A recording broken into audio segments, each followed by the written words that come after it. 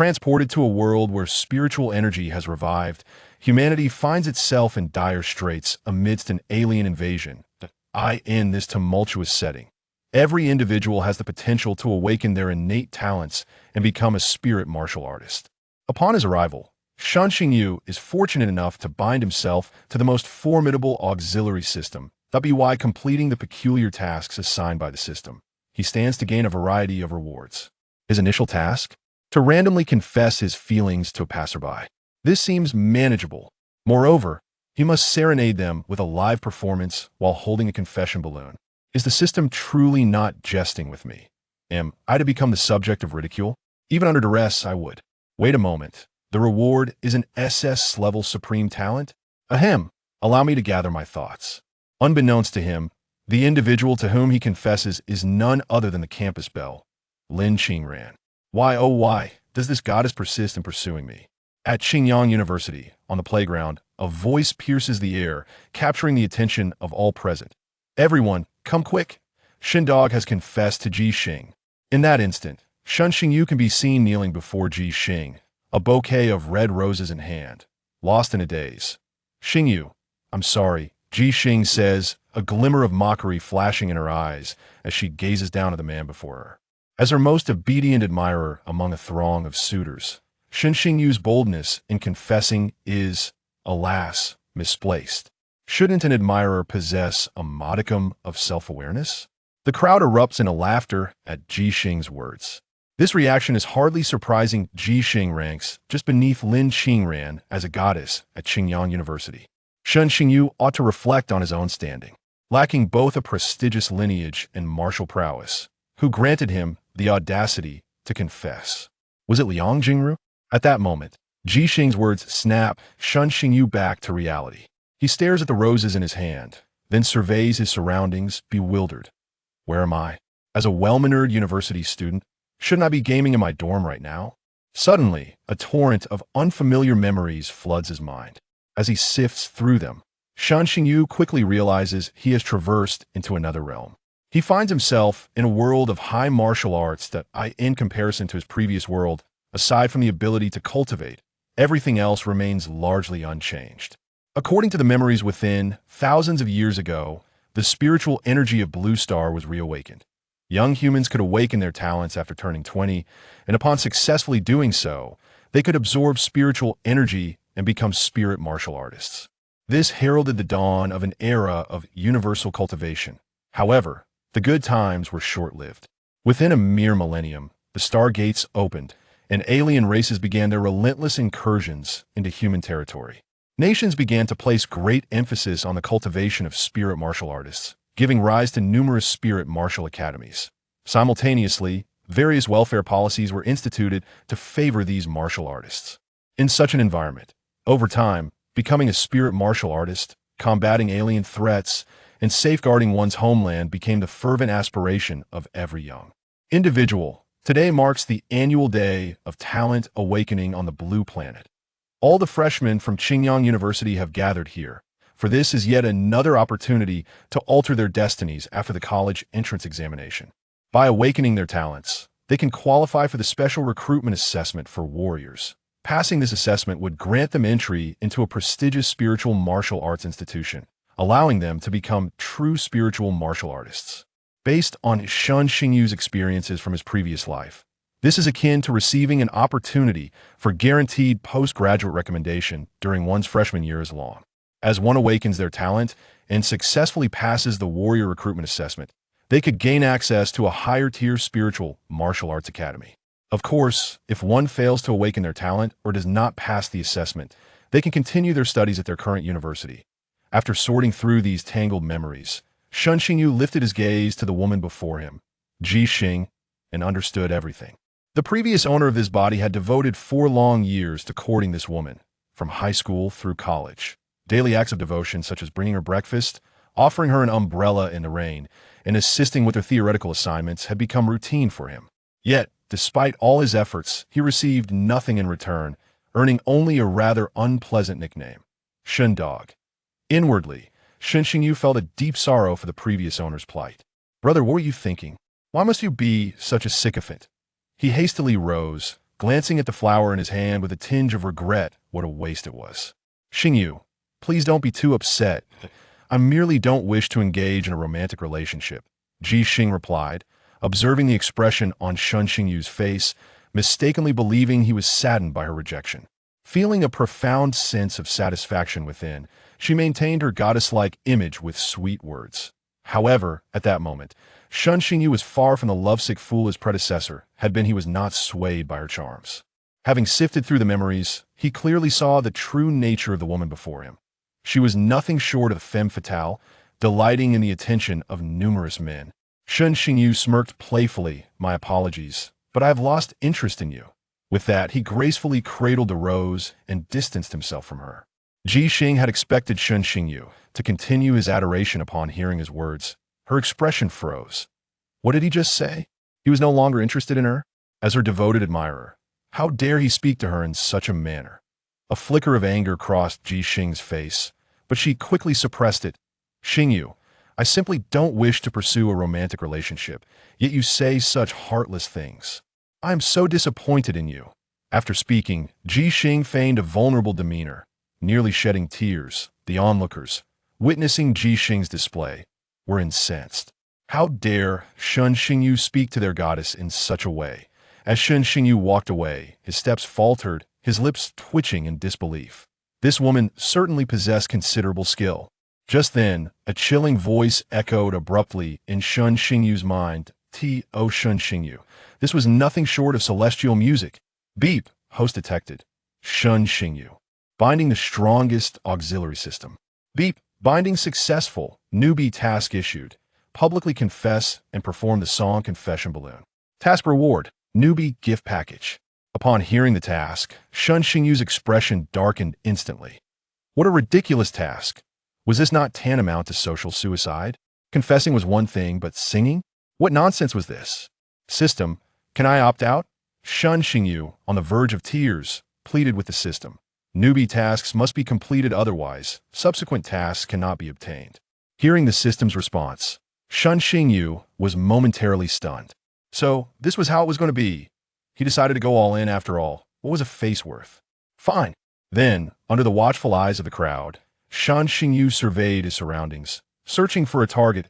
Like a tea that moment, a graceful figure strolled toward the playground. The girl was dressed in casual, versatile sportswear, her hands tucked into her pockets. With a relaxed demeanor and a pair of long, shapely legs, she exuded an effortless charm. Her presence instantly captivated everyone's attention, with eyes ablaze with admiration. Lin Qingran, the universally acknowledged ice goddess among the freshmen of Qingyang University. Her beauty was intoxicating, and her academic prowess was awe-inspiring. Ranked first in both cultural studies and martial arts, the term outstanding felt somewhat inadequate when applied to her. As Lin Qingran noticed the gazes converging upon her, her indifferent expression showed no signs of disturbance. Calmly, she retrieved a strawberry-flavored lollipop from her pocket and popped it into her mouth. She was well accustomed to such scenes. Since childhood, with both talent and beauty at the pinnacle, she had always been the center of attention. As Lin Qingran approached the awakening platform, the surrounding crowd respectfully parted to create space for the ice goddess, their eyes filled with admiration and reverence. However, Lin Qingran remained unfazed, lifting her gaze to the glowing awakening stone above, a spark of excitement flickering in her eyes. At long last, the day had arrived. In Blue Star, upon turning 20, one could awaken their talents, connect with spiritual energy, and become a true spirit martial artist. Having waited for 20 years, her heart was tumultuous with anticipation. The ranks of spirit martial artists in Blue Star range from low to high, encompassing a total of 12 tiers. And she, Lin Qingran, in her previous life, had reached the pinnacle of the 12th tier, and not just any ordinary 12th tier. Possessing the top-tier Phoenix Fire talent, she was the zenith of combat power in all of Blue Star, known as the Phoenix Empress. Indeed, she was a reincarnated soul, having awakened her past memories early on. In her previous life, faced with the formidable clans beyond the Stargate, she stood alone in defense of humanity, striving against the odds. Yet, surrounded by adversaries, no matter how astonishing her talents, she could not alter the fate of a declining humanity. In the end, During the Holy War, she was overwhelmed by a coalition of several powerful foes from different races. In this lifetime, bolstered by the rich experiences of her past, she is convinced that she can traverse even greater distances. It is imperative that she extricates the human race from their dire circumstances. Lin Qingran stood entranced before the awakening platform. Not far away, Shen Xingyu's gaze lit up upon seeing her figure. The aloof campus goddess, indeed. She had been chosen. Even if it meant social demise, he would ensure it was for a worthy cause. A mysterious smile graced Shen Xingyu's face as he approached Lin Qingran, flowers in hand. At that moment, Lin Qingran sensed something amiss and turned her head slightly to observe Shen Xingyu striding toward her. She shifted her lollipop to the other side of her mouth, narrowing her eyes. What on earth was he up to? It is worth noting that Lin Qingran held a significant impression of Shen Xingyu in her previous life. Although he awakened with merely a Cray talent, he shone brightly like a dazzling star, emerging from a sea of divine talents to achieve the 11th tier. During a fierce battle against the otherworldly foes, Shen Xingyu wielded his sword with such prowess that he instilled fear in their hearts, earning widespread renown. At that time, she had already ascended to the position of the Supreme Empress of Blue Star. Defying the objections of many, she resolutely placed Shen Xingyu, with his Cray talent, on the throne of the Northern King. Subsequently, he lived up to her expectations, fortifying the northern defense like an impregnable fortress, with no incidents occurring under his watch. Later, when the otherworldly forces attacked the north as the Northern King, Shen Xingyu single-handedly confronted several formidable 11th-tier adversaries. By the time she arrived with reinforcements, the battle was nearing its conclusion. Shen Xingyu stood proudly, sword in hand. Though he had perished from exhaustion, the ground around him was strewn with the corpses of his 11th-tier foes. Reflecting on this, Lin Qingran gazed at Shen Xingyu with a complex expression. She had not anticipated that the once godlike Northern King had once played the role of a devoted admirer. What is Shen Dog up to? Incredible. As expected of Shen Dog, his audacity remains unwavering. The onlookers, witnessing Shen Xingyu standing before Lin Qingran, could hardly believe their eyes. Shen Dog was truly remarkable. First, he pursued the goddess Ji Xing, and now, the goddess Lin was he solely devoted to adoring goddesses. Meanwhile, Ji Xing, initially irked to see Shen Xingyu approaching another woman, was quick to replace her annoyance with amusement upon realizing it was Lin Qingran. As the universally acknowledged aloof goddess among the freshmen at Qingyang University, Lin Qingran would not resort to sweet talk like her. Ji Xing's heart swelled with anticipation. She eagerly awaited Lin Qingran's merciless rejection of Shen Xingyu. This way, her devoted admirer would come to understand her worth and continue to shower her with affection. This moment, standing before Lin Qingran, Shen Xingyu beheld her icy, beautiful visage. Reflecting upon the forthcoming scenes that belonged to him, a sense of solace inevitably blossomed within his heart. The woman before him, frigid and unyielding, radiated an unparalleled elegance and beauty. Even if he, Shen Xingyu, were to face social embarrassment, he felt compelled to choose a stunningly exquisite beauty. Then, under the astonished gazes of the crowd, Shen Xingyu boldly presented the flower to Lin Qingran. "You are truly beautiful. I am fond of you."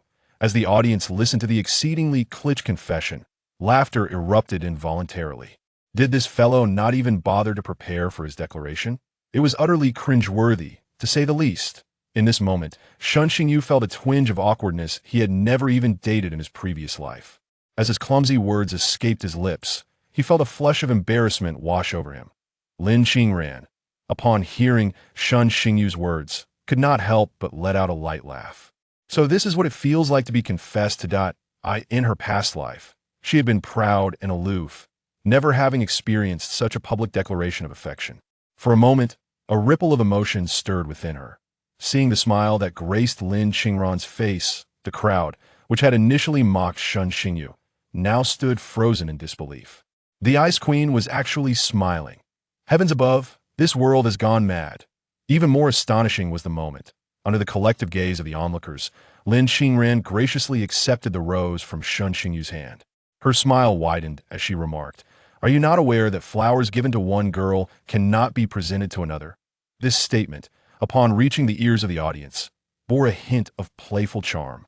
They gazed at Lin Qingran, whose smile was radiant, their hearts shattered in astonishment. The ice goddess was actually joking. Shen Xingyu had made a remarkable impression. Each of these revelations struck the crowd's nerves with intense fervor. The most bewildered among them was Ji Xing, ate tea that moment.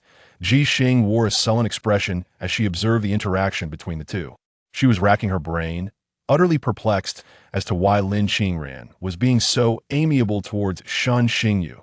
This was entirely contrary to reason according to her previous assumptions. Lin Qingran should have vehemently rejected him. Meanwhile, Shen Xingyu, standing before Lin Qingran, scratched his head in embarrassment upon hearing her words. Passing the flowers intended for Ji Xing to Lin Qingran was indeed an outrageous move. However, as he watched her accept the flower, a glimmer of joy flickered in his eyes. Could it be that this first step of confession had been accomplished? Seizing the moment, disregarding the absurdity of it all, he boldly spoke once more before the crowd. Moved by emotion, I cannot resist the urge to sing a song. With that, under Lin Qingran's astonished gaze, he began his performance with a gentle cadence, by the Seine River, on the left bank of the CAF.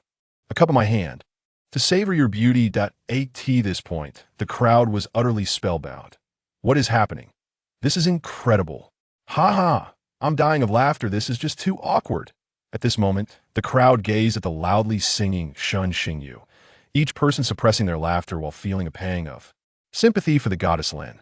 This was truly a scene of public humiliation. Poor Lin. Indeed, the female protagonist. Lin Qingran was genuinely taken aback by Shen Xingyu's antics. His voice, akin to a bewitching melody, sent shivers down her spine. Lin Qingran, rarely flustered, now pressed her hand to her forehead, revealing a bittersweet smile. The stick of the lollipop in her mouth was on the verge of being bitten through. Despite having lived 2 lives, this was her first encounter with such an excruciatingly embarrassing situation. What an extraordinary thought process this fellow possessed. Was this truly the stoic prince of the North from her memories? He appeared to be nothing less than a social marauder. At this moment, Lin Qingran began to question her previous decision. Why had she chosen to assist this infuriating individual? Soon, Shen Xingyu concluded his inaugural performance. Wiping the sweat from his brow, he exhaled a sigh of relief. Finally, it was over. If it had continued any longer, his shoes would have been ruined. To showcase his devilish vocal talent in front of so many spectators was nothing short of mortifying. At that instant, the system's notification chimed in. Ding. Congratulations, host, for completing your initial performance. You have received a beginner's gift package. Host talent has been elevated to SSS level. Listening to the system's announcement, Shen Xingyu was overcome with emotion. According to the memories from this life, talent levels range from low to high. F, E, D, C, B, A, S, SS, and SSS. Now, the system had elevated his talent to its maximum potential, providing him with a sense of psychological comfort. His embarrassment had not been in vain. He then glanced at Lin Qingran's helpless expression, feeling somewhat awkward. I apologize. Before he could finish his sentence, Lin Qingran swiftly pulled out a lollipop from her pocket and shoved it into his mouth, fearing he might concoct more mischief. She could not endure a second bout of torment. This scene, witnessed by the onlookers, took on a different connotation. The interaction between the two resembled flirtation between a couple. I cannot coexist with Shin the dog. What merit does Shin the dog possess? What merit indeed? This world has become utterly insane. In an instant, the playground echoed with lamentations. The two protagonists exchanged a knowing glance before instinctively diverting their gazes. Shen Xingyu was self-aware enough to understand that Lin Qingran accepting his flower in front of everyone was merely a means of preserving her dignity. With this thought in mind, he softly remarked, "Thank you." Upon hearing this, Lin Qingran glanced at Shen Xingyu lightly, offering a subtle nod, a hint of amusement in her eyes. This fellow was indeed quite peculiar. However, perhaps this was for the best. IT might just add a great deal of joy to her life in this incarnation. The awakening ceremony is about to commence. Students, prepare yourselves.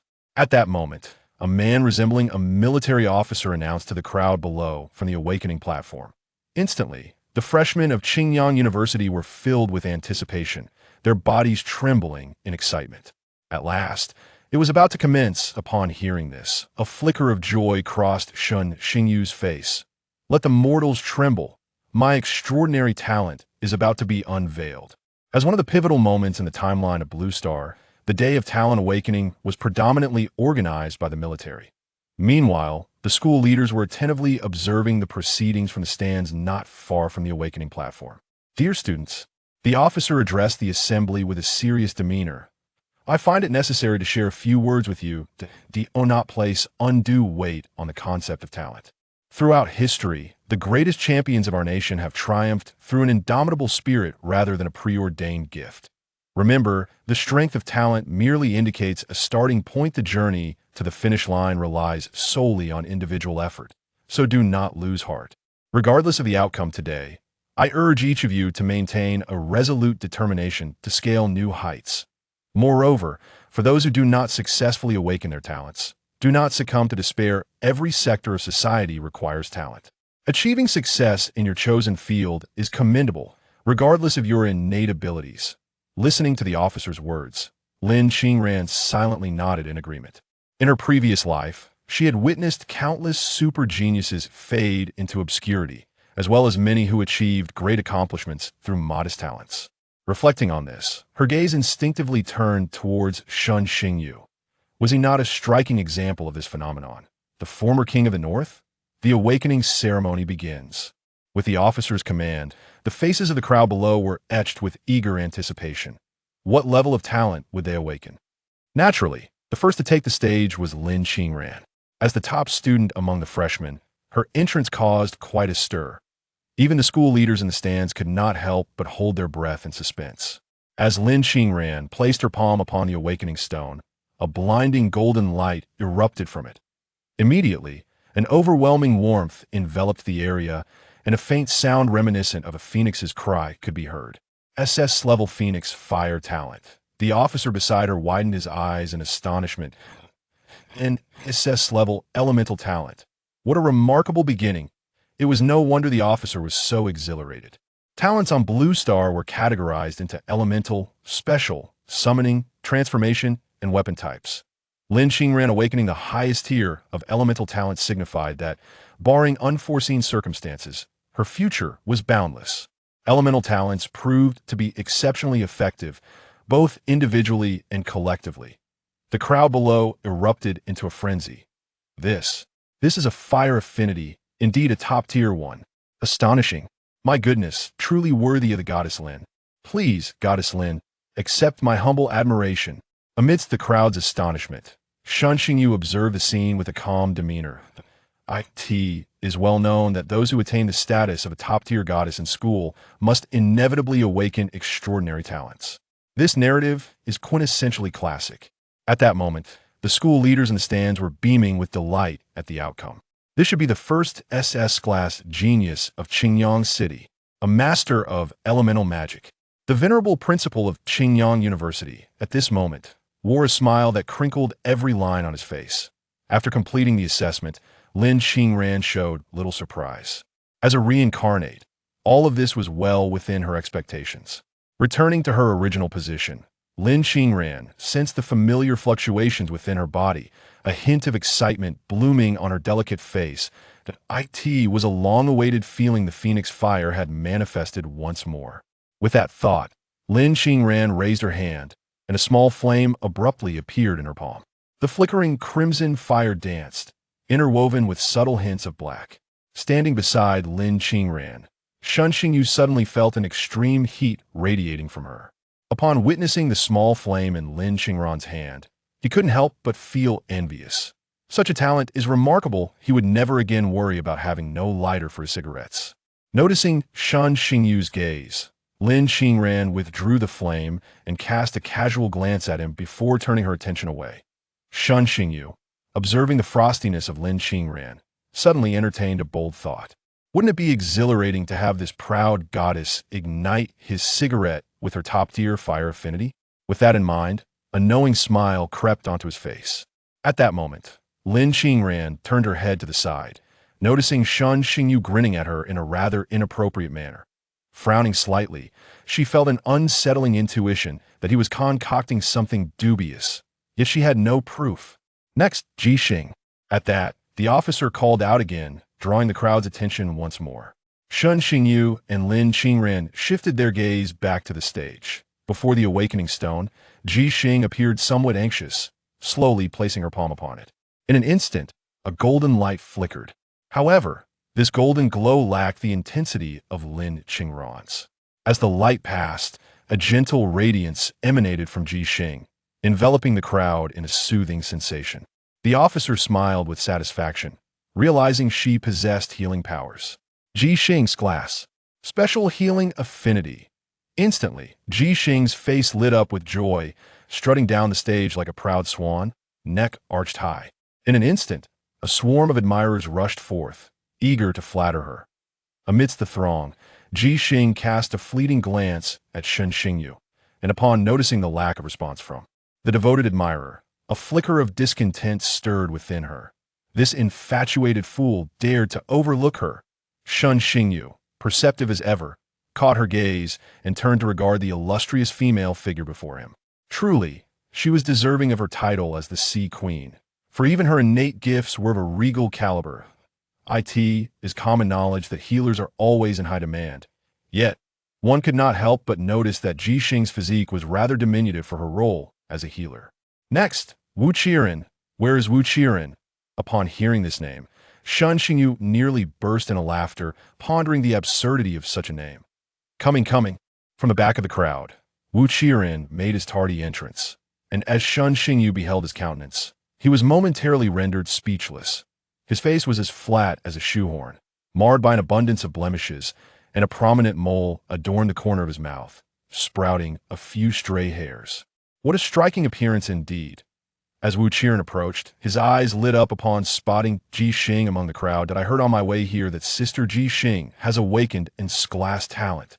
Congratulations. Ji Xing regarded Wu Qiren with a hint of revulsion. His visage was simply unbearable, yet she mastered his staying. Thank you, Wu Ge. You must be just as capable as Xing. Go for it, Wu Ge. Nearby, Shun Xingyu nearly retched at their exchange. Wu Ge, how on earth did you manage to suppress your urge to vomit? Ha! Sister Xing'er believes in Wu Ge. He must surely be class. With every utterance of Wu Ge from Ji Xing, Wu Qiren became increasingly buoyant. Upon reaching the stage, he declared with newfound confidence that he placed his hand upon the awakening stone, and in an instant, a radiant golden light erupted. Shun Xingyu at the foot of the stage felt his lips twitch indeed. He had achieved S-class. As the golden light faded, Wu Qiren was transformed, his body now adorned with a luxuriant coat of fur. He had morphed into a werewolf. The officer raised an eyebrow. This individual possessed a transformation-type talent. Wu Qiren, class transformation talent night, Demon Wolf. At that moment, Shun Xingyu observed Wu Qiren on stage, unable to suppress a nod of approval. He appears much more palatable this way. Lin Qingran, standing beside him, couldn't help but chuckle. Indeed, he was far more agreeable to the eye now. Meanwhile, on stage, Wu Qiren, having reverted from his transformed state, basked in the envious gazes of the audience below, feeling an overwhelming sense of contentment. He had anticipated this moment, assured of his class status. I'm a chosen one. In an instant, Wu Qiren's ego swelled beyond measure. Descending from the stage, he suddenly spotted Shun Xingyu among the crowd, and a mocking smile crept across his face. Shindog, I heard you confess to Sister Ji Xing today. How utterly laughable. What audacity you possess. Have you looked in the mirror to assess your worth? Ji Xing seeks a boyfriend, and she must find someone of my exceptional caliber. Wu Qiren approached Shun Xingyu, his face adorned with a smirk, as he spoke to Shun Xingyu with an air of haughty superiority. Chapter 4. The system reward has arrived. Exceptional talent. At this moment, the surrounding crowd became intrigued, for they were about to witness a dramatic clash between admirers. Goodness. Do not present that face to me. Are you not aware of your own unattractiveness? Shun Xingyu remarked with an expression of disdain, turning his head away from Wu Qiren. It was unbearable. He was simply too repugnant. Upon hearing Shun Xingyu's words, the crowd stifled their laughter, for he spoke the very thoughts that echoed in their hearts. Lin Qingran, too, furrowed her brow and hastily averted her gaze. The sight of that face rendered her lollipop tasteless. Wah, what did you say? You filthy loser. A pathetic sycophant. I think you're just asking for a beating. Wu Qiren, his fragile ego wounded by Shen Xingyu's taunts, retaliated in a fit of rage. Next, Shen Xingyu. At that moment, the officer on stage called out to the audience. In response, Shen Xingyu raised his middle finger at Wu Qiren, dismissing him entirely as he strode confidently toward the stage. Wu Qiren's expression darkened as he watched Shen Xingyu ascend, a cold smile creeping onto his face. Very well. Once your talent is awakened, you will come to realize just how vast the chasm between us truly is. On stage, as Shen Xingyu absorbed Wu Qiren's words, a knowing smile graced his lips. Indeed, soon he would reveal the magnitude of the disparity between them. With the crowd's gaze fixed upon him, Shen Xingyu placed his hand upon the awakening stone. In an instant, a brilliant golden light erupted forth, rivaling that of Lin Qinran. Goodness! Shen Dog possesses a top-tier talent? The crowd gasped in disbelief, realizing that the second highest talent in the entire school belonged to Shen Dog. As the radiant glow subsided, an intense sword essence surged forth from Shen Xingyu, and an ancient longsword floated gracefully before him. Upon gazing at the sword, Shen Xingyu felt an inexplicable connection, as if their bloodlines intertwined. Is this truly his talent? Unable to resist, he reached out to grasp the sword. The moment his fingers made contact, a resounding dragon's roar echoed through the heavens. Simultaneously, the system's notification chimed again. Beginner's gift pack received. Talent enhanced. Level dragon-slaying sword. A smile blossomed on Shen Xingyu's face. A dragon-slaying sword? He found it immensely appealing. The crowd below, upon witnessing Shen Xingyu's talent, were expressions of astonishment. A weapon-type top-tier talent? I believe this is my first encounter with a weapon-type top-tier talent, one murmured. It was said that weapon-type talents were universally recognized as weak in the early stages. Could this top-tier weapon talent defy that notion? The officer on stage regarded Shen Xingyu, now wielding the long sword, with a look of astonishment. This was an unprecedented occurrence in the history of Blue Star. Ordinarily, weapon-type talents did not surpass level distinctions. Due to the rather lackluster nature of weapon-related talents, these weapons may possess elements such as flame blades or thunder swords. Yet such effects can also be achieved by those endowed with elemental talents. Consequently, weapon talents have consistently lingered at the bottom tier during the early stages. Their efficacy pale in comparison to elemental and special talents. Of course, the narrative shifts in the later stages. The strength of a talent merely determines the starting point, while personal effort ultimately dictates the culmination of one's journey. Throughout the entirety of Blue Star, numerous formidable individuals wielding weapon talents exist, and within the borders of Huaxia, several legendary warriors with such talents have emerged. After a moment of astonishment, the officer quickly regained his composure and hurriedly retrieved his communication terminal. This must be reported immediately. The existence of a top-tier weapon talent is enough to astonish the entire spirit martial community. This is indeed the only one of its kind in contemporary times. Meanwhile, Lin Qinran in the audience furrowed her brow in concern. How could this be? She distinctly remembered that in her previous life, Shen Xingyu was merely an intermediate talent. How could he have transformed into a top-tier talent? Since her transmigration, everything around her had unfolded in a predictable manner, with minimal divergence from her past life. Now, the change in Shen Xingyu's talent aroused a keen sense of the extraordinary within her. Could it be that he too is a reincarnator? At that moment, Shen Xingyu descended from the awakening platform, casting a teasing glance at Wu Qiren. So, son, are you convinced now? Wu Qiren, publicly humiliated, felt his face flush with embarrassment and angrily retorted to Shen Xingyu, damn it. If you're so capable, come and give it a try. Acknowledged as weak in its initial stages, Wu Qiren retained a flicker of confidence. As he spoke, he swiftly transformed into his werewolf form, defiantly extending his middle finger towards Shen Xingyu. Do you dare? At this juncture, a system notification chimed in. Ding. Mission activated. Perform heroic deeds and exterminate evil. Mission reward. Transparent sword body. Upon receiving the mission, Shen Xingyu turned his gaze back to the small werewolf before him, a cruel smile emerging on his face. Exterminating evil sounds delightful. A flash of silver light illuminated his hand as the Dragon Slayer sword materialized instantly. He then stood with his hands clasped behind his back. The sword's edge pointed directly at Wu Qiren. Hey, how dare a mere wolf demon cause chaos in the streets? Watch as this sword immortal subdues you. The onlookers, captivated by Shen Xingyu's dramatic display, were taken aback. Had he succumbed to a bout of adolescent bravado? Wu Qiren, upon hearing this, felt veins bulging on his forehead. Who is being referred to as a wolf demon? This kid is simply searching for trouble. Unable to contain himself any longer, Wu Qiren lunged at Shen Xingyu. With a grin, Shen Xingyu swiftly unleashed a wave of sword qi. In an instant, the silver blade tore through Wu Qiren's shorts, leaving him exposed before the gaze of the crowd. Wu Qiren instantly felt a chilling breeze beneath him. "By heavens, you scoundrel, how deceptive you are!" Wu Qiren exclaimed, swiftly shielding his vital areas with his ample hands. The crowd erupted into laughter, marveling at Shen Xingyu's audacity and abstract humor. Although Wu Qiren reacted quickly, a fleeting glimpse revealed something diminutive. "Ha ha, Wu Qiren, that's quite small. How amusing that something so large could be so tiny." Lin Qingren shook his head with a wry smile, bemused by the unpredictable antics of this rogue. Disregarding his pride, Wu Qiren seized a nearby red banner to shield his modesty. "Shindog, if you have the courage, let us engage in a fair fight," he challenged, baring his teeth at Shen Xingyu. "Oh, the little wolf demon dares to display his skills," Shen Xingyu replied with a faint smile, channeling a commanding presence as if possessed by a spirit. No sooner had he finished speaking than he brandished the dragon-slaying sword.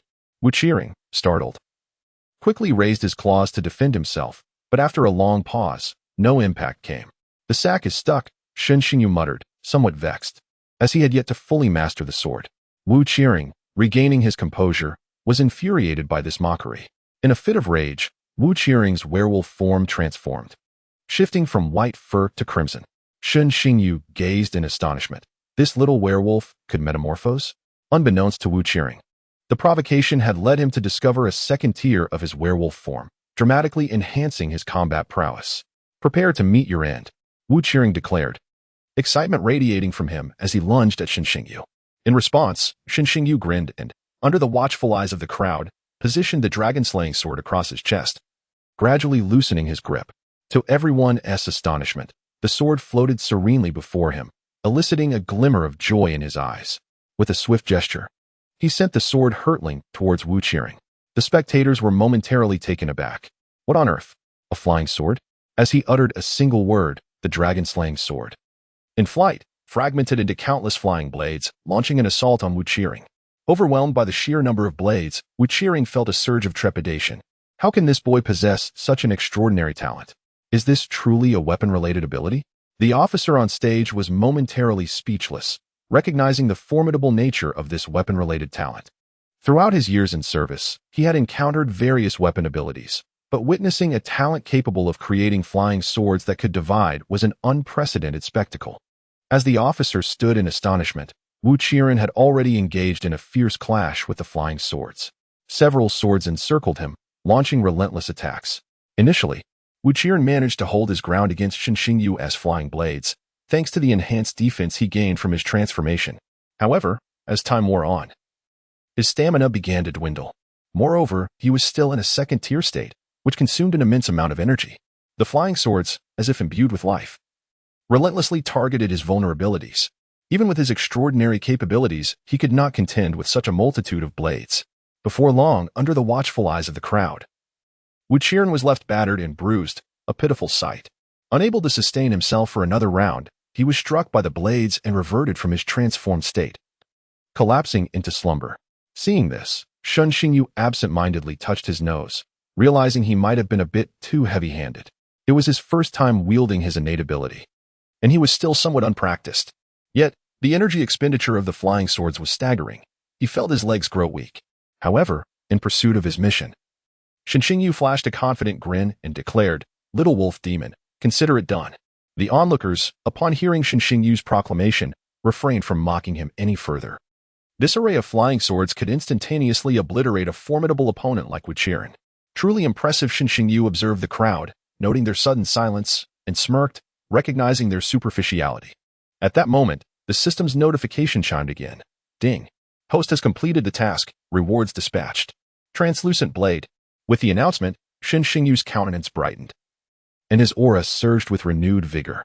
Simultaneously, he glimpsed the description of the translucent blade. The wielder possesses an unparalleled aptitude for swordsmanship, allowing them to cultivate sword techniques at 10 times the speed of an ordinary person. Excitement radiated from Shen Xingyu's face. This was extraordinary. The feeling of having an advantage was truly remarkable.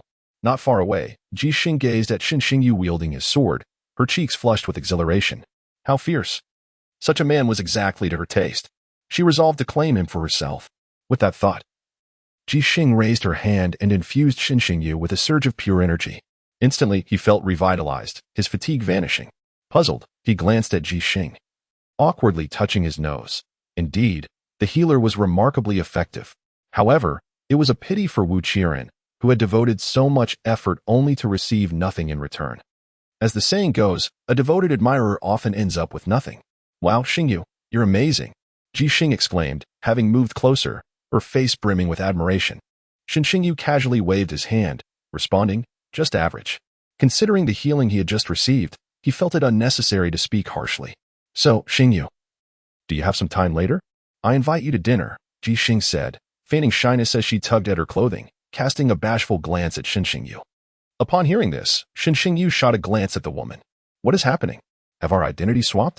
The female Casanova no longer seeks men but instead turns to self-indulgence? Meanwhile, those around them observed Ji Xing's bashful demeanor, gritting their teeth in frustration. Xin was indeed insufferable. First, it was Goddess Lin, and now, Goddess Ji. Could this fellow not leave a path for others? Just as Xingyu pondered how to decline Ji Xing's invitation, a melodious yet authoritative voice interjected, "Come here. I need to speak with you." As the voice resonated, Xingyu turned to see Lin Qinren striding toward him, arms crossed and brows furrowed. In that moment, Ji Xing and Lin Qinren locked eyes, an electric spark igniting between them. Spectators could scarcely believe their eyes. Two renowned goddesses were vying for the same man. Curse you, Xin. After a brief exchange of glances, Lin Qinren averted her gaze and, under the scrutiny of the crowd, pulled Xingyu aside. Onlookers watched with broken hearts as Lin, the goddess, whisked Xin away. Ji Xing's expression darkened at the sight. However, the formidable presence of Lin Qinren left her no room to contest. Watching their retreating figures, Ji Xing clenched her teeth. Vowing to herself, the man I desire will not be easily relinquished. Meanwhile, Lin Qinren led Xingyu away from the throng, arriving at a secluded corner. Xin observed Lin's cold demeanor, a sense of unease creeping into his heart. What does this woman intend? At that moment, Lin turned to him, her expression grave, a hint of bewilderment in her gaze as she asked, "Has anything strange occurred to you recently?" Xingyu, taken aback by Lin's serious countenance, felt a jolt of alarm. She clearly implied something deeper.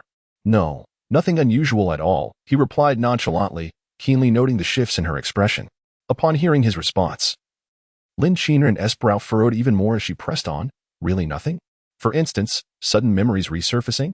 As she spoke, her eyes bore into Xingyu, awaiting his reply. "What are you talking about?" "There's nothing," Xingyu replied, confusion lacing his tone. Lin Qinren continued to scrutinize his face in silence, the atmosphere thick with tension. After a moment, she finally shifted her gaze, saying, "It's nothing," before turning and walking away. Watching Lin Qinren depart, Xingyu let out a sigh of relief. Her previous question had left him utterly astonished. Fortunately, his mental fortitude had saved him from revealing any truths. Why did she inquire about sudden memories? Could it be that she had sensed his otherworldly origins?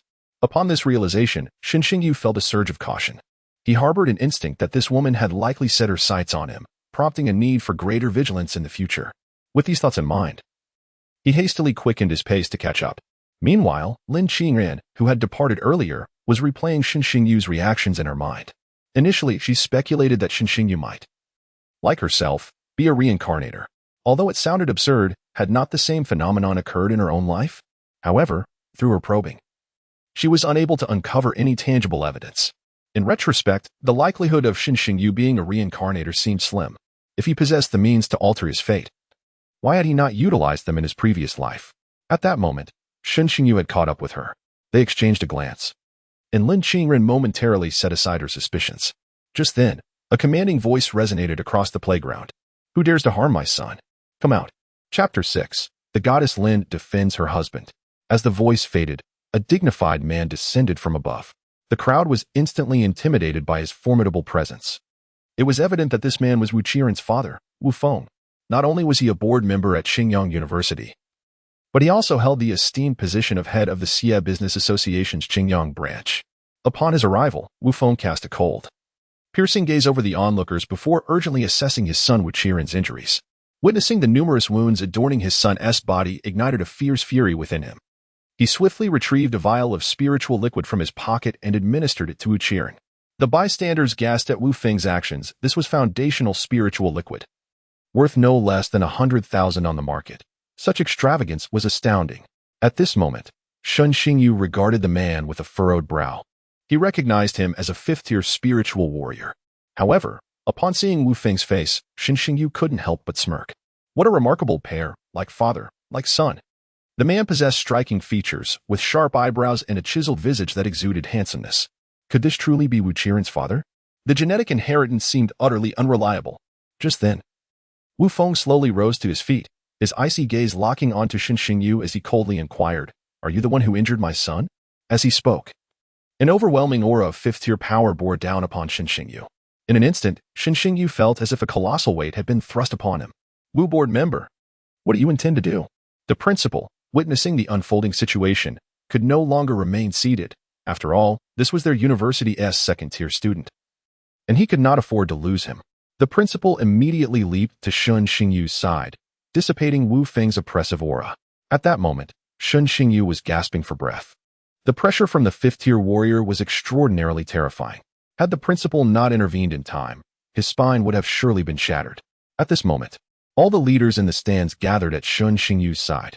Shun Xingyu's instructor hurriedly approached to examine him. Upon discovering that Shun Xingyu was not seriously harmed, he finally breathed a sigh of relief. The officers on the awakening platform frowned at this scene, ready to intervene, when a mysterious voice unexpectedly reached their ears. The officers exchanged glances, each reflecting shock upon their faces. With a prominent figure present, they decided against taking action and opted to observe instead. Meanwhile, Wu Feng gazed at the principal before him, raising an eyebrow, his expression tinged with madness. "Where were you when my son was attacked? Is it because this young man is a top student that you are so concerned?" The principal of Qingyang University, unable to suppress a retort, thought to himself, "Your son brought this upon himself, so who can be blamed?" Nevertheless, he maintained a cordial demeanor, saying, "Director Wu, it was indeed my oversight. How about this? Our school will help mediate the conflict between Shun Xingyu and your son, and we will cover all of your son's medical expenses." Hearing this, Wu Feng couldn't help but smile, his eyes gleaming with coldness. Do we lack such trivial funds? This young man, so ruthless at such a tender age, must provide the CF family with an explanation today. The principal's expression darkened upon hearing Wu Feng's threat. Just as he was about to respond, a melodious voice, imbued with an unmistakable authority, emerged from beside Shun Xingyu. "President Wu, this was merely a sparring match. Injuries are to be expected. The Xie Corporation's aggressive stance seems a bit excessive, does it not?" Everyone turned to see Lin Qingren striding confidently past Shun Xingyu towards Wu Feng, her aura radiating power. Instantly, the crowd was captivated, as if they were in the presence of a sovereign. When Wu Feng beheld Lin Qingren, beads of cold sweat formed on his forehead. This young woman resembled someone he had encountered before. "You are the daughter of the war god, Lin?" Wu Feng asked, his tone suddenly cautious. Lin Qingren nodded slightly, standing resolutely before Shun Xingyu. Upon Wu Feng's revelation, the crowd erupted in astonishment. The war god, Lin? The pinnacle of martial prowess in Huagua, Lin Zhan, the war god? The gazes directed at Lin Qingren were now laden with reverence. No wonder the goddess Lin was so exceptional. She was indeed the daughter of the war god. At this moment, Shun Xingyu turned to look at the woman beside him, his eyes widening in disbelief. Truly, she is a paragon of beauty and nobility, an impeccable embodiment of a goddess. Observing this, the principal of Qingyang University felt his brow unfurl, realizing that while Wu Feng may disregard the university's reputation, he could not afford to ignore the presence of a 10th-tier war god. Wu Feng, acknowledging Lin Qingren's affirmation, lowered his head in contemplation. Turning to greet with a smile, Wu Feng exclaimed, I never expected that the daughter of the war god Lin would attend the same institution as my son. How has the illustrious war god been of late?" As he spoke, his expression subtly shifted, his gaze fixed intently upon Lin Qingren's face. Lin Qingren cast a fleeting glance at Wu Feng, her demeanor remaining impassive. "My father returns to Qingyang today." Upon hearing this, Wu Feng's countenance darkened considerably. If her words held true, then avenging this grievance would prove exceedingly difficult today. Lin Qingren observed the nuanced changes in Wu Feng's expression, feeling utterly unfazed within. Just as the crowd believed the situation had reached its conclusion, a furious voice erupted from afar. "Wu, are you intent on courting death? Your son has been beaten to such a state. What are you dawdling for?" As the voice resonated, the onlookers turned to see two black SUVs speeding towards them. The vehicle screeched to a halt, stirring up a cloud of dust, and a formidable woman resembling a female tyrannosaurus stepped out, the vehicle seemingly relieved of their burden. Simultaneously, from behind her, 5 or 6 burly men clad in suits emerged. Upon seeing the newcomer's face, Shen Xingyu finally understood the source of Wu Qiren's genes. His mother was indeed stunning, though to liken her to a flower would be an understatement. With a physique akin to that of a tank and a face obscured by a dense mane of hair, it was hard to discern her features clearly. Was this a wild woman from the Shenanjia region? Shen Xingyu cast a sympathetic glance at Wu Feng, feeling that the man had it tough. This moment reminded him of a song. Beta, Beta, Beta, the Beta who drives a tank. The arrival was none other than Xia Wuti, Wu Qiren's mother, the eldest daughter of the Xia family and a 7th-tier spiritual warrior. While she was a woman, her influence as the actual power behind the Xia business empire was formidable, rivaling that of men. Under her stewardship, the Xia family thrived as never before. In truth, Wu Feng was merely a son-in-law to the Xia family. And upon seeing his wife arrive, he lowered his head, not daring to utter a word. You may wonder why Wu Qiren and Wu Feng share the same surname. Rest assured, there is an explanation to follow. Xia Wuti approached, casting a glance at the principal of Qing University before swiftly disregarding him. Her primary concern lay with Lin Qingran's attitude. With a warm demeanor, she addressed Lin Qingran. I have long heard that the war god Lin's youngest daughter is a beauty beyond compare. Having seen you today, I must say, you are indeed modest. Not only are you breathtaking, but I have yet to encounter anyone in the entirety of Huagua more beautiful than Miss Lin. Head of the Xia family, you flatter me. Lin Qingran regarded Xia Wuti, who bore the guise of a smiling tiger, feeling a weight of unease settle within her. This woman was a consummate business prodigy with whom she had significant dealings in her previous life, highly esteemed by the legendary ancestors of the Xia family. To her astonishment, Xia Wuti had come in person, complicating matters further. Although she had once been an empress in her past life, she had yet to fully mature in this one. With this thought, Lin Qingran couldn't help but cast a worried glance at Shen Xingyu. Although Xia Wuti is a woman, her methods are notoriously ruthless. Upon sensing Lin Qingran's gaze, Shen Xingyu offered a calm smile and softly remarked, It's nothing, I just expressed my gratitude. However, Lin Qingran's expression remained grave. She was determined to protect Shen Xingyu today. Contemplating her strategies in silence, Lin Qingran's mind raced. Meanwhile, Xia Wuti cast a glance at Shen Xingyu, her countenance shifting between shadows and light, before addressing Lin Qingran once more. Miss Lin, this matter concerns my family. I kindly ask you to refrain from intervening. After this is resolved, I shall personally come to offer my apologies. With that, without waiting for Lin Qingran's response, Xia Wuti's icy gaze returned to Shen Xingyu. He is my only son. I seldom punish him, nor do I scold him. However, a little hardship today might serve him well. Yet, the Xia family has always been one to bear grudges. You have struck my son, which is tantamount to slapping the Xia family's face. Now that you have reached adulthood at 20, you must provide me with an explanation for this incident. Hearing this, Shen Xingyu furrowed his brow and replied to Xia Wuti. Respected elder, our younger generation merely engages in sparring. Such occurrences are inevitable. I understand your concern for your son, but relentless protection may hinder his growth. As these words left Shen Xingyu's lips, a cold sweat broke out among the onlookers. How dare this young man speak so boldly to the head of the Xia family? Was he courting death? Xia Wuti listened intently, her expression calm as she regarded Shen Xingyu for a moment. Suddenly, she burst into laughter, saying, Well, young man, your composure is commendable. You are indeed a talent. However, this is the way my family conducts its affairs. As she spoke, a cruel smile emerged beneath her thick mane of hair. Shen Xingyu frowned and pressed further. Then, esteemed elder, what do you propose I do to provide you with an explanation? Upon hearing this, Xia Wuti glanced at Wu Qiren, who was covered in wounds, and a glimmer of coldness flickered in her eyes. You have reduced my son to this state. Is it too much to ask for a severed hand? The atmosphere fell into an eerie silence, all present taken aback by Xia Wuti's ruthless demeanor. Shen Xingyu's expression darkened. I apologize, Madam Xia. Chapter 7. The Power of Weapon Class Talents. With that, Shen Xingyu's aura surged to its peak, and the dragon-slaying sword appeared in his hand in an instant. Damn it. If it comes to it, I'll fight. Bowing my head? Not a chance. Observing Shen Xingyu's defiant stance, the crowd was awed by his bravery. Alone, sword in hand? Facing the Xia Chamber of Commerce, should one call him foolish or courageous?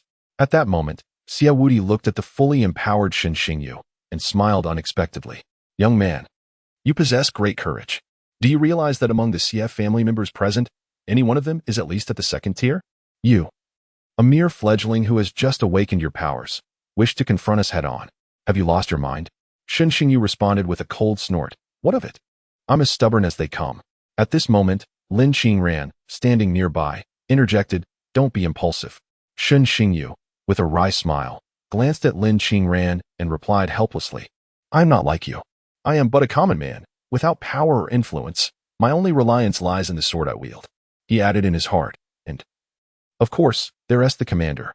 As Shen Xingyu's resolute words echoed through the room, every attendee cast admiring glances his way. Impressive. Truly a man. The president of Qing University, upon hearing Shen Xingyu's declaration, revealed a hint of admiration, but then furrowed his brow, resolute in his decision to protect this young man at all costs. Chairman Xia, don't you think this is a bit excessive? He remarked. Lin Qingran remained silent, stepping forward to stand protectively in front of Shen Xingyu.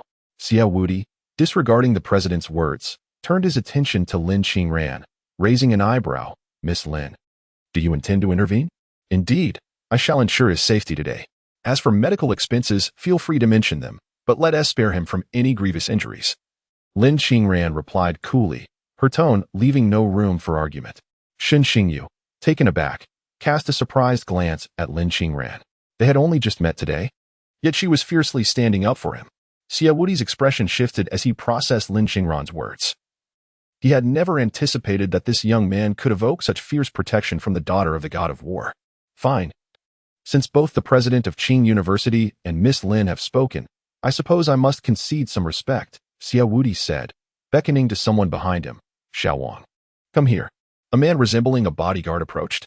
This is one of our newly recruited bodyguards, possessing second-tier strength. If this lad can defeat him, we shall consider this matter settled, Xia Wudi stated, a meaningful expression crossing his face as he looked at Lin Qingran. Both Lin Qingran and the former president of Qing University frowned at this, while the man was only of second tier. They understood that Shen Xingyu had just awakened and could hardly be a match for him. This woman is deliberately making things difficult. Just as they were about to speak, Shen Xingyu stepped forward and earnestly addressed them. Thank you, President and Miss Lin, but I believe I can handle this. Seeing the determination in Shen Xingyu's eyes, the president of Qing University expressed his concerns. Child, he is of second-tier strength. A flicker of resolve shone in Shen Xingyu's gaze. After awakening his talent, the sword intent he possessed had begun to subtly alter his character. Though second-tier strength was formidable, it was not insurmountable. If he were to hide behind others in such a situation, his path of the sword would surely be tarnished. With this thought in mind, he sincerely addressed them. Thank you both, but I wish to give it a try, even if I lose. At this moment, the two knowledgeable individuals gazed into Shen Xingyu's resolute eyes, instantly comprehending the essence of his swordsmanship. They recognized that allowing him to refrain from taking action could potentially lead to his downfall. Very well. Strike as you wish. We shall ensure your safety, the principal declared, patting Shen Xingyu on the shoulder. Upon hearing this, Shen Xingyu nodded to the two, then turned to Xia Wudi. I will face him. Xia Wudi's face broke into a triumphant expression upon hearing this. Excellent. Rest assured, if you emerge victorious, I shall not go back on my word.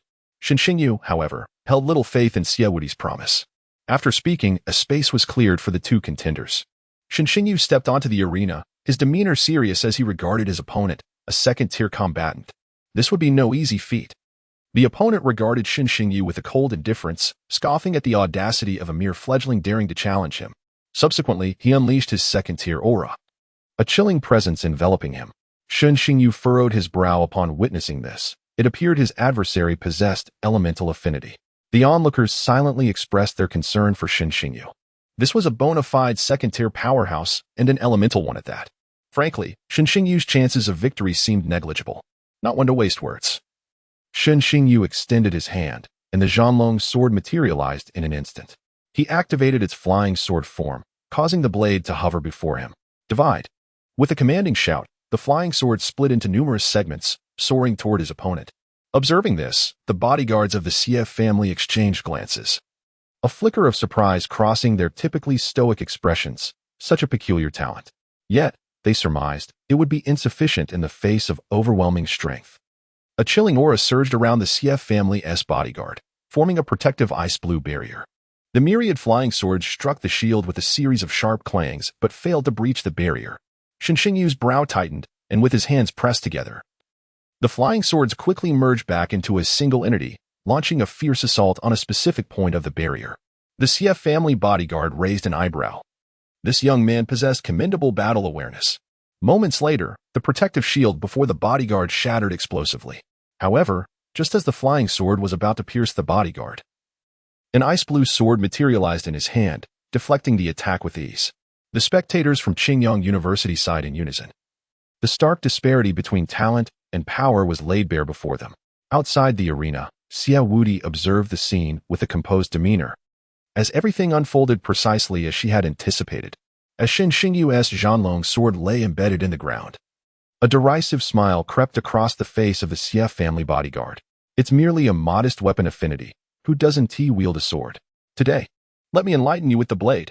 With that, he began to stride toward Shen Xingyu, a provocative grin etched upon his face. Upon witnessing the scene, Shen Xingyu promptly summoned the dragon-slaying sword back into his grasp. He gazed at the bodyguard from the CF family, who also wielded a cerulean sword, and a meaningful smile graced his lips. While he knew he could not compete in sheer strength, the mastery of the sword was an entirely different matter. Did he truly believe that his extraordinary talent for weaponry was limited to flying swords? In an instant, a formidable sword intent surged forth from Shen Xingyu, enveloping him in an aura of sharpness. A glimmer of inexplicable brilliance flashed in his eyes, with the enhancement of the luminous sword. A silvery gale of sword energy erupted around him. As he slowly raised his sword, a resounding dragon's roar reverberated throughout the arena. Dragon slay! With a commanding shout, a tangible silver dragon spirit soared from the dragon-slaying sword. The intensity of the sword energy escalated dramatically, spreading rapidly in an instant.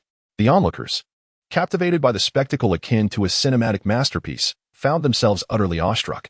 What sort of technique was this? So magnificent, absolutely breathtaking. Was this truly a weapon? How grand! I am utterly enamored. At this moment, all the freshmen in their first year gazed at Shen Xingyu with envy, their eyes shimmering with admiration. Xia Wudi, observing Shen Xingyu's overwhelming presence, was suddenly gripped by an unsettling premonition.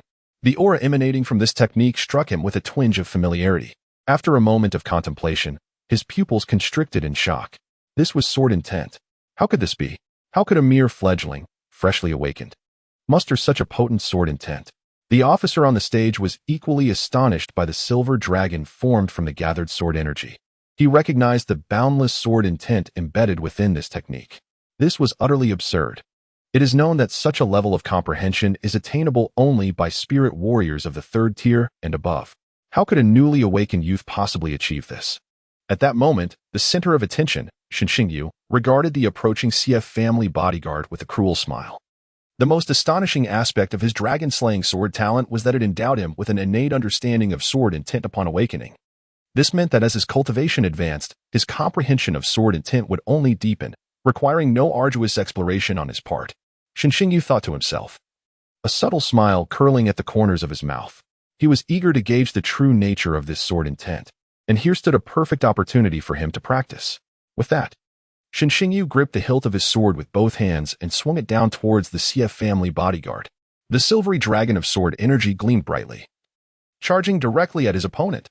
The bodyguard's expression shifted as he realized the gravity of the situation. How could this happen? A mere fledgling, just awakened, possessed such a fierce aura.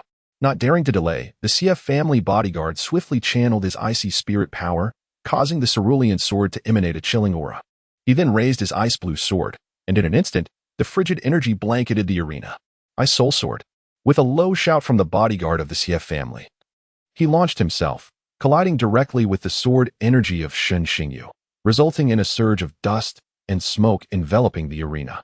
Suddenly, a deafening explosion echoed through the air. Chapter 8. The two war gods come to the rescue.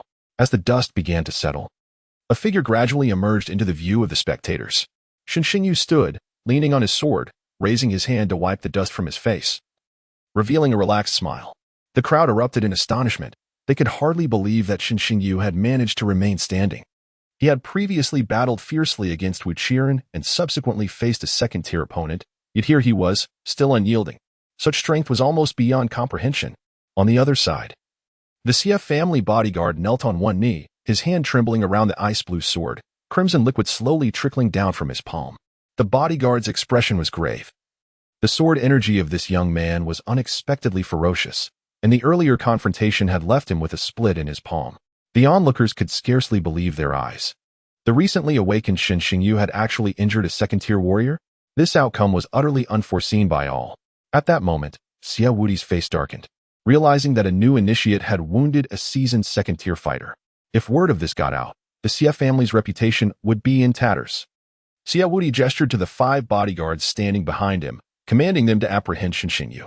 His expression was ashen, his voice icy and chilling, instilling fear in all who heard it. The 5 bodyguards received their orders and advanced toward Shen Xingyu.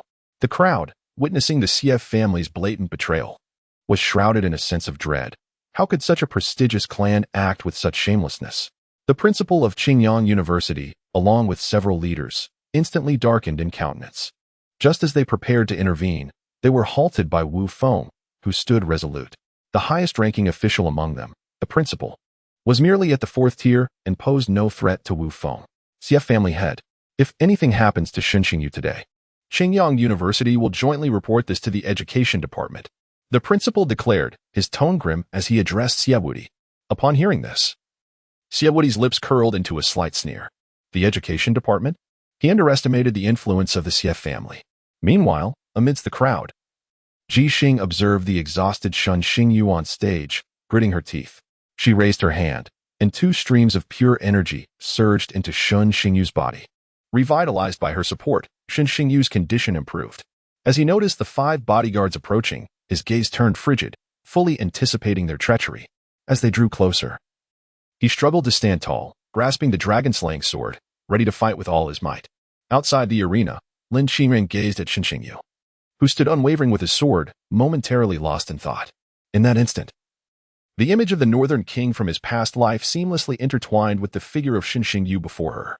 Standing with her sword, she vowed that this time she would not allow tragedy to repeat itself. Suddenly, she turned her gaze towards the 5 bodyguards of the Xia family advancing towards Shen Xingyu, a fervent blaze igniting in her eyes. Just as they prepared to besiege Shen Xingyu, Lin Qingran's figure appeared before him like a specter. With a graceful wave of her hand, an intense conflagration erupted from her being, and a faint cry of a phoenix resonated throughout the arena. The 5 bodyguards, upon witnessing her arrival, dared not make a rash move. This was none other than the daughter of the war god Lin. The freshmen of Qingyang University watched in awe as the goddess Lin fiercely defended her partner. Their fragile hearts struck anew. Shen dog, you shall pay.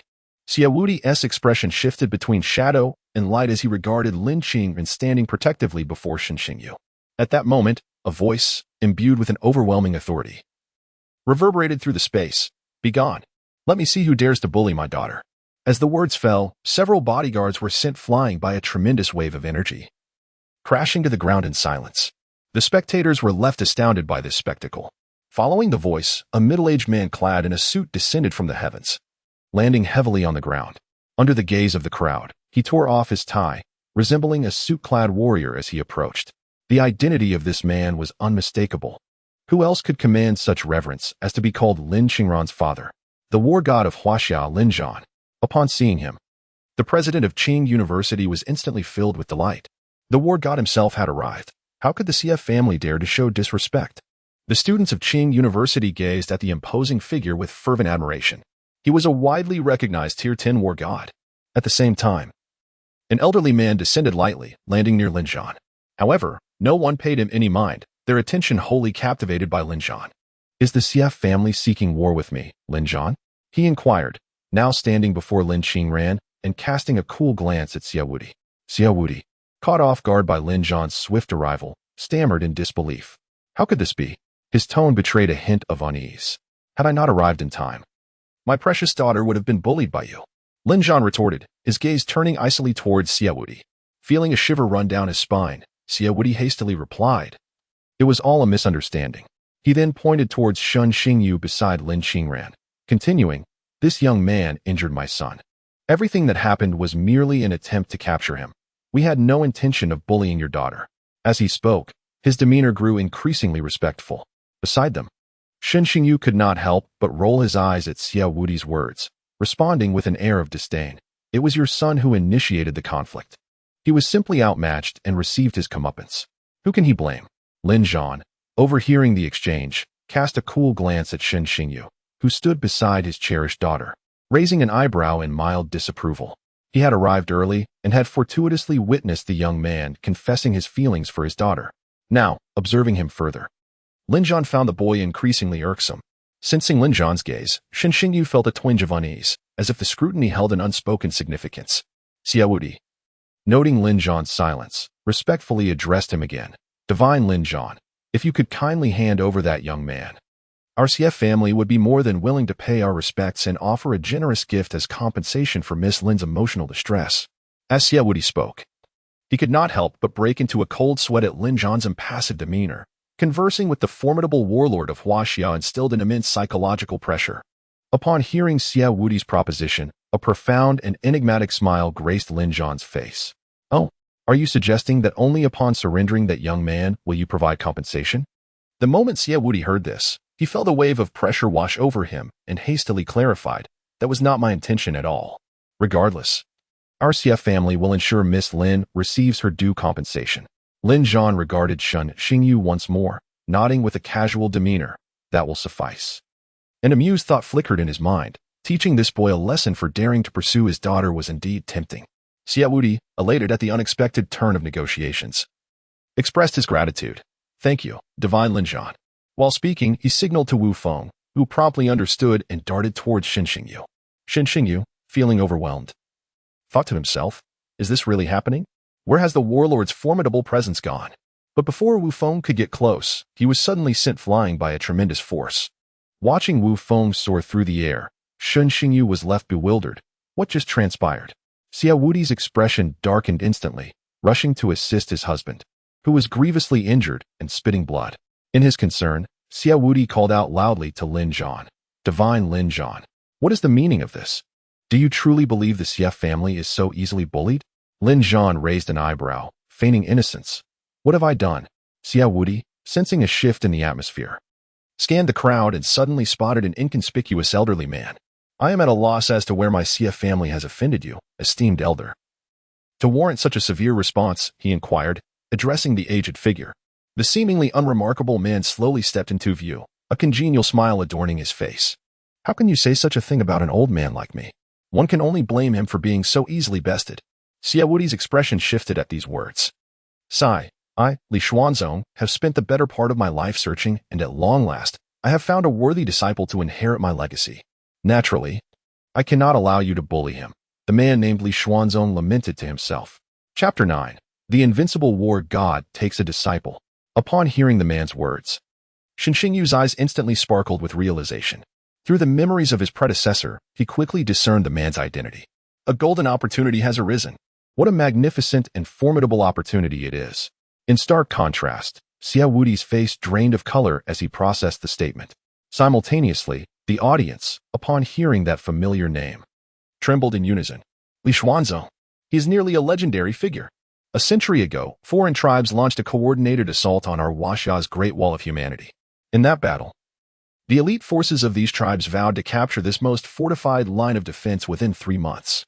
At that time, aside from a few neighboring countries of Huaxia that extended their hands in assistance, the rest of the nations merely watched from the sidelines, delaying their military support.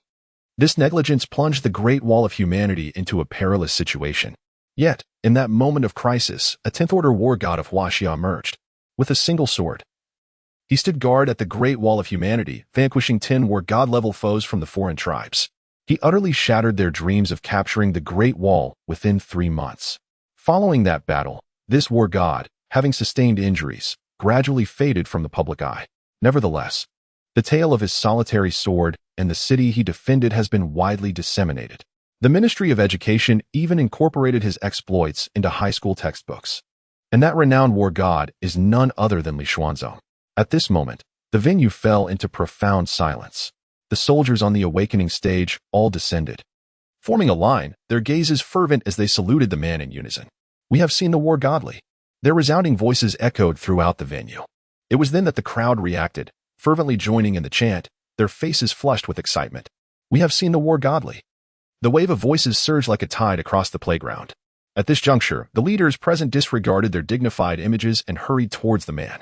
The principal of Qingdao raced ahead, reaching Li Xuanzong and bowing deeply at a 90-degree angle, exclaiming, "We welcome the war god Li to visit our school." The other school leaders behind him felt a twinge of embarrassment, realizing their principal's enthusiasm was quite palpable. Is the war god truly here for a visit? Enough. I have grown into an old man now, Li Xuanzong remarked, observing the eager crowd, waving his hand with a warm smile. He then turned to Xin Xingyu, beckoning him over. At this moment, all eyes shifted toward Xin Xingyu, filled with envy, being noticed by the war god Li. Xin Xingyu was destined to soar to great heights. With the gaze of the crowd upon him, Xin Xingyu strode confidently toward Li Xuanzong. Approaching, Li Xuanzong gazed at Xin Xingyu before him, a broad smile breaking across his face as he extended a hand to pat Xin Xingyu on the shoulder. "Good lad. I witnessed everything that transpired just now. Are you willing to become my closed-door disciple?" As Li Xuanzong's words fell, the onlookers immediately widened their eyes in astonishment. A closed-door disciple. This bore a significantly different connotation. It implied that as long as Xin Xingyu encountered no unforeseen circumstances, his future was boundless. Beside them, Xiaowudi's expression darkened to an extreme upon hearing this. Who was Li Xuanzong? The renowned invincible war god, whom even Lin Zhan had to address as senior. At this moment, the Xie family had effectively made a formidable enemy of this young man, if he truly became Li Xuanzong's closed-door disciple. The Xie family would have offended an invincible war god. Realizing this, cold sweat began to bead on Xiaowudi's forehead. Meanwhile, upon hearing Li Xuanzong's words, Xin Xingyu did not hesitate for a moment and deeply bowed to Li Xuanzong, saying, "Student Xin Xingyu pays respects to his teacher." What a jest! An opportunity to embrace such a prominent figure was one he certainly would not let slip away. Hearing Xin Xingyu's words, Li Xuanzong beamed, extending his hand to assist Xin Xingyu to his feet. Good, good, no need for such formalities. The crowd now looked upon Xin Xingyu with envy that had grown tiresome. Congratulations, Senior Li, you have found a promising talent. It seems this journey was indeed worthwhile. At that moment, Lin Zhan, accompanied by Lin Qingran, approached to express his congratulations to Li Xuanzong. However, upon noticing Xin Xingyu beside Li Xuanzong, Lin Zhan's demeanor soured instantly, and he added, "However, I perceive this lad harbors ulterior motives. Senior Li, you must exercise caution."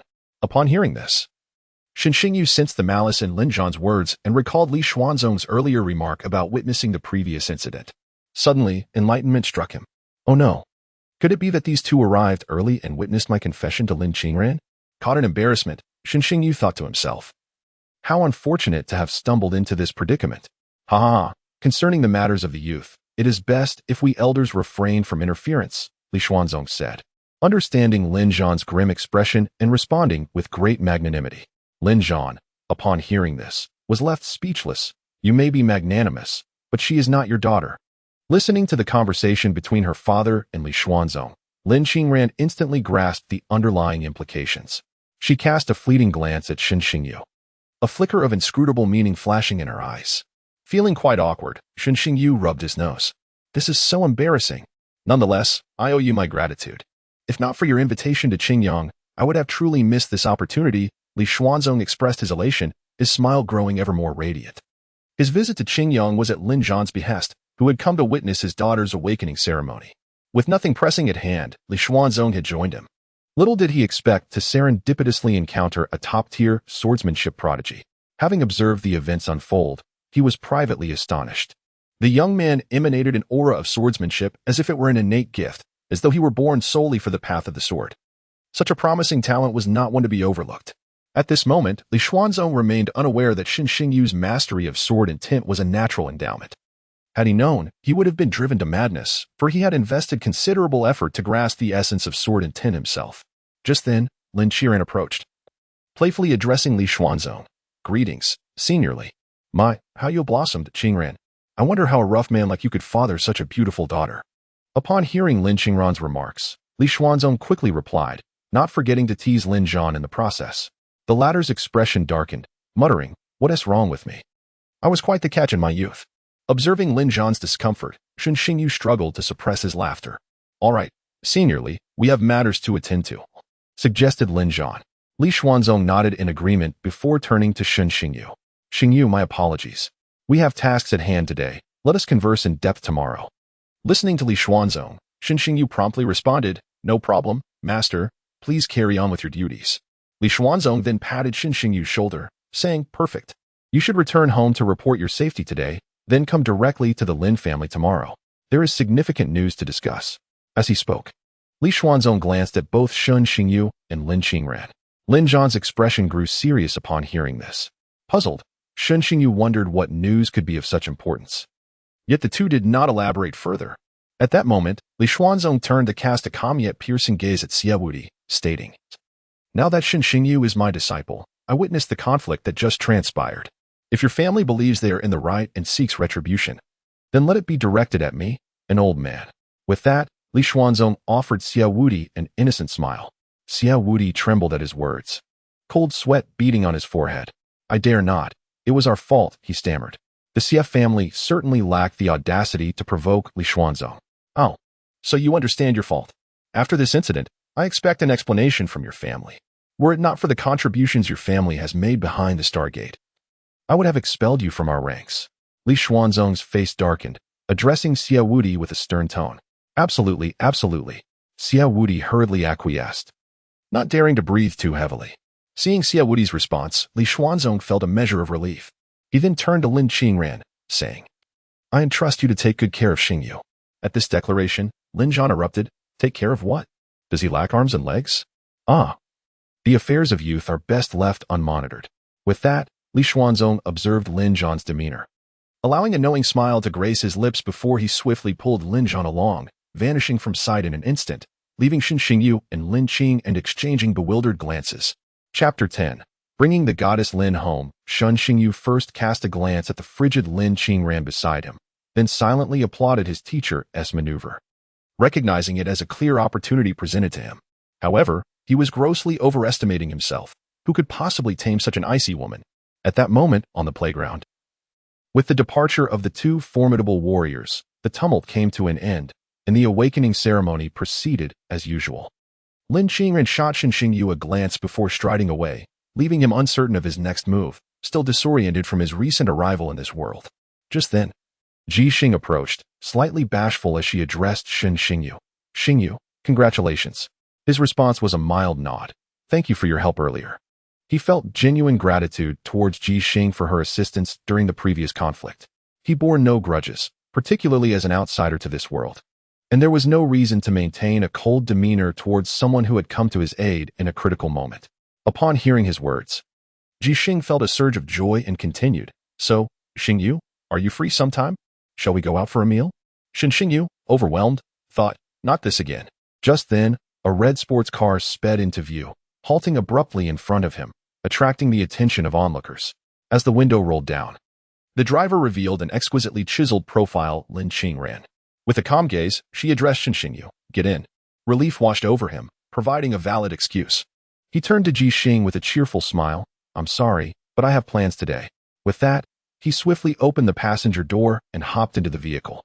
The car roared to life, kicking up dust as it gradually faded from sight. Onlookers at the playground gazed enviously at the departing sports car, filled with admiration for Shen Xingyu's extraordinary talent, his formidable teacher, and the favor of the icy goddess. He seemed to have reached the pinnacle of life. "Damn that Shen dog," Ji Xing muttered, her face darkening as she inhaled the exhaust fumes. Once again, it was that woman, watching the car vanish. A fierce determination ignited within her. If it was a competition for a man, she would not yield.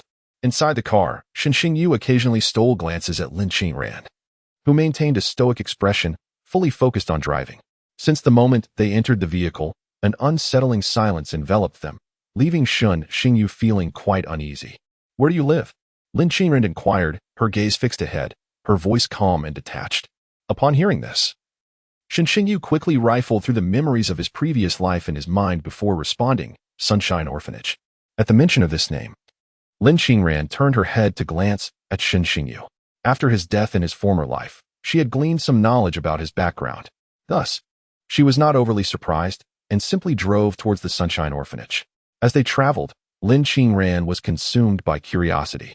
First, he awakened an extraordinary talent, and then he was taken under the wing of the mighty Li Zhanshan. In this life, Shen Xingyu's trajectory had undergone a dramatic transformation, leaving her puzzled.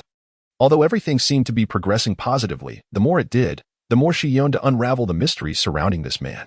Meanwhile, Xinxingyu observed Lin Qingran's impassive expression, feeling equally perplexed.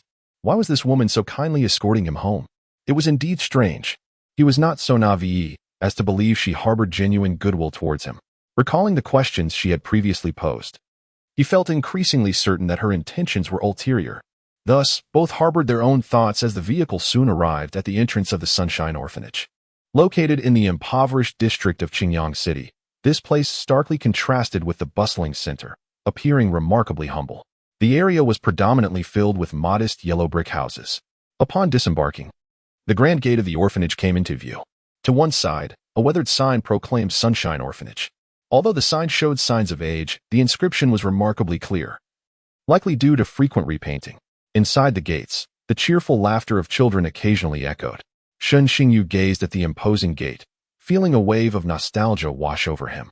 Though he was a traveler from another world, the memories of his previous life made this orphanage feel incredibly familiar. He then turned to Lin Qingran, who was lost in contemplation, her eyes fixed on the gate. "Thank you, Miss Lin. I've arrived. You've been a great help," he said. "It's getting late. Perhaps you should head back?" he suggested tentatively. Lin Qingran nodded slightly at his words, but remained rooted in place, showing no inclination to depart. Noticing her steadfastness, Xinxingyu chuckled. "Shall we go inside and take a look?" "Yes, that sounds agreeable," Lin Qingran replied, her tone still cool. Xinxingyu was taken aback, feeling a mix of exasperation and amusement. He merely intended to be polite, yet she had readily accepted. Despite his reluctance, he found it difficult to refuse at this moment. "Then, please," he said, and together they pushed open the gate. As they walked along a long path they finally entered the courtyard. In the yard, a group of children were engaged in games, and the moment Xinxingyu appeared, he was greeted with enthusiastic cheers. One by one, they rushed to his side. "Xinyu, you're back. What talent have you awakened? It must be extraordinary. Xinyu is the best." "Yes, his talent must be top-notch." Xinxingyu gazed at the chattering children surrounding him, a smile unwittingly forming on his face. "All right now, don't crowd your Xinyu. Haven't you noticed he has brought guests?" Just then, an elderly woman, leaning on a cane, emerged from the house and addressed the children. Dressed in simple attire, she possessed a unique aura. Despite her age, traces of her former beauty were still evident. Upon seeing her, Xinxingyu's expression grew complex, and he hurriedly called out, "Aunt Huang." This elderly woman was Huang Qi, the matron of the orphanage, who had raised Xinxingyu since childhood. She nodded kindly upon seeing him. At this moment, the children, hearing Huang Qi's words, finally noticed the beautiful young lady standing behind Xinxingyu. They erupted in a chorus of exclamations. "Wow, Xinyu, is this your girlfriend, Sister Jixing? Are you two coming home to get married? Does that mean we'll be the groomsmen?" The children chattered excitedly, leaving Xinxingyu's face darkened with embarrassment. How could I forget this? Although he had been treated like a sycophant at school, he had maintained a facade at the orphanage, claiming his girlfriend was a stunning beauty named Jixing. Xinxingyu felt helpless. He had to bear the consequences of the previous owner's misdeeds. Lin Qingran, hearing the children's comments, cast Xinxingyu a teasing glance. This guy is quite something, managing to deceive the little ones. Xinxingyu noticed her gaze and felt an awkwardness that could only be remedied by digging his toes into the ground. How humiliating. Enough of this nonsense. She is my classmate, not Jixing. Her name is Lin Qingran. Call her sister. Xinxingyu quickly explained to the children. His clarification only heightened their excitement, and they swarmed around Lin Qingran. "Sister Ran, are you another girlfriend of Xinyu? Sister Ran, you're so beautiful. Are you here to get married?" Lin Qingran looked at the children surrounding her, speechless at their remarks. This was utterly absurd. Chapter 11. The Gentle Goddess Lin. All right. Enough of the chatter. You've all completed your homework, haven't you? Huang Qi approached, feigning sternness as she addressed the children. As her words fell, the children instantly quieted down. Huang Qi then turned to Lin Qingran and spoke amicably. "I hope you don't mind." "Oh, it's nothing," Lin Qingran replied, her flustered tone softening, though her expression remained composed. Seeing this, Xinxingyu cast a puzzled glance at her. It was the first time he had heard Lin Qingran speak so gently. "Aren't you going to introduce her to Aunt Huang?" Huang Qi chided Xinxingyu with a playful tone.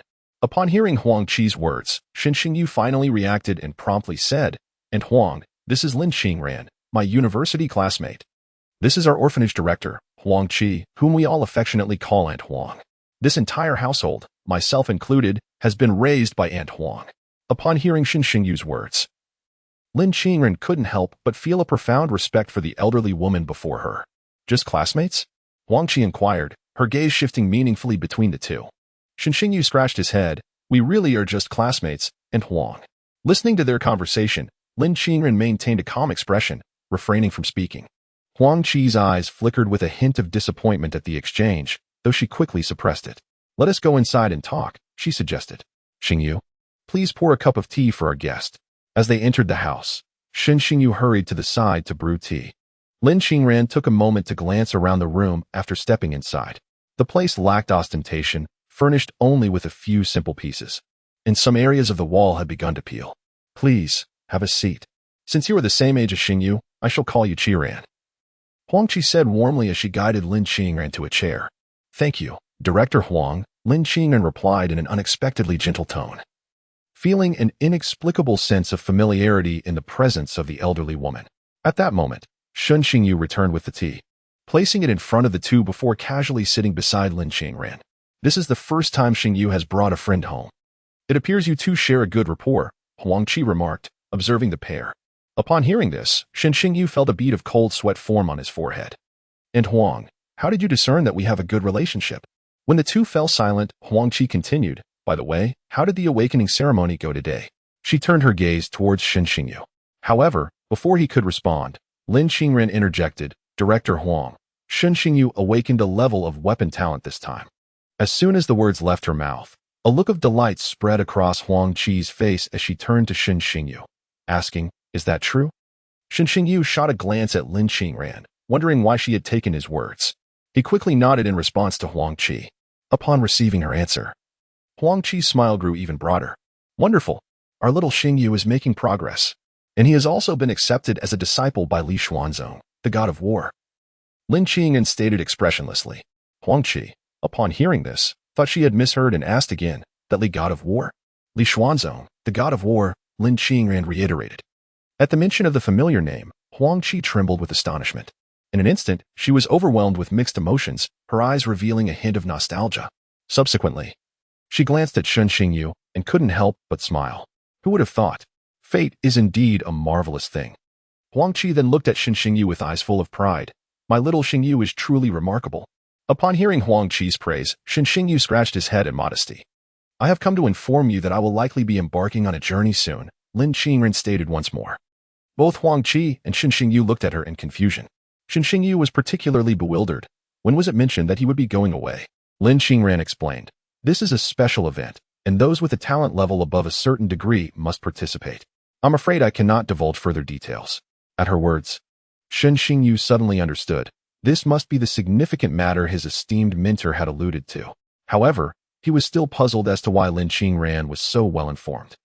After a moment of silence, Huang Qi finally spoke. Well, then go ahead, just be cautious. Shen Xingyu nodded in response. Just then, an unpleasant voice pierced through the air from outside. Huang Qi, hurry out, it's time to pay the rent. Both Shen Xingyu and Huang Qi frowned at the sound. Lin Qingren, standing beside Shen Xingyu, also frowned in discomfort. The three stepped outside to find a group of ruffians standing in the courtyard. Oh, isn't that Shen dog? You've returned just in time. Pay up quickly. Otherwise, you old and weak folks better scram. The leader, a young man with yellow hair, became more brazen upon seeing Shen Xingyu. Shen Xingyu furrowed his brow and stepped in front of Huang Qi. Who asked barking? Have you eaten something foul? Your mouth reeks. Huang Qi, noticing the situation, tugged at Shen Xingyu, wishing to avoid any conflict with the thugs. Shen Xingyu gently patted the elderly woman's hand, casting her a reassuring glance. These ruffians were known for collecting rent in the area, and due to previous conflicts with Shen Xingyu, they frequently sought him out. They had already paid this month's rent, but the thugs had come to provoke them. The yellow-haired leader, infuriated by Shen Xingyu's words, retorted, So you've got some backbone, do you? Looking for a fight, huh? Just as he finished speaking, his gaze fell upon Lin Qingren, standing behind Shen Xingyu, and his eyes widened in surprise. Oh, Shen dog, you've done well for yourself, bringing back such a stunning girl. How about this? Let us borrow this beauty for a bit, and we 1T collect this month's rent. The yellow-haired thug leered at Lin Qingren's delicate features, his expression lecherous. Upon hearing this, a mocking expression crossed Shen Xingyu's face. This fool is truly courting disaster, provoking someone like her. Sure enough, upon hearing his words, Lin Qingran's expression darkened instantly. As Lin Qingran made a swift movement, a chorus of anguished cries erupted in the arena, accompanied by the ominous sound of cracking bones. Several ruffians were instantly knocked to the ground in a pitiful state, leaving the onlookers in sheer astonishment. Their gazes towards Lin Qing were now tinged with a newfound reverence. What a fierce woman she is. At that moment, a voice emerged from outside. Xingyu, Huangma, are you all right? As the words faded, a somewhat delicate young girl peeked in and was met with the sight of the moaning ruffian sprawled on the ground, startling her. Subsequently, her gaze fell upon the valiant Lin Qingran, her expression shifting to one of curiosity. It's Xiao Xiao, everything is fine, Huang Qi reassured, wiping the cold sweat from her brow as she glanced at the chaotic scene. Li Xiaoxiao approached Huang Qi, casting a doubtful look at Lin Qingran. Huang Ma. Who is this sister? Huang Qi shot a glance at Xin Xingyu. Xiaoxiao, this is my classmate, Lin Qingran. You may call her Anjia. Xin Xingyu understood immediately and added. Now get lost, he said, delivering a swift kick to the ruffians. Grateful for their reprieve, the ruffians hastily helped one another to flee. Xin Xingyu turned to Lin Qingran, saying, This is my neighbor's little sister, Li Xiaoxiao. As the words hung in the air, the gazes of the two young women gradually collided. Chapter 12. A Childhood Sweetheart Surfaces. Li Xiaoxiao regarded Lin Qingran's exquisite features and remarkable aura, her countenance dimming. Hello, Ranjia, she uttered, her voice noticeably subdued. Lin Qingran nodded in acknowledgement, instinctively sensing the girl's disappointment. She couldn't help but cast a glance at Xin Xingyu, pondering how this fellow could possibly have a childhood sweetheart. Just then, another voice broke the tension. Which bastard hit my people? A gaunt young man strode in, followed by a cadre of burly men. Xin Xingyu frowned. It seemed trouble was incessantly brewing. The young man surveyed the surroundings, his gaze icy. Who dares to strike my Wang Matzi? Xin Xingyu glanced at Huang Ma and the children behind him before replying. So, you must be Wang Matzi. I was the one who dealt with your men. Let's talk outside. It's not appropriate here. Wang Matzi's eyes narrowed, turning sharp as a serpent's, and he chuckled derisively. Very well. Let us go. I'm eager to see what audacity you possess. With that, they all stepped out of the orphanage's gate. Huang Qi looked at Xin Xingyu with concern. Xingyu. But before she could finish, Xin Xingyu interjected, It's fine, Huang Ma. Leave this matter to me. He then followed the others outside, with Li Xiaoxiao and Lin Qingran trailing closely behind. Upon stepping outside, I was struck by the realization that this area had been completely encircled by a group of formidable men. The surrounding residents, witnessing the scene, turned their gazes toward the commotion. What trouble had that rascal Xin Xingyu caused this time? I had suspected from the very beginning that he was no good, always embroiled in mischief. The leader among them was Wang Matzi, the enforcer of the Xie Commercial Association, and it appeared Xin Xingyu had chosen the wrong adversary this time. He was likely doomed. What? Members of the Xie Commercial Association? The onlookers gasped in shock upon recognizing Wang Matzi's identity. To them, the Xie Commercial Association was an entity not to be trifled with. Wang Matzi, overhearing the murmurs, wore an even more pronounced expression of derision. You don't seem to be faring well in this area either. I thought perhaps some fool would come to your aid. So what will it be? Do you need me to give you some time to gather support? Don't say I, Wang Matzi, am bullying you. Listening to the chatter of the neighbors, Xin Xingyu's expression darkened. His reputation in the neighborhood was indeed less than stellar, primarily due to his frequent brawls. However, those fights were often instigated by local ruffians who would disturb the orphanage. As the only one with fighting capability there, Xin Xingyu felt compelled to defend his home. Each altercation with these troublemakers would send the neighborhood into chaos, thus fostering a negative impression of him among the residents. No need. I can handle this myself, he replied coolly, fixing his gaze on Wang Matzi. Upon hearing this, Wang Matzi burst into laughter. Ha ha ha, you're quite bold, aren't you? Did you hear that? This kid claims he can manage alone. He jested to his lackeys, all of whom wore expressions of mockery. How about this? Today, you pay a medical fee of 3 million federal coins, and my brothers will take it easy on you. Xin Xingyu, maintaining an impassive demeanor, responded, I'm sorry, but I have no money. Even if I did, I wouldn't give a penny to a dog. Wang Matzi's expression darkened instantly upon hearing this. You truly have no grasp of the situation, do you? The surrounding crowd listened to Xin Xingyu's words as if they were the ravings of a madman. Each person rendered speechless. Was Xin Xingyu out of his mind, daring to speak so defiantly in front of the Xie Commercial Association? It was over. Shen Xingyu was indeed finished. Hey, old Li, where's your daughter? As the crowd buzzed with conversation, Li Dazhuang looked up and, to his dismay, spotted his daughter standing behind Shen Xingyu. A cold sweat broke out on his brow. Xiao, come here quickly, he called out, squeezing through the throng with frantic gestures. His face etched with anxiety. These men were nothing but thugs. What would become of his daughter if she fell into their hands? As she spoke, a look of resentment flashed across her face as she cast a glance at Shen Xingyu. It was all this young man's fault, who knew what kind of enchantment he had cast upon her daughter. Observing the situation, Shen Xingyu hurriedly turned to Li Xiao and said, Uncle Li is calling for you. You should go ahead. Rest assured, we will be fine. I refuse. I want to face this together with Brother Xingyu. Upon hearing this, a stubborn expression filled Li Xiao's innocent face. Throughout her childhood, she had been troubled by local ruffians, but it was Brother Xingyu who had always protected her. Although everyone viewed Shen Xingyu as a rogue, Li Xiao knew that her brother Xingyu was a good person. She had always hidden behind him. But now she had awakened and could not let him face this alone. Li Dazhuang, hearing his daughter's words, nearly fainted. Xiao, hurry, come home with me. You are never to play with this scoundrel again. As he spoke, he mustered his courage and approached Li Xiao, attempting to pull her away. I refuse. Li Xiao suddenly broke free from her father's grasp, looking defiantly at him. Dad, Brother Xingyu has always protected me since I was little. I cannot be a coward. This was the first time Li Xiao had ever disobeyed, and Li Dazhuang was instantly enraged. What do you understand? You are so beautiful. This young man surely has ill intentions. Upon hearing this, Shen Xingyu's expression darkened. Uncle, what about trust between people? Li Xiao, displeased by her father's words, retorted, Dad, you must not speak of Brother Xingyu like that. At this moment, Li Dazhuang felt as if his heart had been pierced by 1,000 swords. His little princess was slipping away from him. Oh, I didn't notice earlier that there are 2 beautiful ladies with you.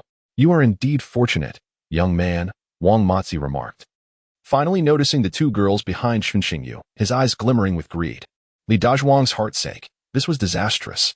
Sir, my daughter is naive. Please do not hold it against her. I will take her away immediately, he said, summoning his courage to address Wang Matzi with a bow. Leave? Did I permit you to leave? Send your daughter to my bed, and I shall overlook this matter, Wang Matzi leered, eyeing the delectable Li Xiao with a lascivious grin. Li Dazhuang was instantly drenched in cold sweat upon hearing this. Oh, and that one behind you as well. Send her to my bed to serve me properly. And this matter will be forgotten, Wang Matzi added, turning his gaze toward Lin Qingran, his eyes filled with desire. Shen Xingyu, hearing this, grimaced. It seemed yet another fool was courting disaster. As Wang Matzi's words fell, Lin Qingran's eyes flashed with a cold glint. She then raised her hand, and a small flame flickered to life in her palm. With a swift motion, she hurled it at Wang Matzi, igniting the front of his trousers. Wang Matzi yelped in agony. Observing this, Shen Xingyu broke out in a cold sweat. Wang Matzi was now utterly ruined. The onlookers around them were left in stunned silence. Quickly, extinguish the flames. Wang Matzi shouted furiously at his dazed subordinates behind him. It was only then that they snapped out of their stupor and hurriedly fetched several bottles of mineral water from the vehicle to douse Wang Matzi.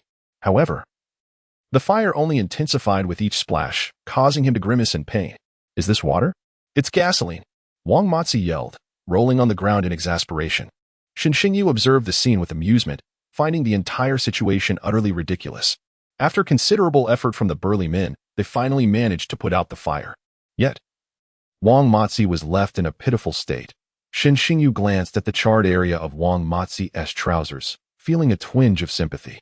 While the man himself was unharmed, it seemed unlikely that his dignity would be salvaged. At that moment, a long convoy was approaching from afar. Wang Matzi, lost in thought while seated on the ground, caught sight of the license plate and his expression instantly brightened. He then turned to Shen Xingyu and Lin Qiran, his demeanor turning ominous. You're finished. This is my CF family's convoy. I swear, you will meet a terrible fate. As Wang Matzi's words hung in the air, those around them gazed at the approaching convoy, sighing collectively. This is the end. He has utterly offended them. Shen Xingyu is surely doomed. He brought this upon himself. Acting so brazenly given his position, the crowd murmured. Li Dazhuang wore a bitter smile, muttering, Shen Xingyu, you've truly put Xiao in a terrible predicament. Chapter 13. The CF Family Commerce Association comes to apologize upon hearing Li Dazhuang's words. Shen Xingyu scratched his head. Uncle Li, don't worry, everything will be fine. Li Dazhuang grew more irate at this response. What do you mean fine? Youngster, Your bravado knows no bounds. Just look at this situation. The onlookers exchanged glances of disbelief at Shen Xingyu's nonchalance, wondering what had gotten into him. Was he truly oblivious? He claims it will be fine. He won't realize the gravity of his predicament until it's too late. Shen Xingyu, noticing Li Dazhuang's frustration, felt at a loss for words. He gazed at the approaching convoy, a nagging feeling in his gut suggesting that perhaps this convoy was not here to cause trouble. The convoy gradually came to a halt before the gathered crowd. Wang Matzi, seeing this, quickly had his subordinates bring him before the vehicle. As Wu Feng stepped out and spotted Wang Matzi's charred trousers, he frowned. What on earth happened here? However, recalling that he had come to offer an apology to Shen Xingyu, he maintained his composure. May I ask, do you know Shen Xingyu? Wu Feng inquired politely. Wang Matzi was taken aback, as the speaker seemed somewhat familiar. You are the Grand Master. Wang Matzi recalled the man's identity after a moment of contemplation. He had previously seen Wu Feng from a distance with his brother at the Commerce Association. Wu Feng, surprised, realized they were on the same side. He furrowed his brow and asked, Are you one of the Xie family? How did it come to this? Upon hearing this, Wang Matzi immediately instructed his subordinates to set him down. He cried out to Wu Feng, Leader, we were merely collecting rent here, but these ruffians are exceedingly audacious. Not only did they beat my subordinate, but they have also left me in this state. Leader, you must stand up for me. This group does not regard our Commerce Association at all. As he spoke, Wang Matzi wept bitterly, presenting a picture of victimhood. Wu Feng cast a glance at Wang Matzi and waved his hand dismissively, replying nonchalantly, We shall discuss your matter later. I have pressing affairs to attend to. With that, he gestured for those behind him, and the crowd began to carry various gifts into the premises. Wang Matzi, upon witnessing this, was momentarily bewildered. Was the leader personally delivering gifts? Whose influence was so substantial? Contemplating this, Wang Matzi beckoned his subordinates to lift him once more and followed the larger group. Upon seeing the newcomers, Shen Xingyu's expression brightened significantly, muttering, I didn't expect Wu Feng to come in person. It seems my humble master holds quite a bit of sway. Lin Qingran, standing beside Shen Xingyu, could not help but roll her eyes at his words. This fellow truly lacked an understanding of the war god. Moreover, the war god was no ordinary figure. The onlookers were puzzled by the presence of the Xie Family Commerce Association at that moment. With so many gifts in hand, they hardly appeared to be there to cause trouble. Rather, they seemed to be there to present offerings. As Wu Feng approached the crowd, he soon spotted the orphanage's plaque and then the figures of Shen Xingyu and Lin Qingran standing at the entrance. Taking a deep breath, he strode forward confidently. Ha ha. Brother Shen, Miss Lin, it's a pleasure to see you again, Wu Feng said with an ingratiating demeanor, leaving the surrounding neighbors in a state of bewilderment. Shen Xingyu cast a faint glance at Wu Feng, tauntingly remarking, Oh, President Wu, are you here to avenge your son? The crowd gasped at Shen Xingyu's address, stunned by his audacity to speak to the president of the Xie Family Commerce Association in such a manner. Ha, not at all. It was my Xie family who acted thoughtlessly before, Wu Feng responded, unfazed. At that moment, Huang Qi also emerged, leaning on a cane, and surveyed the scene with a sense of disorientation. Just moments ago, tensions were palpable. This time, our Xie Family Commerce Association comes bearing great gifts. Specifically to apologize to the young gentleman. I sincerely hope you will not hold our previous actions against us, Wu Feng reiterated. Upon hearing this, the crowd's gaze shifted towards Shen Xingyu. Their expressions transformed. This was indeed the president of the Xie Family Commerce Association, demonstrating such humility in addressing Shen Xingyu. Was this truly the same Shen Xingyu they knew? Seeing this, Shen Xingyu replied, Is that so? I seem to recall a certain individual just moments ago threatening us. Wu Feng, upon hearing these words, furrowed his brow and abruptly turned to look towards the back of the crowd, where Wang Matzi stood. At this moment, Wang Matzi's face was ashen. He never anticipated that this inexperienced youth would have such a formidable background. Upon sensing Wu Feng's gaze, Wang Matzi felt utterly shattered. This is disastrous. Bring him to me. In an instant, Wu Feng's commanding aura surged forth as he bellowed. Almost immediately, Wang Matzi was forcibly dragged before Shen Xingyu. I apologize, Brother Shen. It is my failure to manage my subordinates properly, Wu Feng said to Shen Xingyu, his tone laden with regret. He then delivered a swift kick that sent Wang Matzi flying several meters away. Do you not have eyes? Do you have any idea who he is? Wu Feng glared at the fallen Wang Matzi, his expression darkening. He is the disciple of the legendary Li Xuanzong, the god of war. Your audacity to provoke him is unfathomable." As Wu Feng's words echoed, a wave of astonishment rippled through the crowd. The name Li Xuanzong, the god of war, was synonymous with legendary prowess. Who in all of Huaxia was unaware of the heroic exploits of this renowned warrior? Shen Xingyu had actually become the disciple of such an invincible figure? Li Xiaoxiao glanced at Shen Xingyu with admiration, firmly believing that her brother Xingyu was destined for greatness. Subsequently, Wu Feng approached Shen Xingyu, dragging Wang Matzi along like a lifeless dog. "Brother Shen, how shall we deal with this fool?" Shen Xingyu waved his hand dismissively. "Since he is one of your people, you may decide his fate." Wu Feng nodded in acknowledgement, then casually instructed his subordinate, "Take him out and feed him to the dogs." The onlookers were taken aback at the pitiful state of Wang Matzi, horrified by Wu Feng's ruthless methods. Reflecting on their previous mockery of Shen Xingyu, they dared not utter a word, fearful of retribution. Merely a minor incident. Wu Feng chuckled once more. "Bring forth the gifts." As Wu Feng's command resonated, his entourage approached, laden with various packages. Shen Xingyu gazed at the assortment before him. A spark of delight igniting within him, prosperity had arrived. Then, Wu Feng began to introduce each item. "This is the supreme card from the Xie Clan's Merchant Association. With it, you may select freely from any of our establishments. Here are some foundational spiritual elixirs and various medicinal concoctions, which I believe will assist you as you embark on your journey as a spiritual warrior. These are meticulously chosen spiritual techniques from our association, tailored to your innate talents. Brother Shun. Additionally, here is a card worth 10 million federal coins. In the realm of spiritual warriors, monetary resources are often essential, and while wealth may seem trivial, it is still necessary. Lastly, this is the deed to a villa in the city. I noticed you do not possess any property under your name. Consider this villa as your base within the urban area. It comes fully furnished, allowing you to move in immediately. Should you have any further requests, feel free to direct them to the property management." Upon hearing Wu Feng's words, Shen Xingyu was struck by the immense wealth and generosity of the Xie Clan's Merchant Association. These items, when placed on the market, would undoubtedly fetch at least 100 million federal coins. This is the sincerity of the Xie family, and I sincerely hope that Brother Shen will not refuse," Wu Feng stated, observing Shen Xingyu with trepidation, fearful of a possible rejection. Following the morning's turmoil, the senior executives of the Xie family had severely reprimanded their family and hastily sent him to offer an apology. They were genuinely reluctant to provoke an entity of such formidable stature, especially one as esteemed as the war god Li. His reputation in Huaxia is currently unparalleled, and should any animosity be fostered, the Xie family would be perilously close to ruin. Shen Xingyu awkwardly touched his nose and replied, "Ahem, in that case, I shall accept." Upon hearing this, Wu Feng felt an immense weight lift from his shoulders. Although Brother Shun has accepted, the events of this morning were indeed the fault of the Xie family, and I hope you will not hold any anger towards us. I also kindly ask you to convey this to the war god Li. Shen Xingyu nodded. "Yes, I shall speak with my master." Wu Feng wiped the sweat from his forehead, feeling utterly exhausted from the ordeal, but relieved that it was resolved. "By the way, I have one more favor to ask." President Wu. Upon hearing this, Wu Feng's demeanor sharpened. "Please, Brother Shen, speak freely. I will do my utmost to assist." Chapter 14. Truly a straightforward man. Is the orphanage under the jurisdiction of the Xie family? Shen Xingyu inquired. Wu Feng immediately understood. "Yes, Brother Shen. I will have someone transfer this area to your name right away." Shen Xingyu could not help but admire Wu Feng's perceptiveness. He truly was a capable leader.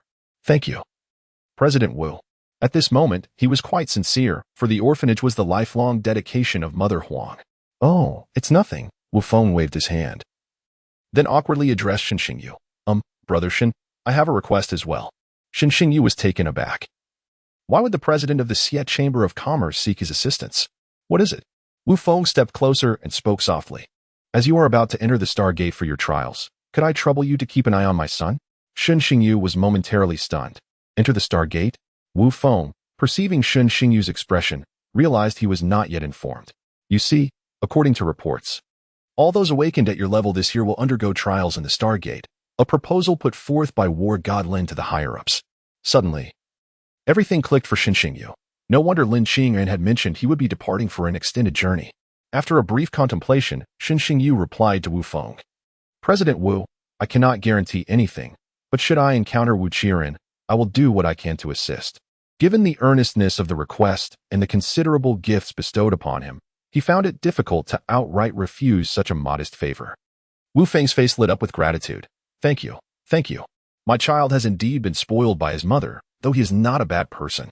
Upon hearing this, Shen Xingyu nodded. He bore no significant animosity towards Wu Qiren.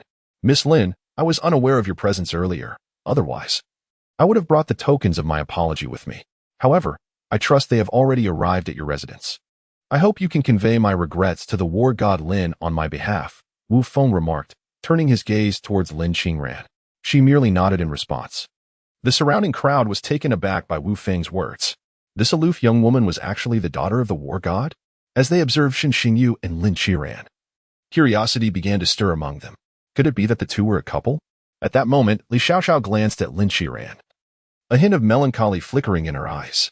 This girl is truly exceptional. Perhaps only someone like her deserves to be with Xingyu. Li Dazhuang noticed his daughter's despondency and sighed softly. Well then, brother Shen, Miss Lin, I shall take my leave and not intrude any further, Wu Feng stated.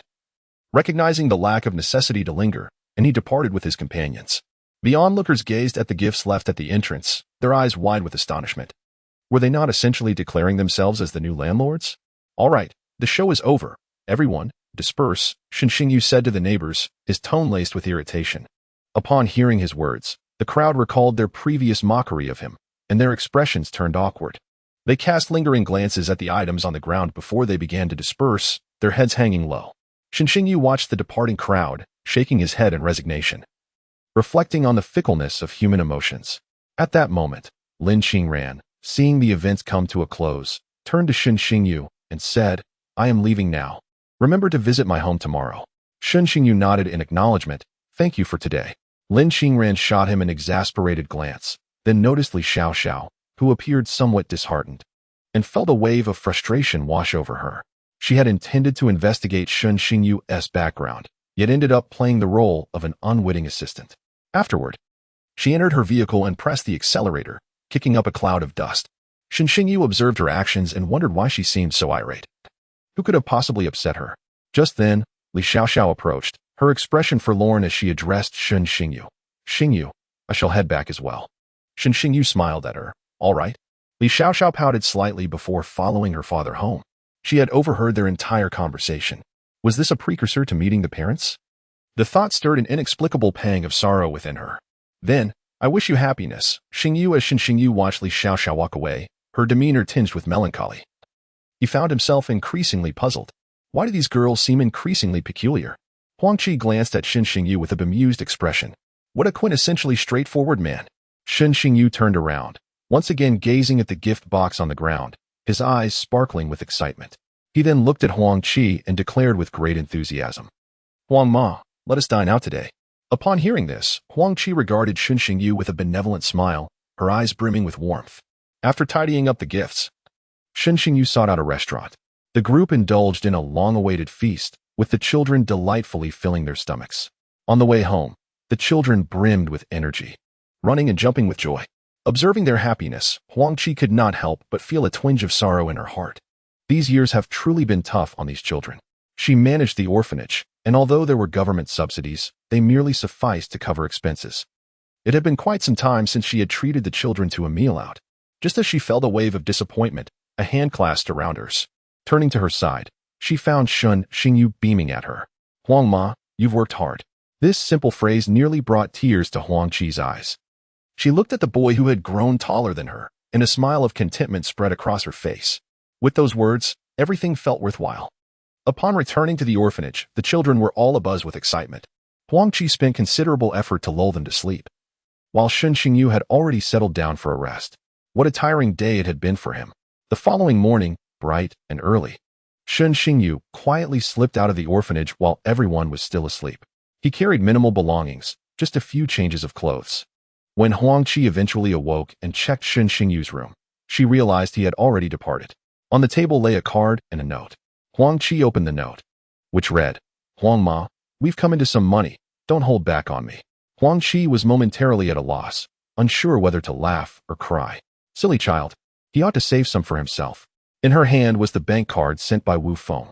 In Qingyang City, at the Yuqing Villa area, a taxi came to a slow halt at the roadside.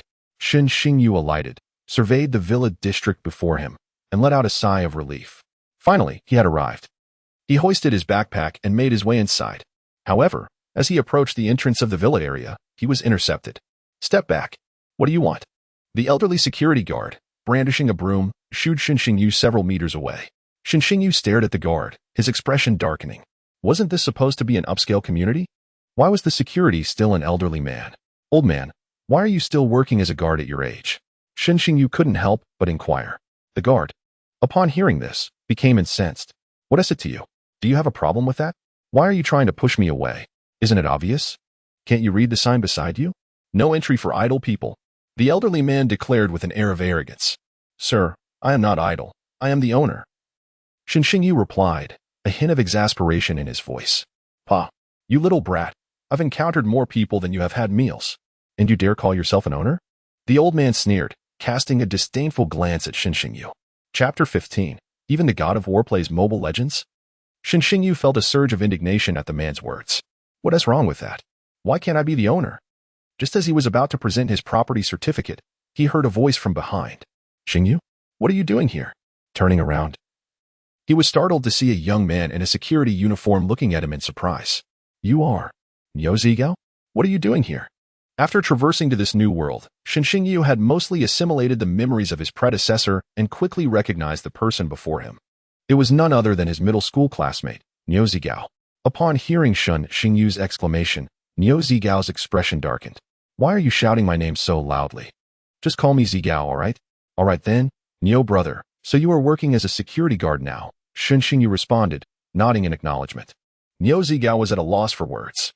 He had explicitly requested not to be called Niu brother, but he was too exhausted to argue further. "That's great. Quickly let me in," Xinxingyu exclaimed, pleased to encounter a familiar face. "Let you in?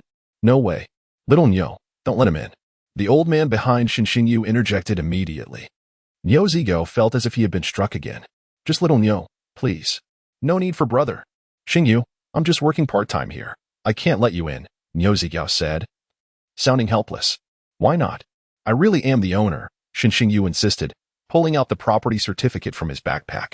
"Brother, don't joke with me. Do you really think you can afford a place here?" Niu Zigao glanced at the property certificate and dismissed it nonchalantly. After all, he had shared a desk with Xinxingyu in middle school. He was well aware of Xinxingyu's background. Xinxingyu was at a loss.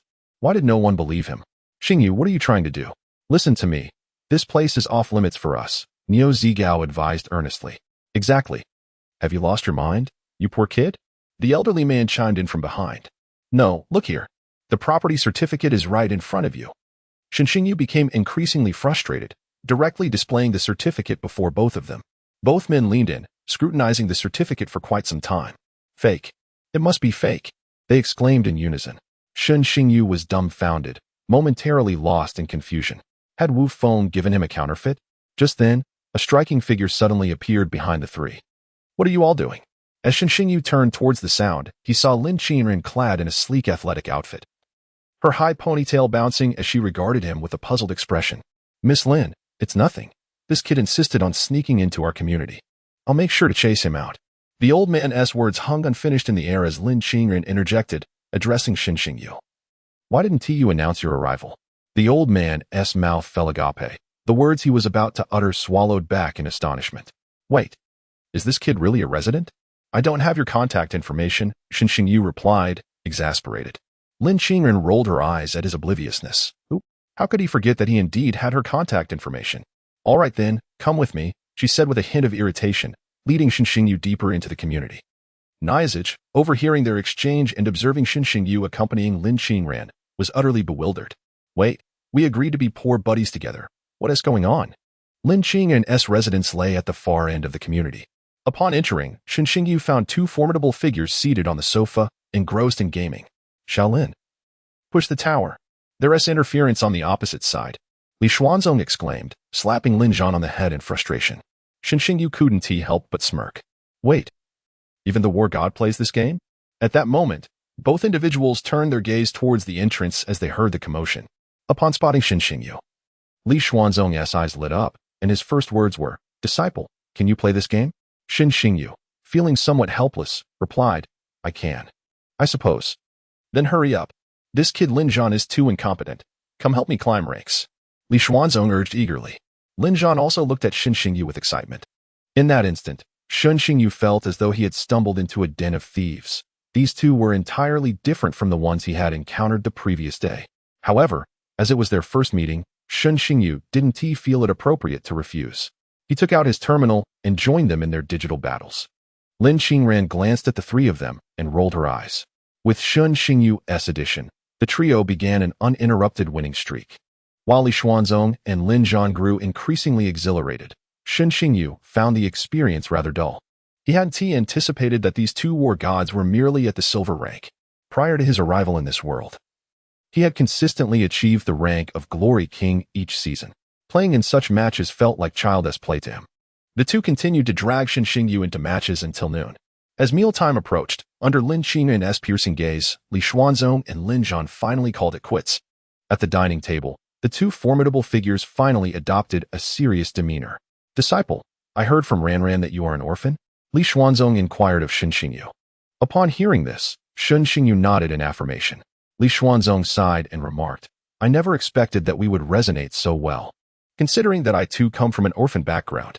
Fear not, my disciple. A master is akin to a father. Henceforth, I shall be like a father to you.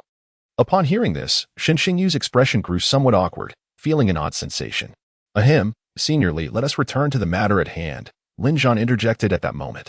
Ah, right, Li Xuanzong acknowledged, turning his attention to Shen Xingyu and Lin Qingran, and stated with gravity, I have come to Qingyang at Lin's invitation to implement policy reforms.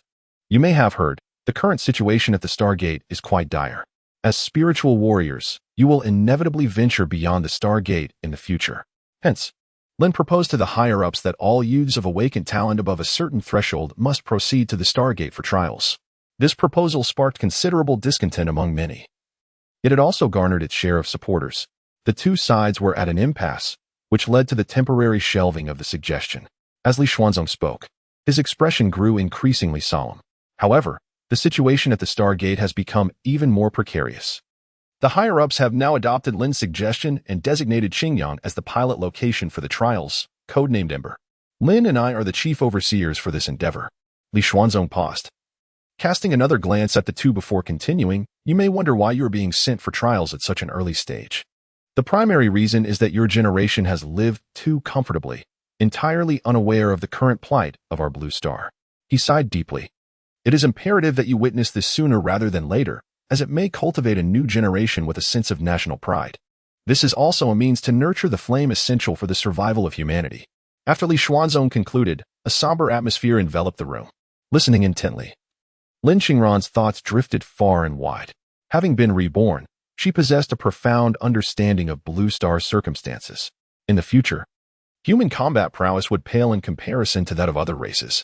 Only a handful of individuals would ever reach the 12th tier.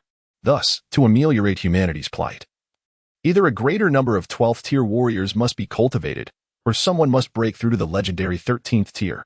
With this thought, a glimmer of determination shone in Lin Qingran's eyes.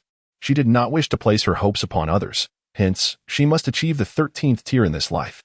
Only then could the challenges facing humanity be thoroughly resolved. Chapter 16. Did the Sea Queen send me a picture in white silk? Shen Xingyu felt little emotional impact from these words. Why ponder so much? He had only just awakened. One must take life one step at a time. Haha. Perhaps I have spoken too much. You need not worry. Just focus on your training, for even if the sky were to fall, we tall ones would bear the burden. Li Xuanzong observed, noticing the two young individuals' somber demeanor, and chuckled. That will be all for now. Li Xuanzong waved his hand, and with a flicker of brilliance, two books materialized in his grasp. He tossed them casually to Shen Xingyu and remarked, You have just awakened. Your primary objective should be to advance to a first-tier spirit warrior. During this period, there is little I can assist you with. These two books contain the comprehensive guide for spirit warrior cultivation and the foundational breathing technique. Study them diligently, and should you have any questions, feel free to consult Ranran. She has already made her breakthrough, Li Xuanzong added. Upon hearing this, Shen Xingyu cast a bewildered glance at Lin Qingran. What is happening? Has she really broken through in just a day's time? Lin Qingran, noticing his astonishment, shot him a sidelong glance. What is the fuss? I am a reincarnated being. After all, once the formalities were concluded, the four of them shared a meal, after which Li Xuanzong and Lin Zhan hurriedly departed. presumably to attend to matters concerning the trial of the fire seed. Lin Qingran retreated to her own quarters, leaving Xin Xingyu alone in the spacious living room. With nothing pressing to occupy his time, he retrieved his terminal and began to peruse it. He had not checked any messages the previous day, and now his social media notifications had accumulated to 99. Casually scrolling through his message list, he suddenly stumbled upon several messages from Ji Xing. Upon opening the chat window, he was greeted with an eye-catching sight. Ji Xing had sent him numerous photos of her slender legs clad in white stockings, seemingly taken just yesterday. Do you find them appealing? Xingyu, shy, Ji Xing's message read. Xingyu examined the photos with an appreciative gaze, a subtle smile curving the corners of his mouth. Indeed, she was the school beauty, and her figure was undeniably exquisite. He swiftly typed in the input box, "They're nice, but I prefer black stockings." After hitting the send button, he chuckled softly and closed the chat with Ji Xing. At that moment, their class group chat was bustling with activity. With a sense of leisure, Xingyu decided to play the role of an onlooker. The latest news indicated that individuals above a certain level were to participate in a special operation organized by the officials. The announcement instantly sparked a flurry of reactions. Why can't those at my level participate? Is this a sign of disdain towards us? Exactly. Frustration, if they can, so be it. It has nothing to do with us. 94949494 when the conversation flowed in a haphazard manner. Noticing a multitude of responses, Xingyu casually added his own. 9494. He typed, and the group chat fell silent. What on earth did you just click 1 for? Are you trying to provoke us? The group members glared at Xingyu's message, their frustration palpable. Yet, they dared not voice their discontent, for Xingyu's status was formidable. After all, he was the disciple of the legendary warrior Li Zhan. They could not afford to offend him. The chat descended into an awkward silence. Xingyu felt an immediate sense of ennui. Just as he received a reply from Ji Xing, "All right, I'll take some pictures for you next time." At that moment, Ji Xing was lounging on her bed, a triumphant expression gracing her features. Humph, she was confident that no man could resist such advances. Xingyu raised an eyebrow at this, wondering if this siren intended to seduce him. How little she understood him. He was no shallow man swayed by mere allure. A pair of stockings would not suffice. Xingyu chose not to respond to Ji Xing's message and shut his phone. He then picked up the 2 books that Li Xuanzong had given him and began to peruse them attentively. After flipping through the pages, Xingyu gained a fundamental understanding of the cultivation system for spiritual warriors. Upon awakening one's talents, one could absorb cosmic spiritual energy through breathing techniques, this energy being essential for the cultivation of a spiritual warrior. The prerequisite for breaking through the first tier was the absorption of spiritual energy, followed by the circulation of this energy throughout the meridians, thereby strengthening them to achieve the first cycle. Once Xingyu comprehended the basics, he crossed his legs and commenced the basic breathing technique. In a mystical moment, he sensed a pure energy gradually entering his body. Just as he absorbed a trace of spiritual energy, an abrupt voice resonated in his mind. Beep. Mission triggered. Pretend to misunderstand the breathing technique and seek guidance from others. Mission reward. Enhancement of basic breathing technique. Tears of joy filled Xingyu's eyes upon hearing that long-awaited voice. Finally, a new mission had arrived. However, he was taken aback by the fact that this time the reward could enhance the basic breathing technique. It was known that spiritual warriors below the 3rd tier could only cultivate through this technique. Did this mean he would be one step ahead until he reached the 3rd tier? Filled with excitement, Xingyu stealthily made his way to Lin Qingran's bedroom. At present, Lin Qingran was the optimal choice for completing his system task. Upon arriving at her door, he lightly knocked. "What is it?" A cold voice immediately responded from within. "Goddess Lin, I don't understand this breathing technique," Xingyu called out from the doorway. The door slowly creaked open to reveal Lin Qingran in a pink loungewear outfit. Eyeing Xingyu with suspicion, did this guy truly not comprehend the breathing technique? For a moment, Lin Qingran found it hard to believe. Was he joking? Observing the doubtful expression on Lin Qingran's face, Xingyu earnestly stated, "I genuinely don't understand. Could you please teach me?" Lin Qingran regarded Xingyu's sincere demeanor, contemplated for a moment, and then replied, "All right, but you must first answer one question truthfully." Upon hearing this, Xingyu felt a wave of anxiety. What trickery was this woman up to now? Yet, in order to fulfill his task, he could only brace himself and say, "Go ahead, ask your question. What has been happening with you recently?" Lin Qingran fixed her gaze on Xingyu and inquired. Upon hearing this, Xingyu's heart skipped a beat. Why was she asking such a question? coupled with her previous inquiries. He was now filled with doubt. Could it be that she truly knew of his identity as a time traveler? Dismissing the thought, he reasoned with himself that his former self had never even crossed paths with her, thus there could be no connection. How could she possibly discern anything? Nothing had truly transpired. You have already asked twice, Shen Xingyu mused, feigning ignorance. Upon hearing his response, Lin Qiren sighed. She had anticipated that no revelation would emerge from this conversation. Who would casually divulge their secrets to others? With this in mind, Lin Qiren took a deep breath. Never mind, everyone has their own secrets. Why must everything be clarified? Come in, Lin Qiren said, taking 2 steps back to invite Shen Xingyu inside.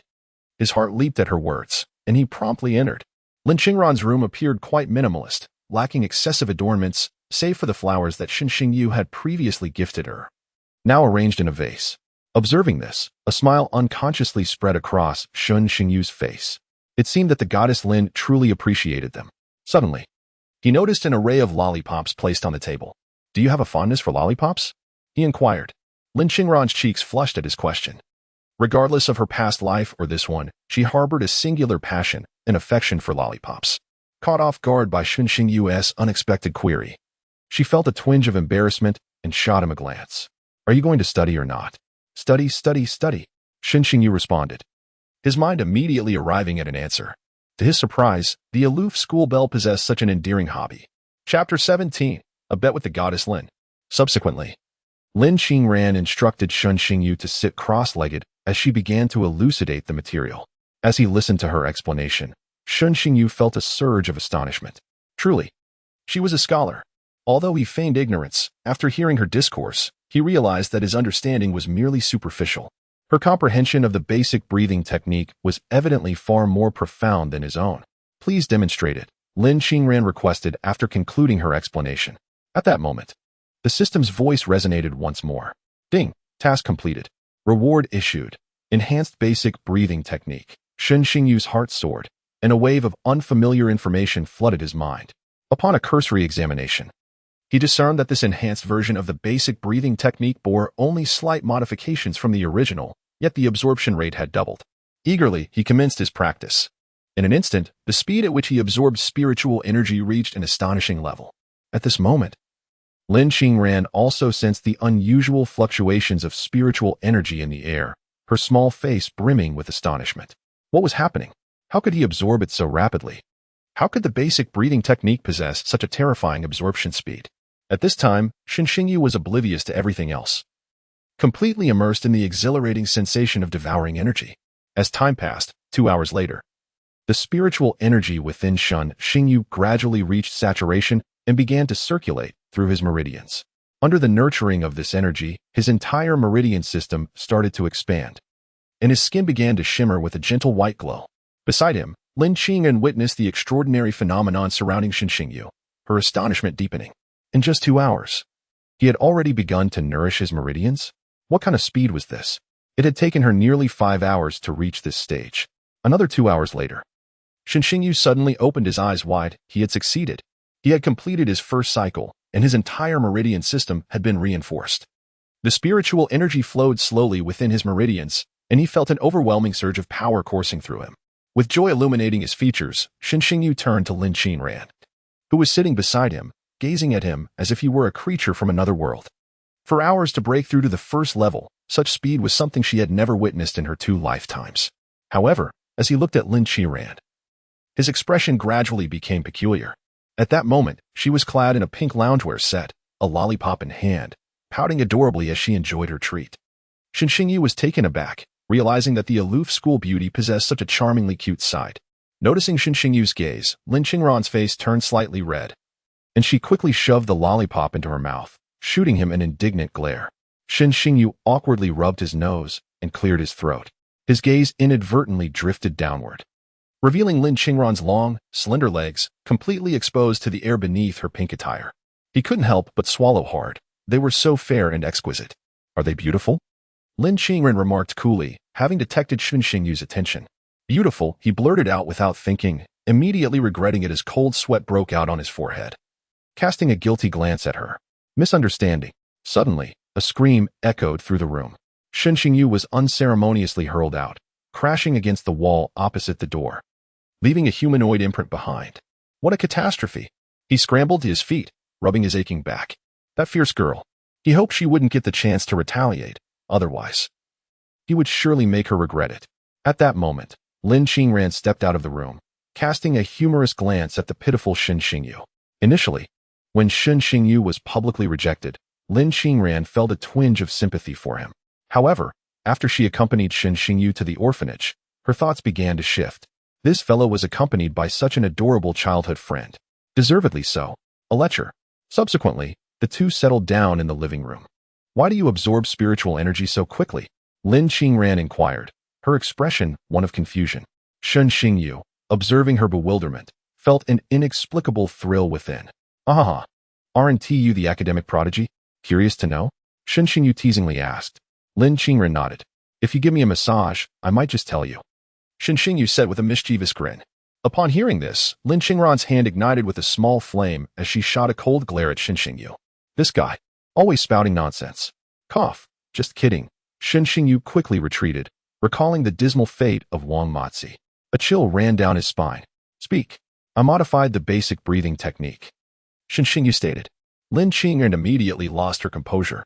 Modified the basic breathing technique? How is that possible?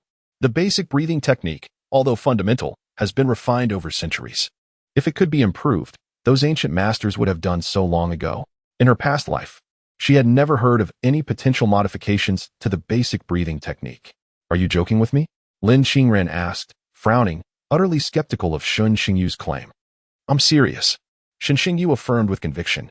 Lin Qingran shot him a dubious glance. No way. Noticing her disbelief, Shen Xingyu suddenly devised a plan, grinning mischievously.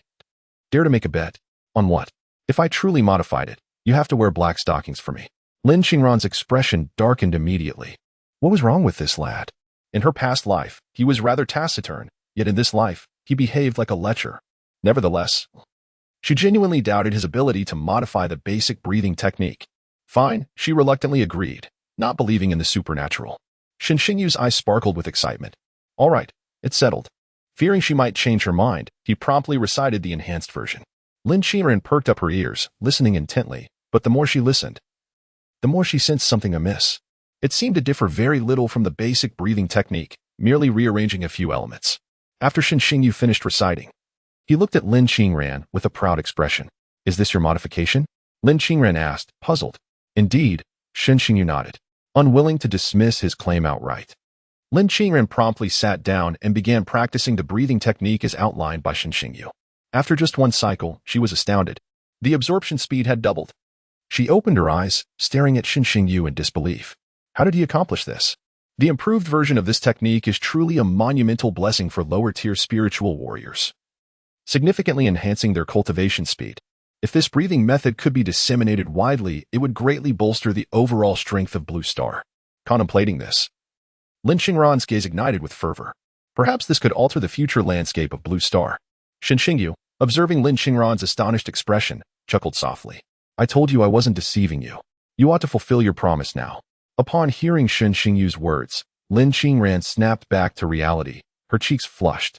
Engaging in such a matter was undeniably embarrassing. Yet, considering the significance of this breathing method, Lin Qingran gritted her teeth. If you agree to one more condition, I will wear it. Lin Qingran exclaimed bashfully, her eyes fixed on Shen Xingyu. Chapter 18. Goddess Lin in Black Stockings. The sensation is simply delightful.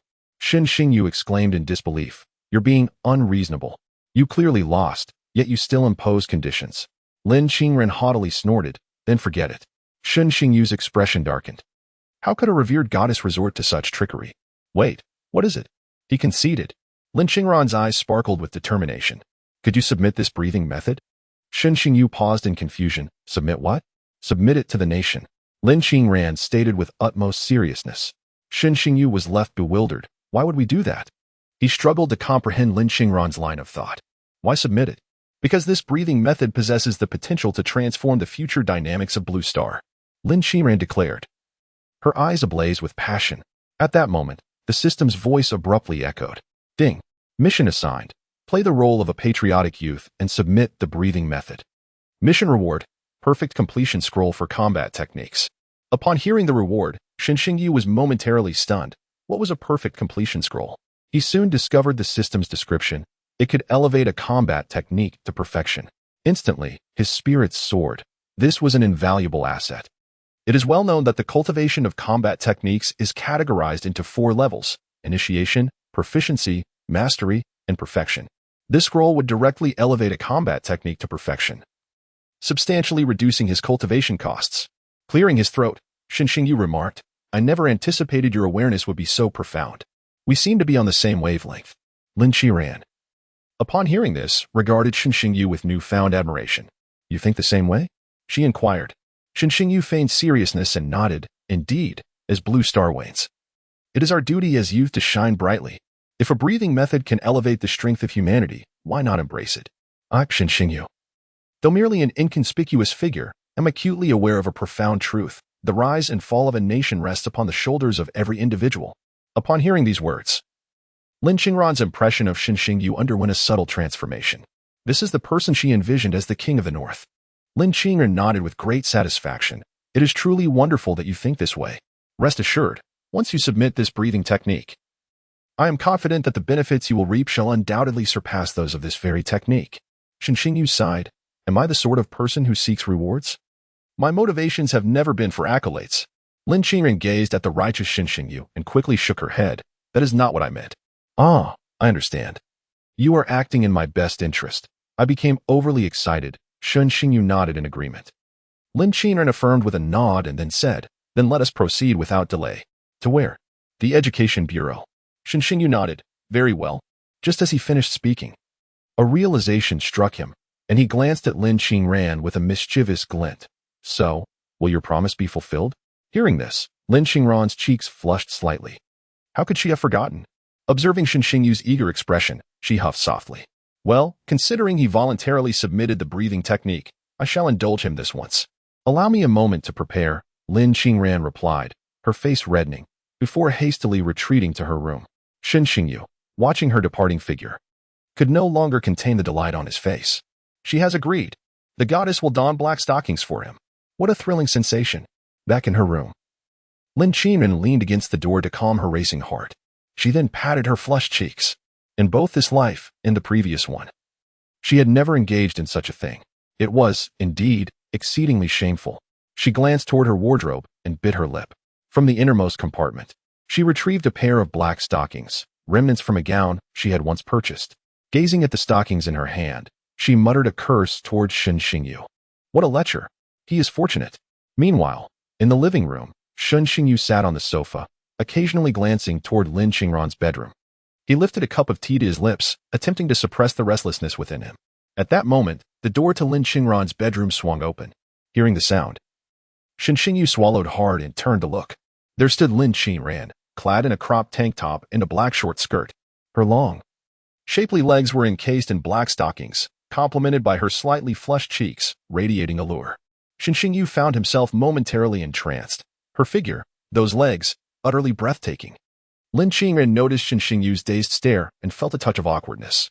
Nevertheless, she bravely suppressed her own shyness and approached him. "Are you going to stand there?" Lin Qingran inquired, her cheeks tinged with crimson, addressing the entranced Xinxingyu. Upon hearing her voice, Xinxingyu quickly regained his composure. "Are you really going out dressed like that?" Xinxingyu asked incredulously. Lin Qingran cast him a glance and retorted, "What's wrong with it?" "Nothing at all. It looks great." Xinxingyu replied with a broad grin. Lin Qingran shot him a glare and chose to ignore him as she walked outside, with Xinxingyu hurriedly following suit. Once they stepped out, Lin Qingran took the wheel and drove them towards the Education Bureau. During the journey, Lin Qingran was wholly focused on driving, while Xinxingyu, seated in the passenger seat, found his gaze irresistibly drawn to her alluring legs clad in black stockings. They were truly mesmerizing. Xinxingyu swore he had never seen such beautiful legs before. "If you keep staring, I might just have to gouge your eyes out," Lin Qingran remarked irritably from beside him. Caught in the act, Xinxingyu forced a sheepish smile and quickly turned his head away, repeatedly chanting in his mind, "Form is emptiness, emptiness is form." Before long, they arrived at their destination. As they exited the car, they instantly attracted the attention of numerous onlookers, both men and women. Lin Qingran's outfit was simply captivating. One man, too engrossed in admiring her legs, collided directly with a lamppost. Witnessing this scene, Xinxingyu couldn't help but reflect that being distracted by beauty could lead to misfortune. The pair then approached the entrance of the Education Bureau, where once again, all eyes were drawn to Lin Qiran. At that moment, a receptionist approached them. "May I ask what business you two are here for?" she inquired. As the first floor served as the service hall for the bureau, the receptionist naturally assumed they were there to conduct official business. However, Lin Qiran replied, "We have important matters to discuss with your director." The receptionist paused, asking, "Do you have an appointment?" Lin Qiran shook her head. "Just let your director know that Lin Qiran is here." The receptionist nodded affirmatively, saying, "Please wait a moment." Curious, Shen Xingyu asked Lin Qiran, "Are you quite familiar with our bureau director?" "She is my aunt," Lin Qiran replied nonchalantly. Shen Xingyu's mouth twisted into a grin, realizing her privileged background was truly remarkable. After a brief wait, a woman in formal attire approached them. "You must be Miss Lin. I am Secretary Chu. The director is currently in a meeting, but she has asked me to take you to her office to rest." Lin Qiran nodded in acknowledgement, and the two followed the secretary to the elevator. Upon reaching the office, the secretary smiled at them, saying, "Please wait a moment. The meeting will conclude shortly." With that, she served them both a cup of tea before stepping out. As they sat in the office waiting, they began to hear the rhythmic sound of high heels echoing from outside. Tap, tap, tap. Soon, a gentle voice reached their ears. "Ranyan, have you been waiting long?" As the voice trailed off, a woman clad in a white suit, clutching a notebook, entered the room. Her makeup was meticulously applied, and her lustrous black hair was elegantly styled, presenting an overall image of poise and competence. This newcomer was none other than Lin Qingran's aunt, Chu Yiqing, the current director of the Qingyang City Education Bureau. Upon entering, Chu Yiqing was momentarily taken aback by Lin Qingran's attire. How has my little niece suddenly changed her style? However, as her gaze fell upon Shen Xingyu, a smile gradually graced her face. "Oh, my dear Ranyan has a boyfriend?" Chapter 19. The shock from the Education Bureau Director. At Chu Yiqing's words, Lin Qingran's face flushed with color. "Andy, what are you saying? He is my classmate." Chu Yiqing, with a teasing glance at the two, replied, "Is that so? Ranyan, you seldom dress so splendidly." Feeling somewhat awkward, Lin Qiran responded, "I just wanted to try something different." Chu Yiqing merely smiled knowingly. She was well aware of her niece's personality. What could have prompted such a sudden desire to experiment with her attire? Her attention then turned to Shen Xingyu, her gaze scrutinizing. "How old are you, young man? Where do you live? What do your parents do for a living?" The barrage of questions left Shen Xingyu momentarily speechless. Isn't this a bit too direct? Noticing his discomfort, Lin Qiran quickly interjected, "Auntie, we actually have a serious matter to discuss." Chu Yiqing, sensing the shift in tone, straightened her expression and inquired, "What is it?" Lin Qiran shot a warning glance at Shen Xingyu. Director, allow me to introduce myself. My name is Shen Xingyu. I have inadvertently improved the basic breathing method. As a law-abiding and patriotic citizen, I have decided to submit this revised version to the state." Receiving the cue, Shen Xingyu stood and declared with utmost sincerity, "Oh, young Shen, since you are Ranyan's friend, you may call me Aunt Chu," she replied, still processing the information. Yet, as realization dawned, her expression suddenly froze. "What did you just say?" Chu Yiqing could hardly believe her ears. "You improved the basic breathing method? Are you certain you aren't joking? Ranyan, is today April Fool's Day?" "No, wait, it's September." Seeing that Chu Yiqing was skeptical, Lin Qiran reassured her, "Auntie, it's true. I have personally tested it. And by altering just a few details, the absorption rate of the basic breathing method is doubled." As she spoke, her demeanor turned serious. Chu Yiqing frowned. "Are you certain?" "I am absolutely certain, Auntie," Lin Qiran replied, then settled cross-legged on the sofa and began to practice the enhanced version of the basic breathing method that Shen Xingyu had taught her. Before long, Chu Yiqing perceptively noted that Lin Qingran's speed of energy absorption was astonishingly rapid. Suddenly, her expression became gravely serious. If this matter were true, it would indeed be a monumental event. Doubling the speed of the fundamental breathing technique implies a reduction of nearly half the time required. This would undoubtedly send shockwaves through the realm of spiritual martial arts. Lin Qiran ceased her demonstration and turned to Chu Yiqing, saying, "Aunt, do you believe it now?" Awakened by Lin Qingran's words, Chu Yiqing's gaze ignited with fervor as she turned to Shen Xingyu. "Young Shen, let me see the mantra for the breathing technique." Upon hearing this, Shen Xingyu promptly recited the mantra. In a flurry, Chu Yiqing pulled out a pen and diligently transcribed the mantra he recited, fearful of missing even a single word. After completing her notes, she scrutinized the breathing mantra in her hands and frowned. It was indeed as Lin Qingran had described, with only a few alterations. With both of their eyes upon her, Chu Yiqing began to experiment with the technique. Before long, she opened her eyes wide, her face alight with excitement as she looked at Shen Xingyu. Young Shun, how did you discover this? Shen Xingyu, upon hearing her question, awkwardly scratched his head. How had he discovered it? It was the master who had noticed it. It was rather serendipitous, I suppose, he replied. Chu Yiqing nodded at his response. It is often said that geniuses cannot be understood through ordinary reasoning. How long did it take you from identifying the issue to completing your improvements? Chu Yiqing inquired once more. At this moment, Lin Qingran recalled that Shen Xingyu had only had the fundamental breathing technique for merely an hour or two. Shen Xingyu, upon realizing this, offered an embarrassed smile. 2 hours? Chu Yiqing's eyes brightened instantaneously. This young man truly possesses extraordinary talent. No wonder he could make her lofty knees wear black stockings. Turning to both Shen Xingyu and Lin Qingran, Chu Yiqing declared, I will report this immediately. You two must not disclose the improvements to anyone. Both nodded in agreement. Then, Chu Yiqing looked at Shen Xingyu once more with admiration, saying, Young Shen, you have accomplished a great deed this time. I have yet to hear you mention anything about rewards, which speaks volumes about your character. Listening to Chu Yiqing's words, Shen Xingyu felt a twinge of guilt. Had it not been for the mission and the allure of black stockings, he would hardly have been inclined to share. But rest assured, young Shen, although I cannot provide a definitive answer regarding your reward at this moment, it will only be greater. Your modified breathing technique is capable of altering the course of humanity. I firmly believe the state will not overlook your contributions, Chu Yiqing reiterated.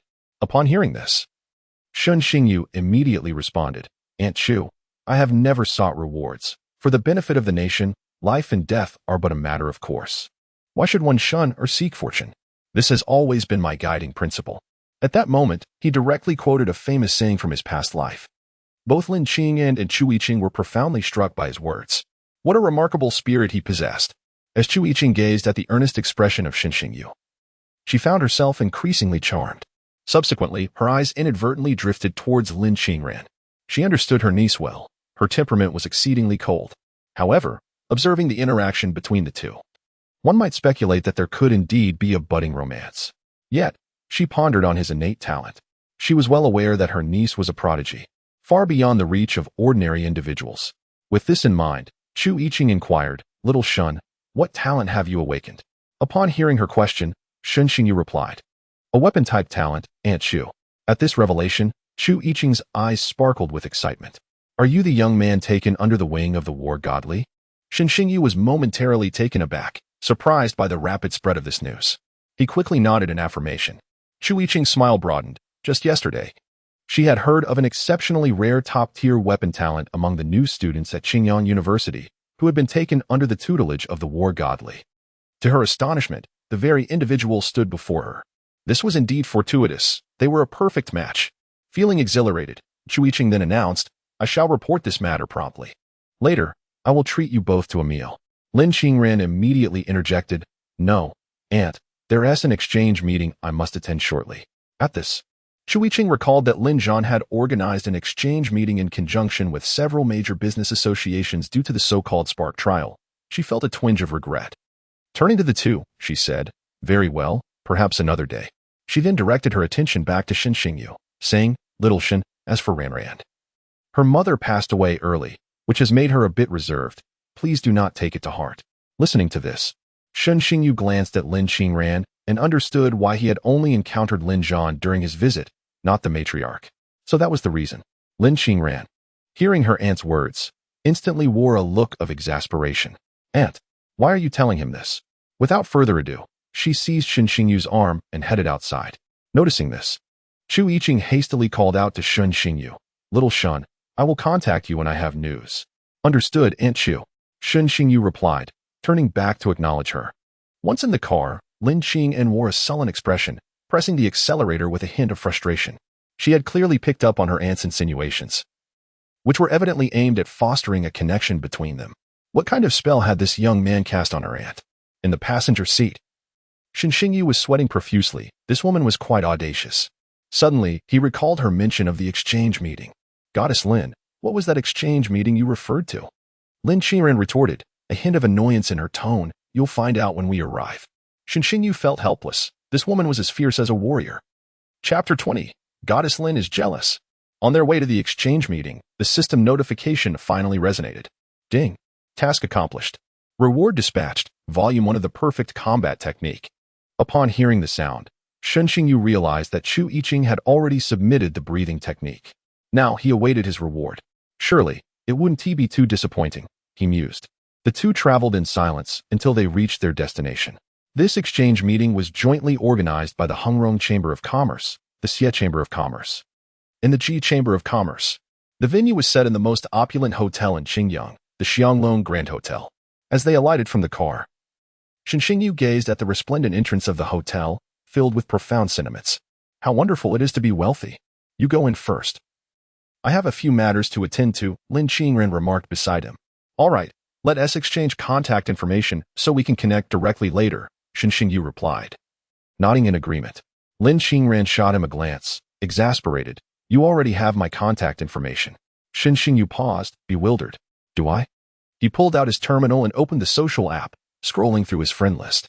Seeing this, Lin Qingren rolled her eyes. Could he really have forgotten? They had sat together as desk mates for a month in middle school, but due to Lin Zhan's work, she had transferred to Kyoto, only returning to Qingyang in high school. They had added each other as friends back then. They may not have conversed much, but surely he wouldn't forget. This thought sparked a flicker of annoyance within her. At that moment, a message notification from Ji Xing popped up. Xingyu, it's the day of the exchange meeting. Have you arrived? Lin Qingren caught sight of the message out of the corner of her eye, her brow arching at the contact name, Star Goddess. Xinxingyu casually tapped on it, and Ji Xing's chat window appeared. Accompanying the message was a photo of her in black stockings. Xinxingyu swallowed hard and glanced at Lin Qingren, only to find her intently focused on his phone screen. Suddenly, he felt a wave of embarrassment wash over him. I'm doomed, you pervert. Lin Qingren exclaimed upon seeing their exchange, furiously kicking Xinxingyu before storming off. Xinxingyu watched her retreating figure, tears welling in his eyes. That kick was no trivial matter. It left him wincing in pain. When had Ji Xing sent him that photo? How utterly mortifying. All the effort he had put into cultivating his image was now in shambles. After Lin Qingren left, Xinxingyu helplessly shut his phone and walked towards the lobby. Upon reaching the entrance, he was halted by a security guard. Good day, sir. Are you here to attend the exchange meeting? Please present your invitation, sir. The guard said politely. Upon hearing this, Xinxingyu appeared quite perplexed. An invitation card? No one mentioned anything about an invitation card. With a sense of resignation, he replied that he did not possess one. The security guard nodded and said, Please provide the name of your school and your name. I will assist you in verifying. Qingyang University, Xinxingyu, he responded. The guard then proceeded to the computer to conduct a search. After a brief moment, the guard returned, addressing Xinxingyu with great respect. Sir, your information has been verified. You may enter. Here is your identification badge. After the event concludes, you may exchange this badge for a complimentary basic potion provided by the Hungrong Chamber of Commerce. Xinxingyu accepted the badge and nodded. Feeling a sense of appreciation towards the Hungrong Chamber of Commerce, pleasantly surprised by this unexpected benefit, they certainly know how to win people's favor. He then entered the hall, following the guidance of a charming usher to the venue. At this moment, the venue was bustling with numerous attendees. Xinxingyu glanced around but did not recognize anyone, so he settled into a discreet corner. Shortly thereafter, the usher attentively offered him drinks and sweets. Bored, Xinxingyu began to observe his surroundings. He was still uncertain of the purpose of this exchange meeting, but it seemed that most attendees were students like himself. It was likely some sort of networking event. He mused, feeling somewhat exasperated. Lin Qingren had left him in the dark, casting him into this situation alone. How inconsiderate. Suddenly, a fragrant breeze wafted by. Turning his head, Xinxingyu noticed a young lady in formal attire sitting beside him. Hello, how are you? She greeted him with enthusiasm. Xinxingyu raised an eyebrow, discerning from her accent that she was of Japanese descent. Hello, he replied softly, harboring a lingering bias against individuals from that country due to past experiences. My name is Nakano Keiko. It's a pleasure to meet you, she said, extending her hand towards Xinxingyu, her doll-like face adorned with a sweet smile. Observing her, he felt a hint of confusion. Perhaps his prejudice against Japanese people was clouding his judgment, as he sensed an ulterior motive behind her demeanor. Nevertheless, he reached out and shook her hand briefly before withdrawing. Xinxingyu turned his head, wishing to avoid further interaction. At that moment, Nakano Keiko gazed at the seemingly indifferent Shin Shingyu, a peculiar feeling welling up within her. It was an indescribable sensation. Drawn to the unique aura he emanated, like a finely honed sword, sharp yet remarkably restrained, captivating her immensely. Shin Shingyu, which school do you attend? Nakano Keiko asked shyly, her heart racing. This was her first attempt at striking up a conversation. Qingda's Shin Shingyu responded with a faint smile. Upon hearing this, Nakano Keiko's eyes brightened. She had overheard that Qingyang University had produced a remarkable swordsman who had just awakened and defeated a second-tier opponent. How impressive! Shin Shingyu, listening to Nakano Keiko's words, instinctively touched his nose. Am I truly that famous? He then waved his hand dismissively, saying, it's nothing special. Nakano Keiko, her gaze filled with admiration, asked, is Shin-san even more formidable? Well, we're about equal, Shin Shingyu replied ambiguously. Upon hearing this, Nakano Keiko's eyes sparkled with excitement. Does Shin-san also wield a sword? Shin Shingyu nodded. Just as Nakano Keiko was about to speak again, a commotion erupted nearby. Shin Shingyu turned his gaze towards the source of the noise, his expression instantly turning icy. How dare you act so high and mighty? Just because I asked you to accompany young Master Chu for a drink, you should feel honored. At that moment, Li Xiaoxiao was surrounded by a group of boys, the leader of whom spoke with brazen arrogance. Accompany you? Are you out of your mind? Before Li Xiaoxiao could respond, another boy shouted angrily from the side. Oh, so you want to play the hero, huh? As he spoke, the boy kicked the one who had defended Li Xiaoxiao, sending him crashing onto a nearby table. Seeing this, Li Xiaoxiao's face filled with fury. Zhang Cheng, on what grounds do you hit people? She hurried to help the fallen boy. Ji Gang, are you all right? What grounds? A bunch of lowly scum from the slums. I can hit you whenever I want. Li Xiaoxiao, I advise you to be sensible and go accompany young Master Chu for a drink. Or else don't expect to leave this hotel. Just then, as Zhang Cheng finished speaking, a flash of silver caught his eye. An ancient long sword appeared before him, causing cold sweat to beat on his forehead. The blade was now mere millimeters from his throat. Who are you calling lowly scum? A voice rang out, instantly capturing the attention of everyone present. Shin Shingyu stepped gracefully through the corridor, positioning himself protectively in front of Li Xiaoxiao and her companion. Upon seeing him, a flicker of joy crossed Li Xiaoxiao's face. Shingyu Ji. Hearing her call, Shin Shingyu turned with a gentle smile. He then faced Zhang Cheng, his gaze icy. Repeat what you just said. I didn't hear you. Shin Shingyu spoke while wearing an innocuous grin. The dragon-slaying sword inched closer to Zhang Cheng, who, terrified, began to retreat hastily. Bro, let us talk this out. Zhang Cheng chuckled nervously while backing away. The onlookers, witnessing this sudden reversal, were filled with astonishment. Who is this boy wielding the sword? Nakano Keiko followed Shin Shingyu, joining him as the tension escalated. Gazing at Shin Shingyu's remarkable swordsmanship, admiration filled his face. Shin sang. How impressive. How cool. A voice, gentle yet distinct, drifted through the air. Shin Shingyu furrowed his brow and turned towards the source of the sound. Descending gracefully from the second floor was a splendidly dressed young man. With sword-like brows and starry eyes, he was strikingly handsome, a subtle smile gracing his lips. His presence ignited the crowd instantly. It's Chu Xian. So dashing. Help. I'm about to faint. They exclaimed. Shin Shingyu was taken aback by their fervent reactions. Really, ladies? Is it necessary? At that moment, he mentally labeled Chu Xian as a pretty boy. Friend, show me some courtesy, Chu Xian remarked, relishing the crowd's adoration. Who are you? Do I know you? Why should I give you face? Shin Shingyu was unfazed, dismissing him as just another pretty boy. Chu Xian's expression faltered, a glimmer of coldness flashing in his eyes. Who dares to speak to me in such a manner? He retorted, a wicked smile curling upon his lips. Shin Shingyu rolled his eyes, exasperated. You really know how to put on a show, don't you? Keep it up. I'll deal with your lackey first. With that, Shin Shingyu summoned his dragon-slaying sword, which instantly split into three before the astonished crowd. He then unleashed a flurry of strikes upon Zhang Cheng, deliberately avoiding vital points. Zhang Cheng was soon rendered a bloodied mess, a horrific sight. The onlookers were dumbfounded, astonished by Shin Shingyu's ruthless display. Turning his gaze back to Chu Xian, Shin Shingyu coldly stated, you should keep your dog in check. Chu Xian was momentarily stunned. It was the first time someone had publicly humiliated him, and he could hardly maintain his composure. You're seeking death, he bellowed, commanding his entourage of bodyguards to encircle Shin Shingyu. You're quite arrogant. Do you even know who I am? The eldest son of the Chu family. Do you wish to test your luck? Chu Xian's eyes flared with rage. The spectators were taken aback. They had always seen Chu Xian as a refined gentleman. This was the first time they witnessed such a side of him. Shen Xingyu, understanding the gravity of the situation, realized why Chu Xian was so audacious. The Chu family was notorious, rumored to be the largest criminal syndicate in Xinjiang, masquerading as the Chu Corporation while engaging in illicit activities. Do you know who I am? You dare speak to me like this? Shen Xingyu retorted, his own aura surging forth in defiance. Upon hearing the words, Chu Xian was momentarily taken aback, a sense of trepidation creeping into his heart. Could it be that this individual was of considerable stature? Who are you? Chu Xian inquired, his brow furrowed in suspicion.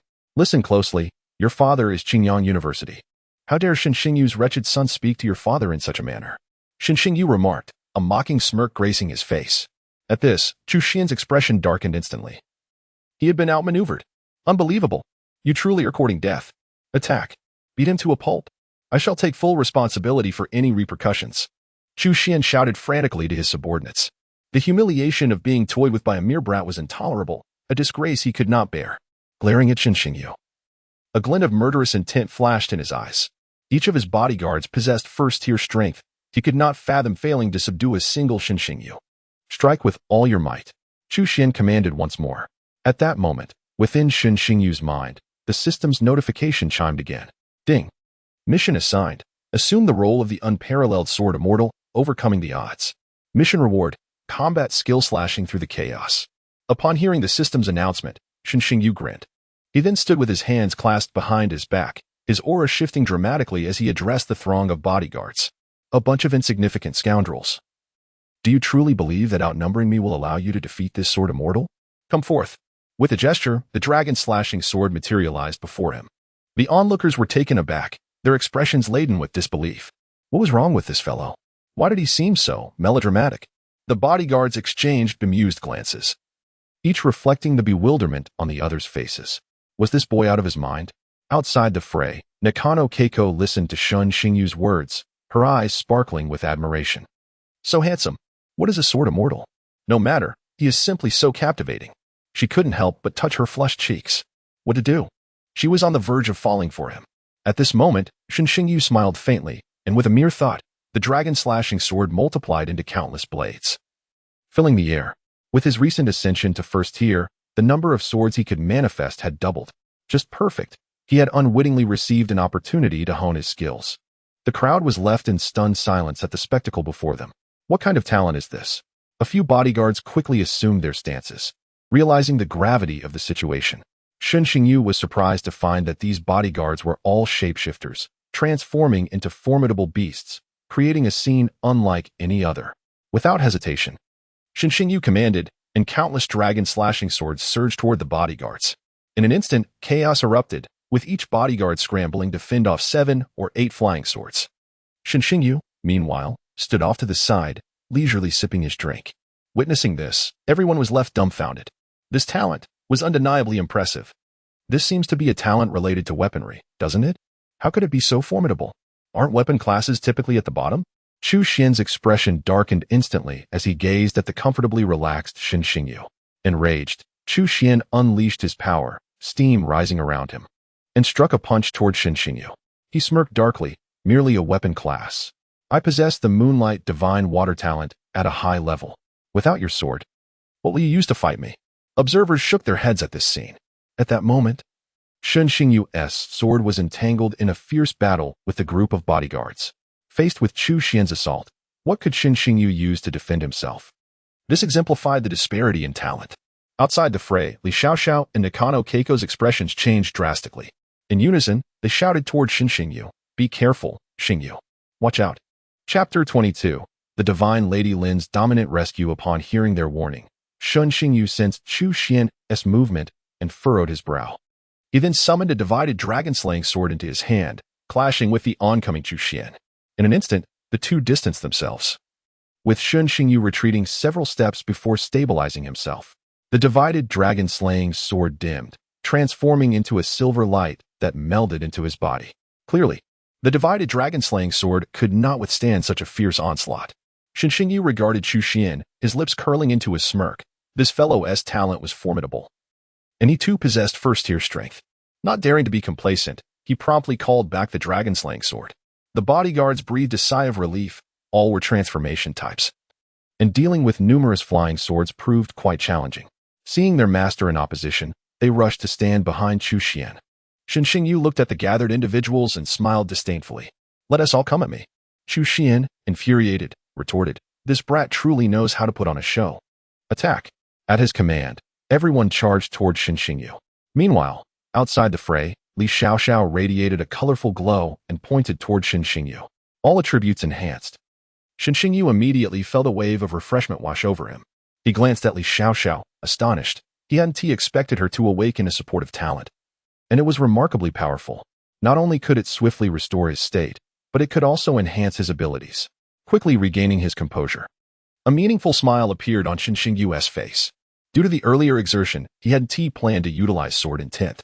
However, with his state restored, he could not be faulted. In an instant, a rich sword intent erupted from him. His eyes glimmered with silver light as he shouted, "Dragon slaying." In that moment, a tempest of fierce sword chi swept across the arena. Amidst the gaze of the multitude, a sword-like dragon of palpable energy gradually materialized. The crowd stood in stunned silence, captivated by the spectacle. Suddenly, someone shouted, "It's him, the prodigy from Qingyang University, the one with the weaponry talent." "Are you certain?" came a voice from the crowd. "I am certain. My classmate mentioned that he defeated the second-tier member of the CF family using this very technique."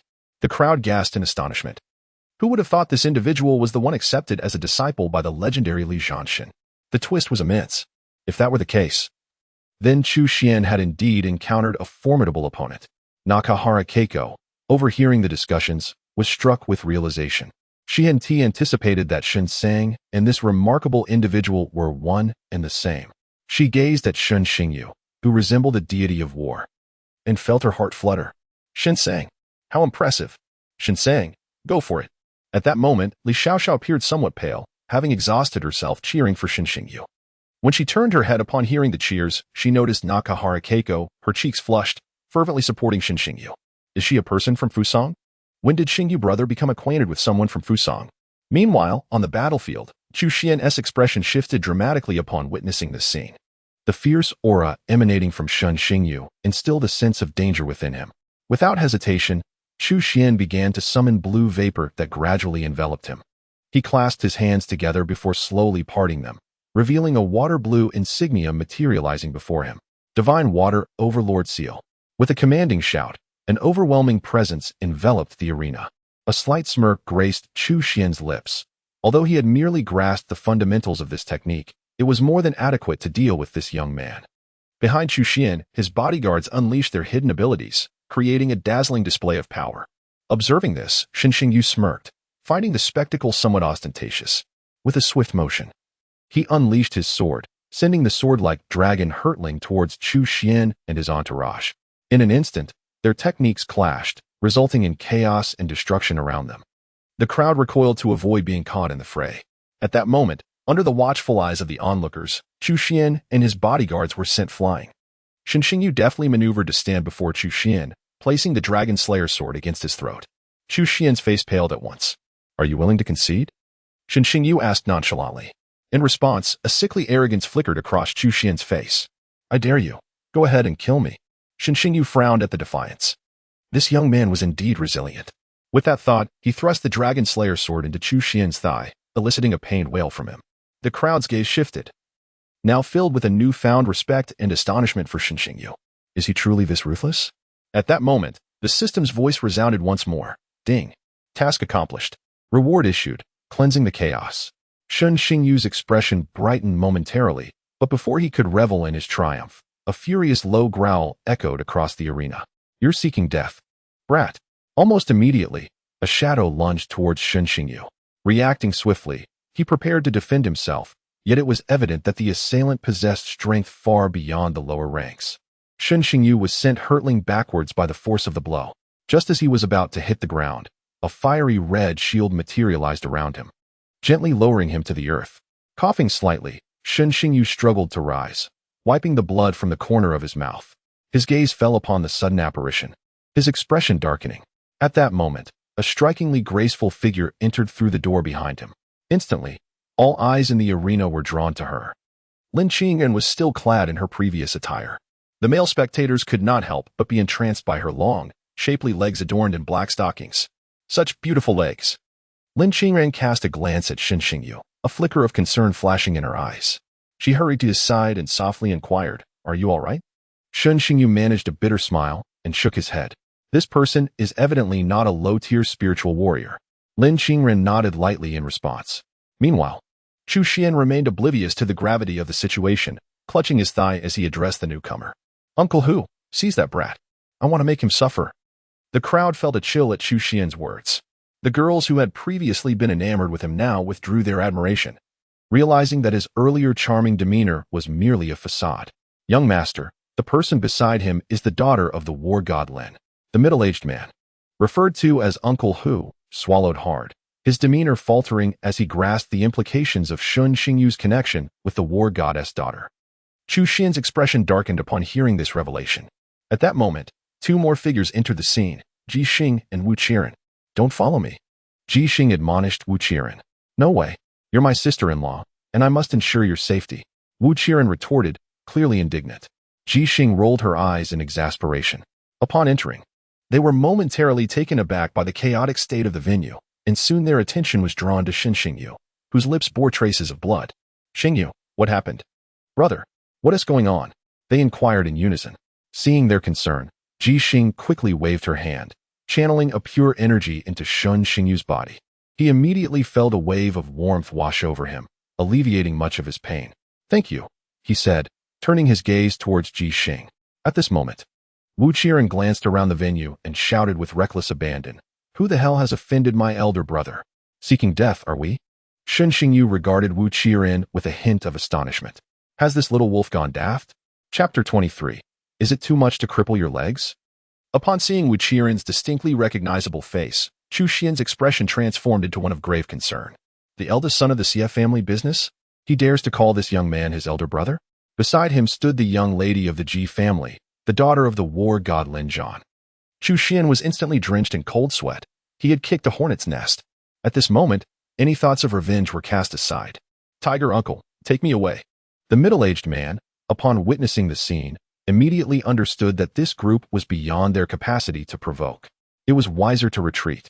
He swiftly grasped Chu Xian and prepared to take to the skies. Lin Qingren, noticing this, narrowed his eyes and declared, trying to escape, with a swift motion. He conjured a fiery red barrier around the venue. Simultaneously, Lin Qingren's complexion paled. Using such an advanced combat technique so soon after reaching the first tier was indeed taxing. The middle-aged man stood in stunned silence. How is this possible? They possess barrier techniques. They are only at the first tier. The man furrowed his brow. As it stood, he had no choice but to forcibly break through. Fortunately, being at the first tier made it relatively easy to dismantle the barrier. He then took flight with Chu Xian. Crashing against the fiery red barrier, Lin Qingren furrowed his brow and promptly said, "Do not let them escape." Wu Qiren immediately reacted, shouting loudly behind him, "Someone! Block their path." Instantly, all of the Xie family's bodyguards surged into action, charging towards Chu Xian and his companion. The middle-aged man's face changed dramatically. Among this group of bodyguards, there were three formidable individuals of comparable strength. "Young master, what should we do?" he asked, his expression grave. Chu Xian's complexion turned ashen. "It's over. There is no way out." The two were swiftly encircled by the Xie family's bodyguards. The man's face darkened. It seemed they had no choice but to fight. The lead bodyguard of the Xie family looked at the man coldly and said, "Lin Hu, surrender. You cannot escape. Even if you manage to get past us, there are still Ji family members outside." Originally contemplating a mutual destruction, Lin Hu's face drained of color upon hearing these words. "Young master, I am powerless," he sighed to Chu Xian. The adversary was correct. In their current predicament, they lacked the capacity to resist any further.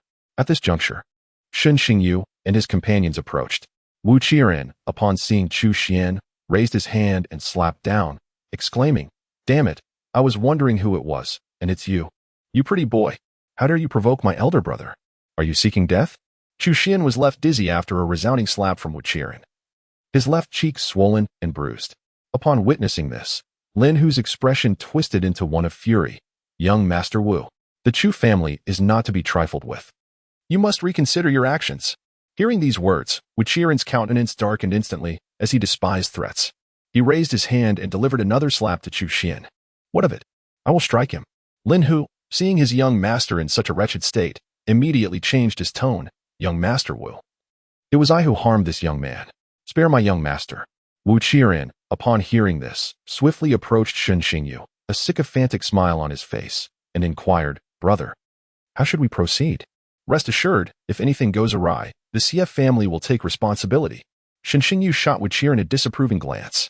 He then approached Lin Hu and Chu Xian, calmly stating, I am not unreasonable, but your young master has bullied my friend. Do you not owe us an explanation? Lin Hu's face lit up with hope upon realizing the other party had softened. What is it that you desire, young man? Whatever the Chu family can provide. We shall fulfill it wholeheartedly, Lin Hu replied with utmost sincerity. A glimmer of coldness flashed in Shen Xingyu's eyes as he responded coolly. I have just broken one of this boy's legs. You may break the other, and I shall not pursue this matter further. Otherwise, let him keep his life today. Lin Hu's expression shifted dramatically. He had assumed this young man would be more amenable, only to find him even more ruthless. The onlookers in the club were seized with a shiver at Shen Xingyu's words, realizing that this individual was not to be trifled with. He was a formidable character. Observing Lin Hu's reaction, Shen Xingyu felt no stirrings of emotion.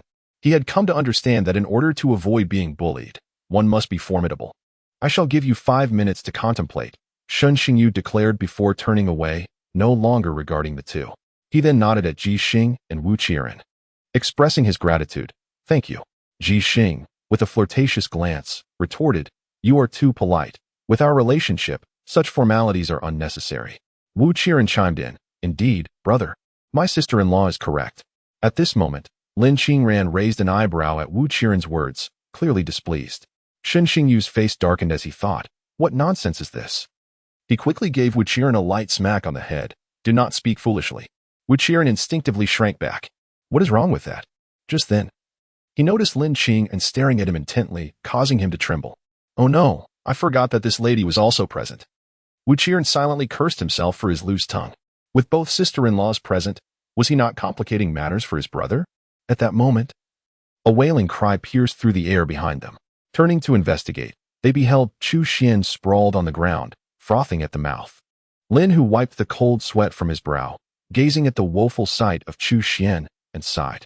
Returning to the Chu family would undoubtedly entail severe repercussions for him. He cast a glance at Shen Xingyu, an inexplicable wariness flickering in his eyes.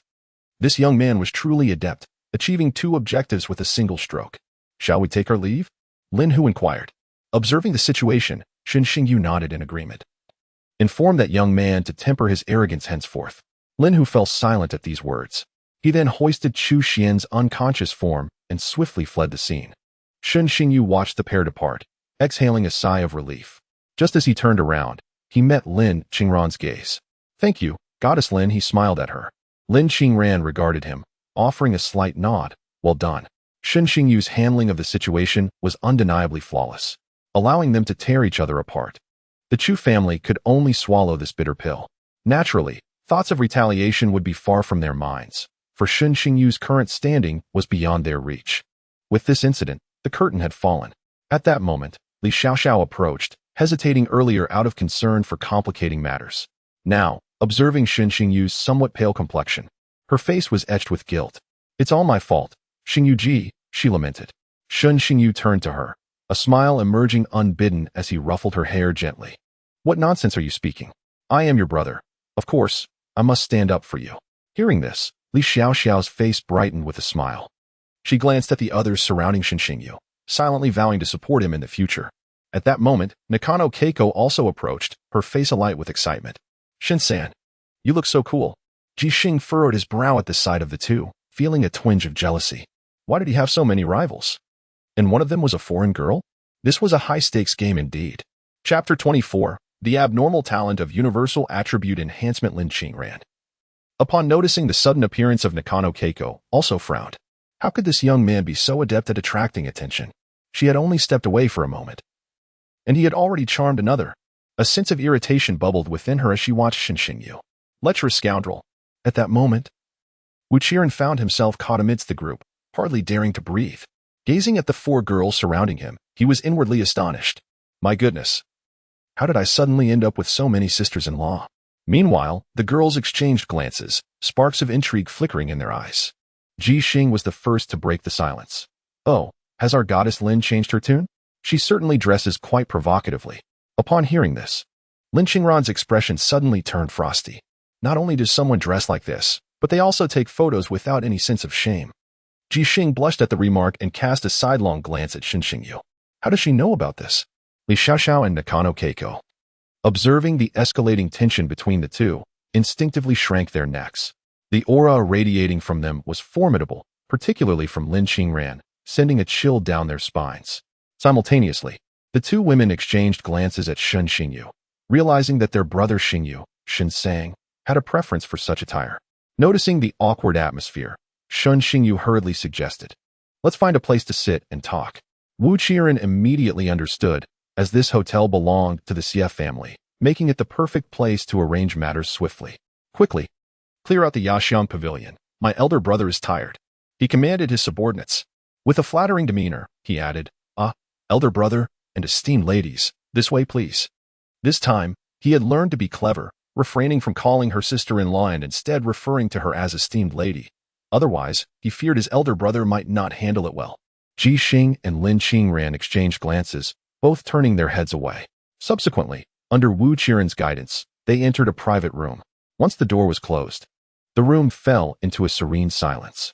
After everyone settled down, Nakano Keiko sat beside Shen Xingyu, incessantly calling him Shen Sang and peppering him with questions. Ji Xing observed this with a frown, wondering why this girl from the land of the rising sun was so familiar. After a brief conversation with Nakano Keiko, Shen Xingyu realized it was a gathering for the Fire Seed trial. He couldn't help but feel perplexed and asked the group, if this is a gathering, why are there so few people? Wu Qiren promptly clarified, elder brother, not everyone has arrived yet. The gathering is set to start at noon.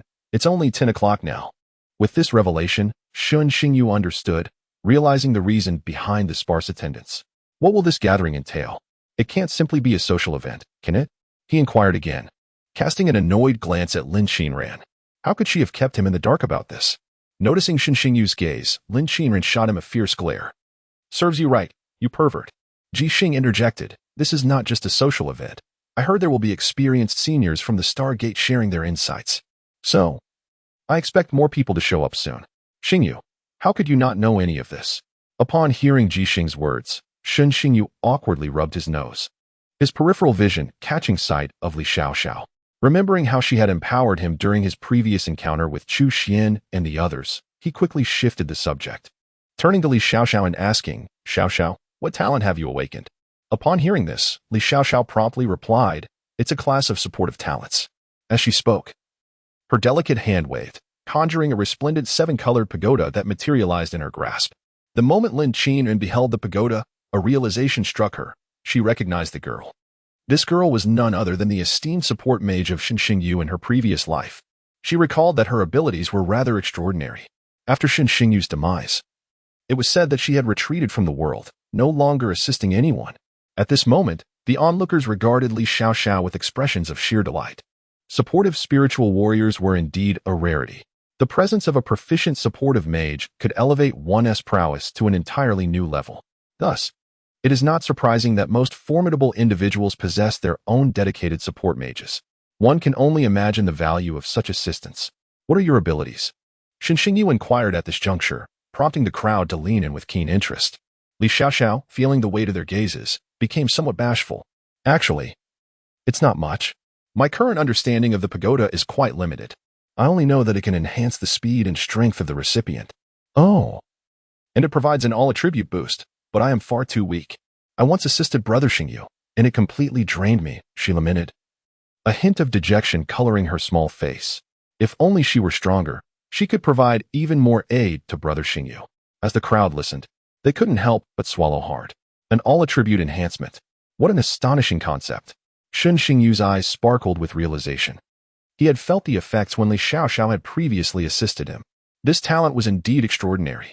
At that moment, Shen Xingyu gazed at Li Xiaoxiao with newfound admiration. Xiaoxiao, consider yourself my dedicated support mage from now on. I will ensure you are well taken care of. Upon hearing this, Li Xiaoxiao's face flushed with a rosy hue, and she nodded earnestly. Shen Xingyu was overjoyed. With Li Xiaoxiao's support, would he not become invincible? Meanwhile, Lin Qian observed Li Xiaoxiao's demeanor and shook her head with a sigh. How is it that in this rebirth, this fellow attracts the affection of so many girls? At that moment, Lin Qingran suddenly turned to the others and asked, "Are you aware of the situation regarding the Stargate?" The crowd paused, momentarily taken aback. They seemed to lack substantial knowledge on the matter. Seeing their reaction, Lin Qingran sighed again. You should have heard something, at least. Beyond the Stargate, myriad races abound. If not for the constraints imposed by the Stargate, our human race might have been devoured long ago. Of course, I share this not to instill anxiety, but to make you comprehend the grave dangers that lie beyond the Stargate.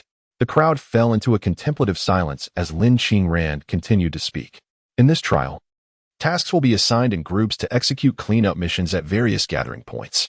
Beyond the Stargate, in addition to the presence of myriad races, there exist some low-intelligence star beasts. These creatures frequently disturb our stationed area at the Stargate, with most of them being of first or second rank. The so-called cleanup mission involves eliminating these star beasts while obtaining the energy cores from within their bodies, known as star nuclei. Ultimately, the outcome of the trial will be determined by the number of star nuclei collected by each group.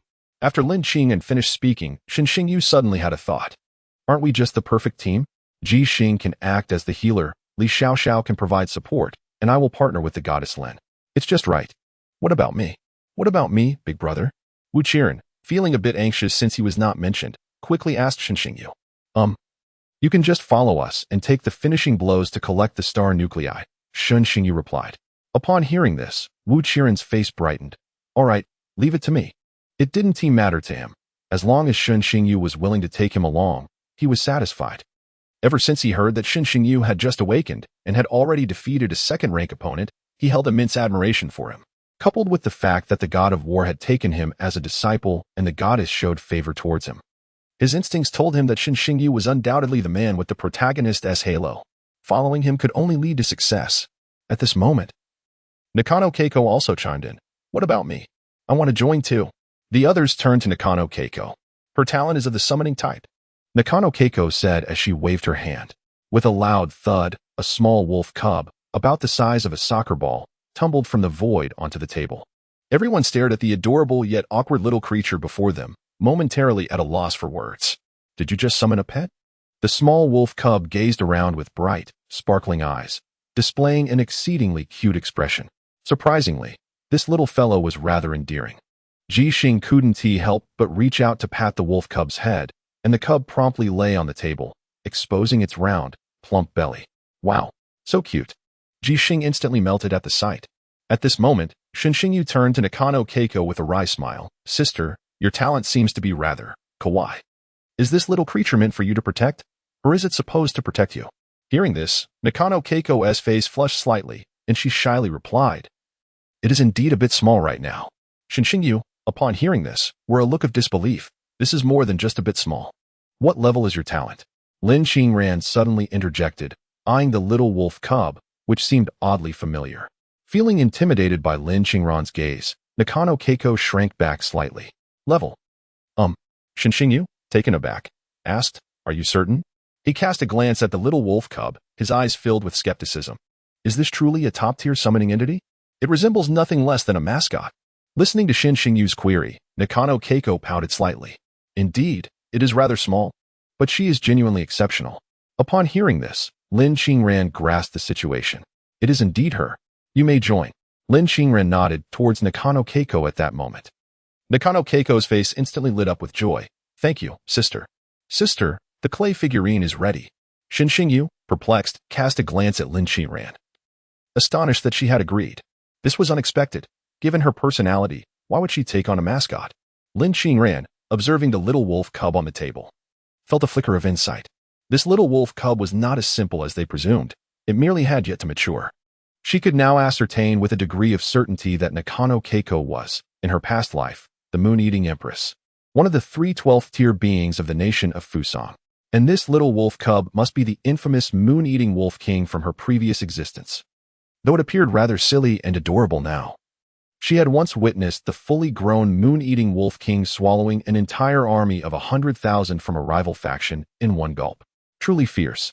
Seeing Lin Qingran's agreement, Shun Xingyu refrained from further comments, considering it just one additional member. Keiko, please put the little one away for now, Shun Xingyu suggested.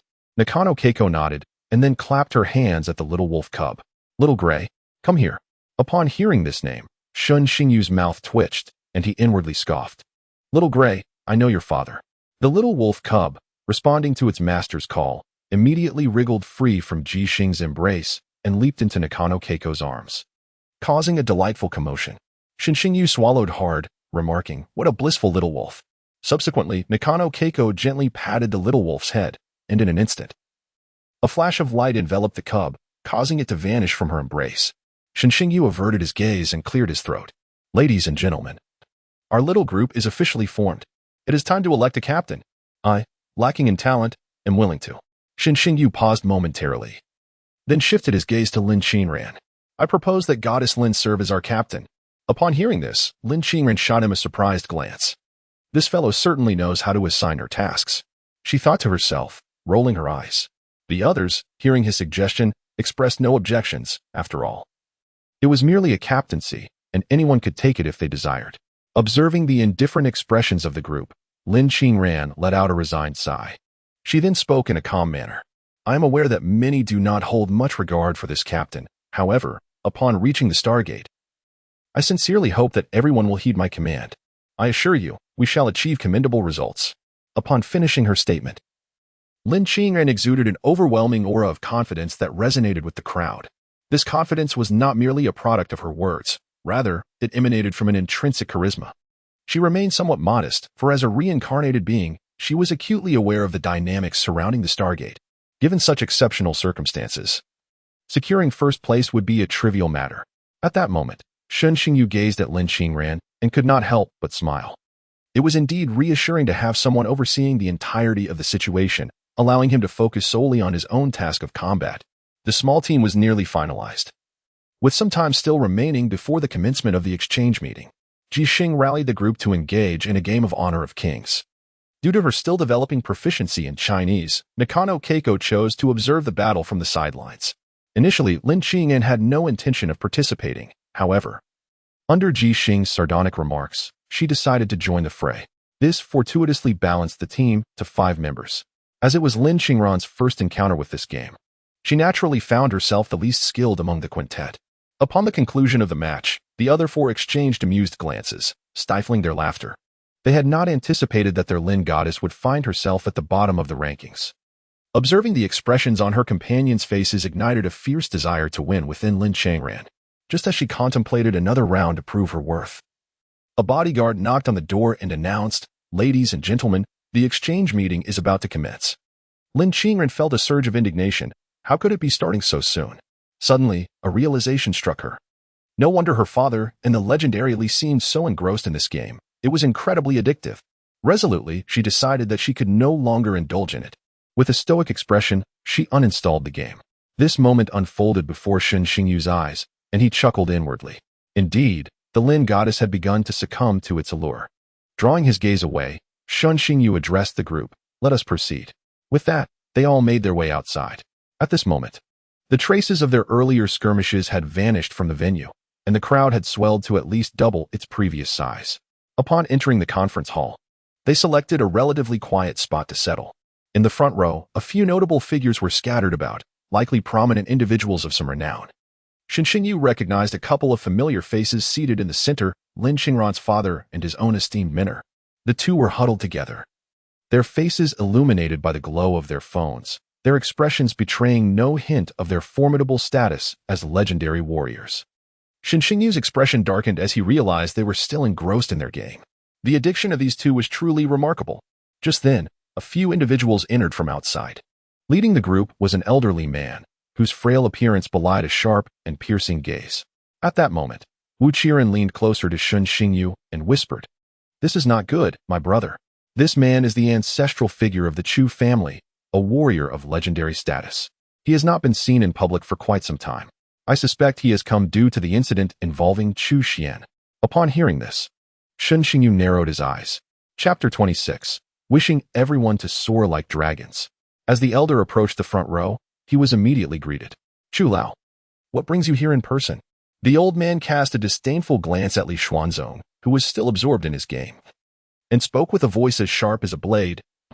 If I do not make an appearance, some individuals seem to forget the significance of my Chu family. However, both Li Xuanzong and Lin Zhan appeared oblivious to his presence, wholly focused on their game, their expressions a roller coaster of emotions, sometimes elated, other times furrowed in concentration. Seeing that the two men were ignoring him, Chu Jiashan felt a surge of anger rising within him. Just as he was about to unleash it, he heard a hearty laugh.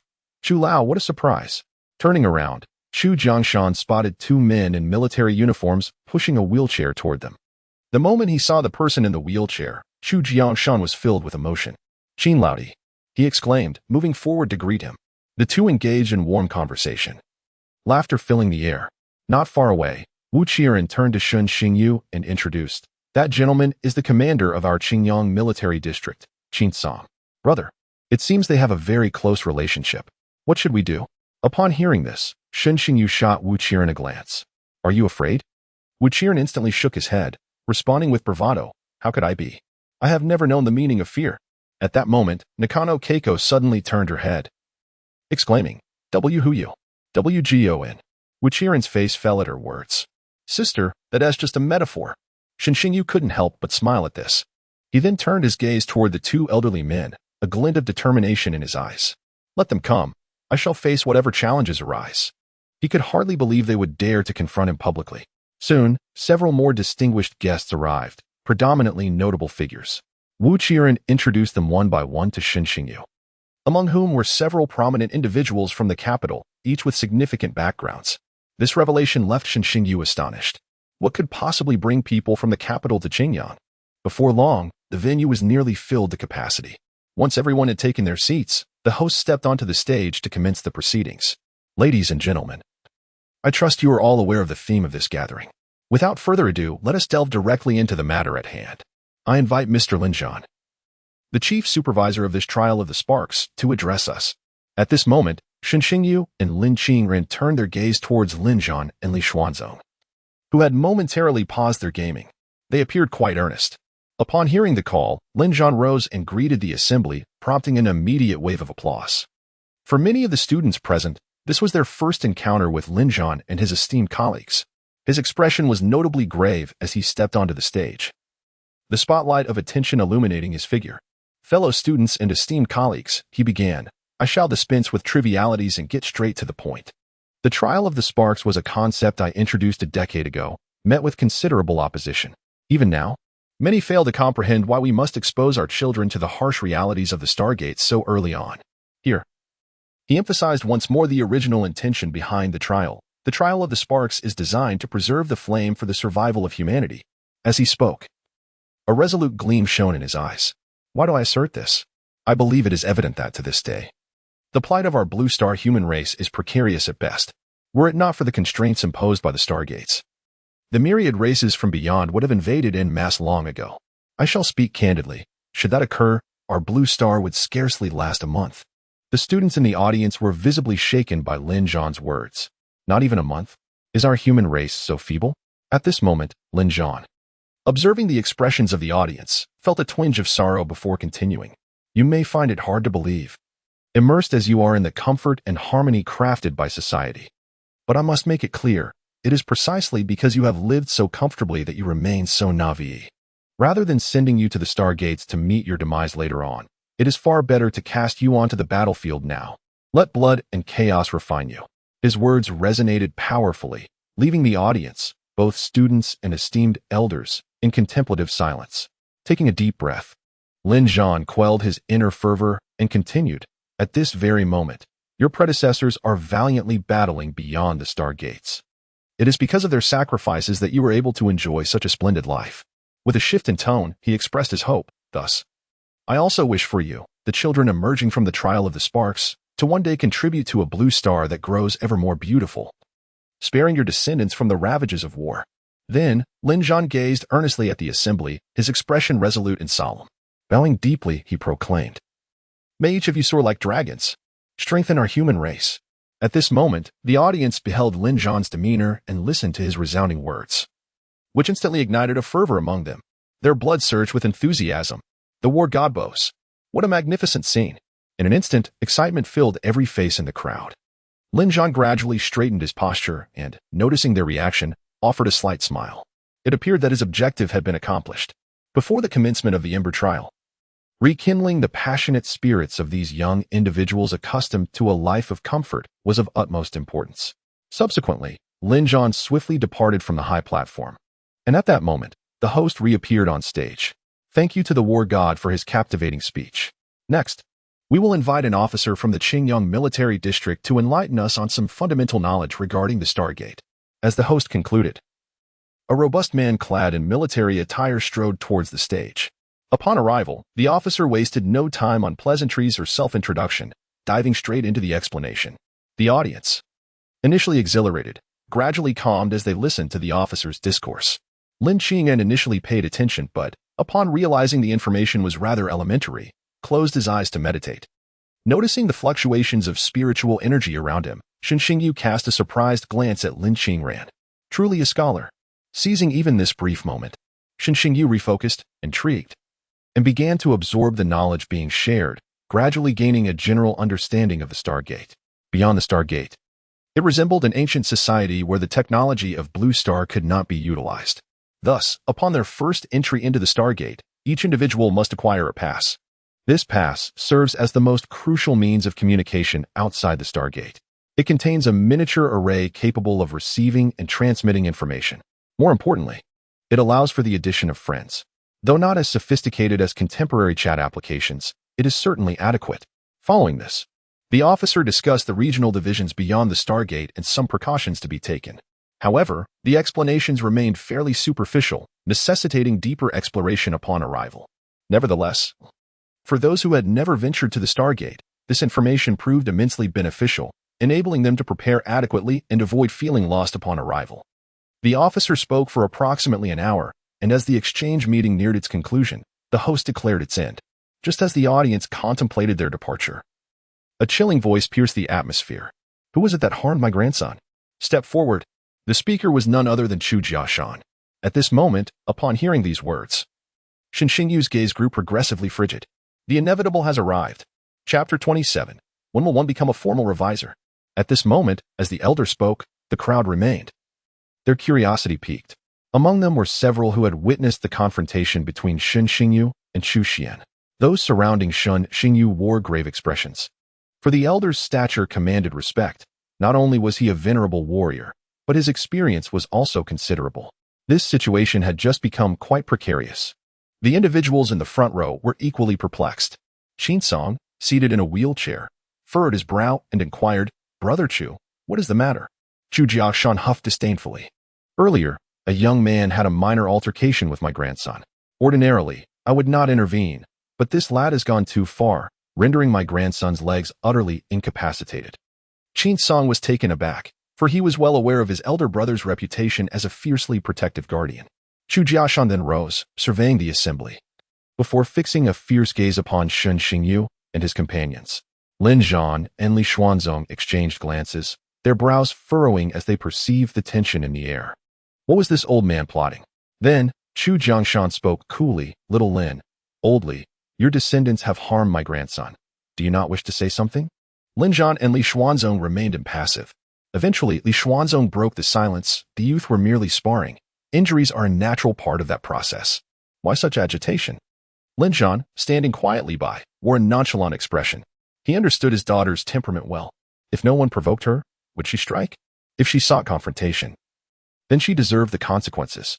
Upon hearing Li Xuanzong's words, Chu Jiangshan felt an inexplicable surge of ire. Very well, this is your attitude, is it? Summon someone. Capture that boy at once. Shen Xingyu's expression darkened at the command. How shameless can this old man be? Li Xuanzong's countenance grew serious. Chu Jiashan. What do you mean by that? Seeing Li Xuanzong's anger, Chu Jiangshan's subordinates hesitated to act. At that moment, Qin Song interjected, "Brother Chu, let us not be hasty. There is always a way to negotiate." Chu Jiangshan, still fuming, retorted with a glare, "Negotiate? You saw for yourself that those two had no intention of negotiation at all."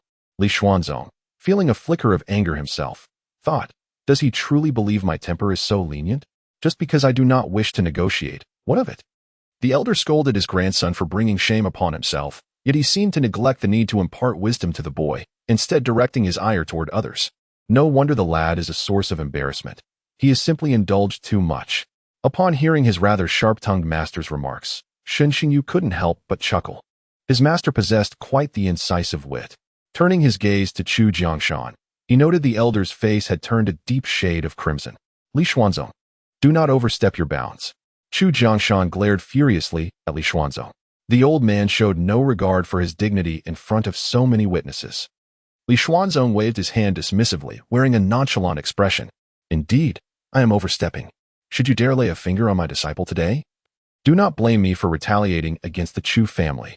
The crowd was astonished by Li Xuanzong's fierce protectiveness, their eyes filled with envy as they regarded Shen Xingyu. To have such a fiercely loyal master was indeed a privilege. Chu Jiangshan, on the other hand, was stung by Li Xuanzong's words. His face darkened with displeasure. This man was truly intolerable. He had not intended for matters to escalate so severely, given that he and Li Xuanzong were once colleagues. Yet, it seemed Li Xuanzong had no intention of granting him any semblance of respect. Grinding his teeth, Chu Jiangshan shouted to his subordinates, "Seize that boy for me. Do not concern yourselves with anything else." After uttering these words, he glared at Li Xuanzong, his eyes burning with indignation. "Today, I shall take action." Upon witnessing this, Li Xuanzong immediately furrowed his brows. "Chu Jiangshan, are you seeking a confrontation with me?" With a swift motion, he raised his hand, immobilizing several of Chu Jiangshan's subordinates on the spot. "And what of it? Do you truly believe I fear you?" Chu Jiangshan retorted, his eyes wide with fury. Meanwhile, Lin Zhan observed the unfolding drama with an air of detachment, relishing the spectacle. He had long harbored disdain for the old man surnamed Chu. Over the years in the military district, he had endured much from the elder, who often wielded his age as an excuse to dictate to him and to promote his own confidence within the ranks, creating significant difficulties for Lin Zhan. Seated in a wheelchair, Qin Song sighed as he watched the two men poised for conflict. "Gentlemen, let us discuss this amicably." Both men turned their heads in unison, retorting, "Silence yourself." Qin Song's face flushed with embarrassment. As a general, being reprimanded by these two was quite humiliating. However, there was little he could do. Both were formidable figures he dared not offend. Rather than squabble amongst yourselves, you two war gods would be better off slaying a few high-ranking foes beyond the Stargate, suggested a man clad in a voluminous black robe, his appearance unremarkable as he approached the two. At this moment, both Chu Jiangshan and Li Xuanzong turned their gazes towards the newcomer, whose black robe bore a conspicuous emblem of historical texts, causing them to frown in unison. What business did the revision hall have here? The middle-aged man cast a mechanical glance at the two before shifting his attention to the arena. "Where is Shen Xingyu?" he inquired, prompting the entire assembly to direct their attention towards Shen Xingyu. With a look of surprise, Shen Xingyu realized that this man was likely from the capital. However, moments earlier, he had overlooked the man due to his unremarkable demeanor, and thus, Wu Qiren had not introduced him. At that moment, Wu Qiren approached Shen Xingyu again and remarked, "Brother, this man is probably from the revision hall.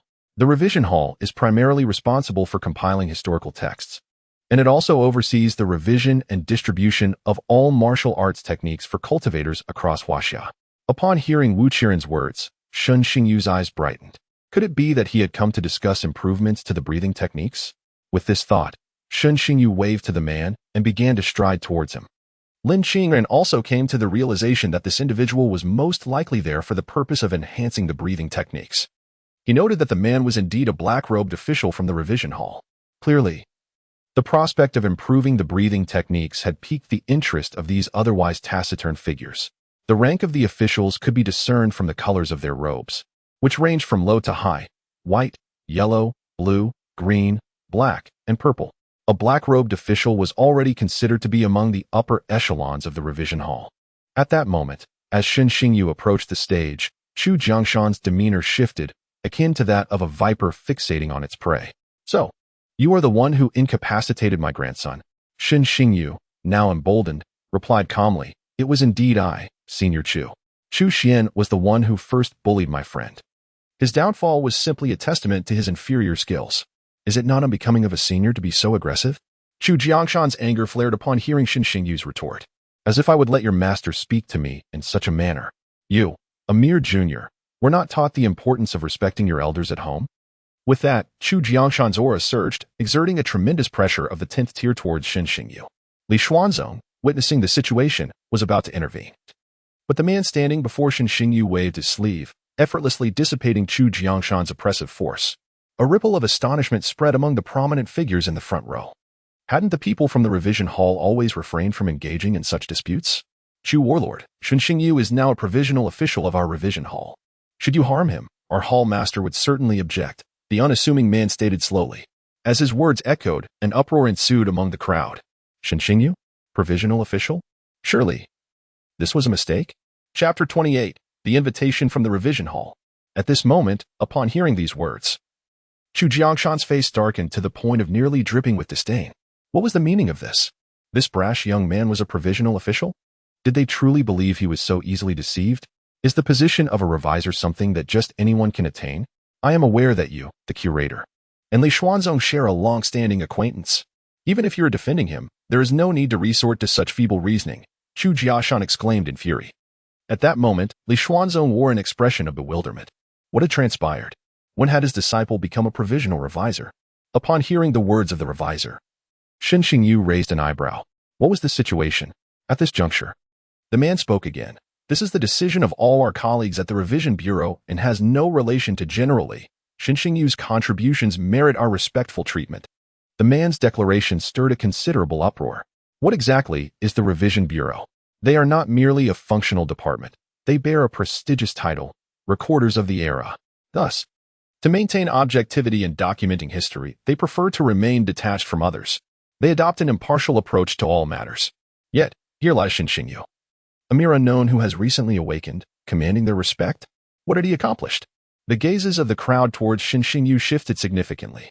Hearing the man's words, Li Xuanzong couldn't help but glance at his disciple. In just half a day's time, he had become a provisional revisor? His disciple was rather formidable. What does the title of provisional revisor signify? Perhaps others may not fully grasp its implications, but he comprehended it entirely. As a special functional department responsible for recording the era, their authority is astonishingly vast. The more powerful and esteemed the individual, the more reverence they hold for this department.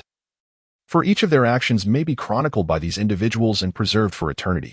Consequently, no one dares to provoke such a group of scribes. Otherwise, a mere word from them could lead to one's ruin. Meanwhile, upon hearing the man's words, Chu Jiangshan's expression grew grave. And he spoke again. What contributions could this young man possibly have made? The man, upon hearing this, cast a dismissive glance at Chu Jiangshan, maintaining an air of indifference. I am afraid, regarding state secrets, you are not entitled to know. Chu Jiangshan, upon hearing this, felt a surge of indignation, yet before the revisor, he could only suppress his anger. How could this young man be so fortunate as to associate with the scribes of the Revision Bureau? He truly needed to tread carefully. A single misstep could jeopardize his future. The man, observing the situation, chose to disregard the crowd and turned his attention back to Shen Xingyu. The martial arts you submitted earlier hold immense significance for our nation. The master of the establishment personally decreed that should you wish to join the revision hall, you would be granted the status of a yellow robe. The man spoke to Shen Xingyu, noticing the puzzled expression on his face, and continued to explain. The ranks within the revision hall, from lowest to highest, are as follows: white, yellow, blue, green, black, and purple. Considering your current lack of strength, you are temporarily bestowed the identity of a yellow robe. As your prowess increases, so too will your rank. Upon hearing this, the surrounding individuals were taken aback. What kind of technique had this young man submitted? It is well known that the rank assessment within the revision hall is exceedingly stringent. Many individuals remain at the white robe level for their entire lives. Yet, the revision hall has promised Shen Xingyu immediate entrance as a yellow robe. Shen Xingyu scratched his head. From the expressions of the influential figures around him, he could discern that the offer presented to him was indeed quite exceptional. However, he found himself lacking any genuine interest in the affairs of the revision hall. Such serious work was not suited to his temperament. Reflecting on this, Shen Xingyu replied with a hint of reluctance, I appreciate your kindness, but I truly am not suited to be a revision officer. As his words hung in the air, the notable figures around him wore expressions of disbelief. He had actually declined? Chu Jiangshan, upon hearing Shen Xingyu's response, displayed a glimmer of delight in his eyes. This young man was remarkably foolish. Yet, this was for the best. Without the identity of a revision officer, he would have fewer concerns. The man, Upon hearing Shen Xingyu's statement, could not help but display a look of regret. The young man before him, capable of improving the basic breathing technique in such a short span, was indeed a rare talent. However, the revision hall could not engage in coercive practices. Hearing the refusal, he felt a tinge of disappointment. The man then spoke again. Very well, if you ever find interest in the future, the doors of the revision hall will always remain open to you. Shen Xingyu, upon hearing this, bowed slightly to the man and expressed his gratitude. Thank you for your generosity. The man nodded and continued, moreover, the master has stated that if you do not wish to join, we are still willing to offer you the title of an outer revision officer. This would be akin to an honorary position, exempt from the duties of a revision officer. Would you be willing to accept? At this moment, Li Xuanzong's eyes lit up, and he conveyed to Shen Xingyu telepathically, disciple, accept his offer. Upon hearing this, Shen Xingyu looked towards Li Xuanzong, who nodded slowly in affirmation. I am willing. Shen Xingyu immediately turned back to the man and declared. Now that Li Xuanzong had spoken, he hesitated no longer, confident that the man would not bring him harm. The man nodded in acknowledgement, then raised his hand. A flash of brilliance revealed an ancient diary and a pitch-black fountain pen appearing in his grasp. This is the instrument of my office as a reviser, and it also serves as a symbol of my identity. The curator has stated that from now on, anything you wish to write can be recorded in this notebook. The revision hall will also take it as a reference and incorporate it into the annals of history. Upon hearing this, those nearby could not help but swallow hard. The significance of this was indeed profound. Chu Jiangshan's face darkened as he bellowed at the man. This is unreasonable. Such meticulous records should not be entrusted to a mere inexperienced youth. The man, unfazed, replied expressionlessly, General Chu, this is our curator's decision. If you find it unreasonable, you are welcome to report it to the relevant authorities. Chu Jiashan clenched his teeth in frustration. What good would a report do? Could that department restrain the revision hall? Fury surged within him. Was his grandson truly to be rendered powerless without consequence? Hearing this, Shen Xingyu took the diary and pen from the man's hand, a glimmer of delight flashing in his eyes. This was splendid. From now on, anyone who dared to provoke him would find their misdeeds immortalized in his writings, leaving them with a lasting infamy. Ha ha ha. The man, seeing Shen Xingyu accept the items, nodded and then vanished from sight. The onlookers, accustomed to such abrupt departures, were unfazed. The scribes of the revision hall had always been so nonchalant. Subsequently, with the two items in hand, Shen Xingyu cast a mischievous glance at Chu Jiangshan. Senior Chu, what did you just say? Please repeat that. I would like to learn. As he spoke, he opened the notebook, poised to inscribe something. Chu Jiangshan's beard bristled in indignation. Chapter 29. The shock from Lin Zhan and Li Xuanzong. Just you wait. Chu Jiangshan stormed off, clearly irked. Shen Xingyu watched his retreating figure, smirking disdainfully. This old man had no sense of decorum, always resorting to bullying the young. At his advanced age, he still lacked the humility to show restraint. As the commotion subsided, the crowd gradually began to disperse. Generally, I will mediate the matter between your disciple and the Chu family, someone urged. We are all figures of the general level. Let us not engage in internal strife. At that moment, Qin Song was pushed forward to stand before Li Xuanzong, sighing as he spoke.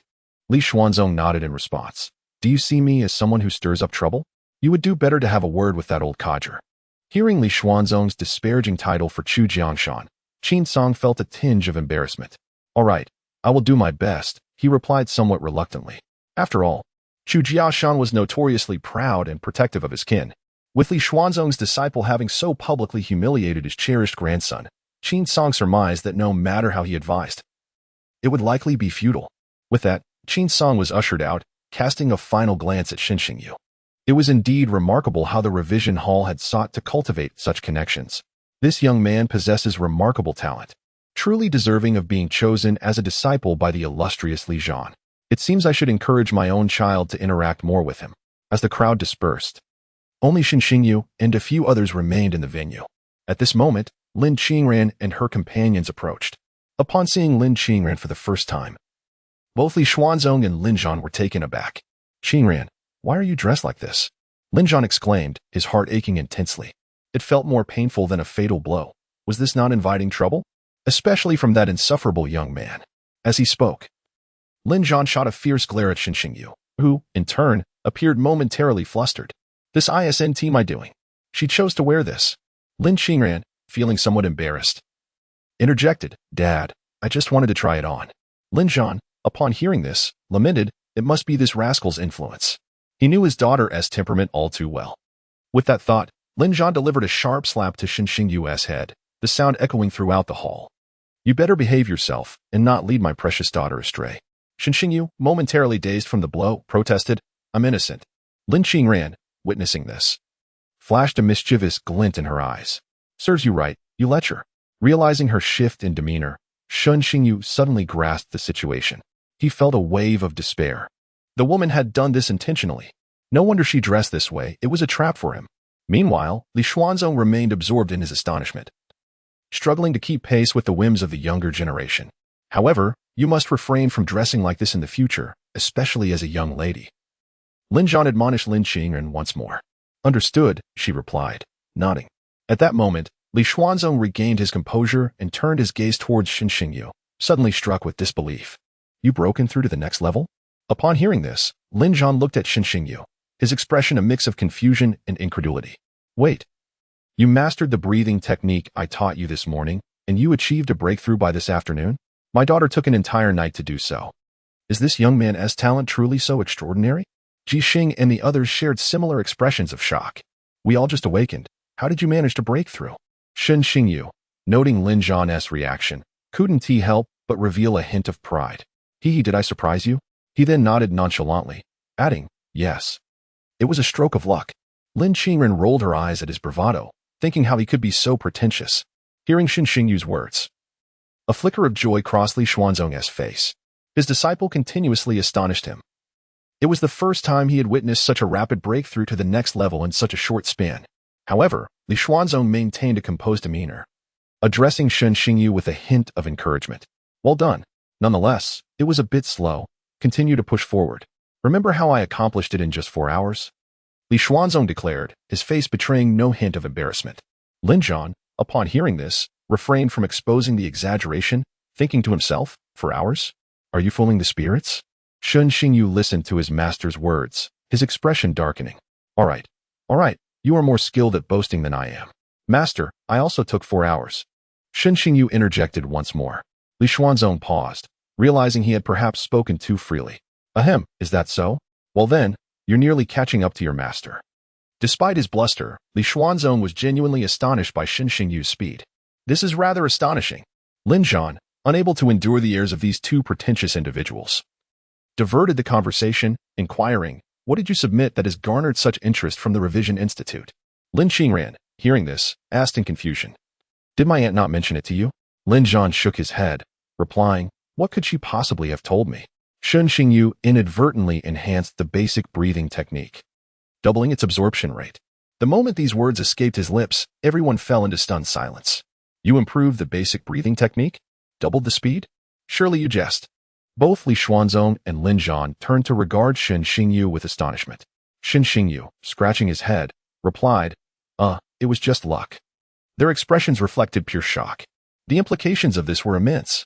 It was common knowledge that spiritual martial artists below the 3rd tier could only cultivate through the basic breathing technique.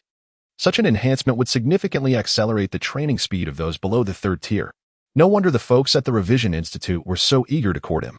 Lin Zhan swallowed hard, asking, so you turned in the technique? Shen Xingyu nodded affirmatively. In that moment, Lin Zhan regarded Shen Xingyu with newfound respect. Surprised by the young man's elevated sense of purpose, Li Xuanzong clapped Shen Xingyu on the shoulder, earnestly proclaiming, well done. It is commendable that you possess such resolve. It is no easy feat you embody the spirit of your master. Lin Zhan cast a sidelong glance at Li Xuanzong. Thinking how the old man was adept at embellishing his own image, Li Xuanzong continued, now that you have broken through, this evening, your master shall provide you with thorough training. As he spoke, a knowing smile crept across his face. Shen Xingyu felt a wave of discomfort wash over him. Must you speak so ambiguously? Subsequently, Li Xuanzong surveyed the other young individuals present.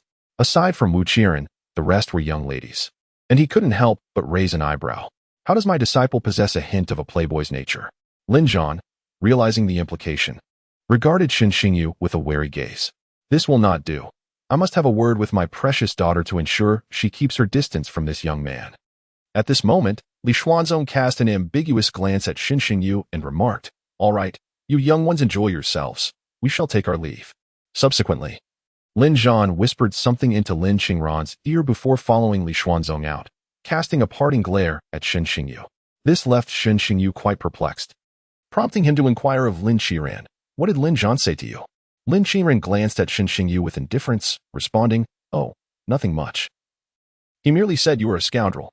Upon hearing this, Shen Xingyu protested indignantly, "That's unjust. How could I be a scoundrel?" Lin Qiran chose to disregard him and address the group. "There are still 2 days until the trial of the Fire Seed begins. You must break through to the next level within this time." Upon hearing this, Wu Qiren, Li Xiaoxiao, and Nakano Keiko all nodded in agreement. At this moment, Ji Xing pouted, "You don't need to tell us." Lin Qiren shot her a flat look and expressionlessly replied, "Just don't hold us back when the time comes." Ji Xing's delicate face flashed a hint of annoyance at this remark. "You're the one who will hold us back." She turned away, ignoring Lin Qingran. Wu Qiren observed the tension between the two and glanced at Shen Xingyu, thinking to himself, no wonder he asked the elder brother. He can stir jealousy among 2 goddesses. Seeing the situation, Shen Xingyu hastily interjected, "All right, let me teach you the improved version of the basic breathing technique." Instantly, excitement gleamed in everyone's eyes. Chapter 30. The confusion of the goddess Lin. Afterward, they returned to the previous private room. Shen Xingyu directly recited the mantra to the group. They were somewhat puzzled, as it sounded quite similar to the earlier version. However, as they began to practice the breathing technique, they were utterly astonished. The speed was indeed astonishingly rapid, at least more than double what they had experienced before. The group looked at Shen Xingyu, feeling somewhat incredulous. "Xingyu, how did you achieve this?" "It's incredible!" Ji Xing exclaimed, genuinely praising him. Shen Xingyu, feeling a bit embarrassed, chuckled awkwardly, "Honestly, I'm not quite sure myself." Hearing this, Ji Xing's face radiated admiration. "That means you truly are a genius." Shen Xingyu, feeling somewhat uneasy under her earnest gaze, rubbed the bridge of his nose. "The real genius is the commander." Soon after, everyone returned to their respective homes, as there were only 2 days left before the trial of the Fire Seed, necessitating their preparations. After all, the area beyond the Stargate was an uncharted new realm for them. Naturally, Shen Xingyu would accompany Lin Qingran, especially since Li Xuanzong had ordered him to begin training that very night. Upon returning to the residence in the Imperial City, Shen Xingyu noticed that his master and Lin Zhan had yet to return. So he informed Lin Qingran of his intention to check on the house that the Xie family had sent him. Lin Qingran, upon hearing this, decided to follow him. Shen Xingyu, surprised, asked, "Goddess Lin, aren't you going to practice?" Hearing this, Lin Qingran shook her head slightly, a hint of melancholy gracing her countenance. "It's not a matter of time. I just wish to clear my mind." Upon hearing these words, Shen Xingyu detected an undercurrent of sentiment. Was the goddess Lin perhaps feeling a tad discontent? However, he chose not to pry further, believing that she would share her thoughts if she so desired. Shen Xingyu led the way, with Lin Qingran following closely behind. Their first stop was the property management office to collect the keys. Upon arrival, Shen Xingyu produced the property deed, instantly receiving a warm reception from the staff. After facilitating his entry into the residence, they thoughtfully arranged for a shuttle to escort the two directly to their destination. Accompanied by Lin Qingran, Shen Xingyu opened the door and was immediately awestruck by the opulence within. At that moment, the property representative introduced Mr. Shen. The decor of this house features a Nordic minimalist style, which is currently quite popular.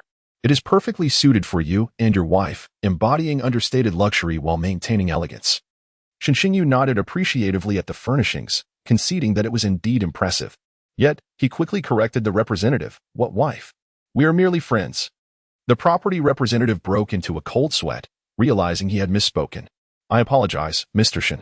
I mistook you two for a couple, given your remarkable compatibility." Shen Xingyu waved his hand dismissively. "Never mind, you can leave now. There is no need for further introductions." The representative nodded eagerly. "Understood, Mr. Shen. Should you require anything, please feel free to contact us." With that, he handed Shen Xingyu a business card.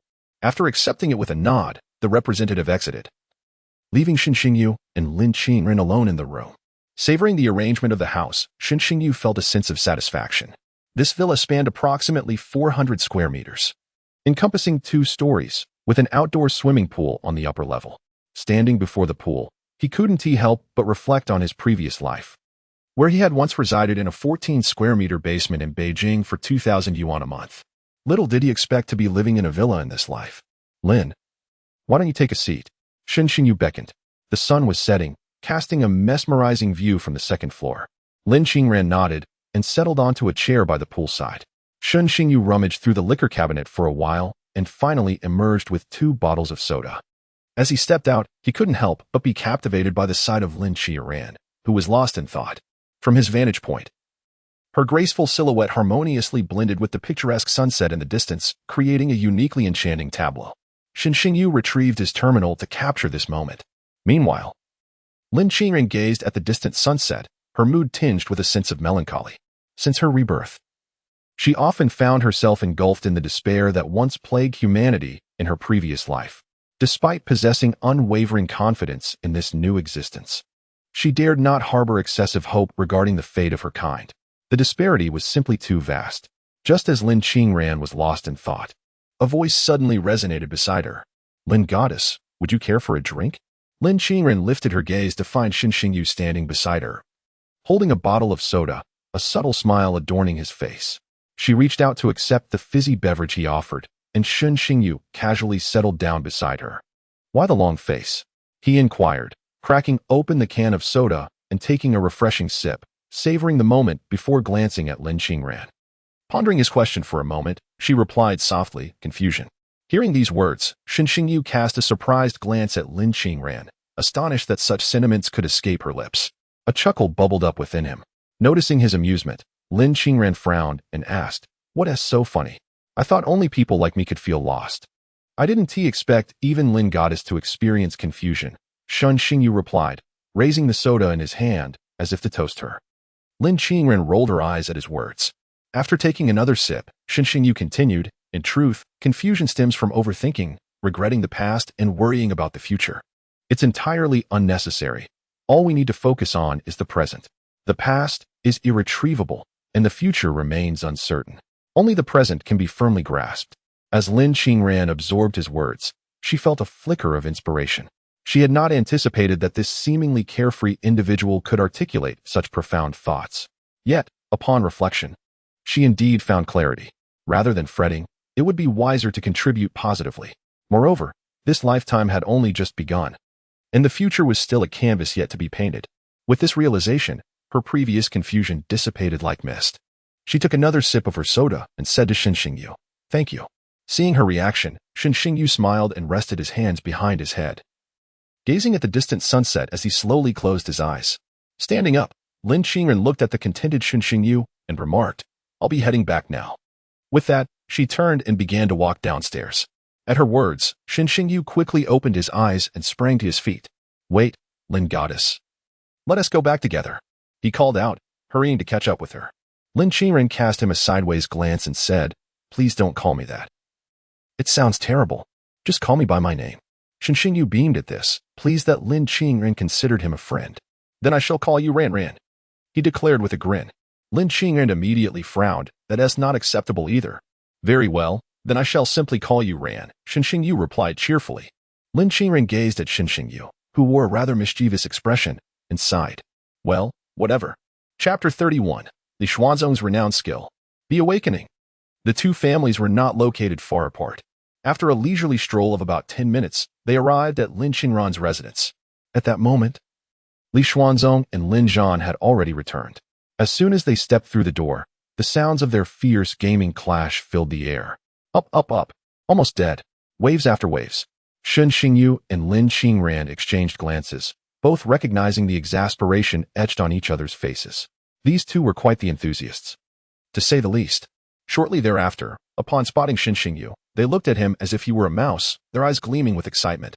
"Disciple, time to log in." Shin Xingyu's expression darkened. He then transformed into a ruthless point-gathering machine, guiding the two novice masters through the virtual canyon. After playing a couple of rounds, they finally paused. At that moment, Lin Zhan suddenly slapped his forehead. "Oh no, what are we having for dinner? I forgot to order food." Upon hearing this, Shin Xingyu remarked, "I saw Ranran heading to cook." Lin Zhan's eyes widened in disbelief. "What did you say?" "Huh, I said Ranran went to cook."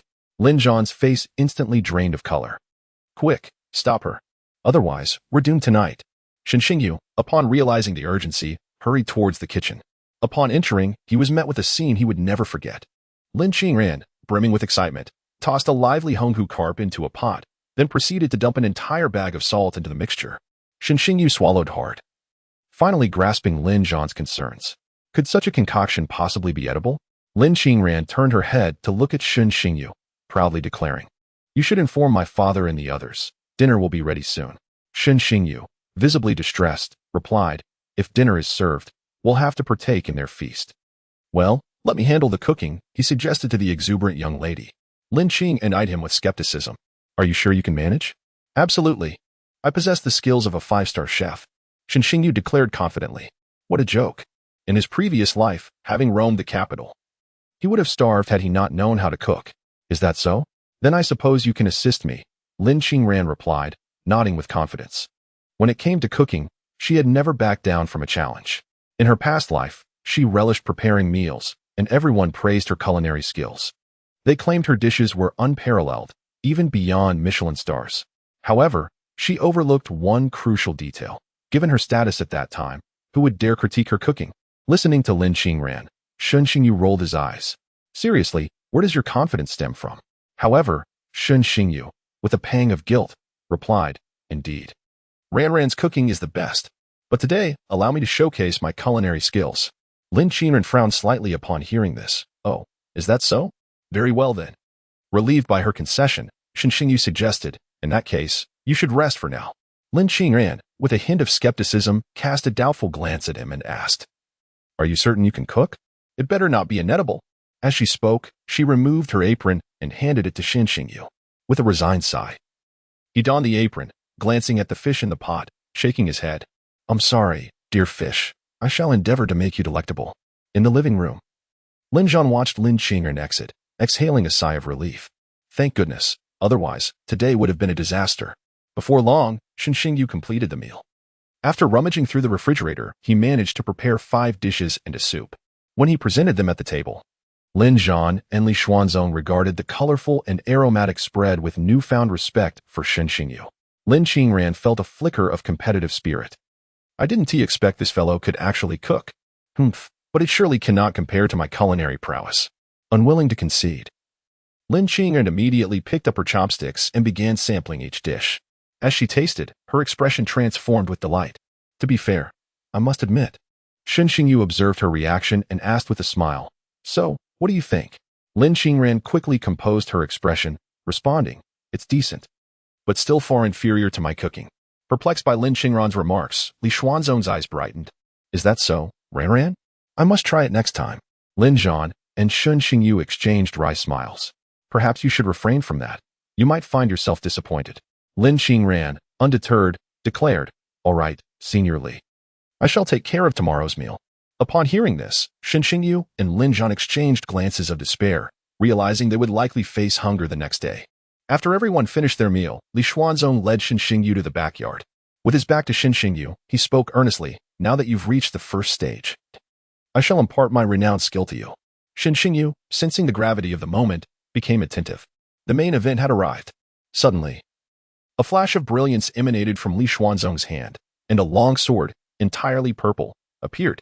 He regarded Shen Xingyu and spoke calmly. "When I first began practicing, I was enthralled by various ornate sword techniques, unable to extricate myself.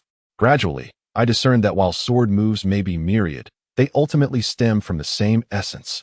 Thus, I glimpsed a fragment of the true meaning of swordsmanship and subsequently crafted my own technique, gaining fame across the land." As Li Xuanzong spoke, his gaze grew increasingly sharp, an aura of sword intent radiating from him. Shen Xingyu felt as though he was a mere insect beneath an expansive sky, overwhelmed by the formidable sword intent.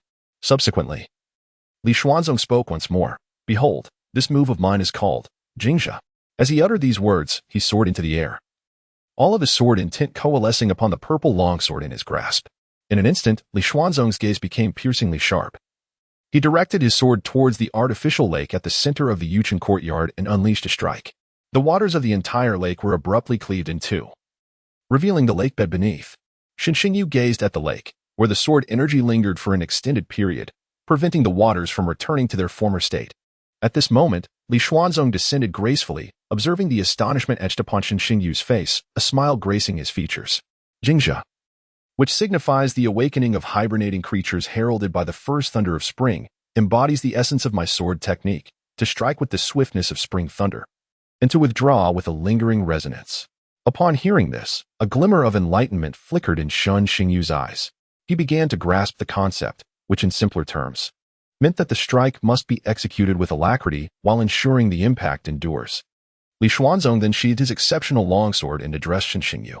I see you have comprehended the essence. Now, let us commence with practicing your strikes. As he spoke, a cruel smile appeared on his face.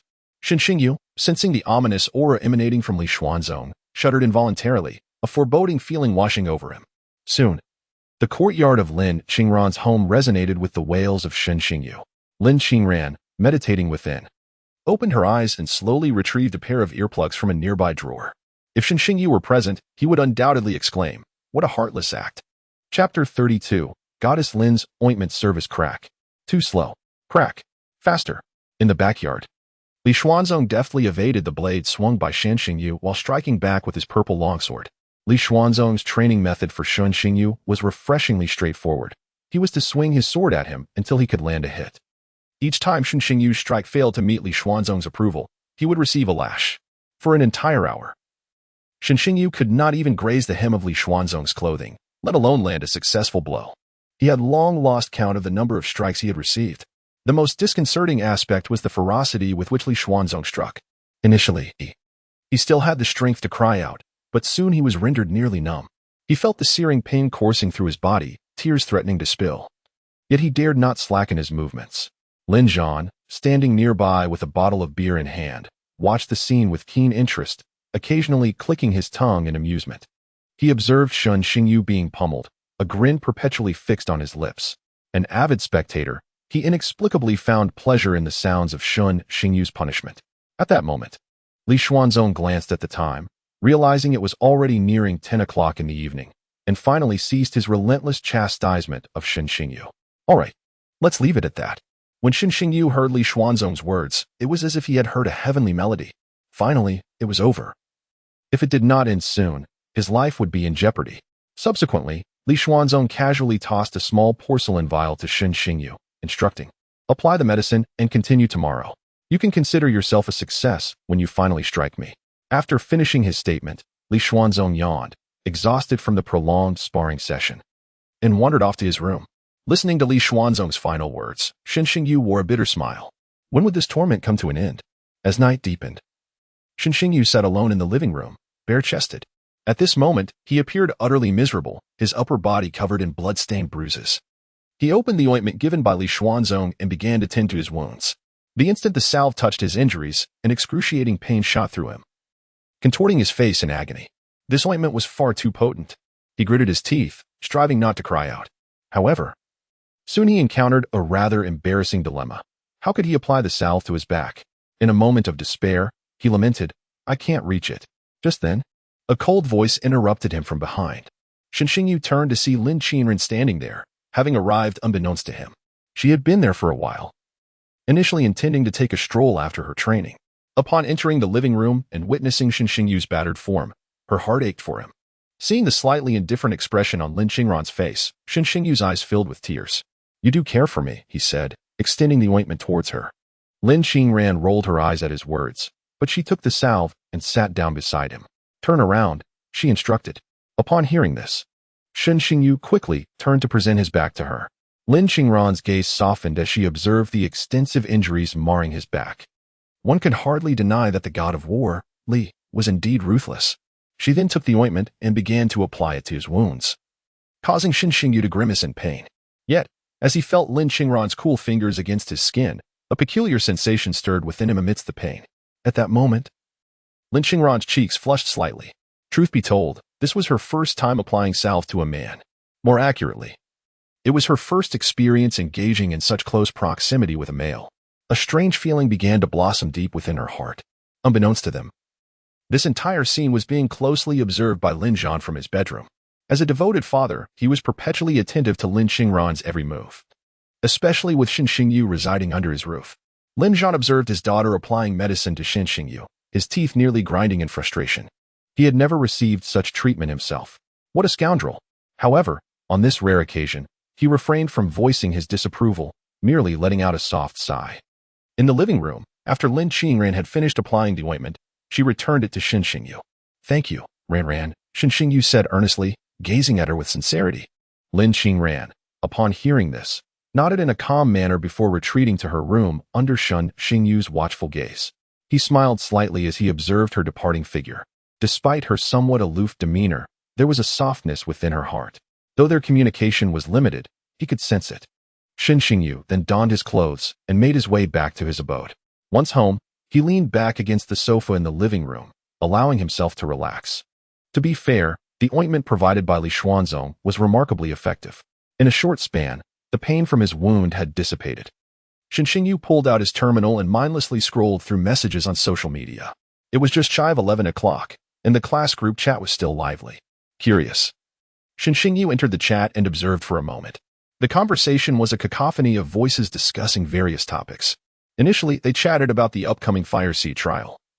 But the topic soon shifted to the martial artist special admission event scheduled for a month later.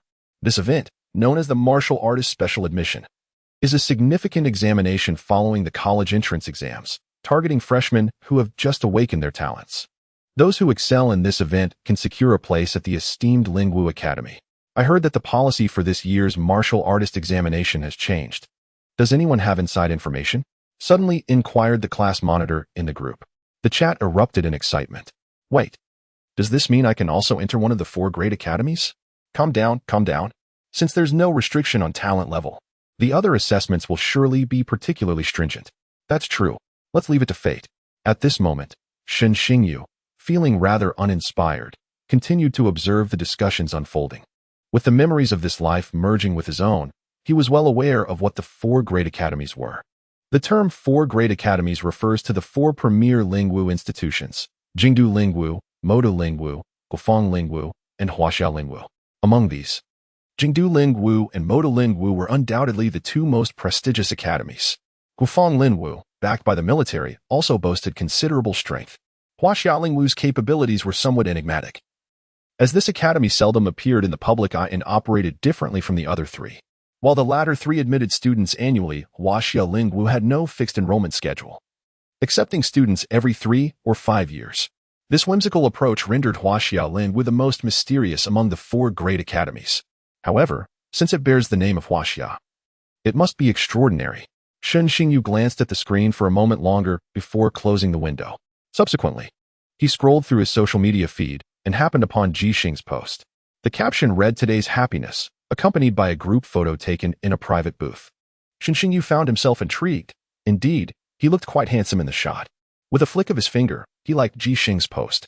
Then, almost impulsively, he clicked the publish button, sharing a picture he took today of Lin Qingran's silhouette. A subtle smile crept across Shen Xingyu's lips as he captioned it, "Today's happiness." Chapter 33, Battle Techniques, Perfect Level Achieved. After a while, notifications from the social media platform pinged incessantly, all regarding likes and comments on his post. Shen Xingyu perused them, chuckling at the comments. Super Tyrannosaurus Warrior, genuinely envious. 8 out of 10, truly envious. The most notorious monkey, sincerely envious. Seeing this, Shen Xingyu grinned, thinking, go ahead and envy. Suddenly, another notification popped up. Beautiful deskmate liked your post. Shen Xingyu blinked in surprise. Beautiful deskmate? Who was that? He couldn't recall anyone. Then, she sent him a private message. Send me the original picture. With a puzzled expression, Shen Xingyu quickly typed in the chat, wait, who are you? At that moment, Lin Qingran was lying in bed, her frustration boiling over upon seeing Shen Xingyu's reply. That scoundrel. He really forgot her. In irritation, she sent a string of ellipses. Noticing her response, Shen Xingyu frowned. Then, feeling mischievous, he quickly typed, Beauty, you forgot to leave your name. Send a picture so I can remember. Lin Qingran gritted her teeth upon reading Shen Xingyu's message and then opened her camera, taking a selfie to send him. On the other side, when Shen Xingyu saw her photo, his eyes widened. What a beauty! How could she look somewhat familiar? He scrutinized the image again, and cold sweat began to beat on his forehead. Wasn't this Lin the goddess? Yes, indeed, it was Lin the goddess. Shen Xingyu swallowed hard and typed in the chat, ha ha ha, just kidding. I recognized you from the start. On her end, Lin Qingran read his messages and was so exasperated that she laughed. What did you recognize? Send me the original picture. Seeing her response, Shen Xingyu hastily sent the photo he took that day. Misunderstanding. Lin Qingran received the photo and promptly ignored Shen Xingyu. He wore a bitter smile, wondering when he had even added her as a contact. The note read, "Beautiful deskmate." Beautiful deskmate? Shen Xingyu suddenly experienced a moment of clarity. He recalled that during his middle school days, he had a beautiful female classmate, but after just a month of sitting together, she transferred to another school. Could she be Lin Qingran? Realizing this, Shen Xingyu quickly understood. No wonder Lin Qingran had mentioned having her contact information. The following morning, Shen Xingyu arrived early at Lin Qingran's home. Upon seeing her, he felt a twinge of embarrassment as yesterday's events flooded back to him. However, Lin Qingran seemed completely unfazed. She simply grabbed a bottle of drink from the living room and retreated to her room. At that moment, Li Xuanzong waved at Shen Xingyu, who reluctantly followed him to the backyard, wearing a look of despair. For the entire morning, Shen Xingyu endured rigorous training under Li Xuanzong's guidance. The backyard echoed with his cries, a scene truly pitiful. Ultimately, after this intense training, Shen Xingyu's swordsmanship improved significantly, and he successfully managed to slice the corner of Li Xuanzong's garment. Li Xuanzong raised an eyebrow at this, acknowledging the rapid progress. Shen Xingyu looked at the torn piece on the ground and smiled wryly. Well, he had finally endured it. That should suffice for a passing mark. At this moment, Li Xuanzong sheathed his gifted sword and clapped his hands. Let us take a break. Soon, I shall impart the awakening mantra to you. Shen Xingyu nodded eagerly, feeling quite exhausted. By noon, Lin Qingran personally prepared a lavish banquet. As Shen Xingyu and Lin Zhan sat at the table, they trembled at the sight of the peculiar dishes before them. Recalling Lin Qingran's bizarre culinary exploits from the previous day, Shen Xingyu grimaced. Could he possibly refuse to eat?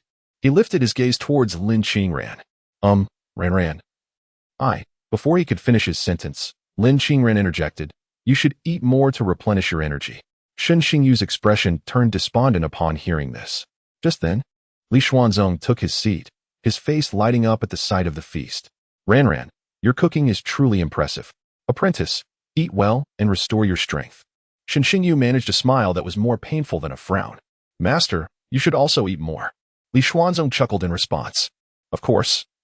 I must indulge in your first meal, Ran." With that, he eagerly picked up his chopsticks. Lin Qingran looked on expectantly at Li Xuanzong. He quickly grabbed a piece of rib and began to chew heartily, savoring the flavors. Not bad. But before he could finish, his expression suddenly turned green. Staring at the ribs on the table, his eyes widened. "Why are these ribs so salty?" In a fit of exasperation, Li Xuanzong exclaimed, "I can't believe I bought salt." He hastily seized a drink from the table and gulped it down. After a moment's hesitation, he glanced at Lin Qingran, only to find her gazing at him with eager anticipation. Li Xuanzong swallowed hard and forced a smile, saying, not bad, though the flavor is a bit strong." Upon hearing this, Lin Qingran pondered for a moment before replying, "Perhaps the culinary preferences differ between the north and the south." Shen Xingyu's expression darkened at her words. "Master, can't you just speak the truth?" At this moment, Lin Zhan held his forehead, his expression etched with despair. It was all his doing, after all. He should never have allowed Ran to learn cooking. Li Xuanzong cast a glance at the two and instantly comprehended the situation. So, these two had known from the start. "Come on, let us eat. Don't let Ran's heartfelt intentions go to waste," he urged. His teeth clenched as he tossed a piece of braised pork into his mouth. After a few chews, he nearly retched. This fatty meat was barely cooked. Seeing this, Shen Xingyu and Lin Zhan could only brace themselves to eat, their faces a tapestry of exquisite expressions. The taste was simply extraordinary. Li Xuanzong's strategy of self-sabotage had rendered all three of them incapacitated. After finishing the meal, it took them quite a while to recover. Before their afternoon rest, Li Xuanzong handed Shen Xingyu the incantation for the awakening of insects and remarked, rather than an incantation, it is more an application of sword intent. This is something I cannot assist you with. You must comprehend it yourself. As he spoke, he handed Shen Xingyu a diary, continuing, "Within it are some of my personal insights that should prove helpful." Having provided the incantation and his reflections, Li Xuanzong retired to his room for a much-needed rest. Drenched in sweat from the meal, in the living room, Shen Xingyu found himself alone. He contemplated the incantation in his hands, weighing his options. He still had a perfect skill completion scroll yet to be used. Should he allocate it to awakening of insects or elimination of the mundane? After some deliberation, he chose the former, reasoning that this technique, being Li Xuanzong's signature move, must be extraordinary. With that thought, He summoned the system interface and used the perfect skill completion scroll on Awakening of Insects. Beep. Perfect skill completion scroll has been used. Skill, Awakening of Insects, perfect level. In an instant, a flood of insights surged into Shun Xingyu's mind. Upon fully grasping the technique, he felt a surge of joy as he sensed the profound changes it brought him. Indeed, he had made the right choice.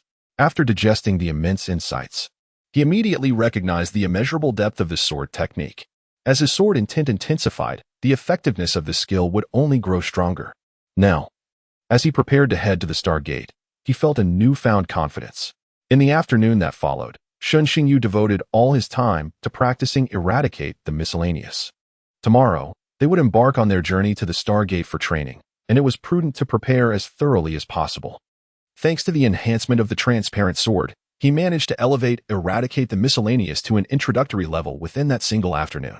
At present, Shun Xingyu possessed a perfect level Awakening and an introductory level Eradicate the Miscellaneous, complemented by his innate sword intent, akin to a dragon. This was essentially sufficient for his needs. That evening, Shun Xingyu stayed at Lin Qingran's home, as they were set to depart for the Star Gate the following day. It was more convenient to reside together. He made a special call to Aunt Huang, relaying the general itinerary and assuring her not to worry. Upon hearing this, Aunt Huang spoke to Shun Xingyu in a tone of admonition.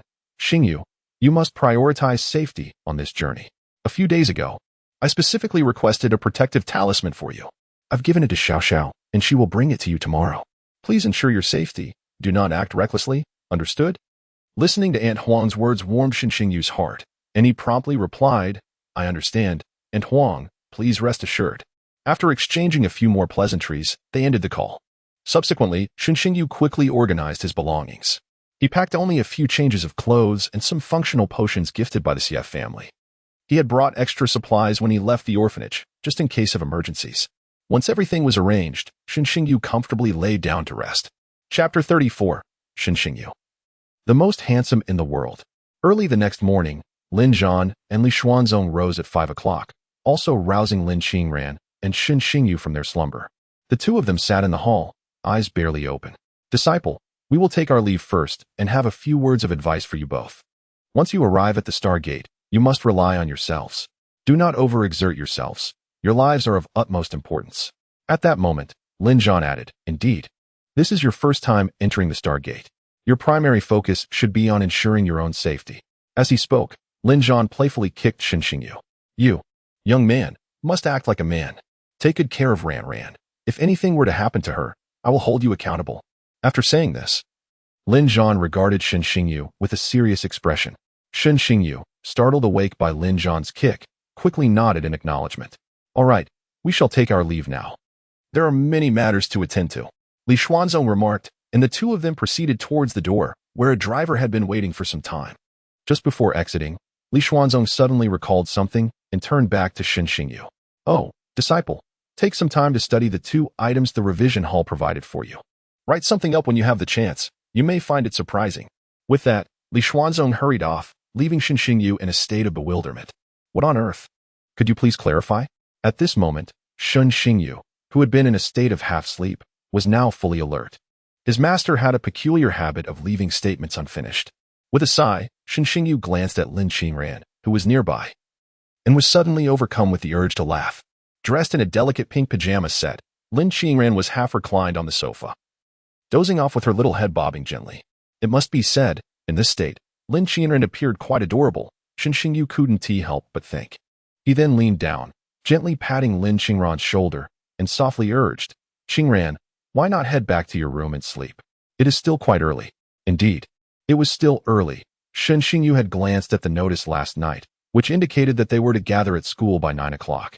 At his touch, Lin Qingran emitted a soft sound, and then lay down on the sofa, her flawless, long legs exposed to the cool air. Shun Xingyu cast a sidelong glance and swallowed hard. Wasn't this a test for him? He sighed, suppressing the flutter of emotions within, and pulled a nearby blanket over Lin Qingran. Reluctantly, he returned to his room. At 8 o'clock, Lin Qingran, who had been soundly asleep on the sofa, gradually awoke. A smile flickered across her face upon noticing the blanket draped over her. Although she had been napping, fragments of awareness lingered in her mind. Soon, She caught a delightful aroma wafting through the air and found herself irresistibly drawn to its source, drifting into the kitchen. "Oh, Qingran, you're awake?" Shen Xingyu, noticing her footsteps behind him, turned with a smile. "Just a moment. It'll be ready in 5 or 6 minutes." Lin Qingran nodded silently and stepped back from the kitchen. Moments later, Shen Xingyu emerged, carrying a pot. Lin Qingran was seated at the dining table, looking somewhat dazed. Shen Xingyu chuckled. "Here it is. Come and try the century egg and lean meat congee I made." He placed the pot on the table and lifted the lid, releasing an enticing aroma. Lin Qingran inhaled the delightful scent of the congee, unable to resist swallowing. "It smells so good." Shen Xingyu then fetched bowls and chopsticks, and the two of them eagerly began to feast. They polished off the entire pot of congee, leaving nothing behind. Lin Qingran felt a bit embarrassed, realizing she had consumed 3 bowls. However, Shen Xingyu didn't mind. After their meal, Lin Qingran drove them to school. At precisely 9 o'clock, they arrived at the playground of Qingyang University. 2 large buses were parked there, and as the crowd noticed the pair's arrival, they were slightly taken aback. Have these two progressed so quickly? Just then, a window on one of the buses rolled down, and Wu Qiren peeked out. "Big brother, Goddess Lin, what is going on?" After the two boarded the vehicle, Wu Qiren, seated at the rear, promptly pointed to the seats ahead. "Big brother, I've saved a spot for you." Once they settled down, Shen Xingyu turned to Wu Qiren and said, "Thanks." Wu Qiren waved off the gratitude. "What is there to thank? We're all in this together now." Shen Xingyu chuckled at this. He then turned his head to see Ji Xing, who was glaring at him with a displeased expression. "So you finally noticed me," Ji Xing remarked with a pout. Shen Xingyu, feeling a bit awkward, scratched his head. "So how do I look today?" Ji Xing asked him shyly. Shen Xingyu's eyes wandered, and he noticed that Ji Xing was wearing white stockings today. He couldn't help but swallow hard. It seemed even more stunning than in photographs. "You look beautiful," Shen Xingyu sincerely praised. Indeed, Ji Xing's figure was nothing short of perfection. "Flirt," Lin Qiren, seated beside Shen Xingyu, said nonchalantly. Ji Xing, upon hearing this, smiled instead of getting angry. "Oh, someone was dressed even more provocatively than I yesterday. Double standards." Lin Qingran's expression instantly turned icy. The two women's gazes clashed, creating an atmosphere thick with tension. Shen Xingyu, caught in the middle, felt overwhelmed. Why do these two always clash when they meet? The other passengers listened to their exchange, seething with frustration. Damn Shendog, what gives him the right? How infuriating. At that moment, a man in military attire boarded the vehicle, drawing everyone's attention. "Classmates, we are ready to depart. Please take your seats. Destination, Stargate." The crowd, upon hearing the officer's words, suddenly felt a surge of anticipation. The officer, observing the excited faces around him, smiled slightly. "Truly, the young are fearless. You'll find no reason to smile when you arrive." Shen Xingyu breathed a sigh of relief. The arrival of this man was perfectly timed, successfully diffusing the tension between the two women. The vehicle began to move slowly, and the windows on both sides rolled down. Simultaneously, the interior lights illuminated. "As you have yet to enter Lingwu Academy, the route to Stargate is confidential. I hope for your understanding," the officer stated before taking his seat in the front passenger side. The others remained silent, accepting the situation. During the journey, Shen Xingyu, feeling idle, took out 2 magical artifacts previously gifted by the revision hall and began to examine them. He recalled the words of Li Xuanzong, "Just write something casually. You might find a surprise." Shen Xingyu was at a loss for a moment. Eventually, he opened his notebook, pondered briefly, and picked up a fountain pen to write. On the black notebook, a line of gold lettering appeared. Shen Xingyu, the most handsome in the world. Subsequently, the string of text he had inscribed began to pulsate unexpectedly, gradually vanishing before Shen Xingyu's gaze. Simultaneously, a line of golden script materialized atop the notebook. Document resonance failed. Shen Xingyu regarded this with a touch of curiosity, finding the phenomenon rather entertaining. Chapter 35. Arrival at the Qingyang portal. He continued to write upon it. Shen Xingyu, a man of exceptional talent. Document resonance failed. Shen Xingyu, a paragon of brilliance. Document resonance failed. Shen Xingyu, a prodigy of intellect. Document resonance failed. As he penned these words, he chuckled to himself. At that moment, Lin Qingran turned her head, casting a puzzled glance in his direction. Has this fellow lost his mind? Meanwhile, in the capital, at the revision hall, an elderly man clad in purple robes stood before a massive black tome, flanked by 2 men in black cloaks. The elder wore an expression of mild exasperation as Xin Xingyu's words appeared on the luminescent screen before the black book. This young man seems to have become quite addicted, the elder remarked with a smile. One of the cloaked figures behind him chimed in, Master, I must say, bestowing a magical artifact upon him was rather frivolous. How could the Chronicles of Time be entrusted to a mere youth? The elder, hearing the dissatisfaction from the man in black, merely smiled faintly. I find it quite acceptable. The recording of truth is not solely the privilege of our revision hall. Truth can emerge from anyone's hand. The man in black nodded in agreement. That may be true. But how many can achieve complete authenticity? Otherwise, our revision hall would not even exist. Before he could continue, the other cloaked figure beside him interjected, Enough, speak less. At that moment, the elder waved his hand dismissively. It's of no consequence.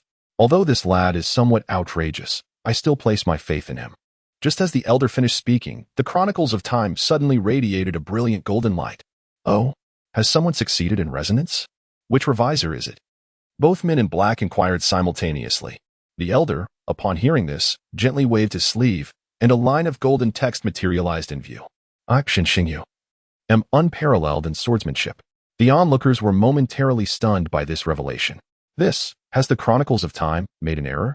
One of the cloaked men exclaimed in astonishment.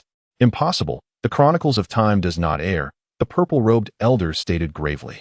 Then the elder smiled slightly. It indicates that this is indeed authentic. Simultaneously, the black notebook in Xin Xingyu's hands suddenly glimmered with a faint light. Document resonance succeeded. Xin Xingyu was instantly taken aback. What is going on? In that instant, a pure energy surged into his body.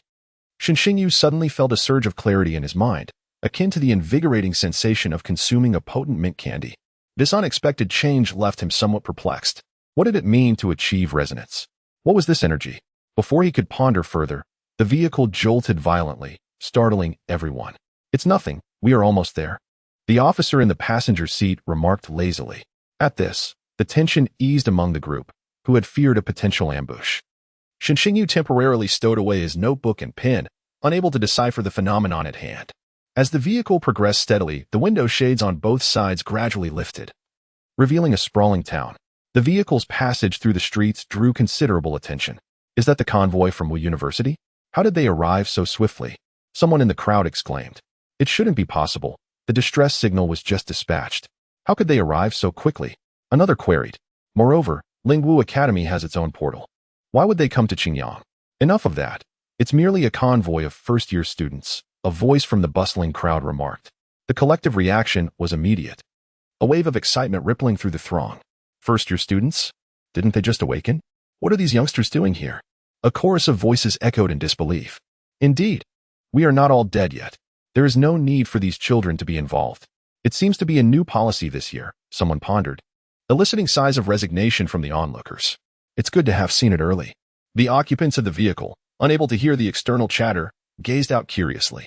Those outside, peering through the windows at the youthful faces, were unsure whether to feel regret or nostalgia. The vehicle continued its gradual advance, eventually arriving at a vast square where it came to a halt. The officer on board beckoned to everyone. Ladies and gentlemen, please disembark. Upon hearing this, the passengers exited the bus and were met with the sight of a towering bronze portal standing majestically in the square.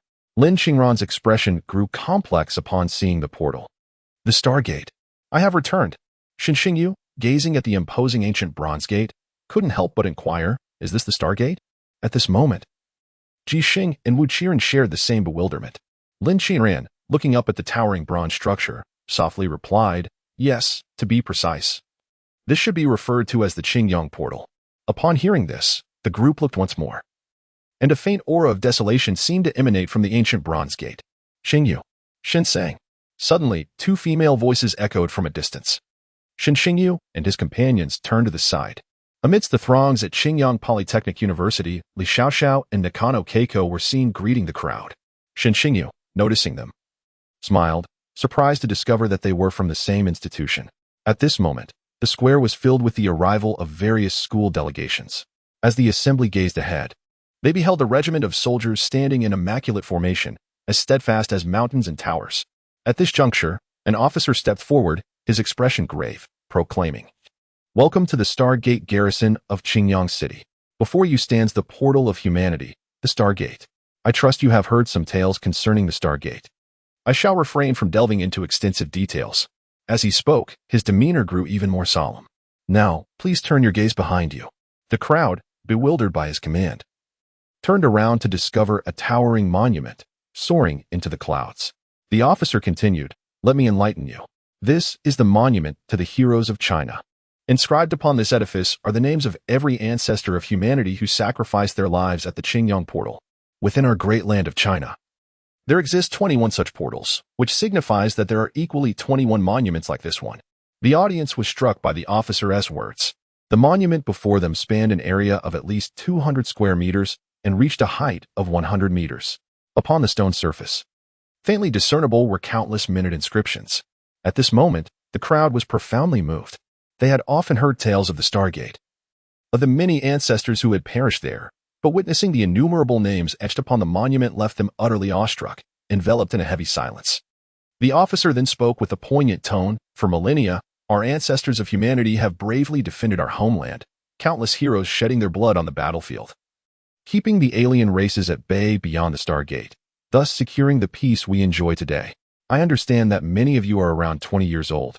Having just awakened your talents, to have you witness all of this so early may seem harsh. But do you know? On this very monument, at least 10,000 martyrs fell at the tender age of 20. As he spoke, the officer's eyes grew misty. The crowd, moved by his words, lowered their heads. In a mere span of words, they were confronted with the stark realities surrounding the Stargate. Chapter 36. Entering the Stargate. The officer addressed the assembly once more. I recognize that each of you is a prodigy, yet that alone is insufficient. How many gifted individuals have faded into obscurity due to minor setbacks? You lack one essential element, faith. Therefore, during this journey, I sincerely hope that upon grasping the gravity of the situation, you shall not succumb to despair or discouragement, but rather embrace the mission of revitalizing humanity as your own. From this moment on, we shall strive with unwavering determination." As the officer spoke, his gaze suddenly hardened, and he bowed deeply to the crowd. Upon hearing his words, the blood of the onlookers surged with fervor, their eyes ablaze with passion. Then, the officer straightened up and, with a solemn expression, addressed the assembly. "Now, I kindly ask everyone to board the vehicles. We are heading towards the Stargate." With that, the crowd orderly filed onto the buses, a profound silence enveloping them as they dutifully followed the command. The bus slowly began its journey, and unbeknownst to them, a sizable gathering had formed in the square, men and women of all ages, their faces somber as they observed the convoy of the ordinary academy. They were still but children, yet they possessed such courage. "Humanity shall prevail. Humanity shall prevail." A voice from within the throng ignited the atmosphere, the chant escalating in volume until it resonated through the skies above the square. "Attention, all personnel, salute." As the vehicle set off, the officer issued a command, prompting the soldiers to salute in unison towards the bus, watching it depart for the Stargate. At this moment, the occupants of the bus gazed out the windows, taking in the sight of the troops and their kin. They felt their blood boiling with renewed vigor, their eyes unwittingly moistening. The bus, under the scrutiny of the crowd, gradually entered the bronze gates. As they crossed the threshold, darkness enveloped them instantaneously. The vehicle jolted violently before accelerating at an astonishing speed. Time became a blur. Eventually, a blinding light pierced through. After enduring a lengthy period of darkness, as they encountered brightness for the first time, they squinted, unable to fully open their eyes. Once they adjusted, the first sight that greeted them was the breathtaking expanse of a starry ocean. Beneath the myriad of stars, an immense wall stretched before them, seemingly endless. At that moment, the officer proudly declared, "Behold, this is the most formidable bastion of our race, the Great Wall of Humanity." Upon hearing his words, the crowd gazed at the magnificent wall, their faces alight with excitement. This was the very architecture from their textbooks. A century ago, the legendary General Li single-handedly vanquished 10 formidable foes here. On the wall, traces of the sword left by General Li remained. The officer continued, and the crowd turned their eyes toward the wall, faintly discerning a deep gash etched across its surface. At the sight of that scar, they felt as if they were transported back in time, witnessing the epic battle unfold before their eyes. Shinshinu stared at the striking gash, astonished, his understanding of his esteemed mentor's prowess deepening. According to historical records, this wall had stood for at least a millennium, enduring countless battles. However, the marks that can be left upon it are exceedingly few, indicative of its remarkable hardness. Yet, it is upon this very formidable wall that Li Xuanzong has managed to carve a notable sword mark, a feat unparalleled in history. As Shen Xingyu pondered this, the vehicle gradually approached the grand entrance of the human fortress. At that moment, the gates were heavily guarded, and upon sighting the approaching vehicle, all soldiers promptly stood at attention and saluted. As the gates slowly opened, under the watchful gaze of numerous warriors, the vehicle advanced into the fortress. The sight within the city walls was one of grandeur, a vast citadel characterized by ancient architectural styles that were both diverse and eclectic, blending Eastern and Western influences. The streets bustled with a myriad of individuals, people of yellow, white, and black skin, adorned in various attires. The vehicle eventually came to a halt before a traditional Chinese edifice. Upon disembarking, they beheld the plaque above, the Huaxia Embassy. Shen Xingyu gazed at the plaque, murmuring, "So, there is an embassy beyond the stargates as well?" Ji Xing and Wu Qiren shared expressions of wonder at the sights before them, while Lin Qingran remained composed, having become quite familiar with the surroundings. At that moment, two melodious voices, reminiscent of oriole birds, reached their ears. "Xingyu Ge," Shen sang. Turning towards the sound, they saw Li Xiaoxiao and Nakano Keiko, who had separated from their school's group, approaching them. Li Xiaoxiao stepped up to Shen Xingyu, offering him a charming smile before handing him a protective talisman. "Here, Xingyu Ge. This is what Mama Wang asked me to bring you." Shen Xingyu accepted the item with a faint smile, gently ruffling her hair in gratitude. "Thank you," he said. Li Xiaoxiao blushed slightly, replying, "For what, Xingyu Ge?" At this juncture, the leading instructor addressed the group. "All right, everyone, please settle down. The place you are currently in is called Hope City, the main stronghold of humanity beyond the stargates.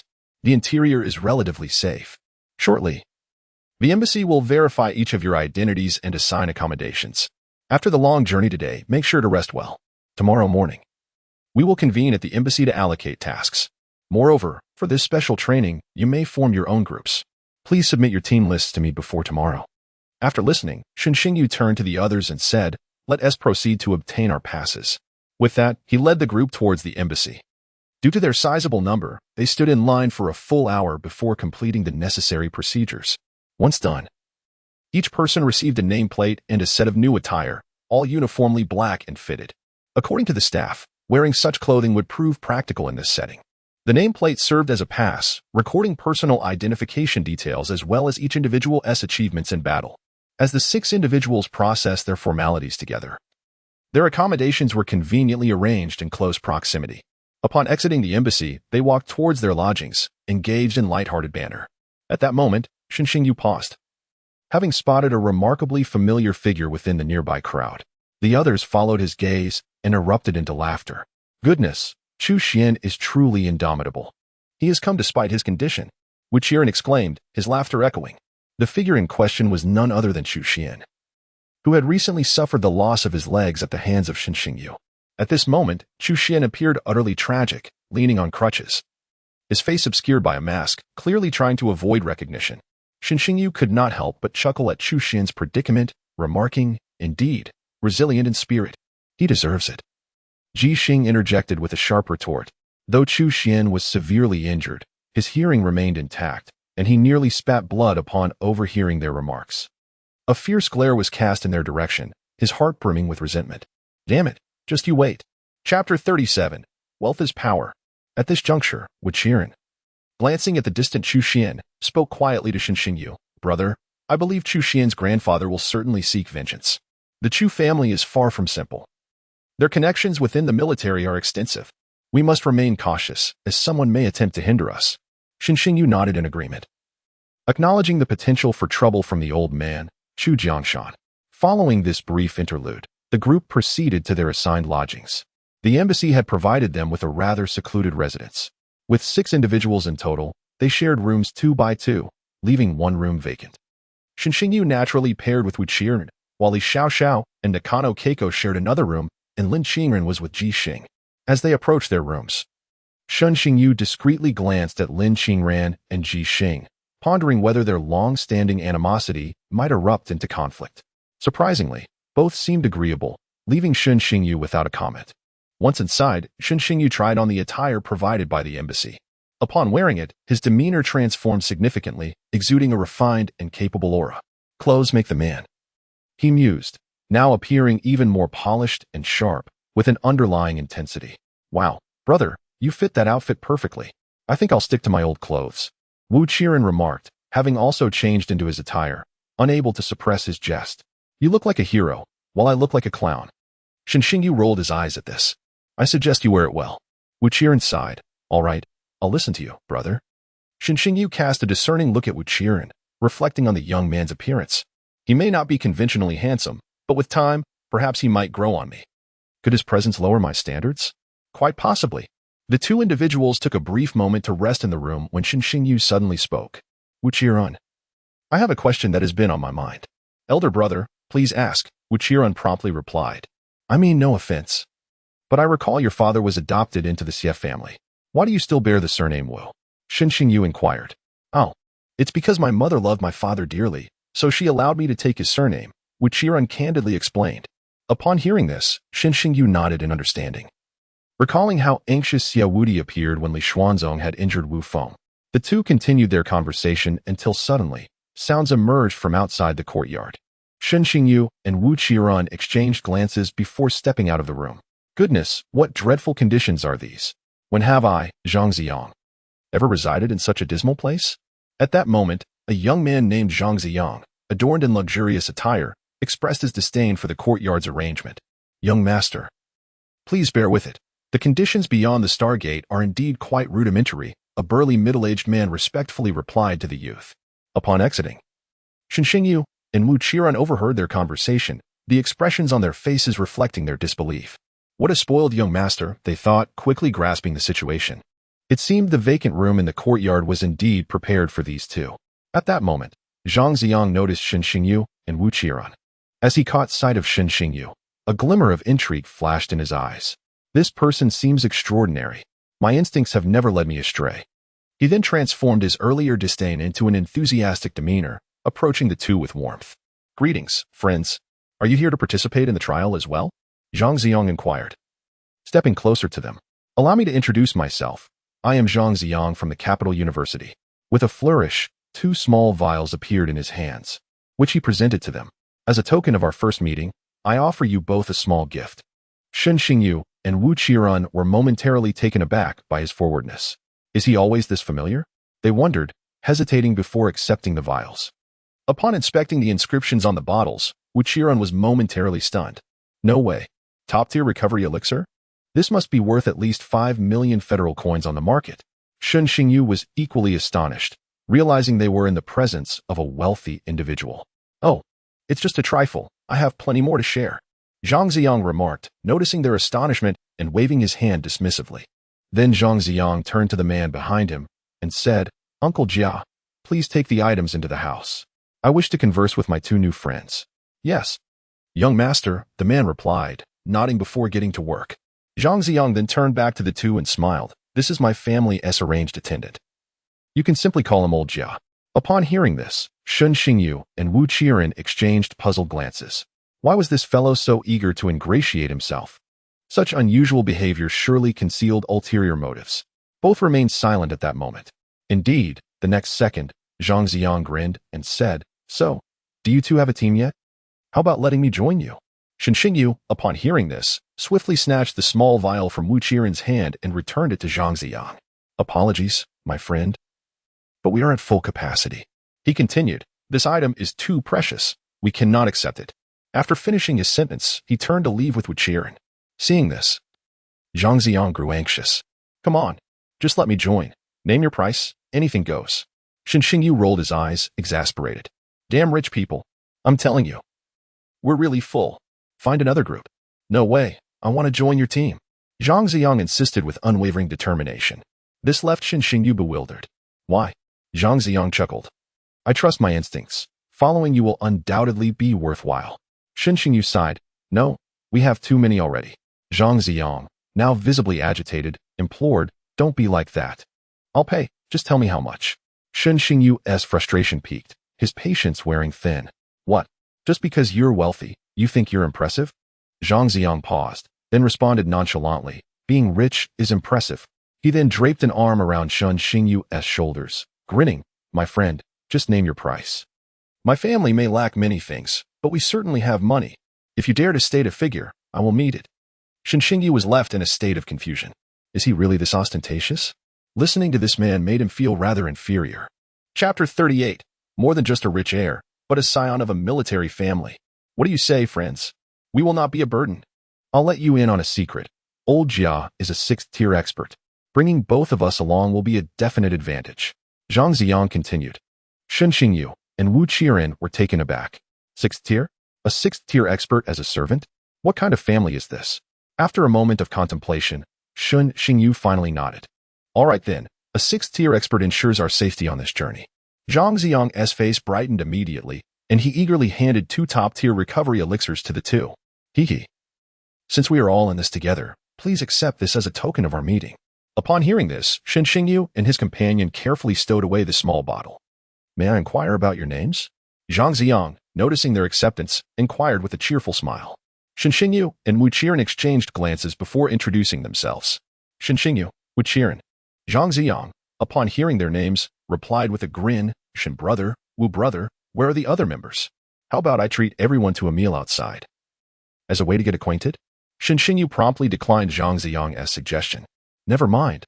Everyone is likely tired. We will naturally get to know each other tomorrow. Zhang Ziyang nodded in understanding. That makes sense. I shall not intrude further. Shen brother, Wu brother, please rest well. With a nod to Zhang Ziyang, Shen Xingyu led Wu Qiren back inside the room.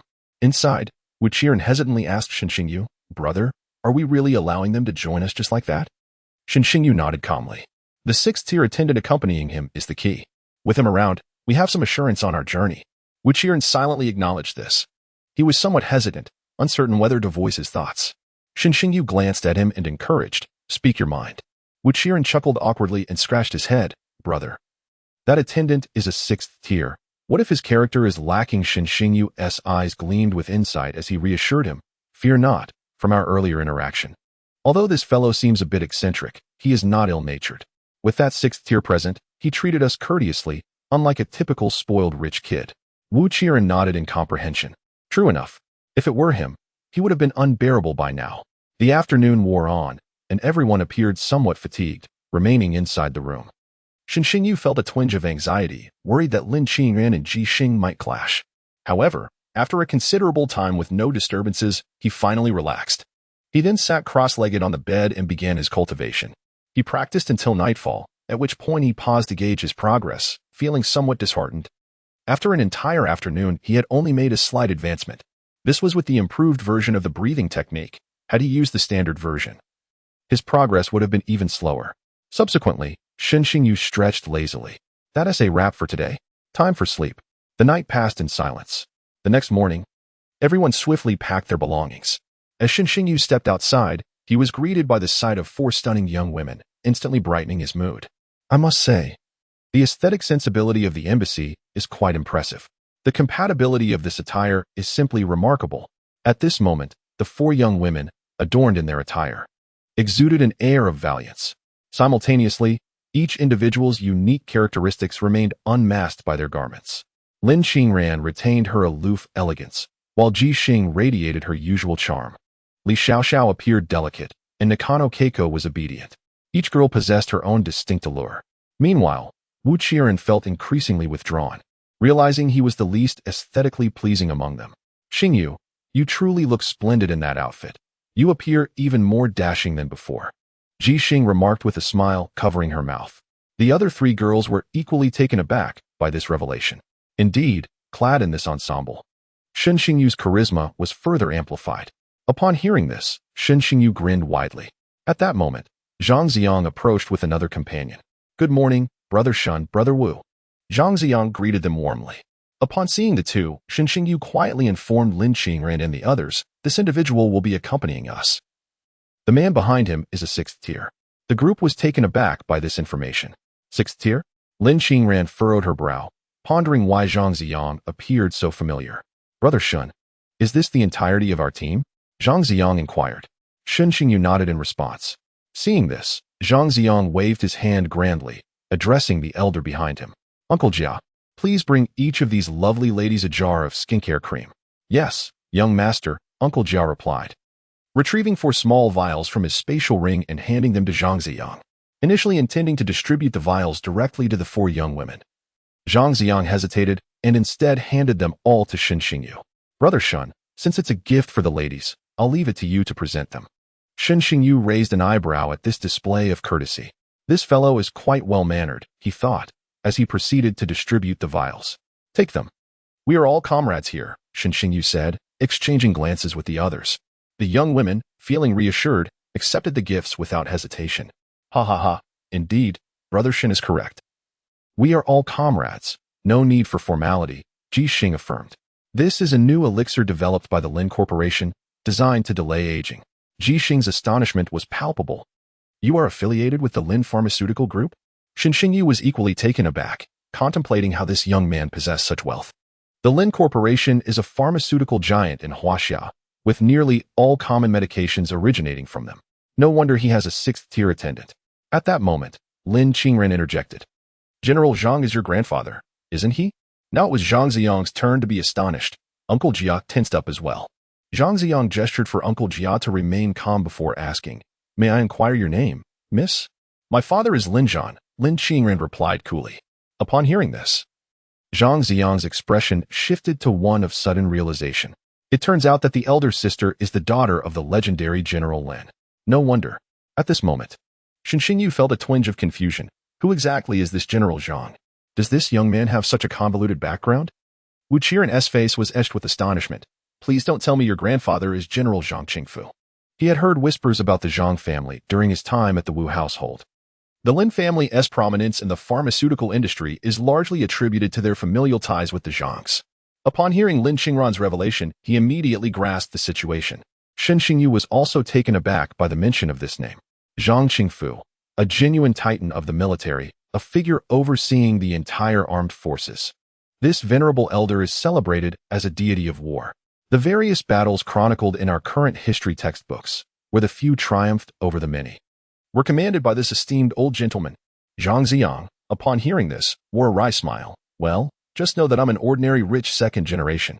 Observing their astonished expressions, he added with a grimace, You can consider me merely someone sent here to experience life. The group exchanged glances, their faces reflecting disbelief. Ordinary? A rich 2nd generation? Just the Lin Pharmaceutical Company alone was far from ordinary. Shen Xingyu sighed. All right, let us head to the embassy. He then turned to Zhang Ziyang, saying, Regardless of your identity, once you join our team, you must heed the captain's orders. Yes, this beautiful lady is our captain, Shen Xingyu indicated Lin Qingran. Upon hearing this, Zhang Ziyang's face lit up with joy, wholeheartedly agreeing. He had feared being treated differently, but Shen Xingyu's words brought him genuine happiness. Subsequently, they all proceeded directly to the embassy. Along the way, Shen Xingyu introduced each team member to Zhang Ziyang. He noted that despite Zhang Ziyang's extraordinary lineage, he bore none of the airs typically associated with aristocratic offspring. He was remarkably easygoing. This led Shen Xingyu to reflect on the distinctiveness of those from such prominent families, far surpassing individuals like Xu Xian. Upon arrival at the embassy, they found a considerable number of people already present. Shen Xingyu first reported the names of his team members. Shortly thereafter, a soldier, appearing to be only a few years older than Shen Xingyu and his companions, led them to the task allocation area. This soldier, somewhat shy in demeanor, introduced himself. I'm Su Buchai. You can just call me Xiao Su. Shen Xingyu, upon hearing this, smiled. That won't do. You are older than us, so we shall call you Brother Su. The crowd chimed in unison. Su Buchai, upon hearing this, smiled gently, a hint of bashfulness crossing his face. Lacking social skills, he had been somewhat of an invisible presence in the army. Yet, the affectionate titles bestowed upon him warmed his heart. These younger siblings were quite endearing. Subsequently, under Su Buchai's guidance, the group arrived at the designated mission site. Shen Xingyu, serving as the vice captain of the team, proceeded to draw the mission location. The sites for this trial were entirely randomized to prevent any familial connections from facilitating cheating. While the group awaited the outcome, a military officer approached and whispered something into Lao Jia's ear. A wry smile crept onto Lao Jia's face. Young master, the family head has ordered me to remain in Hope City, so you must go alone. What? Zhang Ziyang's face instantly fell at these words. Although anger simmered within him, he found himself powerless to argue. It was a direct order from the patriarch. Meanwhile, Shen Xingyu handed the information card of his team to the officer in charge of drawing the mission. After glancing over the details, the officer looked up at Shen Xingyu. Please hold on a moment. The officer then turned and began to spin the wheel behind him. Shen Xingyu watched as the wheel slowly came to a halt, landing on the number 0. Observing this, the officer retrieved a mission card from a drawer and handed it to Shen Xingyu. Returning to the group, Shen Xingyu noticed Zhang Ziyang's despondent expression and inquired curiously, why the long face? With a wry smile, Zhang Ziyang replied, My father has decreed that Lao Jia cannot accompany me. Shen Xingyu, taken aback, glanced at Lao Jia, who nodded in acknowledgement. I apologize, Brother Shen. I hope you can keep an eye on my young master from here on. Shen Xingyu nodded in agreement. Very well, since we are on the same team. I will certainly lend my assistance. Lao Jia then respectfully clasped his fist in salute to Shen Xingyu and turned to his young master. Young master, take care on your journey, and stay close to Brother Shen and the others. Zhang Ziyang nodded appreciatively and expressed, Thank you, Brother Shen. It was indeed because of Lao Jia's support that I was allowed to join the team, and now. Shen Xingyu waved his hand dismissively. Enough of that. Now that the team has been registered, there is no point in dwelling on it. Let us set off. At that moment, Su Bukai approached and took the card from Shen Xingyu's hand. Upon reading the address, a wry smile appeared on his face. You all truly have unfortunate luck. Unexpectedly, they had drawn a location so marginal. Upon hearing this, Shen Xingyu furrowed his brow. Su Gu, is there any particular significance to this? Su Butsai sighed. This place is notorious for the rampant activity of star beasts. After saying this, Su Butsai felt that his words might not have been well received, so he quickly amended. However, it is not without its advantages.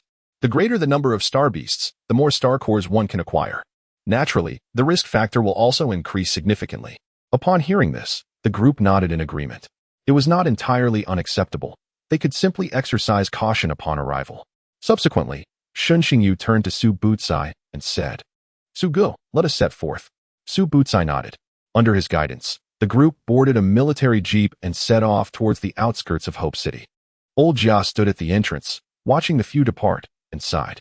My young master's disposition is truly too timid.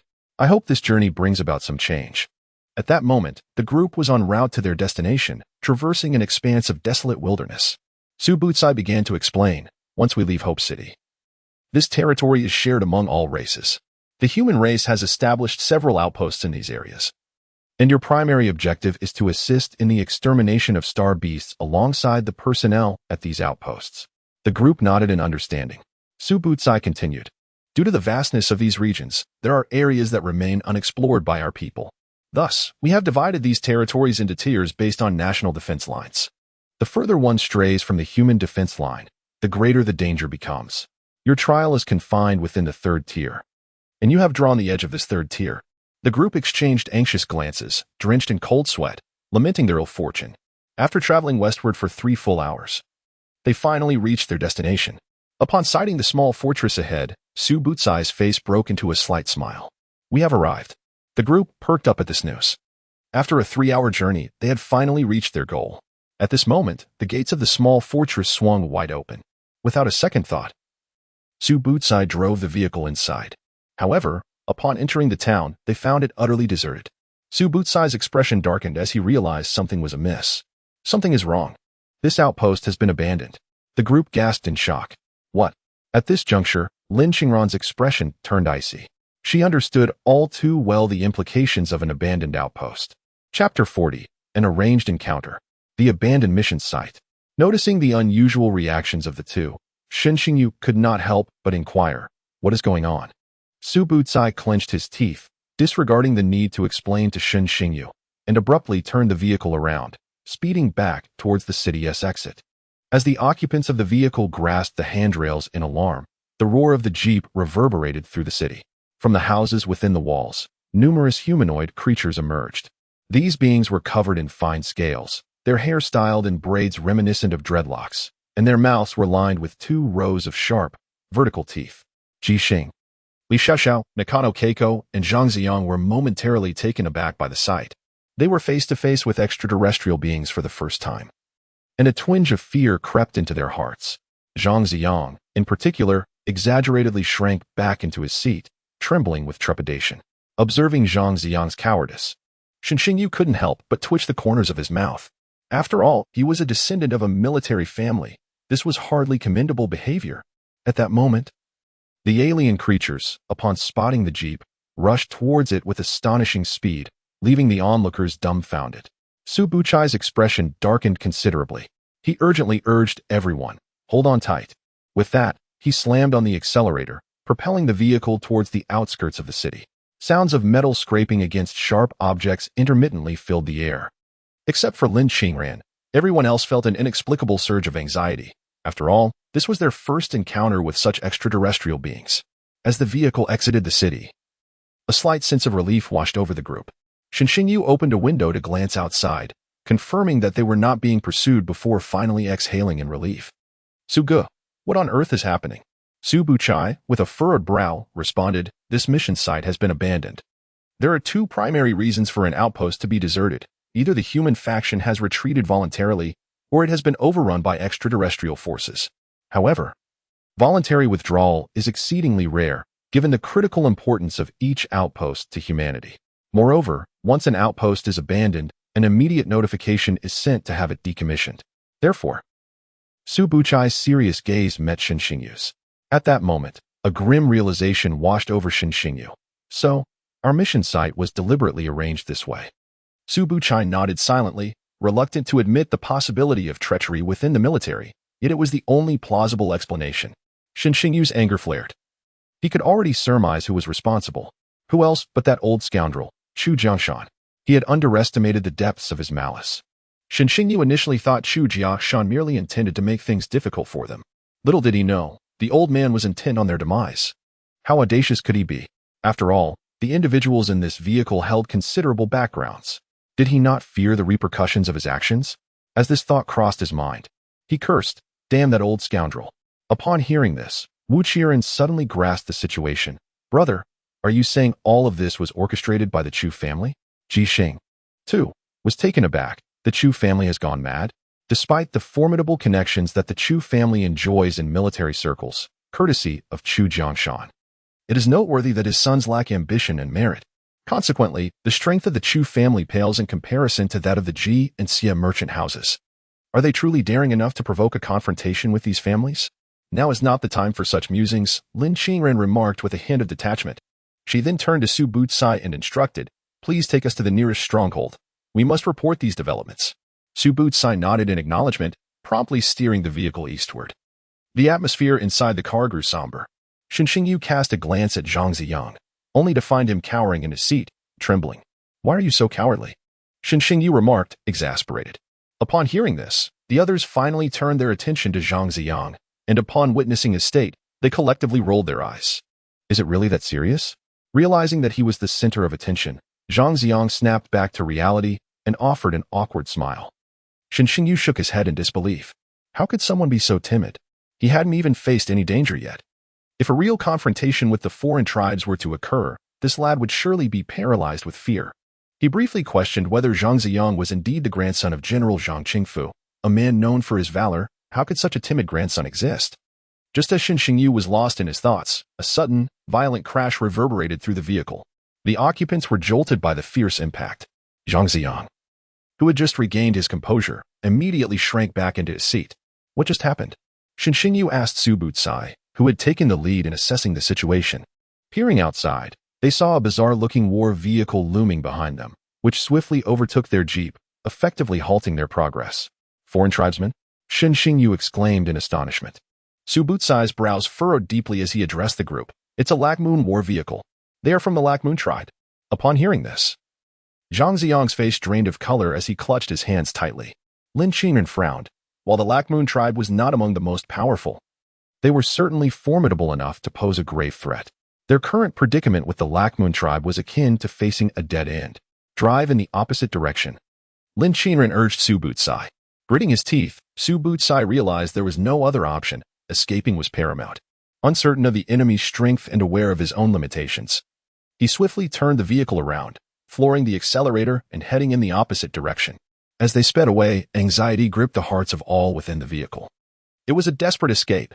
As Xinxingyu gazed outside, he noticed the relentless pursuit of the Kwei clan's war chariots. Frowning, he pondered the futility of their escape. How far could they run? "Hand me the map," Lin Qingren stated once more, prompting everyone in the vehicle to turn their attention towards her. Subutsai, taken aback by her request, nonetheless continued his actions, passing the map before him without hesitation. With a hint of skepticism, he inquired, "Can you comprehend it?" Receiving the map, Lin Qingren nodded affirmatively. This was no ordinary paper map, but a compact formation that military personnel typically employed, capable of relaying the vehicle's position in real time. As she scrutinized the map, her mind raced to devise a route. Shun Xingyu tilted his head for a glance, only to find the map teeming with intricate grids, leaving him dizzy. Observing Lin Qingren's concentrated demeanor, he couldn't help but admire the aptness of their captain's choice. After a brief moment, Lin Qingren suddenly lifted her head and addressed Subutsai. "Let us head to the abandoned outpost." Subutsai was momentarily taken aback. "Are you certain?" Lin Qingren nodded confidently. "Yes." Chapter 41. A Clash of Clans, the Fisherman Gains. Subutsai hesitated, contemplating the peril of this decision. Wouldn't that be akin to walking into a lion's den? We barely escaped. Sensing his reluctance, Lin Qingren quickly responded, "I observe that if we proceed in this direction, we would only reach the gathering place in Region 4, which is fraught with excessive risk. You must understand, the further we venture outward, the greater the likelihood of encountering higher-tier foreign entities. We cannot take that gamble." As she spoke, a glimmer of determination sparkled in her eyes as she asked Subutsai, "Do you recall which clan the foreign entities in the previous abandoned city belonged to?" After a moment of contemplation, Subutsai replied, "The Iron Blood clan?" Lin Qingren pressed further. "And who was pursuing us just now?" "The Keiwa clan." Subutsai's eyes lit up with realization. How had he not considered this before? "All right. That's our destination." The others, listening to the conversation, were left in confusion. What was the connection? What did it all mean? Shen Xingyu quickly inquired. "How does this lead us there?" "The Keiwa clan and the Iron Blood clan are sworn enemies. If we lure them into confrontation, they will surely thank us." Lin Qingren smiled, elucidating their strategy. Upon hearing this, Shen Xingyu turned to Lin Qingren with curiosity. "Where did you acquire such knowledge?" The others also regarded her with puzzled expressions. Lin Qingren, sensing the scrutiny, felt a twinge of anxiety as she answered, "My father taught me." The group exchanged knowing glances, realizing the formidable nature of the education imparted by the war god Lin. Subsequently, Subutsai accelerated the vehicle, propelling them across the vast expanse of the desolate plains. Shun Xingyu occasionally glanced through the rearview mirror, observing the relentless pursuit of the Keiwa war chariots trailing closely behind. Before long, a dilapidated human stronghold emerged directly ahead of the vehicle. Without hesitation, Subutsai accelerated towards the outpost. At this moment, Shen Xingyu observed the movement of the Shueyue war chariot behind them, noting that their speed had noticeably decreased, as if they were exercising caution. "What if they do not pursue us?" Subutsai, realizing the situation, inquired urgently. Lin Qingren's eyes sparkled with intelligence as she replied, "If they do not follow, we can draw out the Iron Blood clan." As they neared the gates of the city, Lin Qingren instructed Subutsai, "Now, stop the car and honk the horn." Subutsai instantly grasped her intention, and the piercing sound of the horn reverberated across the desolate plain. The Shueyue war chariot, upon seeing them halt, dared not continue the chase and likewise came to a stop. Soon, several members of the Iron Blood clan charged aggressively towards their vehicle. This group of Iron Blood warriors, seeing their audacity to approach, sharpened their blades with fierce resolve. Observing this, Lin Qingren smiled slightly and urged Subutsai, "Now, drive quickly." Subutsai nodded, flooring the accelerator, and a cloud of dust erupted around them. The Iron Blood and Shueyue forces in front and behind the vehicle caught sight of each other. The Shueyue soldiers, witnessing the Iron Blood warriors rushing out from the city, initially appeared astonished, but their battle spirit ignited instantly. Simultaneously, the Iron Blood clan members, upon spotting the Shueyue war chariot, disregarded Shen Xingyu and his companions entirely, charging towards the chariot. From the Shueyue war chariot, several humanoid beings with purple skin emerged, each wielding a spear. In an instant, the two factions clashed fiercely. A distance away, Shen Xingyu and his group halted their vehicle, observing the tense standoff between the two sides, their faces alight with surprise. Who could have anticipated that upon encountering one another, these two factions would completely ignore them? What deep-seated enmity must exist between them? Shen Xingyu mused. Lin Qingren replied with a faint smile, "The strongholds of the Iron Blood and Shueyue clans are situated within the same realm. They have been engaged in a prolonged conflict over resources, rendering them sworn enemies. The others nodded in understanding. At this juncture, Su Butsai turned to Lin Qingran and asked, "Should we proceed to the outpost then?" Lin Qingran shook her head. "Let us first assess the situation." Lin Qingran gazed towards the fierce battle unfolding between the Shueyue and Iron Blood clans. From what I can tell, both factions appear to consist predominantly of third-tier fighters. The Iron Blood clan has only 5 members, while the Shueyue boasts a full 7. However, the outpost remains eerily quiet. I suspect that within the abandoned stronghold, there may only be those 5 present. Wu Qiren's eyes brightened at her words. "Are you suggesting we seize the opportunity to benefit from their conflict and reclaim the outpost?" Lin Qingran shot him a disapproving look. "Do you believe the Iron Blood clan members are fools? The 5 of them are merely an advance party and must have reported back to their superiors.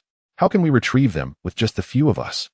After a moment of contemplation, Shen Xingyu slowly remarked, "Given that there is only a small squad of soldiers here, it indicates that this outpost was not abandoned due to an attack, but rather that the human clan withdrew voluntarily." Lin Qingran nodded in agreement. "Yes. The human clan's voluntary withdrawal usually signifies an urgent evacuation. Perhaps they left behind some valuable items." Listening to their conversation, Su Butsai suddenly had a revelation and addressed the group. "If that is the case, we might be able to take the coordinate device with us." At this moment, everyone looked puzzled. "What is this coordinate device?"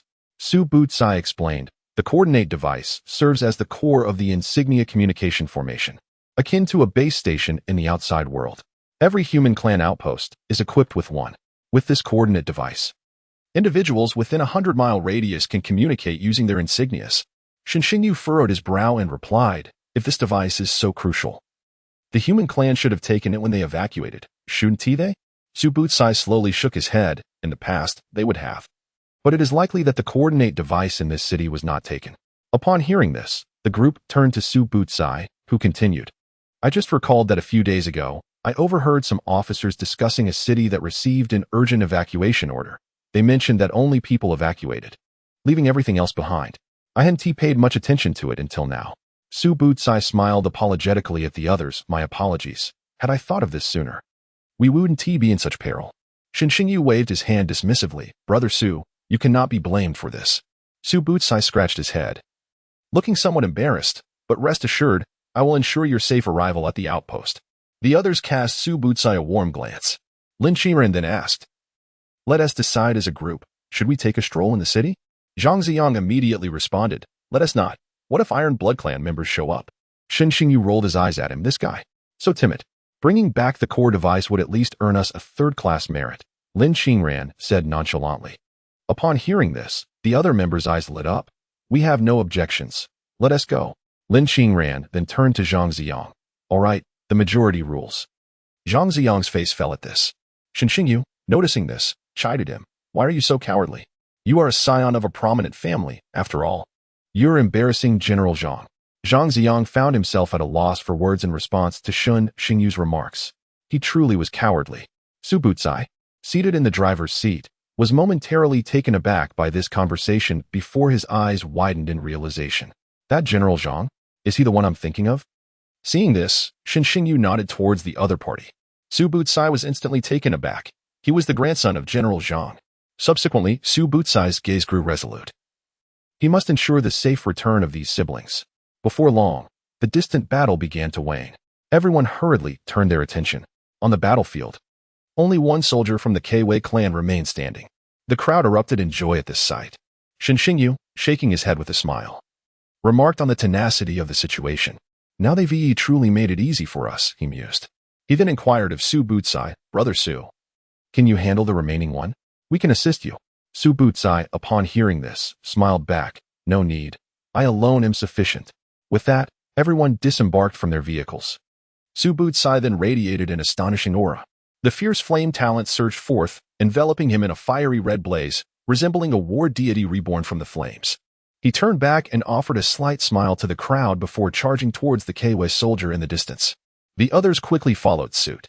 At that moment, the Kwei soldier was busy surveying the battlefield. Aside from him, 2 other Kwei soldiers remained alive but gravely injured. Suddenly, sensing something amiss, this soldier grasped his spear from the ground. Just then, Su Butsai's figure appeared in an instant, launching an assault on the Keiwa soldier. The soldier, having just emerged from battle, found his energy reserves depleted and struggled to fend off Su Butsai's attack. In their initial clash, Su Butsai held the upper hand. As they distanced themselves, Shen Xingyu and the others quickly arrived at Su Butsai's side. The Keiwa soldier's expression darkened upon seeing them. He had not anticipated that these humans would return. Realizing that a direct confrontation was futile, he swiftly glanced around and hurled a spherical metallic object towards them. Su Butsai's eyes widened in alarm as he shouted, "Bomb! Get away!" Shen Xingyu and the others reacted immediately, darting aside. Only Zhang Ziyang stood frozen, bewildered. Su Butsai, who had just managed to evade, flashed a determined look as he sprang in front of Zhang Ziyang, pushing him away. An explosion followed, propelling Su Butsai away. Not far off, Shen Xingyu regained his senses, witnessing the scene unfold before him, his blood pressure spiking. "Are you trying to get yourself killed?" he yelled at Zhang Ziyang. The latter's face was etched with guilt. Shen Xingyu then disregarded the cowardly Zhang Ziyang and hurried to assess Su Butsai's injuries. Su Butsai collapsed onto the ground, spitting out a mouthful of fresh blood. Observing this, Shen Xingyu hurriedly inquired, "Brother Su, how are you?" Su Butsai, with great difficulty, shook his head in response. "I'm all right, I want to die." Witnessing the situation, Ji Xing immediately began to utilize her innate abilities to heal Su Butsai. Shen Xingyu, having taken a moment to breathe, suddenly turned his gaze coldly towards the fleeing members of the Keiwa tribe to the east. "Xiao Xiao, enhance my speed," Shen Xingyu commanded in a low voice. Li Xiao Xiao, upon hearing his request, swiftly gestured with her hand, and a colorful pagoda materialized in her grasp. She then pointed towards Shen Xingyu, who instantly felt a surge of lightness envelop him. Su Butsai, observing this, quickly grasped Shen Xingyu's intentions and urged, "Brother, don't go. He is a third tier." In response, Shen Xingyu cast a reassuring glance at him. "Don't worry, Brother Su. I can handle a third tier whose energy is depleted." With that, Shen Xingyu turned his attention to the fleeing figure, and, in an instant, his form flickered as he pursued the foe. With Li Xiaoxiao's speed enhancement, Shen Xingyu's velocity skyrocketed. His expression brightened with exhilaration. It felt as if he were flying in grass sandals. Although the soldier from the Keiwa tribe was indeed third tier, his exhausted energy rendered him incapable of outpacing the fully powered Shen Xingyu. In no time, Shen Xingyu closed the distance. The soldier, noticing Shen Xingyu gaining on him, wore a grim expression. However, Shen Xingyu paid no heed. He summoned the dragon-slaying sword into his hand with a swift motion.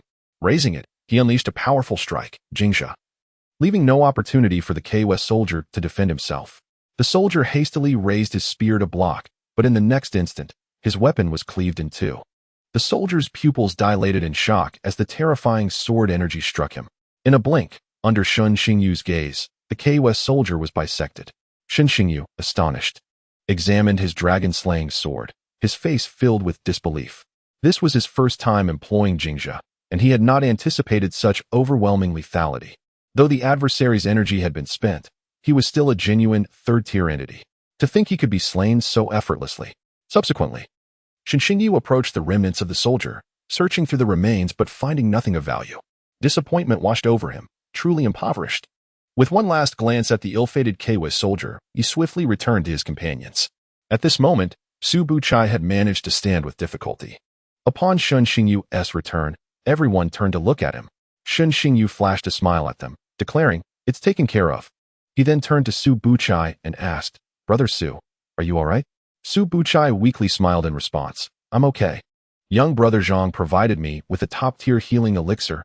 After some rest, I'll be fine." Hearing this, Shen Xingyu shot a cold glance at Zhang Ziyang.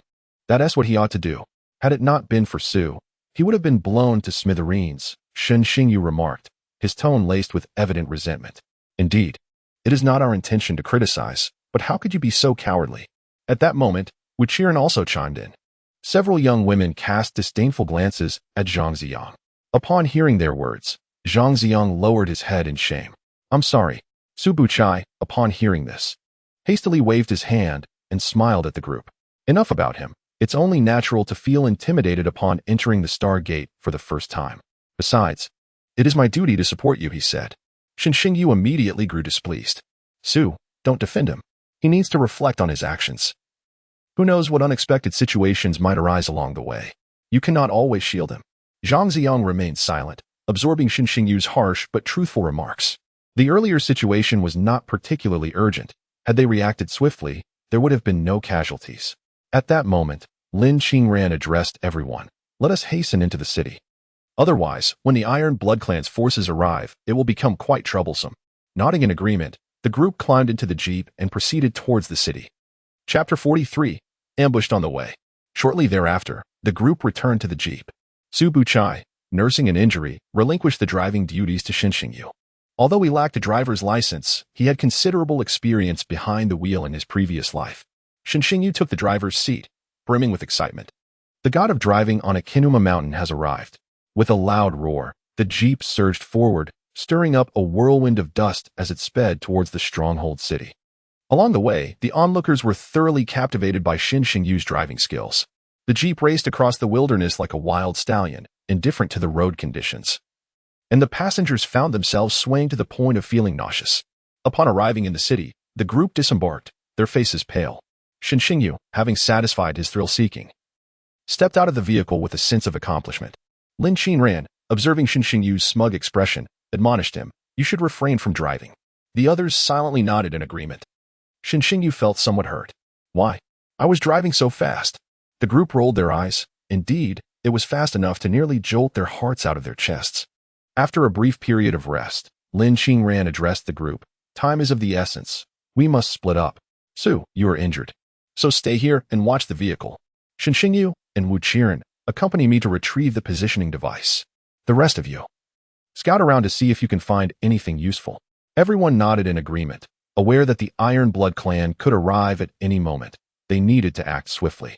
They then divided into two teams. Lin Qingran led Shin Xingyu and Wu Qiren along the main road of the city, arriving at a Western-style church. Upon entering the church, one is immediately captivated by a mechanical contraption emanating a gentle glow at the center of the hall. Is this the object? Shin Xingyu inquired of Lin Qingran. Lin Qingran nodded affirmatively. Do you see the core on the device? Upon her words, Shin Xingyu and Wu Qiren turned their gazes towards the apparatus. At its heart floated a perfectly spherical orb of light, approximately half a meter in diameter. So, we merely need to retrieve that? Shin Xingyu asked. Lin Qingran nodded once more. In a moment, I shall deactivate the device. You must seize the opportunity to secure the orb. Do not allow it to fall. She cautioned. It is quite fragile, and a drop from this height would surely shatter it. Both Shin Xingyu and Wu Qiren solemnly nodded in understanding. The trio then commenced their actions. Lin Qingran approached the control panel of the positioning device, casting a knowing glance at the two. Shin Xingyu and Wu Qiren instantly comprehended. Their eyes fixed intently on the luminous sphere. Ready, Lin Qingran declared from the control panel. Subsequently, with a series of deft maneuvers, the radiant light emanating from the positioning device began to dim. Simultaneously, the orb at the center descended. The two deftly caught it, its surface still radiating a gentle warmth. Observing this, Shin Xingyu gestured to Lin Qingran. She promptly retrieved a black pouch from the control panel and rushed to their side. Once they secured the core of the device, they made their way back to the jeep. Su Buchai had nearly fully recovered during this brief interval. Although the top-tier recovery elixir was costly, its efficacy was undeniable. At that moment, the others returned as well, bringing provisions and water. Noticing their arrival, Lin Qingran commanded, "Load up, we need to make a swift exit." Without hesitation, she took her place at the driver's seat, leaving no opportunity for Shin Xingyu to interject. Shin Xingyu, observing her, wore a look of resigned amusement. My driving skills are excellent. After gathering their belongings, everyone boarded the vehicle. And Lin Qingran drove towards the outskirts of the city. On the journey, she addressed the group. We are heading to the nearest stronghold to return the core of the device. This object holds immense value, both for humanity and the foreign tribes. Once we bring it back, a third-class merit will be ours. Upon hearing this, the faces of the group lit up with delight. It is well known that in Huaxia, the significance of military merit is paramount. Su Buchai chuckled. Indeed, this is my first encounter with a first-tier third-class merit. This time, misfortune has turned into fortune. Shin Xingyu, hearing their words, smiled broadly. In this exchange, the Chu family inadvertently bestowed upon them a grand gift. If Chu Jianshan were to learn of this, he would surely be incensed. Meanwhile, as the crowd emerged from the city, a mysterious triangular aircraft appeared ominously above the fortress. The craft projected a beam of light downwards, and a battalion of iron-blood warriors descended upon the site. Leading them was a high priest of the Iron Blood clan, wielding a staff resembling a trident, indicative of his approximate fourth-tier prowess. He surveyed the surroundings and, upon noticing the absence of the advance party, furrowed his brow and gestured to his subordinates. Soon, a few soldiers began to scour the city for any signs. The high priest proceeded to the church, only to discover that the core of the positioning device had been stolen, leaving him in a state of agitation. Shortly thereafter, his men returned with the corpses of several fallen Iron Blood soldiers. Upon seeing this, the high priest swiftly produced an object akin to a compass. A luminous point was observed moving eastward on its surface. The high priest promptly exited the church, aiming his staff at the triangular aircraft, which immediately projected another beam of light onto the ground. In an instant, their figures vanished, and the aircraft sped away towards the direction of Shen Xingyu and his companions. At that moment, Shen Xingyu and his group were traversing the wasteland in their vehicle, still approximately an hour away from the nearest outpost. Shen Xingyu leaned against the car window, idly gazing at the swiftly passing scenery. Suddenly, he caught a glimmer in the sky. Shortly thereafter, the triangular aircraft approached them. Shen Xingyu's brow furrowed. What could that be? Lin Qingran, catching his words, glanced out of the window and paled upon spotting the aircraft. Iron Blood warriors. The atmosphere within the vehicle shifted, and everyone became alert. Su Butsai's face turned ashen upon recognizing the craft, an Iron Blood aircraft. They were likely here for the core device. What should we do? Wu Qiren inquired hastily.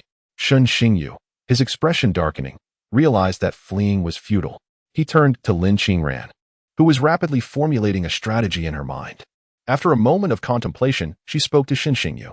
Use the emblem to call for help. Upon hearing this, Shen Xingyu immediately grasped her suggestion and retrieved his emblem.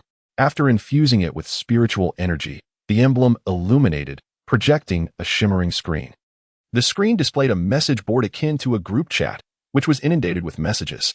Lin Qingran, upon seeing this, urged, 10 kilometers northwest of the outpost. Encountering Iron Blood warriors, urgent assistance needed. Understanding her intent, Shen Xingyu swiftly inputted the message. Lin Qingran then brought the vehicle to a halt and declared to the group, disembark. Prepare for battle. The atmosphere grew tense as everyone braced themselves. Chapter 44. The Great Battle is imminent. Following Lin Qingran's words, everyone disembarked from the vehicle. Under the intense gaze of Shen Xingyu, Zhang Ziyang cautiously descended from the car. Meanwhile, directly ahead, a pure white beam of light was projected onto the ground from a triangular aircraft. Almost immediately, the beam vanished, revealing a battalion of Iron Blood soldiers before them. Shen Xingyu's expression hardened as he observed the leader, who wielded a staff. He found it impossible to discern the figure's true nature. It was highly likely that this individual was a high-ranking spiritual warrior. Realizing this, Shen Xingyu sighed, recognizing the trouble they were in. At that moment, Lin Qingran and Su Butsai also noticed the gravity of the situation, their faces reflecting the seriousness of their predicament. A high-ranking spiritual warrior was beyond their capacity to handle. Stepping forward, Su Butsai addressed the group. You all go ahead. I will hold them off. In unison, Shen Xingyu and Lin Qingran protested. No. Su Butsai smiled reassuringly at them. I am a soldier. It is my duty. Upon hearing this, everyone fell silent. Shen Xingyu regarded the resolute Su Butsai, his gaze suddenly firm. No, Brother Su, we face this together. Besides, we have already called for assistance. If we can just hold on, victory will be ours. With that, Shen Xingyu summoned the Zhanlong sword to his hand in an instant. Su Butsai's mouth opened as if to speak, but ultimately, he refrained. However, he had already resolved to ensure the safety of these young individuals, for that was his duty. With determination, Su Butsai felt an intense flame surging within him. Then turned to the others and asked, leave the high-ranking one to me. Can you handle the rest? Absolutely. Shen Xingyu replied with a smile, then cast a steely glare towards several figures in the distance. Li Xiaoxiao, Ji Xing, assist Brother Su. We will take care of the others. Upon hearing this, Li Xiaoxiao and Ji Xing nodded solemnly. Shen Xingyu exchanged a resolute glance with Lin Qingran, both reflecting a sense of unwavering determination. The enemy was numerous. Aside from the high-ranking warrior, there were still 5 second-tier adversaries to contend with. They had no choice but to fight with all their might. Beside them, Wu Qiren transformed into the second form of the night demon wolf, his fur shimmering with a crimson glow. At that moment, Shen Xingyu glanced back, noticing Zhang Ziyang squatting on the ground. He sighed, deciding to disregard him. He then turned his attention to Nakano Keiko, who had summoned her adorable little wolf. Seeing this, Shin Xingyu was momentarily taken aback and addressed Nakano Keiko. "Well, you assess the situation." Nakano Keiko nodded gravely. Lin Xingran suddenly had a brilliant idea as he looked at the little wolf in Nakano Keiko's arms. Have this little one sneak in and consume the enemy's skills. Both Shin Xingyu and Nakano Keiko were momentarily stunned by the suggestion. How on earth do I consume this skill? Shin Xingyu inquired helplessly. Lin Xingran smiled gently and said to Nakano Yuko, "Just do as I instruct in a moment." Nakano Yuko nodded, her expression one of confusion. At that moment, the Iron Blood clan opposite them assumed a battle stance. The leader of the high-ranking Iron Blood warriors coldly waved his hand, and the soldiers behind him surged forward towards Shin Xingyu and his companions. In response, Shin Xingyu, Wu Qiren, and Lin Xingran launched their own attack, and the two groups were soon entangled in fierce combat. Su Butsai and the high-ranking Iron Blood warrior faced each other from a distance. Subsequently, Li Xiaoxiao summoned a colorful pagoda that appeared in her hand. She pointed gently at Su Butsai, and a stream of light instantly entered his body. All attributes enhanced. The voice echoed, leaving Su Butsai in sheer astonishment. This supportive talent was formidable. Instantly invigorated, he dashed towards the high-ranking warrior. The two engaged in a fierce battle. Though Su Butsai found himself slightly challenged despite Li Xiaoxiao's support, he managed to hold his ground, bolstered further by the continuous aid from healer Ji Xing outside the battlefield. Nakano Yuko observed the clashes with a hint of anxiety on her youthful face. She gently patted the little wolf cub's head and said, "Little Gray, Sister Ran has asked you to stealthily consume the skills. Can you do that?" The little wolf cub, seemingly understanding, nodded. Seeing this, Nakano Yuko placed Little Gray on the ground, encouraging it, "Go for it, Little Gray. Everyone needs you now." Upon hearing her words, Little Gray stuck out its tongue and nodded at its owner before transforming into a streak of light and dashing towards the battlefield. On Shin Xingyu's side, they struggled against 5 second-tier foes. Wu Qiren found himself facing 2 second-tier opponents, barely holding his ground thanks to his robust physique. Meanwhile, Shin Xingyu and Lin Qiren engaged 3 second-tier warriors, trading blows back and forth. Suddenly, a gray streak of light joined the fray. Little Gray, with its tongue lolling, weaved through the crowd, continuously absorbing the spiritual energy released by the Iron Blood warriors. Instantly, Shin Xingyu sensed a notable decrease in the intensity of their adversaries' attacks. His eyes brightened as he observed Little Gray navigating the battlefield. This little creature indeed surprised him. Beside him, Wu Qiren felt the change too. But the slight weakening meant little to him. "Big brother, I'm about to collapse," Wu Qiren exclaimed with a pained expression. Shin Xingyu and Lin Xingran exchanged glances, realizing they needed to conclude the battle swiftly. Shin Xingyu grasped the dragon-slaying sword, his aura surging dramatically. He turned to Lin Xingran and said, "Create some time for me." Lin Xingran nodded in agreement and positioned herself to fend off the 3 second-tier Iron Blood warriors alone. She extended her hand with a flourish, and a fiery red, long sword materialized in her grasp. The words "Phoenix Dance" escaped her lips, and instantly, the sword became enveloped in flames reminiscent of a phoenix. With a swift motion, Lin Xingran unleashed the sword, sending a crimson phoenix soaring towards the group. In that moment, her complexion turned pale. The 3 members of the Iron Blood clan, witnessing this, hastily prepared to defend themselves. However, they grossly underestimated the potency of this martial technique, which forced them back several meters. A smile graced Lin Xingran's face. This technique was one she had devised in her previous life, and despite being at the 1st tier, its might was not to be trifled with. Before the 3 could regain their composure, Shin Xingyu unleashed his fully charged strike of awakening. The pupils of the 3 Iron Blood clan members dilated in shock. In an instant, the sword energy pierced through their bodies, rendering them breathless and motionless. Shin Xingyu's expression soured. This move had drained him entirely. Almost immediately, the bodies of the 3 Iron Blood warriors split into 2, their severed edges remarkably smooth. Lin Xingran cast a glance at Shin Xingyu, noting his enhanced strength. From a distance, Ji Xing witnessed their struggle and swiftly sent forth 2 streams of light that merged into their bodies. Lin Xingran and Shin Xingyu felt rejuvenated and quickly joined Wu Qiren in battle. The trio soon dispatched the remaining 2 soldiers. Everyone's gaze shifted towards Su Butsai, who was clearly on the brink of collapse. In a mere moment, Su Butsai was sent hurtling backwards. Shin Xingyu rushed to catch him as the others gathered around. Once steady, Su Butsai spat a mouthful of blood. "High-tier opponents are indeed formidable," he remarked with a smile. Meanwhile, Upon seeing the bodies of his comrades, the high-tier member of the Iron Blood clan was consumed by rage and surged towards them. Su Bucai's pupils flickered with alarm, summoning all his strength. He pushed the others away. "You must flee." He then braced himself to withstand the furious blow. The group snapped back to reality and turned their attention to Su Bucai, who had been impaled by the assailant's staff.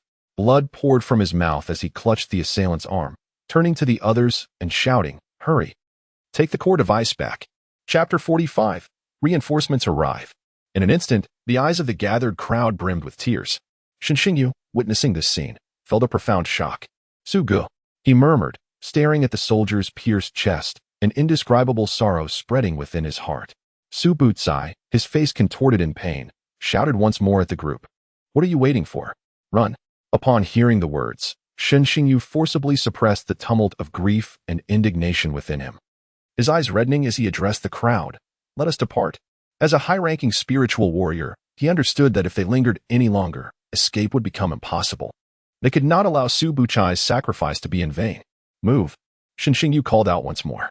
As the group approached the vehicle, they fixed their gazes on the scene before them, seemingly determined to engrave Su Bucai's silhouette in their hearts. Amidst a resonant hum, a serene smile graced Su Bucai's face. Noticing this, the high-ranking member of the Iron Blood clan immediately attempted to pursue. But Su Bucai clutched his arm with an unyielding grip, rendering him momentarily immobile. The Iron Blood warrior's expression grew icy, and he struck downward towards Su Bucai's head. Su Bucai's pupils constricted violently as the blow obliterated his meridians. Soon after, the somewhat bashful soldier succumbed to the void. Yet his hands remained clamped around the Iron Blood warrior's arm like iron vices. The high-ranking Iron Blood warrior regarded the fallen human with a flicker of admiration. However, admiration aside, he was bound by duty and needed to retrieve the core of the positioning device. With a decisive motion, he extracted the trident staff from Su Bucai's body and severed his arm to free himself. Once liberated, he ascended back into the flying craft, pursuing the direction in which Xinxingyu and the others had fled, leaving behind the resolute figure of Su Bucai. The flying craft moved with remarkable speed, quickly catching up to Xinxingyu and his companions. Upon spotting the craft re-emerging in their line of sight, Xinxingyu's heart sank to the depths of despair. The expressions of the others darkened as well. The enemy had caught up, which meant Su's sacrifice was confirmed. Although this outcome had become inevitable, an overwhelming sorrow enveloped their hearts. Taking a deep breath, Xinxingyu forced himself to suppress the grief within, rapidly devising a strategy in his mind. At this moment, their foremost concern was escape. Just as he was contemplating, the flying craft positioned itself directly before them, effectively blocking their vehicle. The faces of those inside the car turned grim in an instant. Wu Qiren, in a fit of exasperation, exclaimed, "Where is our reinforcements?" Xinxingyu sighed, realizing that there was truly no way out now. Meanwhile, from the flying craft, the high-ranking Iron Blood warrior had descended. Lin Qingran, upon witnessing this, gritted her teeth and addressed the group. "In a moment, Xinxingyu, and I will hold him off. You all take this chance to drive away. It is imperative that you bring back the core of the device. It must not fall into the hands of the alien race." "No," the group echoed in unison. "If we leave together," Jixing stated firmly, looking at the two. "Indeed, if one must stay, then we shall all remain," Wu Qiren immediately declared. Keiko Nakano and Xiao Shaoli nodded in unison, their small faces etched with determination. Only Xiang Zhang remained silent, his gaze hollow as he sat in the car, still grappling with the sacrifice of Su Bucai. Observing this, Xing Yushan spoke firmly to the group. "What did we agree upon? Follow the captain's orders. Move." He then turned to Qiren Wu, commanding, "You'll drive in a moment. Don't concern yourself with anything else. Go fetch reinforcements." With that, Shenflung opened the car door and stepped out, the Zhanlong sword materializing in his hand, a palpable aura of sword intent radiating from him. Lin Qingran, noticing this, cast one last glance at the others before following Shen out of the vehicle. The occupants exchanged glances, uncertain. Wu, in silence, took the driver's seat and, after a final look at the two, sped off towards the stronghold. "Are we really leaving just like this?" Jixing felt a surge of reluctance, her eyes gradually reddening. Wu, now behind the wheel, wore a frenzied expression, declaring, "We must survive." The words resonated within the car, prompting tears to glisten in the eyes of the others. Wu's countenance twisted into a grimace as he held back the unspoken thought. "Only by living can we seek vengeance." A poignant atmosphere enveloped the vehicle. As they watched the car depart, the high-ranking member of the Iron Blood tribe's expression shifted, and he promptly prepared to board his aircraft once more.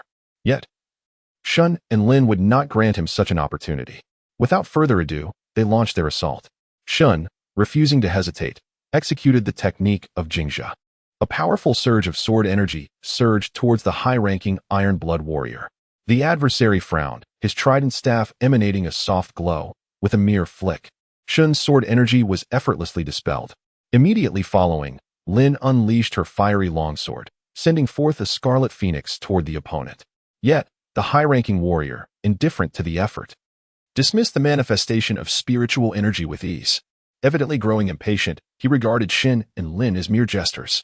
If they were so eager to court death, he would oblige them. Raising his trident staff, a dark red energy surged toward Lin.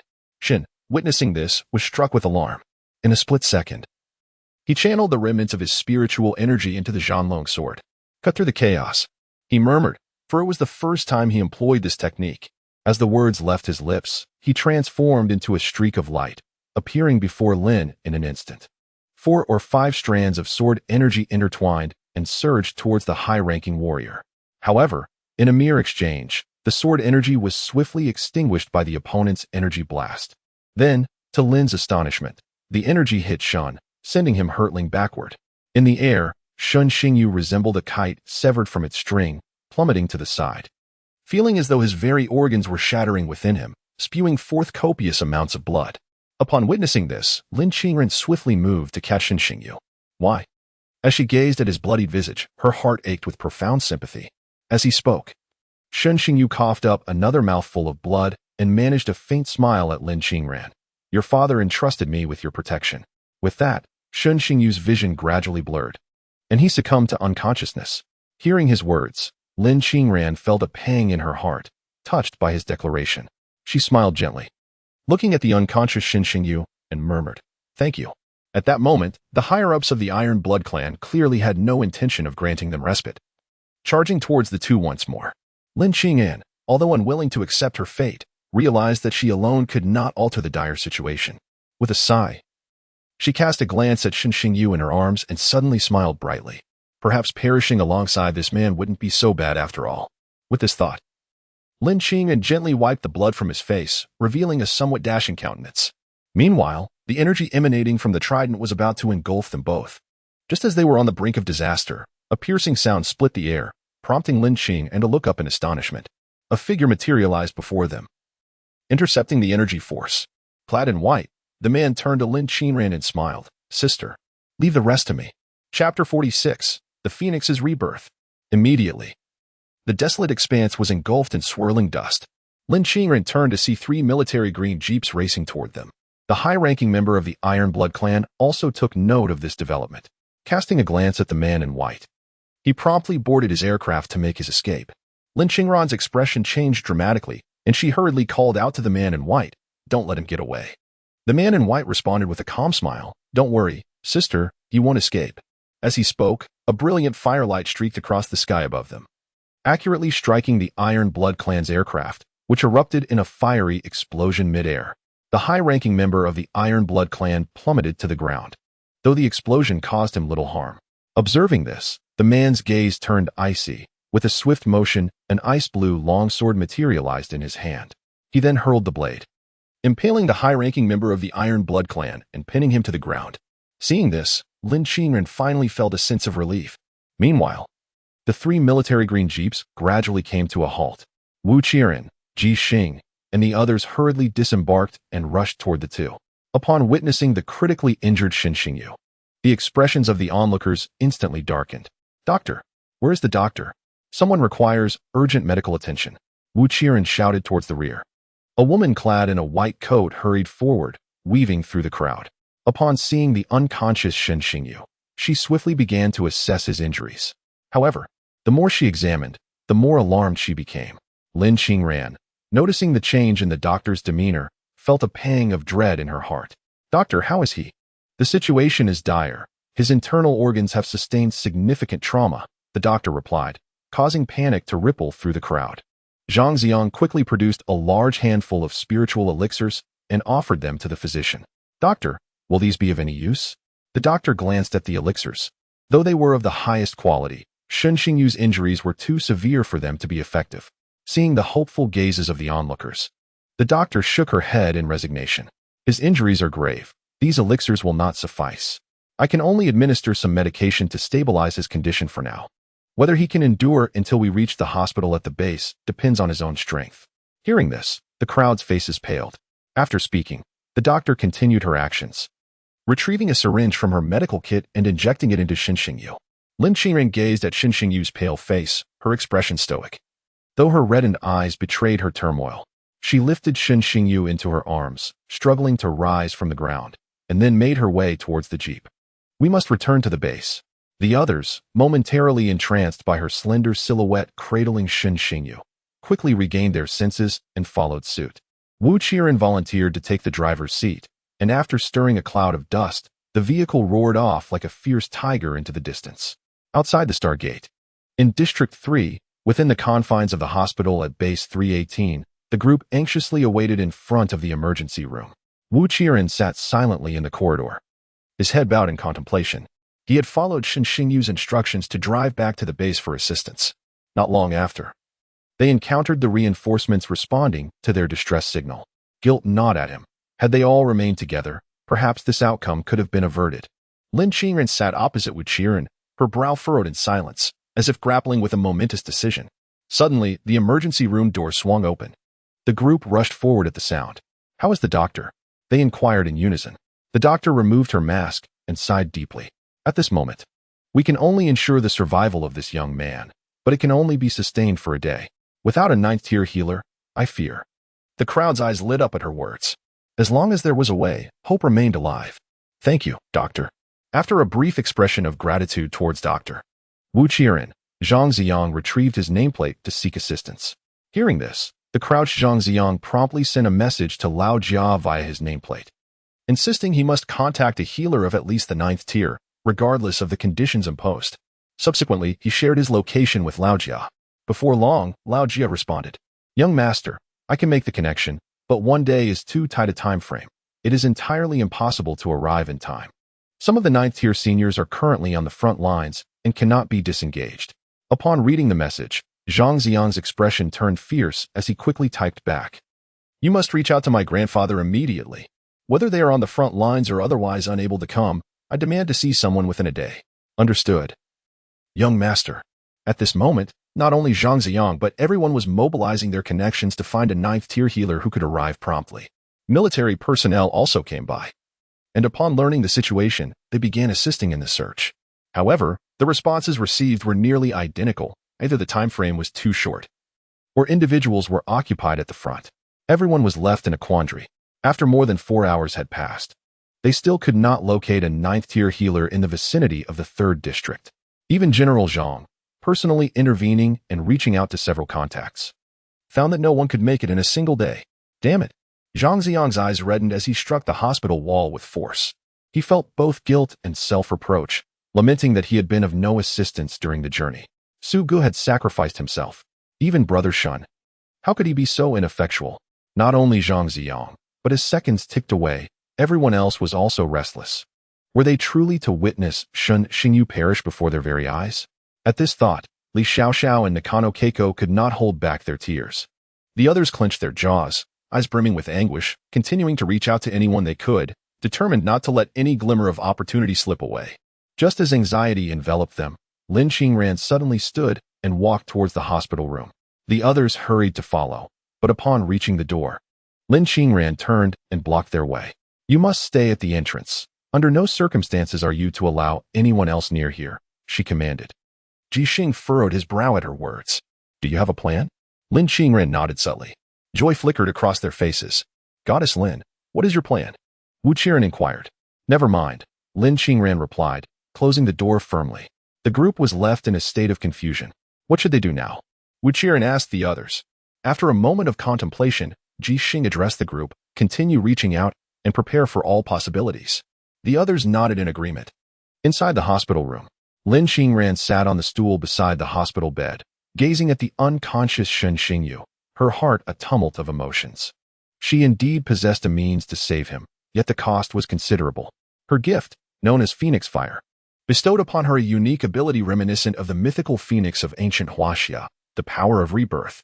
This extraordinary ability was an integral aspect of her talent, capable of not only benefiting herself, but also others. However, in her previous life, she had never used it for anyone else. To invoke this power for another, one must engage in an intimate union, and thus, the individual in question must be male. Moreover, her sincere intent was paramount for the effect of the phoenix rebirth to take place. As Lin Qingran pondered, her gaze drifted to Shun Xingyu on the bed, her cheeks flushing a deep crimson. "You truly deserve this," she murmured, her face growing warmer still. Resolute in her decision, she did not wish for Shun Xingyu to perish. Consequently, she waved her hand, conjuring a fiery red barrier that enveloped them both. Chapter 47. The weakened goddess Lin. The ward fell into silence. Within the crimson barrier, silhouettes moved rhythmically, emanating a gentle aura. Faintly, the sounds of dragon roars and phoenix cries resonated from within the barrier, which began to shimmer with otherworldly colors. 2 hours later, the ward door swung open. The onlookers outside, drawn by the commotion, gathered eagerly, their eyes filled with hope as they turned to Lin Qingran. At that moment, she appeared somewhat weakened, her complexion pale with an unusual flush adorning her cheeks. "How is it?" Ji Xing hurriedly inquired. "It's fine," Lin Qingran replied softly.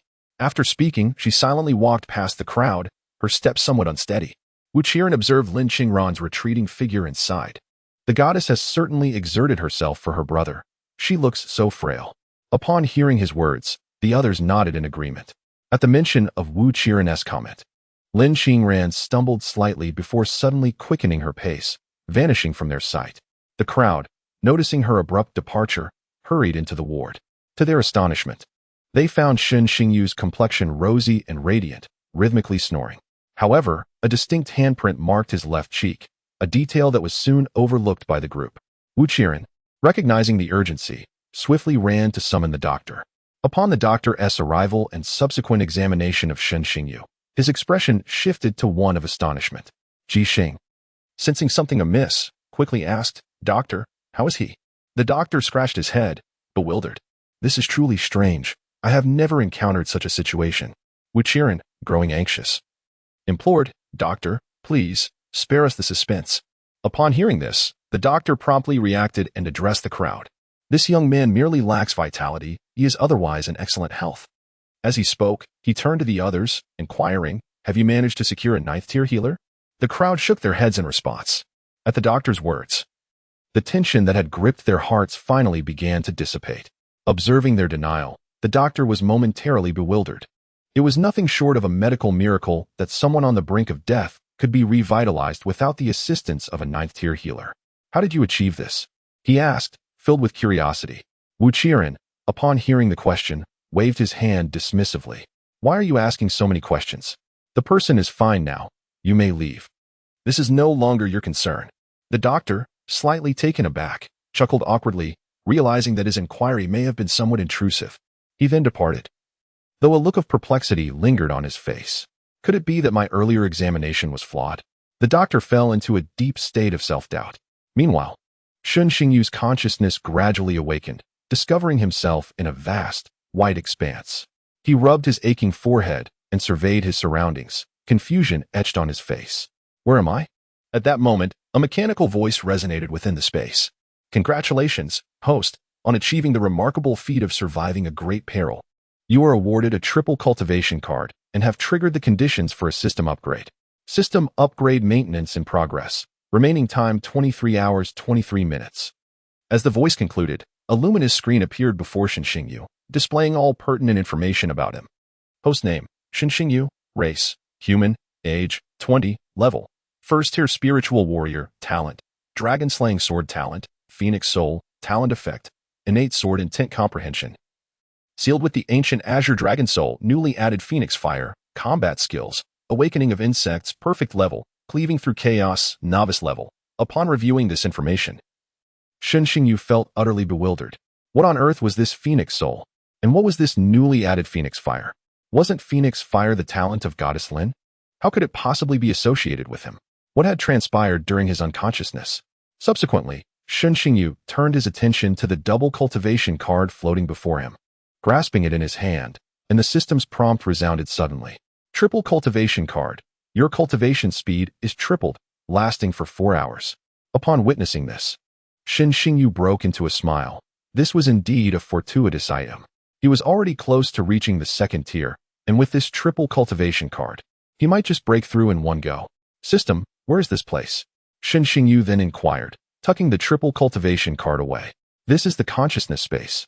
Unlocked in advance due to the host's prior achievement, the system replied. Shen Xingyu nodded in understanding. He had once perused the tome titled Comprehensive Guide to Spirit Warriors bestowed upon him by Li Xuanzhou. The concept of the consciousness space requires a certain level of mental fortitude to awaken.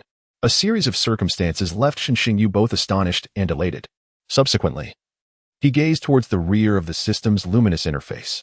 Before him, the dragon-slaying sword floated serenely, encircled by a translucent spirit form of an azure dragon, accompanied by a phoenix spirit form.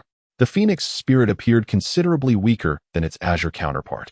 Confounded by this sight, Shen Xingyu was at a loss.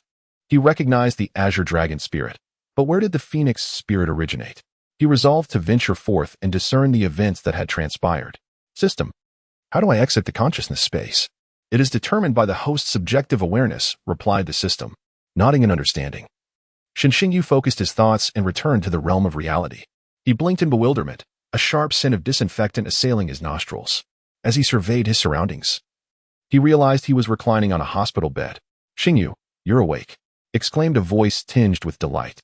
The occupants of the room, upon witnessing Shen Xingyu's opened eyes, displayed expressions of exhilaration converging around him. Big brother, how do you feel? Wu Qiren inquired hastily. Shen Xingyu looked at them, feeling as though the world were spinning, as if he had been emptied of all substance. I feel all right, he replied, albeit with a hint of weakness.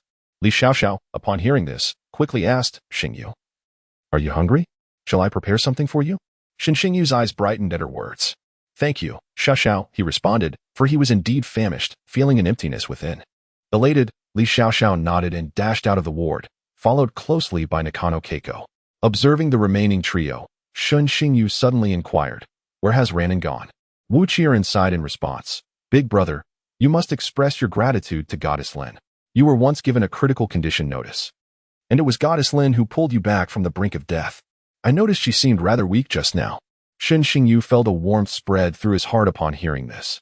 However, he quickly deduced that the extraordinary transformation of his talents was likely linked to Lin Xingran. Where is she now? He pressed. Ji Xing replied, I went to check a moment ago. She seems to be with her brother. Nodding in acknowledgement, Shen Xingyu awaited the return of Li Xiaoxiao and Nakano Keiko, who soon arrived bearing an abundance of food. At the sight of the sustenance, Shen Xingyu's eyes gleamed with hunger. Without regard for the gazes of those around him, he began to devour the food voraciously. After finishing, he felt significantly better. Then, amidst the curious stares, he clambered out of bed. I, Hu Han-san, have returned to life, Shen Xingyu proclaimed with exuberance. Yet, almost immediately, he felt a chill in his lower body. Rogue, he exclaimed. The girls present at that moment averted their gazes, a faint blush gracing their cheeks. Meanwhile, Lin Qingran entered, holding a cup of tea, and locked eyes with Shen Xingyu, who was regrettably not wearing any pants. Chapter 48. Why do you walk with such a limp? Shen Xingyu felt a wave of embarrassment wash over him. He quickly retreated back under the covers. Lin Qingran cast a silent glance in his direction, uttering not a word. She approached him and offered the cup of tea. Shen Xingyu, bewildered, accepted it. Just as he brought the cup to his lips, he glanced down to find an assortment of ingredients within: jujubes, mulberries, goji berries, and ginseng.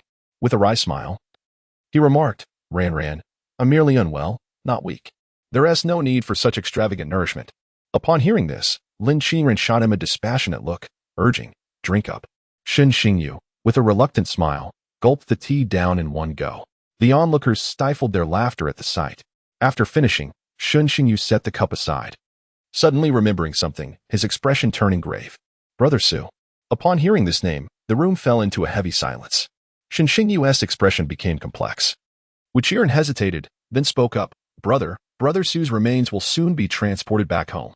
At this, Shen Xingyu's eyes reflected deep sorrow.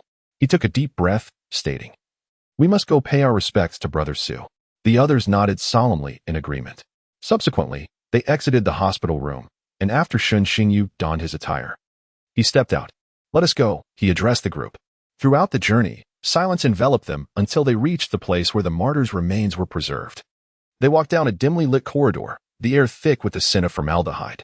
However, rather than discomfort, there was an air of familiarity. At that moment, a military doctor clad in a white coat approached them. "Who are you?" he inquired. "Hello, we wish to see the remains of Su Buchai," Xinxingyu replied, his voice trembling slightly. The doctor surveyed the group before nodding. "Follow me." In silence, they trailed behind the doctor until he halted before a door. He retrieved a set of keys and unlocked it. "It's in here," he announced. As they entered, they were met with a familiar visage. Su Buchai lay peacefully on the bed, adorned in a military green uniform, appearing as though he were merely asleep. The gleaming metal on his pristine uniform stood out remarkably. At the sight of Su Buchai, the eyes of the group instantly filled with tears. Xinxingyu stared blankly at Su Buchai's face, memories of the latter's life flooding his mind. "I will ensure your safe passage to the stronghold. It is my duty." In that moment, Xinxingyu felt a sharp pain in his heart. Was it truly worth sacrificing one's life for duty? As this thought crossed his mind, he seemed to see a slightly bashful man smile at him and say, "It's worth it." Xinxingyu could no longer hold back his tears, which streamed down his cheeks. The others behind him were similarly affected. Li Xiaoxiao and Nakano Keiko began to sob uncontrollably, their cries echoing starkly in the empty room. Zhang Xiang, gazing at the lifeless Su Buchai on the bed, was overwhelmed with grief. He had saved him twice. The military doctor, sensing the somber atmosphere, turned to the group and inquired, "You are the children Su Buchai brought back, are you not?" The others nodded in response. The doctor opened his mouth, then hesitated slightly before stating, "Su Buchai was a man." As he spoke, he slowly approached Su Buchai's side. When we found him, his body was already stiff. His chest had been pierced, and his left hand severed. That high-ranking member of the Iron Blood clan shattered all his meridians. Taking a deep breath, the military doctor looked at the group. Yet, even in death, his body remained standing, frozen in a pose. Our reconstruction suggests he was still grasping the arm of that Iron Blood clan member. It was only out of necessity that the latter severed his arm. Listening to the doctor's account, Xinxingyu felt an indescribable pain, suffocating in its intensity. The others could no longer contain themselves and erupted into tears. Wuqiren and Zhang Xiang wept the hardest. Observing this, the military doctor sighed, then stepped closer to Xinxingyu, firmly patting his shoulder. "I hope you do not disappoint him." With that, he withdrew. The group stood before Su Buchai until soldiers arrived to transport the body back home. Several soldiers surveyed the gathering and saluted them. They solemnly wrapped Su Buchai's body in a pristine red flag. The group followed as the transport vehicle gradually drove away, disappearing from their sight. It was a long while before they regained their composure.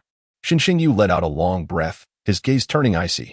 "Chujia Shan, you old scoundrel. Just wait. I shall not let you escape my wrath." At that moment, a figure approached them. It was the man in white who had previously rescued Lin Qingran and Xinxingyu. The man first glanced at Lin Qingran, then stepped forward, warmly patting Xinxingyu on the shoulder. "Kid, you've got quite the resilience. You've managed to endure all this." Xinxingyu's expression darkened at his words.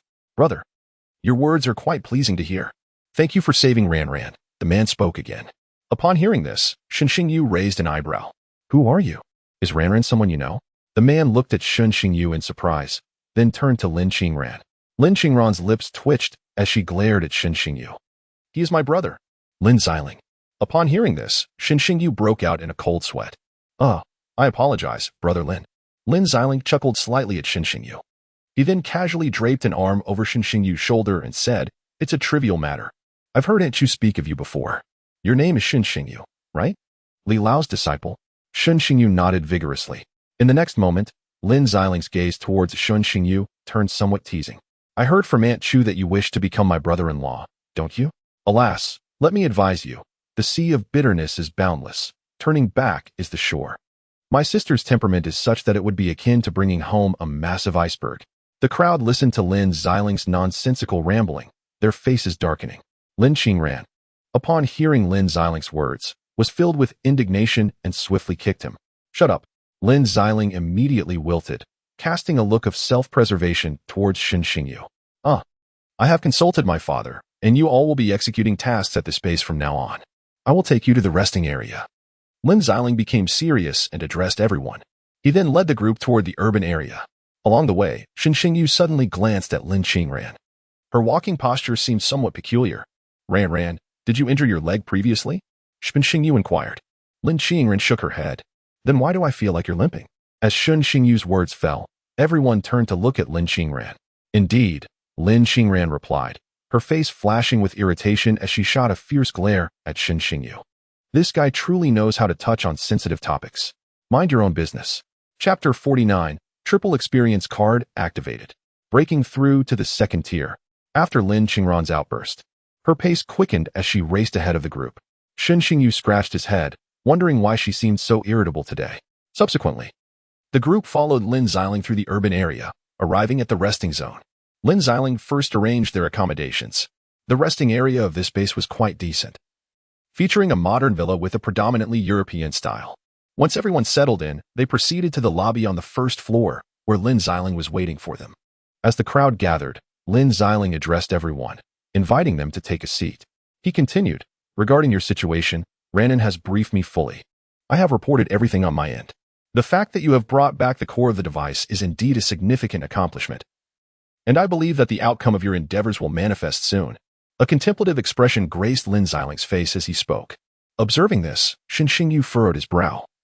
Instantly grasping the underlying implication of Lin Xiling's words, the matter would ultimately be hastily concluded. Chu Jiashan, a seasoned veteran well-versed in the intricacies of the military district, had undoubtedly devised an escape plan prior to their design. Capturing this old fox by the tail would prove to be a formidable challenge. The likely conclusion would be the arbitrary selection of a scapegoat. Lin Xiling continued, a small team has previously visited this outpost, and I have temporarily delineated the area. With that, he retrieved a map and unfurled it across the table before them. From now on, your team will be responsible for the cleanup mission in the area to the north of the outpost. Another team is currently out on a mission, and I will inform them upon their return. The group nodded in acknowledgement. Very well, take a day to rest. Tomorrow will be demanding, Lin Xiling jested. Having concluded the serious matters, Lin Xiling engaged Lin Qingren in light-hearted conversation. Sensing the moment, the others discreetly excused themselves. The three gentlemen, Shun Xingyu and his companions, were assigned a triple room. Once inside, they took a moment to rest.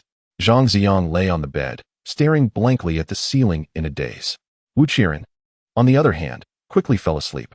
Shun Xingyu sat cross-legged on his bed, producing the triple cultivation card previously provided by the system. Upon mentally activating it, a notification chimed. Ding!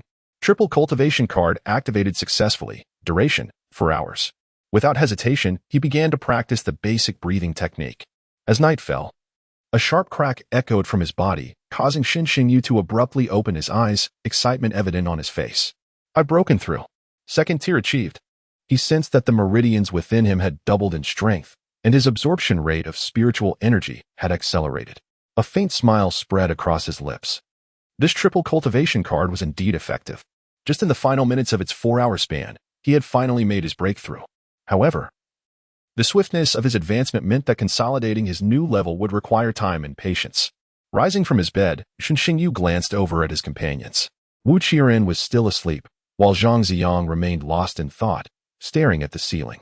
Shun Xingyu called out to Zhang Ziyang, hey. At the sound, Zhang Ziyang snapped back to reality and turned to face him. What are you thinking about? Shun Xingyu inquired. Zhang Ziyang appeared momentarily taken aback, and after pondering for a brief moment, he responded with a question of his own. Brother Shun, Zhang Ziyang lamented, his spirits noticeably dampened. Am I too timid? Shun Xingyu chuckled softly in response. What do you think? Zhang Ziyang, caught off guard, nodded slightly, his expression betraying a hint of awkwardness. If you are aware of it yourself, why seek validation from others? Shun Xingyu inquired. Upon hearing this, Zhang Ziyang fell into a contemplative silence. Observing this, Shun Xingyu added with a meaningful glance, if you are dissatisfied, strive for change. It is never too late. After a brief pause, he fixed his gaze on Zhang Ziyang and continued, I hope you do not let Brother Su down. With that, Shun Xingyu exited the room. Inside, Zhang Ziyang's demeanor shifted as he processed the mention of Brother Su, his expression growing increasingly complex. Brother Su, he muttered, his eyes sharpening with resolve. I will not disappoint you. I shall be formidable. I will become a strong man. After leaving the room, Shun Xingyu tread cautiously towards Lin Qingren's door. Just as he hesitated to knock, a voice suddenly emerged from behind. Xingyu, what are you doing? Startled, Shun Xingyu stiffened, but relaxed upon realizing it was Ji Xing. Is Qiren inside? He asked. Ji Xing pouted slightly, her tone tinged with displeasure. I thought you were here to see me. Shen Xingyu, feeling a bit awkward, instinctively touched his nose. Ji Xing, noticing, continued, Oh, come on, is it really that uncomfortable?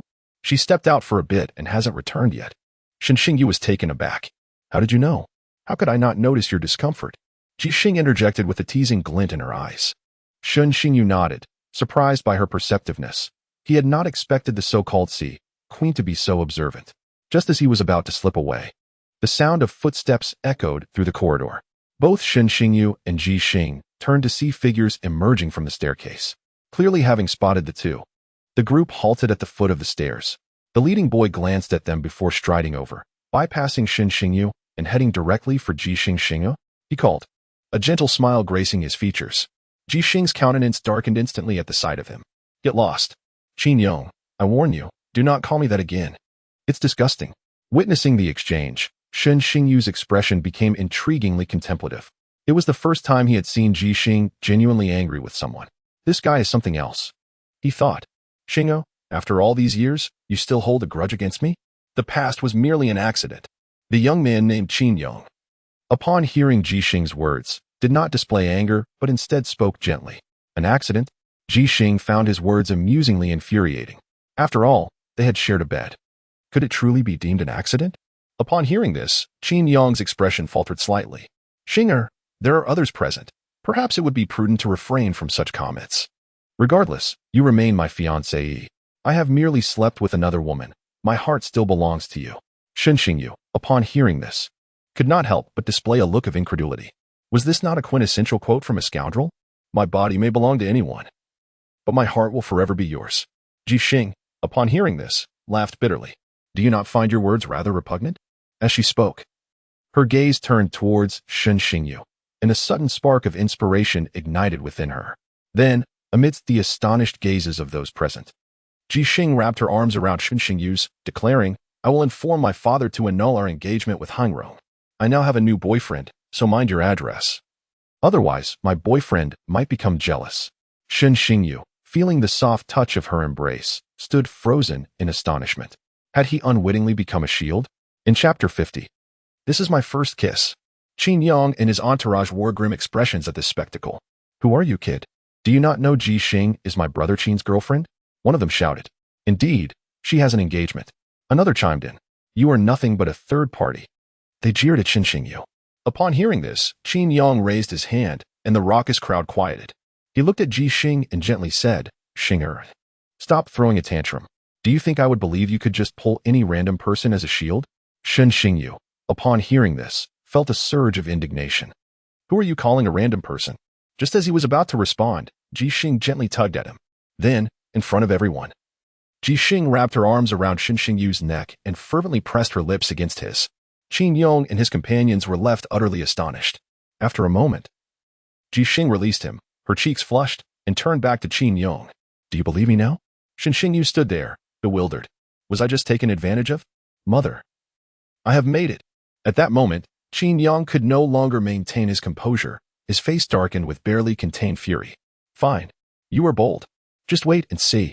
He shot an aggressive glare at Shen Xingyu before storming off with his entourage. Boss, are we just letting that kid go? One of his followers asked. Yeah, boss. Let us take him down. Another chimed in. Qin Yong, hearing their words, scoffed. No rush. I suspect they are the other team that Instructor Lin mentioned. We can strike once they leave the base. As he spoke, a glimmer of cold determination flickered in his eyes. As long as she is his woman, no one can take her away. Watching the crowd disperse, Ji Xing appeared utterly drained, and before Shen Xingyu, she covered her face and began to weep. Shen Xingyu, witnessing this, felt a surge of frustration. He scratched his head and said to Ji Xing, well, take care. Hearing this, Ji Xing, with tear-streaked cheeks, looked at Shen Xingyu and let out a soft laugh. Take care of what? Really? She wiped her tears, her voice tinged with fragility. Shen Xingyu, observing her erratic emotions, felt a sense of helplessness. Would you like to take a walk with me? Ji Xing inquired of Shen Xingyu. Noting her less than cheerful demeanor, he agreed. The two of them made their way to the courtyard of the small villa. Ji Xing casually settled on the steps in front of the yard, and Shen Xingyu followed suit, sitting beside her. Ji Xing seemed somewhat melancholic, and Shen Xingyu chose to remain silent, respecting her space. It was evident that this boy named Qin Yang had left a deep wound on Ji Xing. After a while, Ji Xing suddenly turned to Xin Xingyu. Her expression earnest as she spoke. I'm sorry, Xingyu. Xin Xingyu, taken aback, wondered, why are you apologizing? Ji Xing, not meeting his gaze, looked up at the stars twinkling in the world beyond the gate, and a smile escaped her lips. I was not kind to you before. That was my fault. I owe you an apology. Resting her chin on her hands, she continued softly. Qin Yang and I were betrothed since childhood. Our families are close friends. Having grown up together, it's a classic tale of childhood sweethearts. Before I realized his true nature, I actually liked him tall, handsome, and gentle. But once I saw through his facade, I became disillusioned with all men. I turned into a heartbreaker, stringing them along and using them. Looking back, I feel rather shameful. Ji Xing chuckled. Xin Xingyu, captivated by Ji Xing's delicate profile, found himself momentarily speechless. After a pause, he gently replied, You really don't need to apologize to me. Upon hearing this, Ji Xing turned her head towards him. Liking someone needs no justification, and similarly, if someone doesn't like you, there's no reason required, Xin Xingyu stated somewhat randomly. He continued. Don't belittle yourself. Life is long. It's not worth it for a scoundrel. Ji Xing's gaze softened a little as she responded, Thank you. If you don't mind, could we be friends? She smiled brightly at Xin Xingyu. Xin Xingyu, puzzled, replied, Aren't we already friends? We've been through a lot together, haven't we? Ji Xing beamed wider at his clear affirmation, feeling inexplicably happy. I regret it. What? That moment just now was indeed my first kiss. How amusing it is to hear such words from anyone else. Ha ha. The moon may not be visible beyond the stars, yet the starlight is just perfect. The two engaged in a conversation that was somewhat casual and meandering. Shortly thereafter, Xin Xingyu took his leave. Ji Xing gazed at Xin Xingyu's departing figure, a sudden smile blossoming within her. It seems that to harbor feelings for someone truly requires no justification. Upon returning to the lounge, Xin Xingyu made his way towards Lin Qinran and Ji Xing's room. Standing before the door, he hesitated for a moment before gently knocking. A cool voice emanated from within, prompting him to push the door open.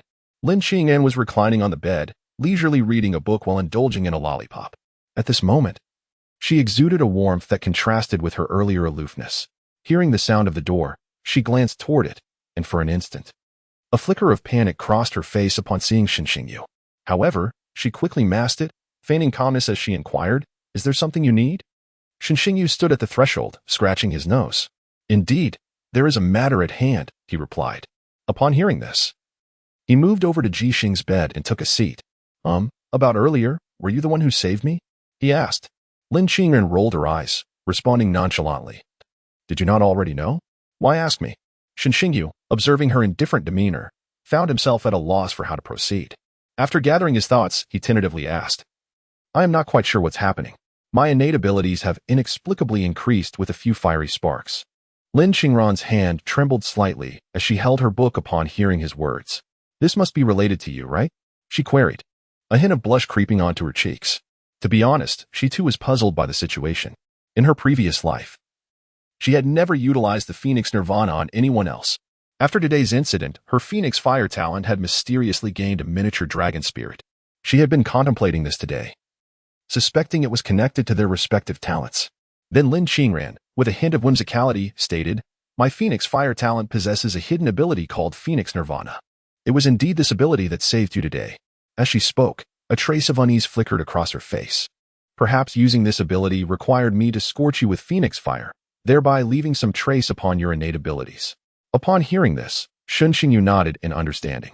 No wonder I felt so drained today. It turns out I was roasted. He then looked at Lin Qinran and noticed her cheeks were aflame. By the way, why is your face so red?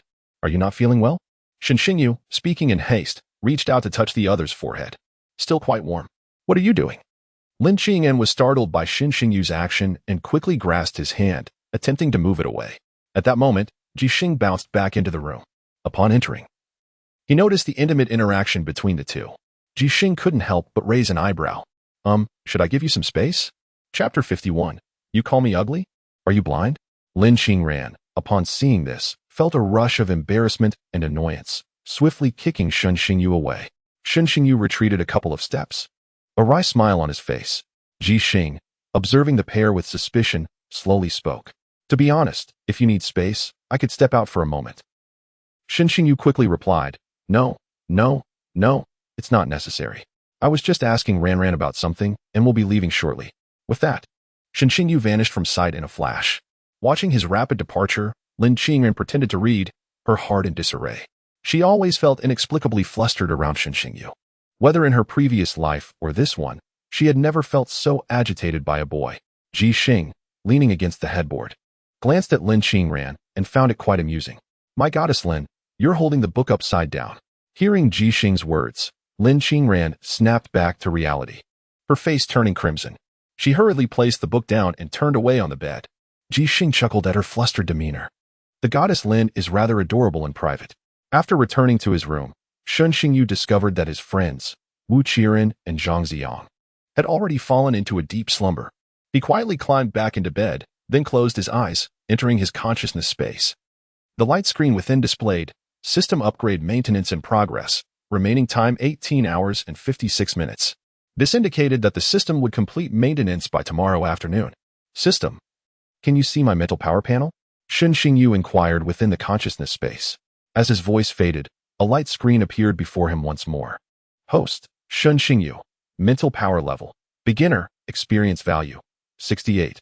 Experience value flow. Literary resonance 20. Upon seeing the information on the screen, Shen Xingyu suddenly realized. So, the so-called literary resonance can indeed enhance mental power. Shen Xingyu was filled with joy at this revelation. Although mental power cannot be acquired through cultivation, it holds tremendous significance for spiritual warriors. When breaking through from the 3rd to the 4th tier, one experiences the first tempering in the path of a spiritual warrior, known as the Spirit Fire Tri-Tempering. The first 3 tiers primarily focus on gathering spiritual energy and gradually expanding the body's meridians. During the breakthrough, one must use spiritual energy as fire to temper oneself. The so-called 3 refinements refer to the refinement of the physical body, the refinement of the spiritual sea, and ultimately, the refinement of the primordial spirit. The refinement of the physical body is quite straightforward. It involves the cultivation of one's physical form to develop a unique, innate golden body.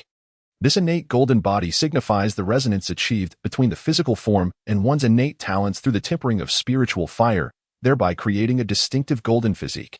This forms the foundation for ascending to higher realms. Next is the refinement of the spiritual sea, which pertains to the tempering of the internal organs through spiritual fire, ultimately establishing one's own chi sea. The final refinement, the primordial spirit refinement, holds paramount importance and serves as a true test of one's mental fortitude. This process entails the cultivation of consciousness to forge a unique primordial spirit, where mental strength plays a crucial role. The final stage of this refinement occurs within the mind. If one's mental strength is lacking, it could easily lead to severe consequences. Currently, the predominant method for enhancing mental strength is through various literary and artistic activities, such as reading, painting, and music. As one ascends to higher tiers, the significance of mental strength becomes even more pronounced. Each breakthrough at every stage is accompanied by a spiritual tribulation, where the robustness of one's mental fortitude directly influences the likelihood of successfully overcoming the tribulation. Thus, esteemed spiritual martial academies not only arrange appropriate martial arts courses, but also incorporate cultural and recreational classes, underscoring the critical importance of mental strength. Subsequently, Shen Xingyu waved his hand, causing the luminous screen before him to vanish.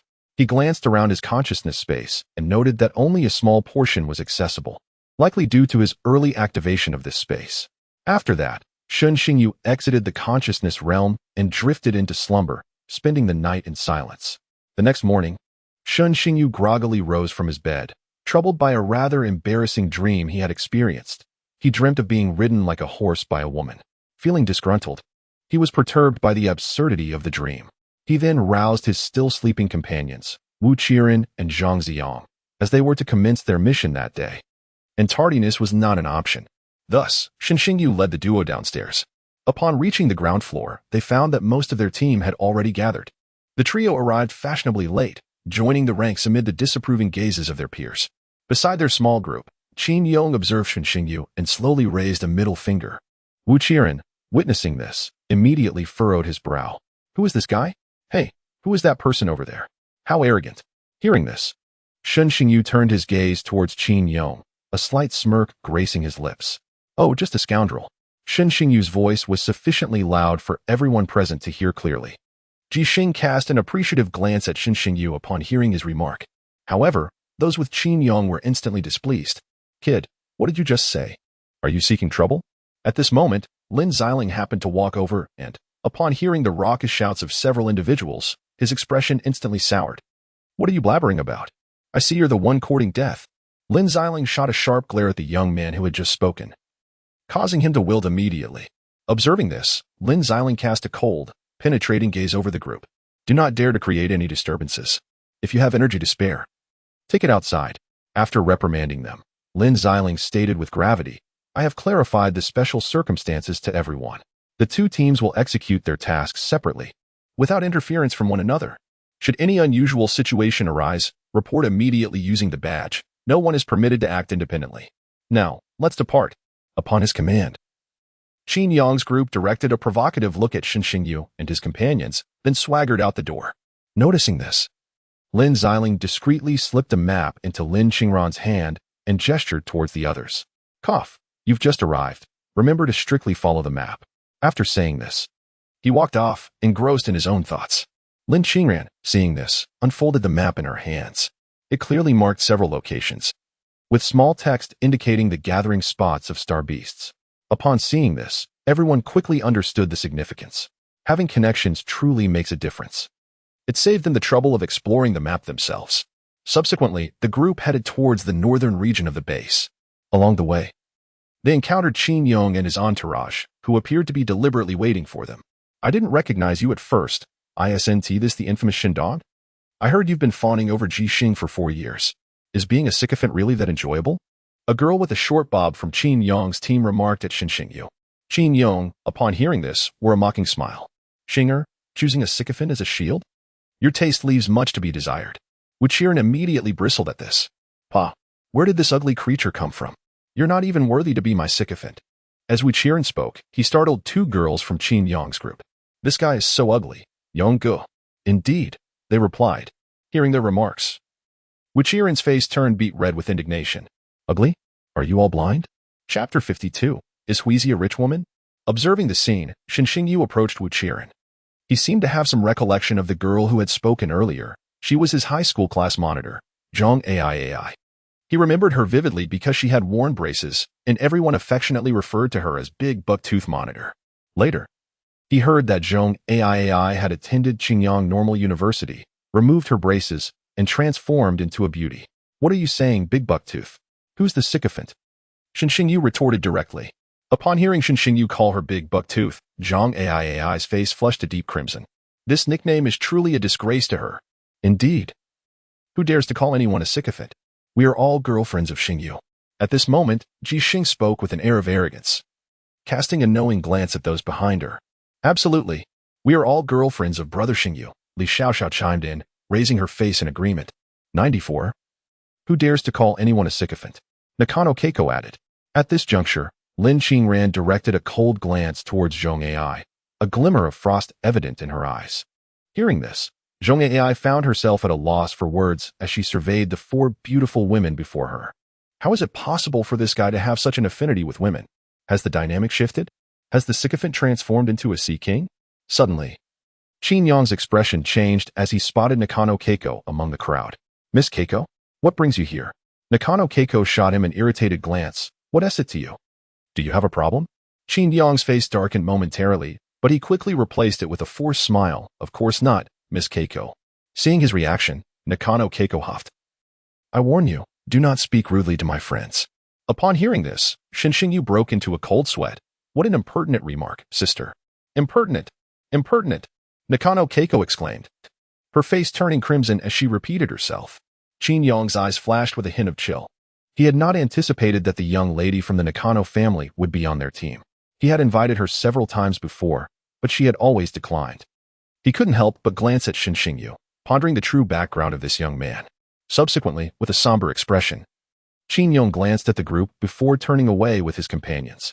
Seeing this, Shen Xingyu and the others turned their attention to Nakano Keiko.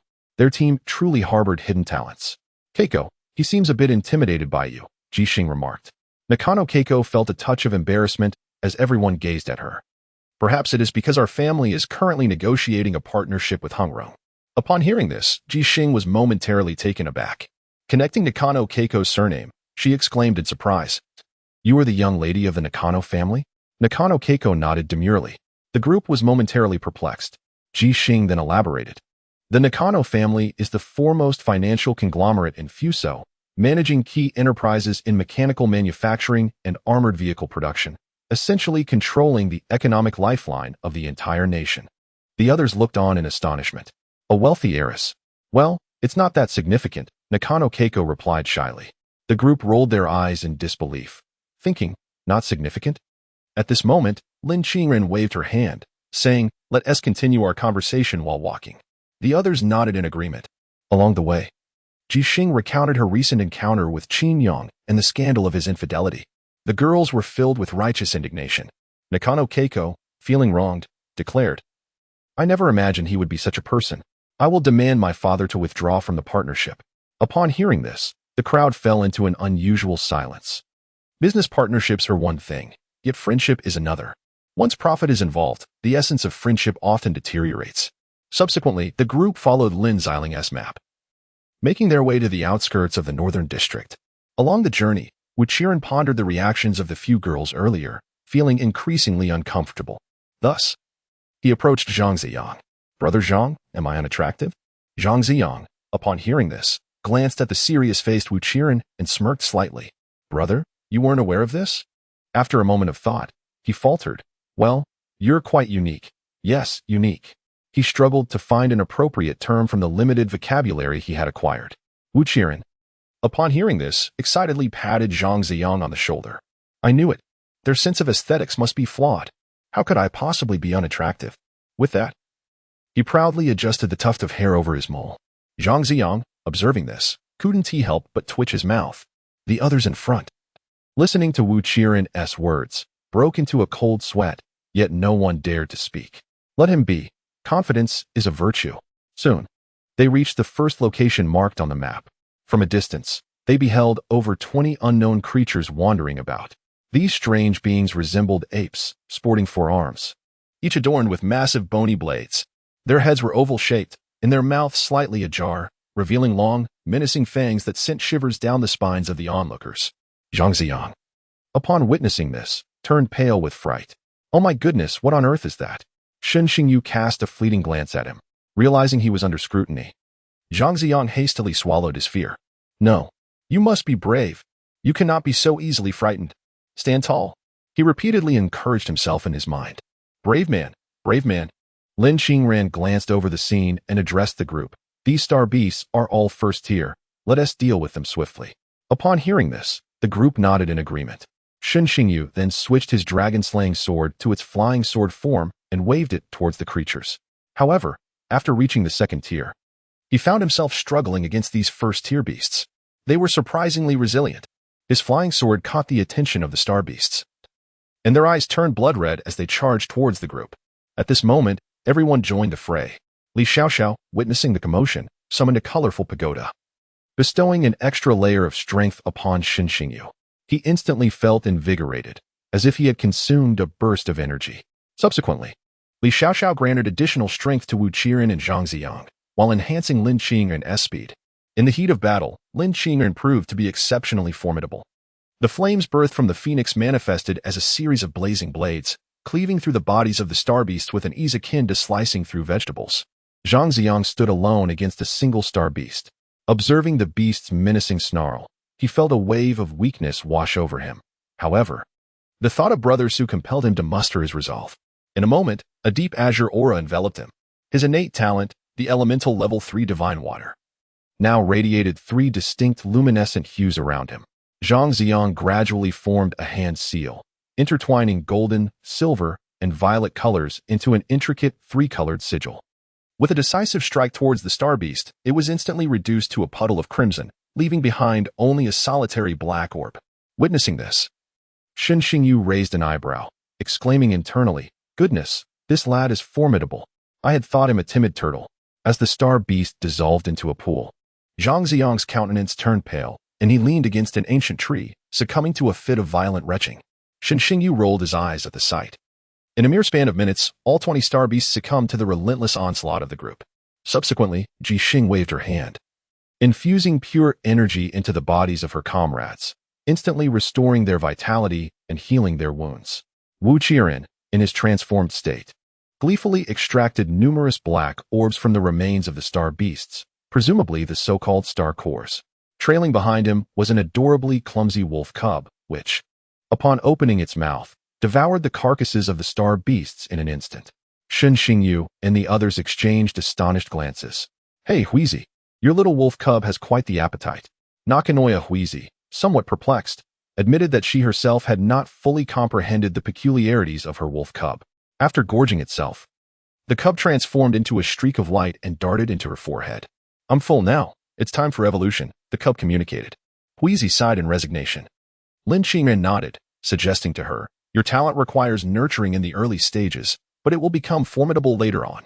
Huizi's face lit up with joy at this affirmation. "Really?" Lin Qingren nodded once more in response. Soon after, Wu Qiren returned. Having collected a bountiful total of 23 star cores, the group took a moment to recuperate before preparing to venture to the next gathering point. Just then, a voice echoed from the distance, "Friends, help me."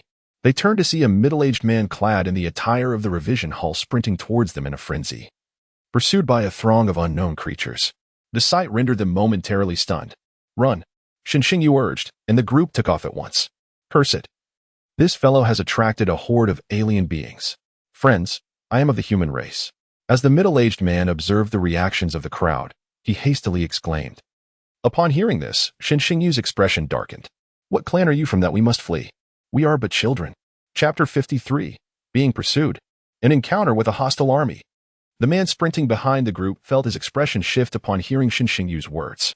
Shortly after, the middle-aged man formed a hand seal, and a gust of wind swept beneath his feet, instantly propelling him forward with remarkable speed. He soon reached Shen Xingyu and the others. Upon recognizing their faces, the man froze in astonishment. Goodness, where did these little ones come from? Only at the second tier. Shen Xingyu and the group exchanged incredulous glances at the middle-aged man. "Then why did you lead them here?"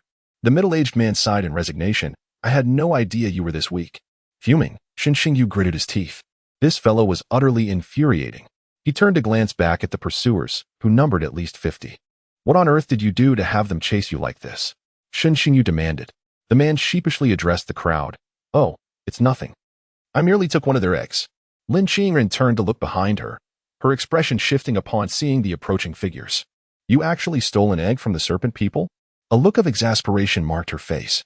The serpent people were among the few egg-laying races, and due to their reproductive method, their young were particularly vulnerable.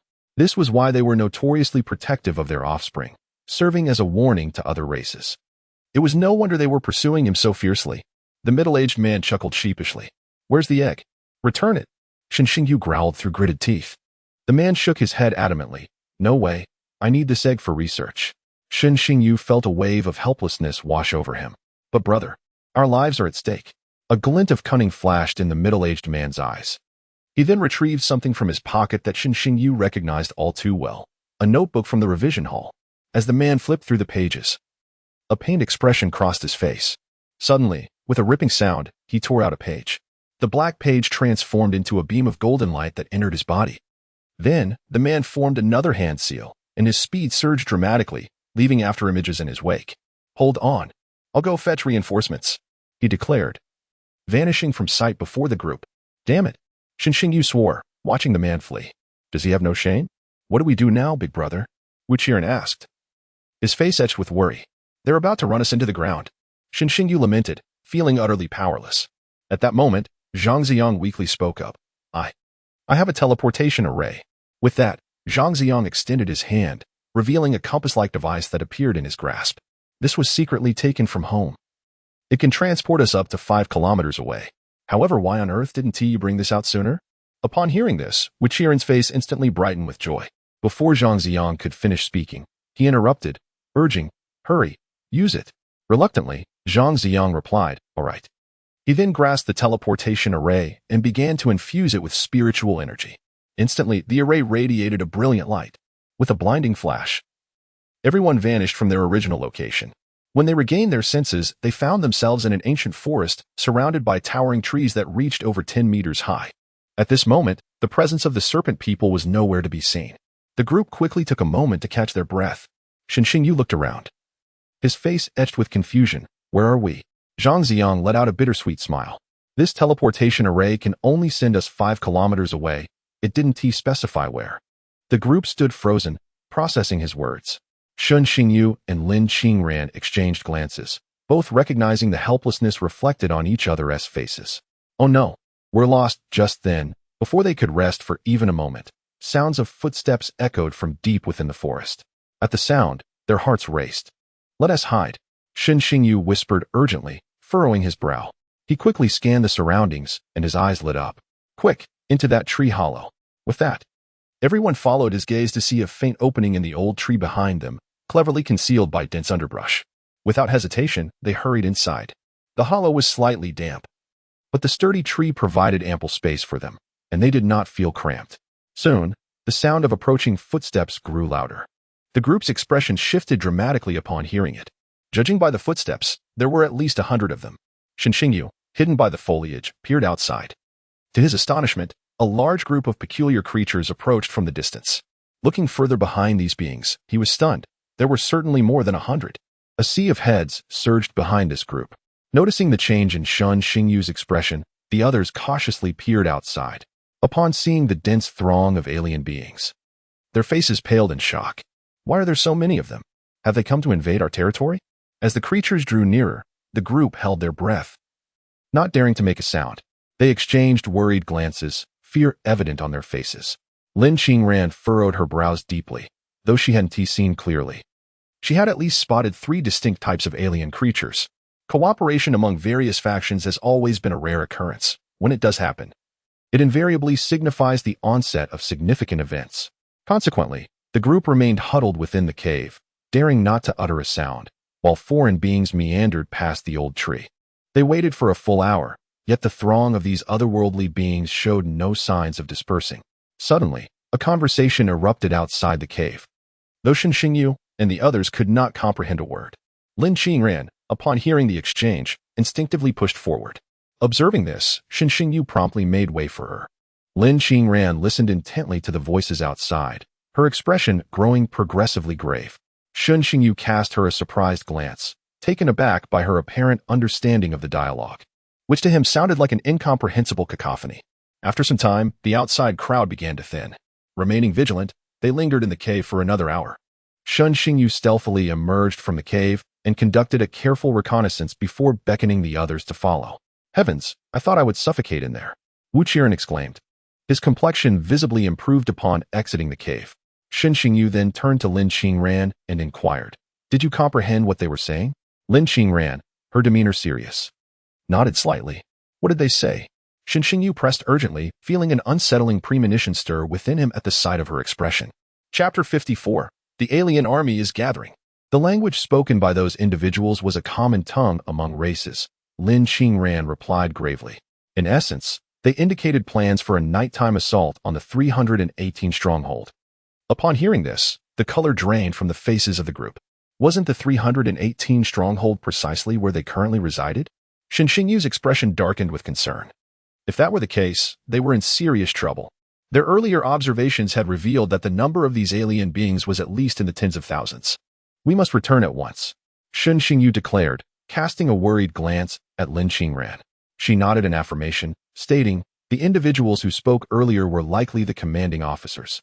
They also mentioned the device core we retrieved previously. Presently, there are 2 device cores within the 318 stronghold, and I surmise they are likely after this. Isn't the device core merely a positioning device? Can such an item incite such a military mobilization from the aliens? Shen Xingyu questioned, perplexed. No. The device core is a special crystal that harbors immense energy. This energy, which we refer to as star source, is the primary energy source when outside the stargates, where all technological means become inoperative. Besides functioning as a base station, the positioning device also serves as the energy source for each stronghold. Possessing a device core is tantamount to possessing an inexhaustible power source, as it can autonomously convert starlight into star source. Upon listening to Lin Qingran's explanation, everyone immediately comprehended the significance of this device. No wonder the high-ranking member of the Iron Blood clan pursued them so relentlessly. This contraption is akin to a miniature nuclear power station, an endless source of energy. The presence of the alien forces is formidable. We must relay this information back at once, Lin Qingran stated gravely to the group. However, how are we supposed to return? Wu Qiren lamented, his face etched with concern. As soon as he spoke, silence enveloped the group. They had only brought a paper map, and now, with the teleportation array's uncertain destination, they were utterly disoriented. At that moment, Nakano Keiko suddenly exclaimed, "Oh, little Gray is awake. Perhaps he can guide us back." Hearing this, Shinshiyu's eyes brightened. "Are you certain he can lead us home?" Nakano Keiko nodded proudly. "Little Gray has an exceptional sense of smell. He can follow the scent to lead us back." With that, she summoned the little wolf cub, which instantly appeared before them. The once clumsy cub had matured significantly, its silvery fur now shimmering with a hint of purple radiance. Little Gray bounded around the group, clearly exhilarated from a previous feast. "Little Gray," Nakano Keiko called out. The cub promptly dashed to her feet, affectionately rubbing against her pants. "Can you take us back to our previous base?" she inquired, bending down to stroke his head. Upon hearing his owner's request, Little Gray's big eyes twinkled, and he nodded enthusiastically. The group couldn't help but express their delight. This little creature never failed to surprise them. Then, under their watchful gaze, Little Gray inhaled deeply and puffed himself up like a balloon. He continued to draw in air until he transformed into a colossal being towering 5 meters high. Lin Qingran observed the metamorphosis with a glimmer of excitement in his eyes. It appeared that the last evolution had allowed Little Gray to attain the initial form of the moon-swallowing Wolf King. The group gasped in astonishment. They had never anticipated that the previously endearing little cub could grow into such a magnificent creature. Little Gray lifted his proud head, exuding a formidable aura, his silver fur glistening with purple sheen. Nakano Keiko's face lit up with joy. "Wow, Little Gray, you've grown up. How splendid." Hearing his owner's praise, Little Gray playfully stuck out his tongue, displaying an adorably foolish expression. Subsequently, Nakano Keiko was the first to climb onto Little Gray's back. "Come on." She beckoned to the others. They exchanged smiles, relieved that they not only had a guide but also a steed. Subsequently, the crowd eagerly climbed onto the back of the little gray creature. Once everyone was settled, Nakano Keiko gently patted the little gray creature and declared, "Let us set off." Upon hearing this, the creature promptly leaped forward, swiftly navigating through the thicket. The individuals perched upon its back clutched its fur tightly. Shinshiyue, feeling the wind rush against his face, could not help but exclaim in delight. What an exhilarating sensation.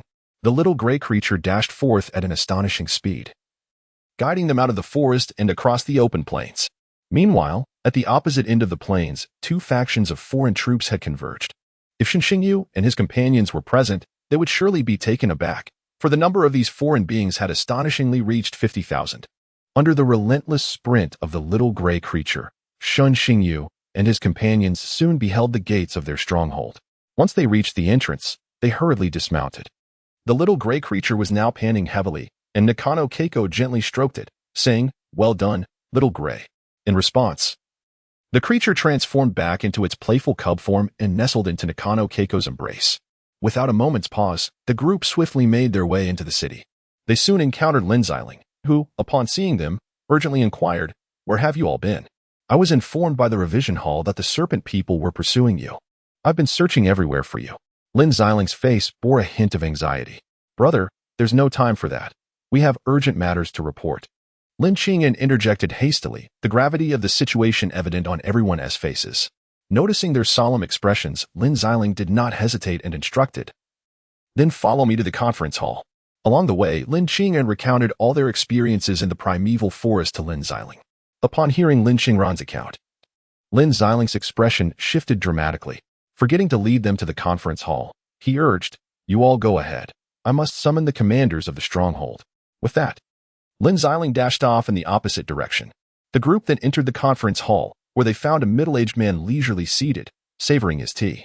Upon seeing him, Shinshiyue erupted in fury. "You scoundrel!" He rushed forward and seized the man by his collar, demanding, "What are you still doing here?" The middle-aged man, sensing the ire of the group, quickly responded, "Calm down, young man." "Calm down?" Shinshiyue retorted, his frustration palpable. The others glared at the middle-aged man, their faces etched with indignation. This man was utterly shameless, having caused a calamity, yet attempting to shift the blame onto them. Had it not been for Zhang Ziyang's teleportation array, they might have already been captured by the serpent people and fed to their snakelings. What transpired? At that moment, two middle-aged men clad in military attire entered. The foremost man, with a righteous demeanor and a square face marked by faint scars, was Su Simiao, the supreme commander of the 318 outpost. Lin Xiling mentioned urgent matters to discuss, yet Su Simiao, observing the expressions of those present, felt utterly perplexed. "Are you the supreme commander of the outpost?" Lin Qingran inquired of the man. Su Simiao nodded. Taking a deep breath, Lin Qingran spoke swiftly and succinctly. "The forces of the alien race are currently mobilizing. They intend to launch a night raid on the 318 outpost tonight." "What?" The two generals, along with the previously mentioned man from the revision hall, displayed expressions of astonishment. Chapter 55. The time when our motherland needs us has arrived. After a moment of shock, they quickly regained their composure. Su Simiao, furrowing his brow, asked Lin Qiran, "Young lady, are you certain? This is no trivial matter." The individuals behind Lin Qiran. Upon hearing this, all stepped forward. "We can all attest to it." Su Simiao regarded their determined expressions, his brows gradually knitting into a furrow. He then turned to the generals behind him and commanded in a solemn tone, "Deploy the intelligence unit immediately. Ensure we grasp the enemy's movements within the hour." Commander Su, the general behind him, hesitated, evidently skeptical of their claims. "Go at once," Su Simiao reiterated to them.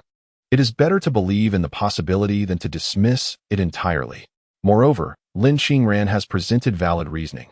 The device cores are indeed worth the alien's significant efforts." Seeing this, the general ceased his hesitation and promptly began to take action. Following this, Su Simiao nodded to the assembled crowd and hurriedly exited. He needed to swiftly report this information upward. If what Lin Qingran stated were true, and the aliens were indeed coming for the device cores, then they would be met with an army of at least tens of thousands. This was certainly beyond the capabilities of the 318 outpost to contend with. As Su Simiao departed, the gaze of the others converged upon the middle-aged man seated in the chair. Noticing their attention, the man immediately exclaimed, "Misunderstanding." The group glared at him, their teeth clenched in frustration. "Misunderstanding? What nonsense! Attack him!" With a command from Shun Xingyu, the crowd surged forward in unison. Meanwhile, Su Simiao had just stepped into his office when he encountered Lin Xiling. Lin Xiling hurriedly inquired, "Commander Su, did Ranran speak to you?" Upon hearing this, Su Simiao nodded. Noting the way Lin Xiling addressed him, and his expression shifted to one of surprise, "That girl is your sister?"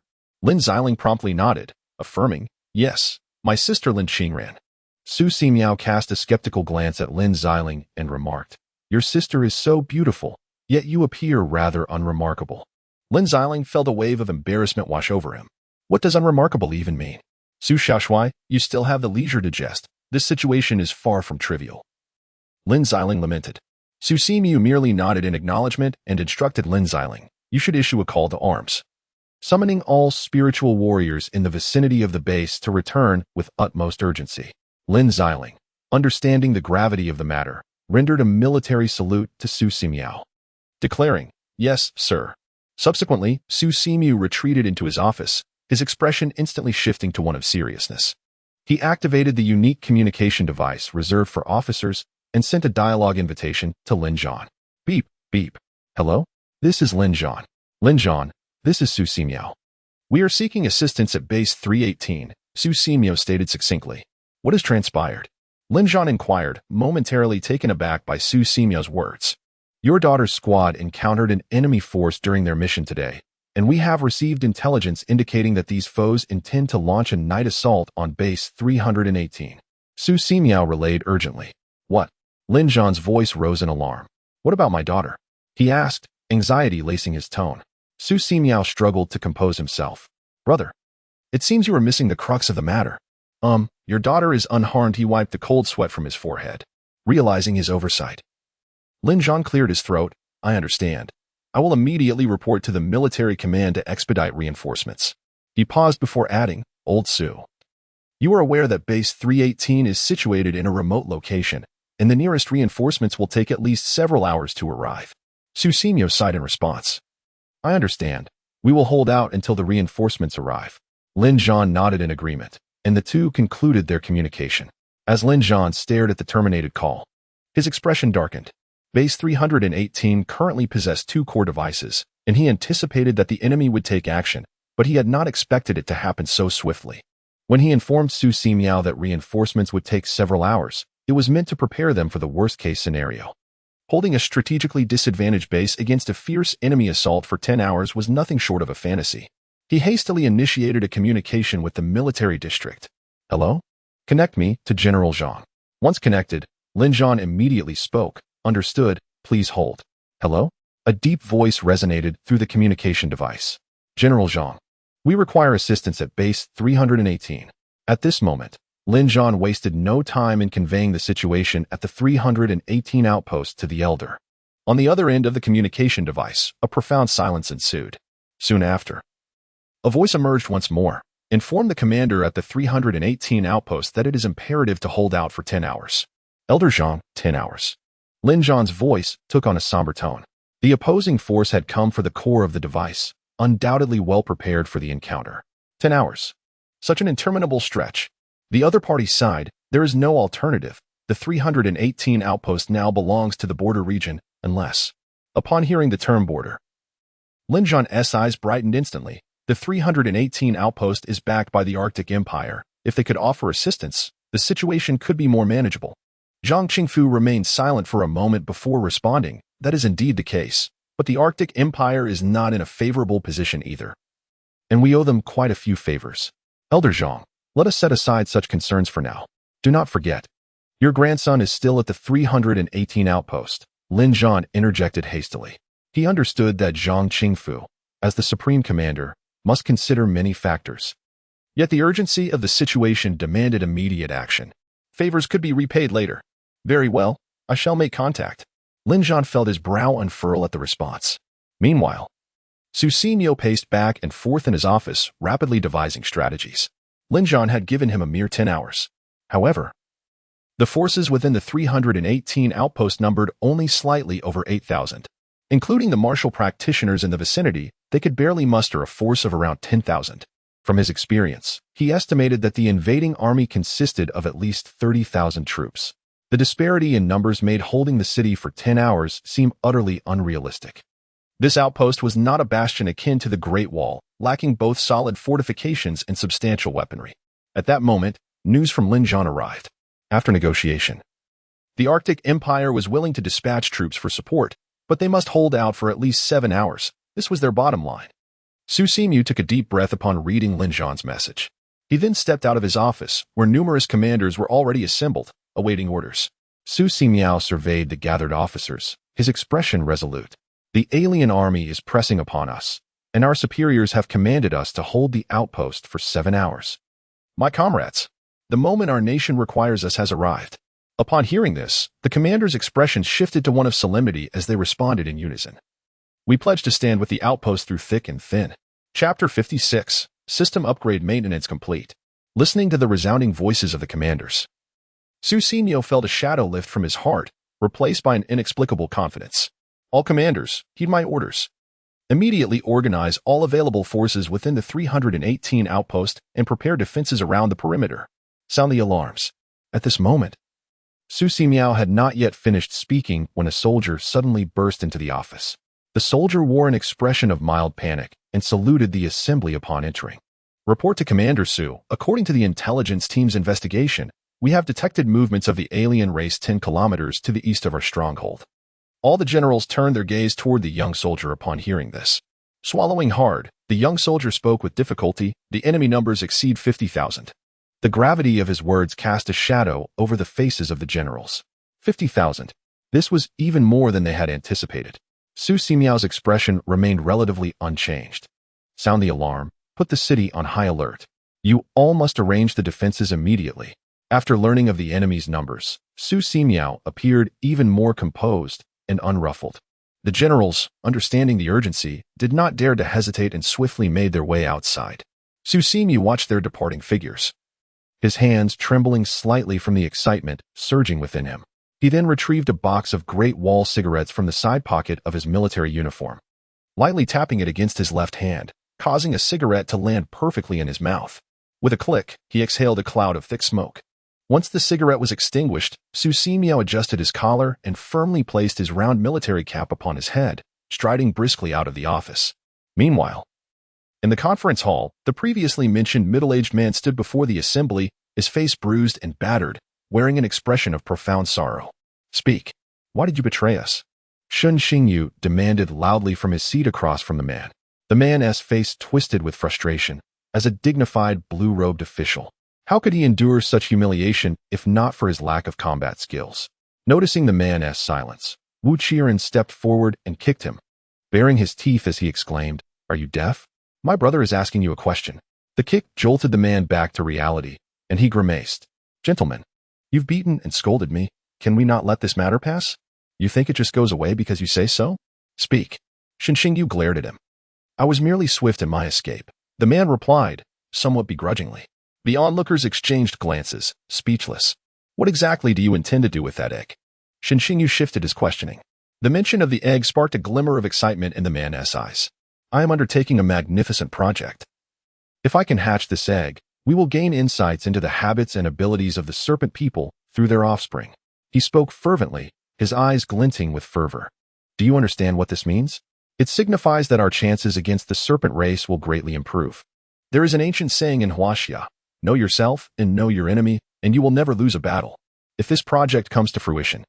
Before the man could finish his sentence, he was interrupted by Shen Xingyu. "Stop. We have no desire to hear such nonsense.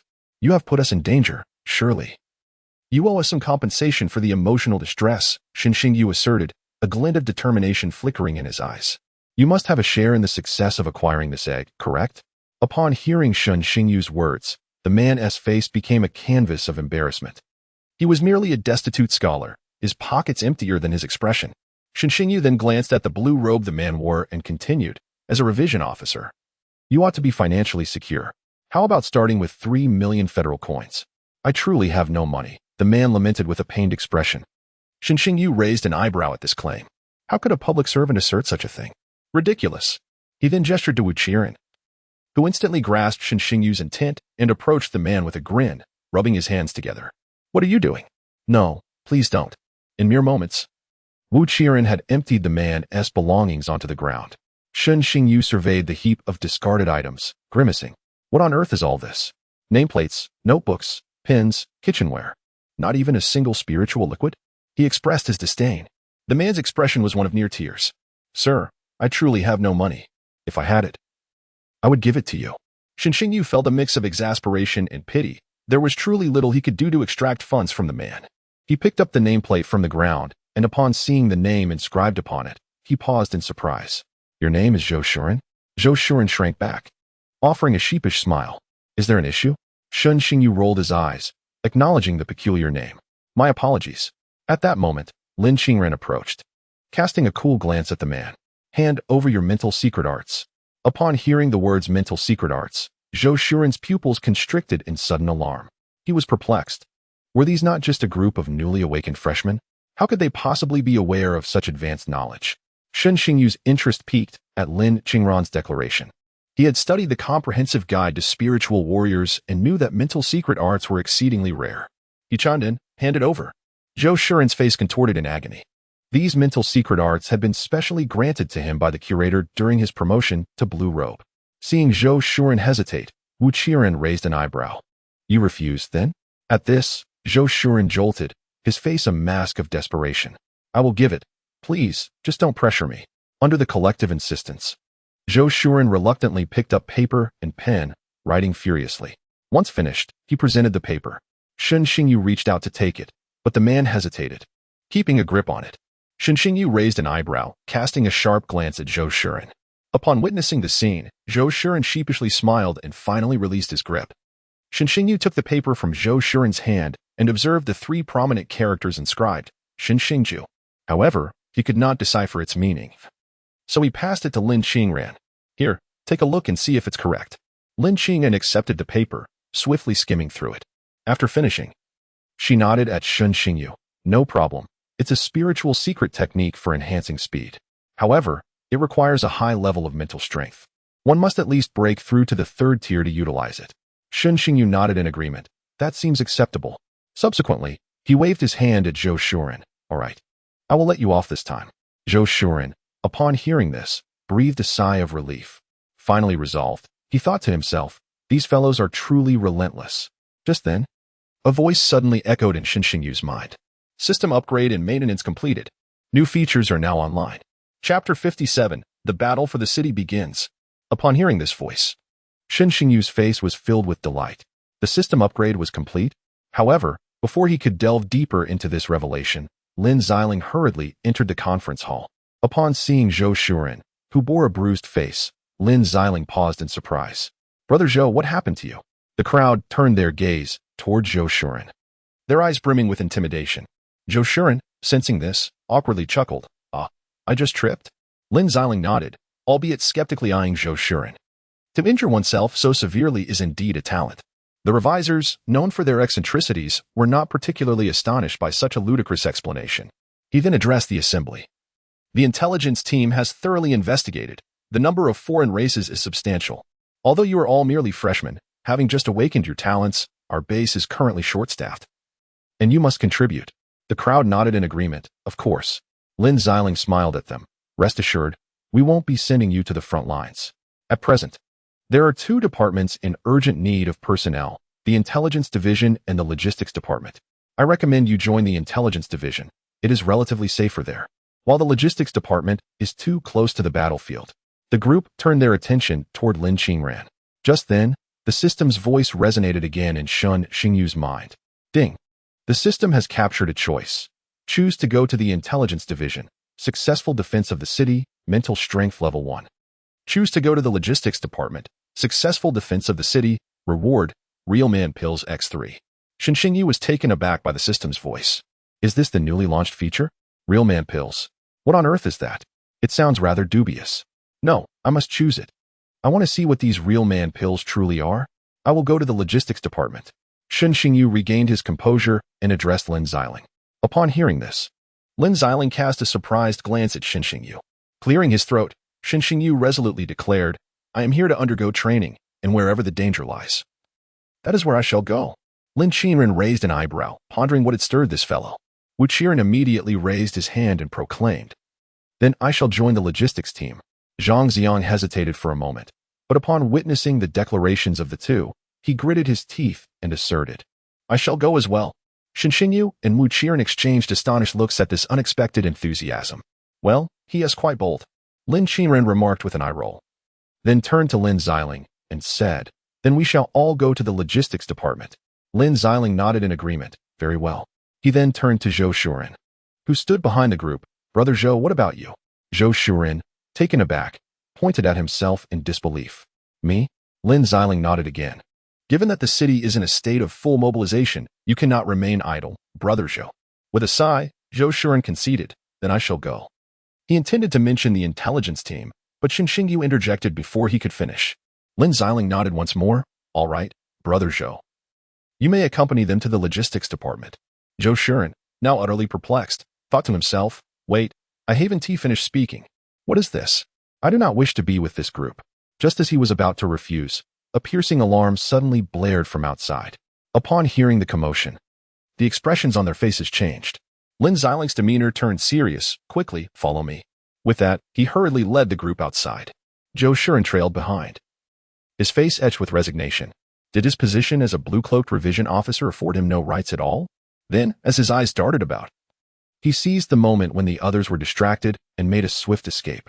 When the group reached their destination, they discovered that Zhou Shuren had vanished without a trace. They could only shake their heads in exasperation. This fellow was quite cunning. At that moment, the daylight began to fade. Outside the stronghold, the desolate expanse lay unnaturally silent. Under Lin Xiling's guidance, Shun Xingyu and the others ascended the defensive platform on the western side of the stronghold. Once atop the platform, Shun Xingyu surveyed the surroundings and noted that the artillery units were already on high alert, with heavy mortars positioned every 5 meters. Suddenly, he spotted a familiar figure.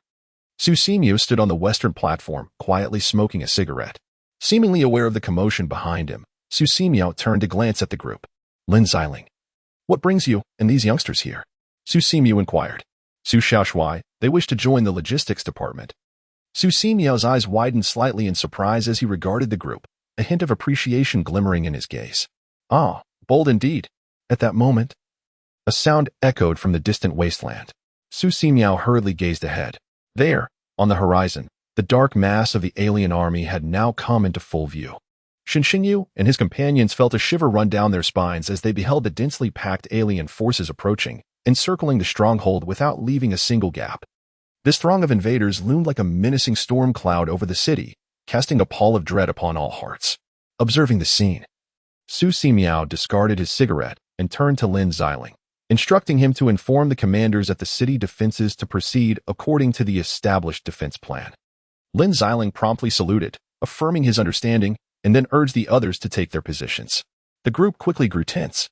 Shen Xingyu and Lin Qingren led the way as they made their way to the logistics department.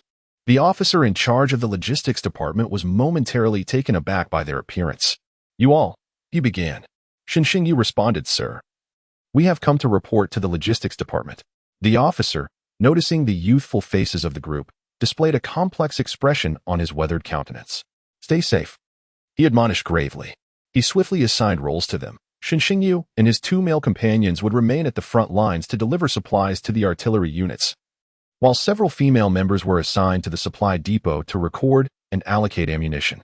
As Shen Xingyu and his companions stood ready at the high platform where ammunition was stored, they peered through the windows to see the ominous alien army fully unveiled before them. Their pupils constricted. There must be at least 40 to 50,000 of them. Zhang Ziyang's face turned somewhat pale. Brother Shen, can we hold our ground? He inquired anxiously, his heart filled with uncertainty as he surveyed the defenses. Shen Xingyu furrowed his brow but did not respond. Even if it seemed insurmountable, they had to stand their ground. At that moment, darkness enveloped the sky. Su Simiao, observing the approaching alien forces, felt a surge of excitement, his eyes gleaming with a fierce light. During the fortification preparations, they had strategically laid out minefields 5 kilometers from the stronghold. As the enemy drew nearer, Su Simiao's expression sharpened with resolve. Now, he commanded with a sweeping gesture. Suddenly, a series of explosions shattered the stillness of the plain, sending flames soaring into the sky. This unexpected onslaught threw the alien forces into disarray. The alien commander, taken aback, felt a chill run through him. He had not anticipated that their plan had been foreseen by the adversary. He quickly rallied his troops, issuing commands for an immediate assault on the stronghold. Subsequently, the formation of the alien army swiftly shifted, with siege engines being pushed to the forefront of their ranks. Concurrently, the pace of their advance escalated dramatically.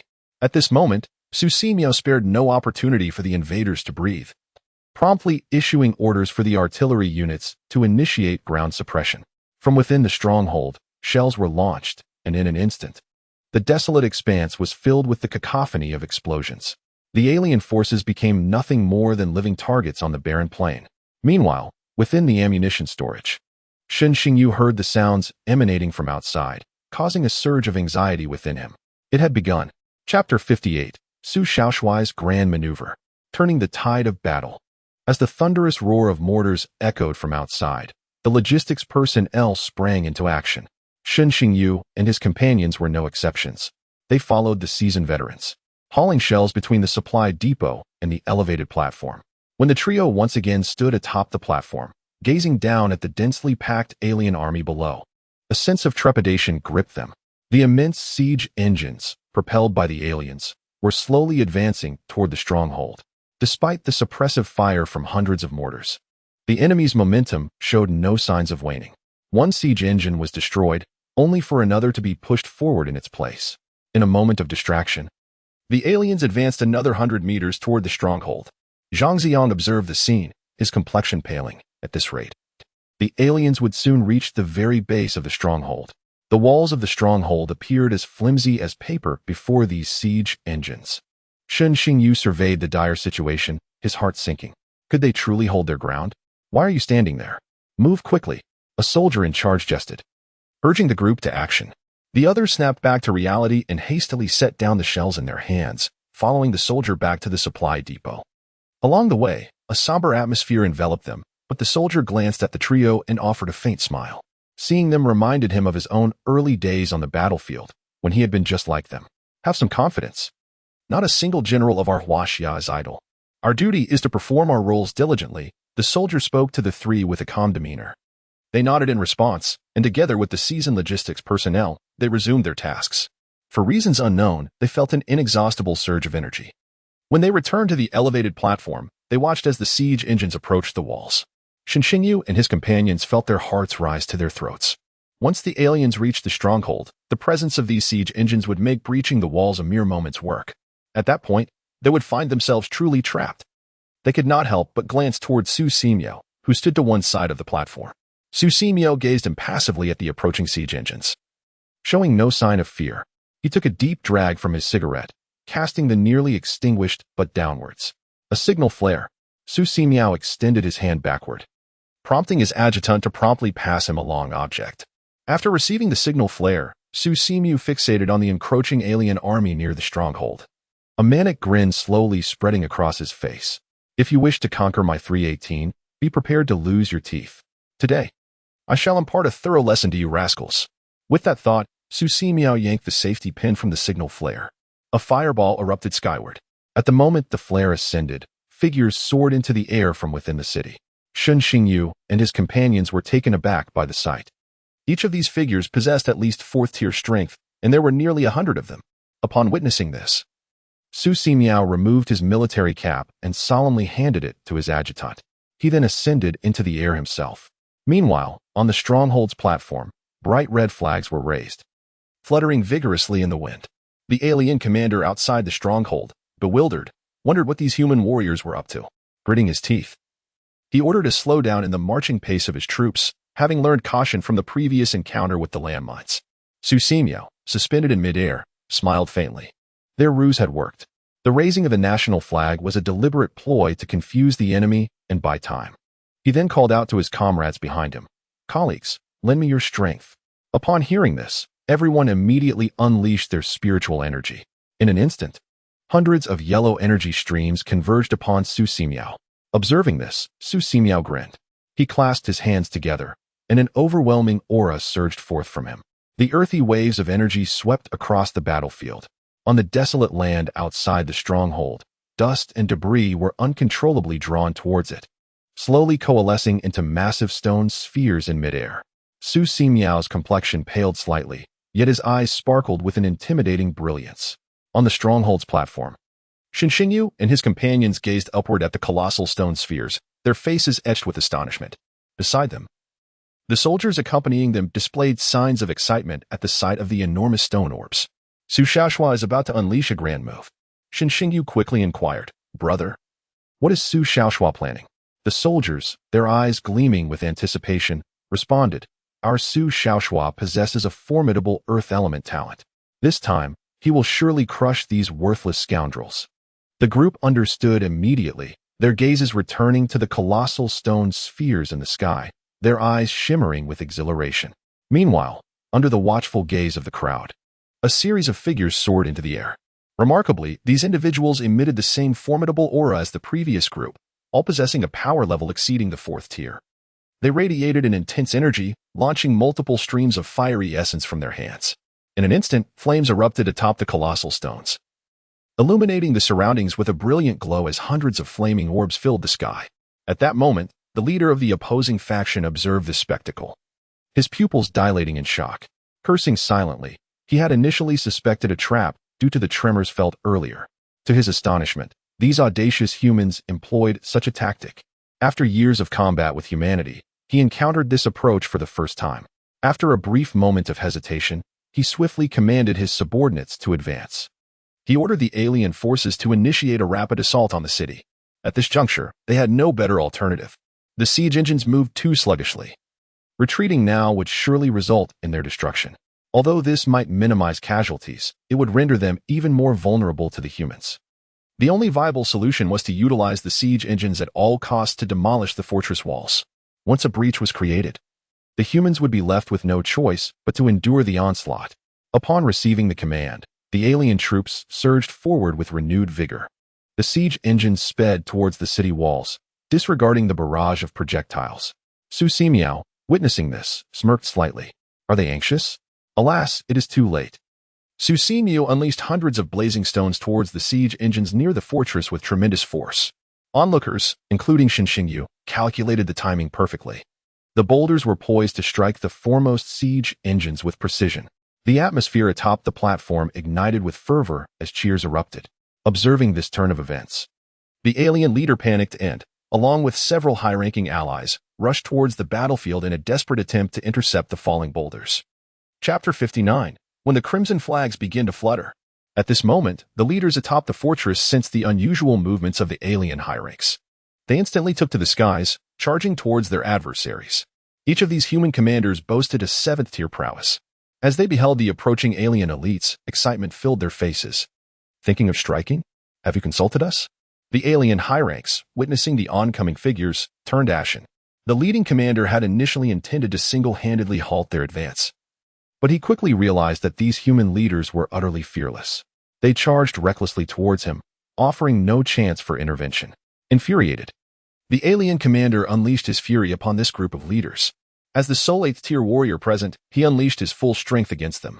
If you wish to die, then I shall grant your desire. The alien general's face was twisted with madness. In an instant, 2 7th-tier generals fell at the hands of this alien leader. Their faces adorned with faint smiles as they perished.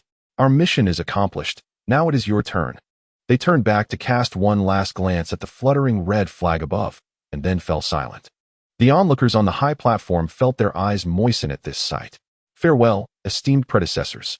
Thanks to the fearless interception by these generals, the aliens were ultimately unable to halt the massive boulders. Following that, a series of thunderous crashes echoed across the plain.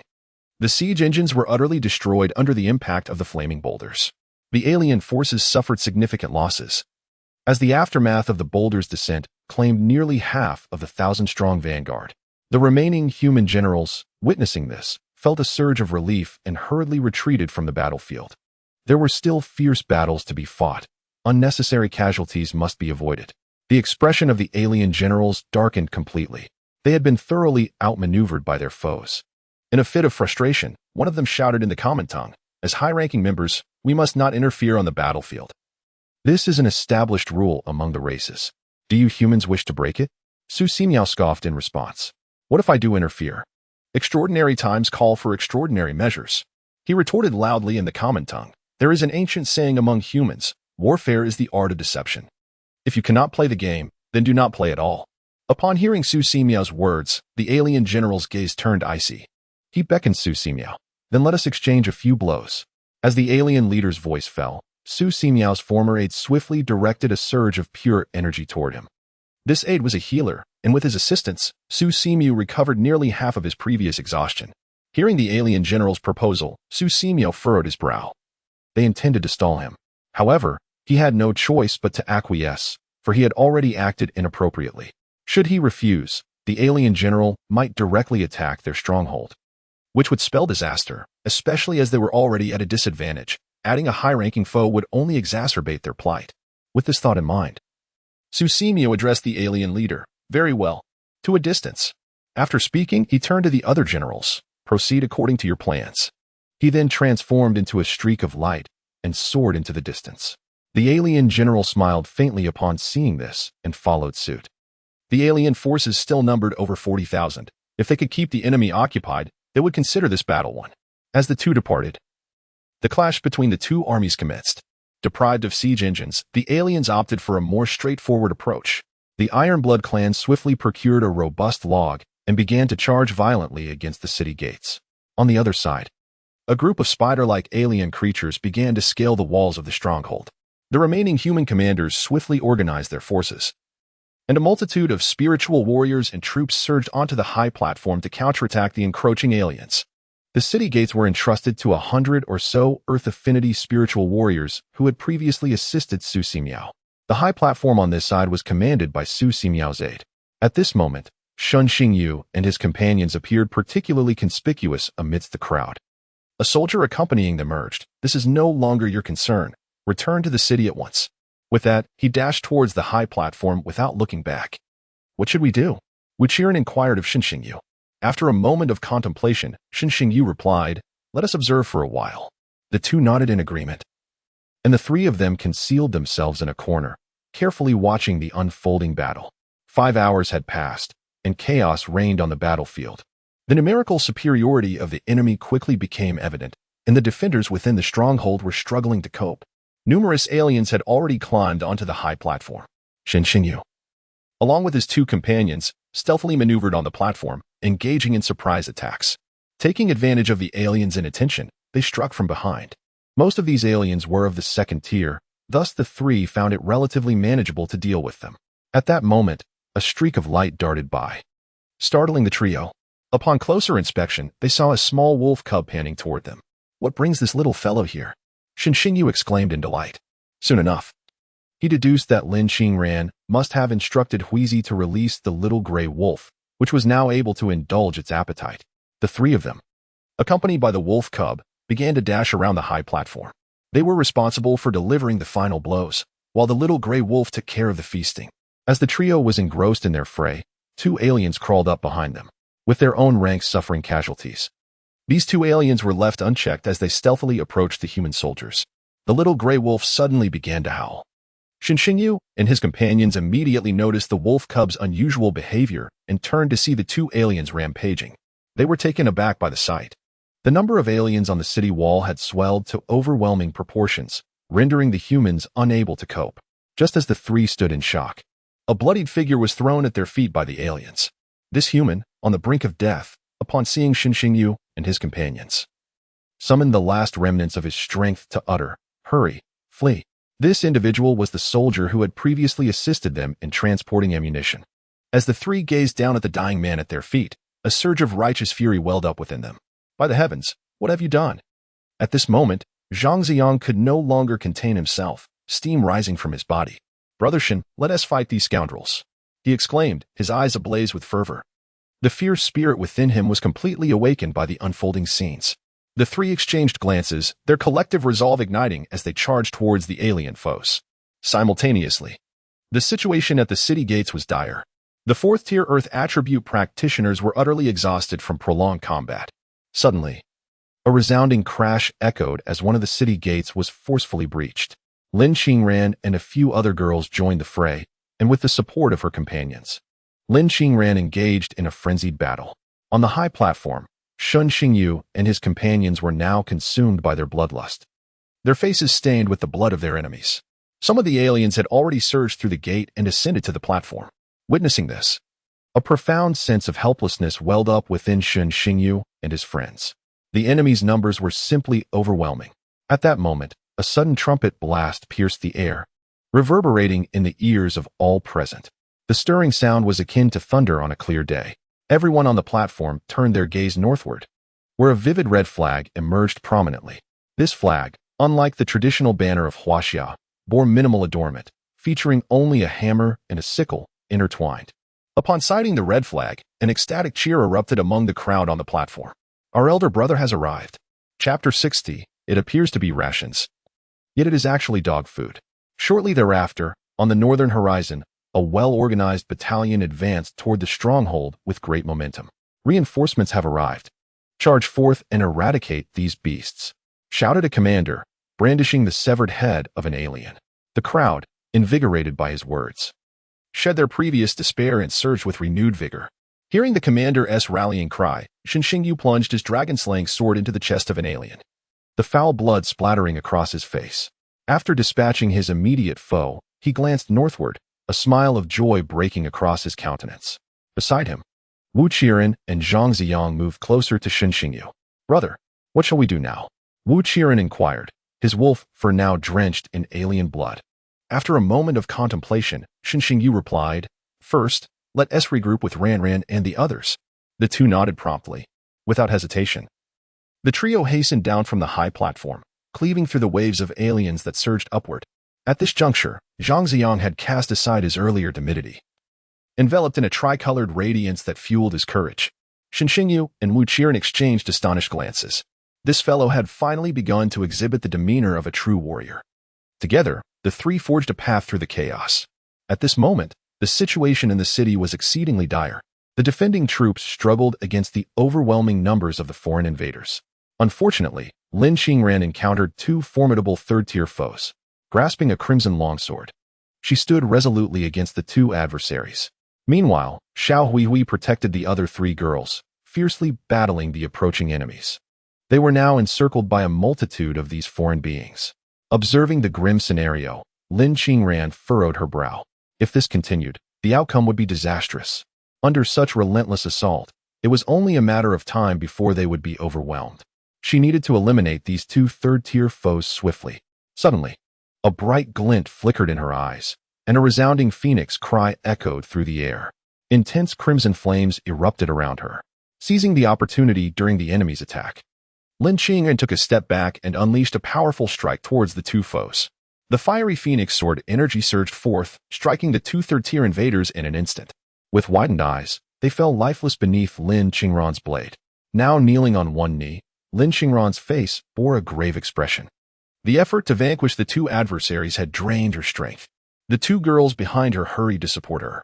Ji Xing, seeing this, quickly provided her with a restorative sip, but the effects were minimal. Meanwhile, Xiao Huihui, battered and bruised from the relentless assault, let out a mournful cry before transforming into a streak of light that vanished into Nakano Keiko's brow. Soon, a horde of foreign soldiers charged towards the girls. Lin Qingran, gritting her teeth, mustered her weary body to stand in front of them. The other human defenders in the city were preoccupied with their own battles, leaving no one to assist. At that moment, she was the only one still capable of fighting. The expressions of the girls paled in response. Facing the swarm of foreign soldiers, a sense of powerlessness surged within Lin Qingran. She could not help but think of Shen Xingyu. What in the world was that infuriating fellow doing? Just then, a flash of light darted past, and several ancient longswords appeared before them, swiftly dispatching the enemies that threatened them. The girls' faces lit up with surprise at the sight of the swords. Lin Qingran, gazing at the blades, felt a smile emerge on her face. He had finally arrived. Shen Xingyu and his companions carved a bloody path and reached the girls. Upon seeing Lin Qingran's pale countenance, he felt a pang of concern. He reached out to wipe the blood from her face, asking with genuine worry, "Are you all right?" Lin Qingran, meeting his concerned gaze, felt her heart soften. "I'm fine," she replied softly, though her demeanor betrayed a hint of unease. This was her first experience of a sense of dependence, a feeling that stirred an inexplicable flutter deep within her heart. At this moment, Shen Xingyu hurriedly glanced at the situation in the city. The circumstances were indeed dire. He promptly addressed the others. "Let us find a place to take cover. Reinforcements will arrive shortly, and we should refrain from playing the hero in our current state." Subsequently, Shen Xingyu, Wu Qiren, and Zhang Ziyang forged a path, leading the group into an inconspicuous traditional Chinese building. Upon entering, they discovered that this was, in fact, the location where the positioning devices were stored, housing two energy cores. The group could not help but admire the courage of their leaders. Was it true that the most perilous places were the safest? Yet, they had little time to ponder, as fatigue from the prolonged battle weighed heavily upon them. Zhang Ziyang retrieved a considerable amount of spirit liquid and food from his spatial storage ring. The group then took a moment to recuperate. After a brief energy replenishment, Ji Xing, Li Xiaoxiao, and Huizi fell into a deep slumber. Meanwhile, Shen Xingyu, upon settling down, noticed numerous injuries he had sustained. He had been oblivious to them earlier, but now, as he rested, the wounds began to throb acutely. Wu Qiren and Zhang Ziyang were similarly affected, though one was a shapeshifter while the other was protected by water elements, so they were not severely hindered. Shen Xingyu sighed and sat upon the ground, pulling out the ointment that Li Xuanzong had given him, and began to apply it to his wounds. The ointment stung as it touched his injuries, causing him to grimace. Yet despite the pain, it was undeniably effective. "Give it to me," a cool voice pierced through his thoughts. Shen Xingyu turned to see Lin Qingran standing before him. "Why aren't you resting? I can manage myself." Before he could finish, Lin Qingran snatched the ointment from his grasp, rolling her eyes at him. "Take off your shirt," she said, her cheeks flushing slightly. Not far away, Wu Qiren and Zhang Ziyang were savoring their military rations. But upon overhearing Shen Xingyu and Lin Qingran's exchange, the food suddenly lost its appeal. Wu Qiren gazed at them with a wistful sigh. "When will I ever experience such sweet romance?" Zhang Ziyang glanced at him, replying, "Brother, that might be a tall order for you." Meanwhile, Shen Xingyu felt a bit bashful at Wu Qiren's comment. "Is that really appropriate? Hurry up. It's not like you haven't seen it before," Lin Qiren retorted, observing Shen Xingyu's reluctance. Nearby, Wu Qiren and Zhang Ziyang, seemingly engrossed in their rations, were actually feasting on the metaphorical dog food of romance. Almost choking on their food at Lin Qingran's words, they exchanged incredulous glances. "You've seen it all? That is quite the revelation." Chapter 61. Even if one must perish. There is no time to waste. Shen Xingyu felt a flush of embarrassment upon hearing Lin Xingran's words. However, given her insistence, he could no longer afford to be shy. Thus, under Lin Xingran's watchful gaze, he removed his upper garment. At that moment, his body was marred with bloodstains. Although the injuries were minor, they presented a rather tragic sight. Lin Xingran frowned slightly upon witnessing this. This fellow truly ought to be more careful. As she applied ointment to Shen Xingyu's wounds, she could not help but comment, "Once this mission concludes, you must begin training your physique. Physical conditioning is an essential course for those with weapon-type talent awakenings. Otherwise, the next time you find yourself in such a predicament, you will suffer greatly." Her words bore a mix of admonition and concern. Listening to her, Shen Xingyu found himself momentarily stunned by the slight tenderness on Lin Xingran's face. A peculiar sensation stirred within him. Noticing his gaze, Lin Xingran turned away, feeling somewhat uneasy. Prompted by her words, Shen Xingyu quickly complied. Lin Xingran gently tended to his wounds, her touch particularly delicate as if she were afraid of causing him pain. As he felt the warmth of her soft hands, Shen Xingyu's heart began to race.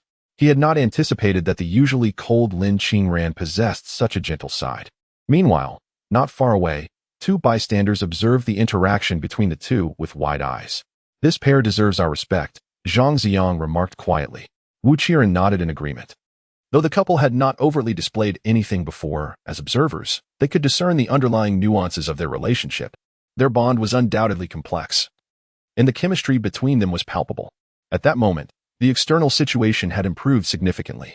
Reinforcements from the Arctic Empire surged forth from the north like a sharp blade, directly targeting the heart of the foreign adversaries. Despite numbering only around 10,000, these Arctic warriors were fierce beyond compare, leaving their enemies utterly disoriented. With the assistance of the Arctic Empire, conditions within the city had markedly improved. Presently, the foreign general was locked in a fierce struggle with Su Ximiao, with neither side gaining the upper hand. Although Su Ximiao had previously exhausted much of his energy as an Earth-type awakener, his greatest asset was his resilience, allowing him to hold his ground against the foreign leader. Upon seeing the reinforcements arrive, a smile spread across Su Ximiao's face. He could not resist teasing the foreign general. "Do you still wish to continue fighting? It seems your situation is rather precarious at the moment." The foreign general, upon hearing Su Ximiao's words, displayed a fleeting expression of inscrutable significance but continued to engage in battle, seemingly unfazed by Su Ximiao's taunts. Sensing a wave of unease wash over him, Su Ximiao glanced back toward the direction of the stronghold, silently hoping that no further troubles would arise. Meanwhile, on the other side, Lin Xingran had almost finished tending to Shen Xingyu's wounds. She then placed the ointment into his hands and silently walked away. Shen Xingyu watched her departing figure and smiled faintly, understanding that for someone with her cool demeanor, this gesture was quite a significant step. Rising from his spot, he stretched lazily before donning his clothes once more. At that moment, Ji Xing and the others had just begun to awaken leisurely. Peering through the window, Shen Xingyu observed the situation outside. With reinforcements arriving, the current circumstances had become considerably clearer. Although numerous foreign tribes still lingered outside, the situation was markedly improved compared to before. Suddenly, noise emanated from the entrance. Upon hearing the sound, Shen Xingyu furrowed his brow and quickly gestured to his companions, prompting them to hide immediately. At the same time, several furtive figures slipped into the room. "Boss Qin, this place should be safe now, right?" one whispered. "Yes. Let us stay hidden for a moment," came the reply. Concealed in the shadows, Shen Xingyu listened to their conversation and grinned slightly. The newcomers were members of Qin Yang's team, likely seeking refuge just as they were. Seeing this, Shen Xingyu and his companions emerged from their hiding place. The sudden movement startled Qin Yang and his team, but they relaxed upon recognizing their faces.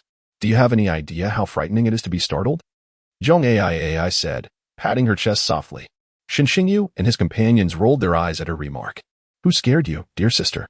At that moment, Qin Yang straightened his posture and, with a gentle smile, addressed Ji Xing. "Xing'er, it's such a relief to see you unharmed. It's perilous outside. Perhaps you should stick with us. I will definitely ensure your safety." Ji Xing, hearing his words, pouted. "Oh please, aren't you all hiding as well?" Qin Yang paused, his expression slightly awkward. "Well, that's true." Just then, a peculiar figure suddenly materialized between the two teams. Clearly, the newcomer was of a foreign tribe, their body a pale blue, adorned with what appeared to be antennae atop their head. The sight of this bizarre figure caused the expressions of everyone present to shift dramatically. The foreign entity scanned the group with a disinterested gaze before sweeping its arm, unleashing a powerful aura that sent everyone tumbling away. Xinxingyu and his companions were thrown about, disoriented but fortunate that the foreign being harbored no intent to kill them. Otherwise, they might have already met their end. Subsequently, the foreign figure advanced towards the positioning device, its eyes glimmering with excitement. Lying on the ground, Xinxingyu glanced up, his heart racing with anxiety. If this creature were to seize the core, all would be lost. The human race had endured so many casualties to safeguard these two cores. If they were to be taken away just like that, would not those brave soldiers have died in vain? However, at present, this foreign adversary is at least of a 5th-tier caliber, and they are utterly incapable of stopping him. At this moment, Xinxingyu could not help but curse under his breath. Did these generals not prepare any personnel to guard the core? Besides Xinxingyu, Lin Qingren also lifted his head, his expression grave. As they watched the figure prepare to seize 2 cores, a resolute determination flashed in their eyes. They could not allow him to take the items so easily. In an instant, the two sprang into action, charging towards the foreign entity. The adversary, sensing their energy fluctuations, remained unfazed. In his eyes, Xinxingyu and Lin Qingren were akin to mere insects. With a casual wave of his hand, he sent them flying before they could even make contact. The two collided violently with the stone beams of the pavilion and crashed to the ground, both spitting blood. Lin Qingren was knocked unconscious by the force of the impact. The commotion roused the previously unconscious Wu Qiren and Zhang Ziyang. They first glanced at Xinxingyu and Lin Qingren sprawled on the ground, then turned their gaze to the high-tier foreigner who was removing the cores. Their expressions darkened instantly. Without a moment's hesitation, they joined forces to attack the foreign entity. Their thoughts mirrored those of Xinxingyu and Lin Qingren, having witnessed the brutality of war. They understood the significance of the core devices, even if it meant flying into the flames like moths. They could not simply stand by and watch the enemy retrieve the items. The foreign entity sensed their presence and raised an eyebrow.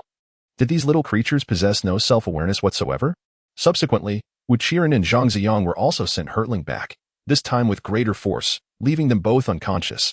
Lying on the ground, Qin Yong dared not breathe. Observing the four, a hint of derision welled up within him. What strength did he possess to dare intervene? Let them take the items, mere trinkets. Meanwhile, the foreign adversary had successfully acquired the core device, a smirk of satisfaction spreading across his face. He then cast a cold glance at the gathered individuals, irritated by their previous challenge to his authority. Noticing Xinxingyu struggling to rise from the ground, he unleashed a beam of energy towards the direction of the two. Xinxingyu's expression darkened upon witnessing this. He swiftly wrapped his arm around Lin Qingren's waist and, drawing upon the last remnants of his spiritual energy, executed a desperate maneuver. Their bodies transformed into fleeting shadows, successfully evading the attack. The foreign adversary raised an eyebrow in surprise. He had not anticipated that these two insignificant insects could evade his onslaught. This was an utter humiliation. Subsequently, the alien shot a beam of energy towards the two individuals. Xinxingyu sighed at the sight, cursing his misfortune. Then he glanced down at Lin Qingren, who had just begun to awaken in his arms. Resolute, he leaned down and pressed his lips against hers, which appeared somewhat pale. If death were imminent, he thought, it should not be in vain. Lin Qingren's eyes widened in shock. How could he still be thinking about such matters at this moment? Just then, the energy beam was about to strike them. A gentle white light suddenly enveloped the two. Chapter 62. The chaotic sword. The unexpected turn of events caused the high-ranking alien to narrow its eyes. Before Xinxingyu and Lin Qingren, an ancient talisman, exuding a hint of cheapness, radiated a soft glow. The energy beam dissipated into nothingness the moment it made contact with the light. Under the protective glow, the two became acutely aware of the anomaly. With a mix of embarrassment and annoyance, Lin Qingren pushed Xinxingyu away, and they both turned to look ahead. Upon seeing the talisman, Xinxingyu's eyes widened in astonishment. This was the talisman given by Huang Ma. For a moment, Xinxingyu was left bewildered. He and Lin Qingren exchanged glances, both equally perplexed. Lin Qingren regarded the talisman with surprise. In her previous life, after Xinxingyu's demise, she had encountered Huang Qi a few times, but he had always seemed like an ordinary old man. The alien before them displayed a look of disappointment. These two brats were indeed fortunate.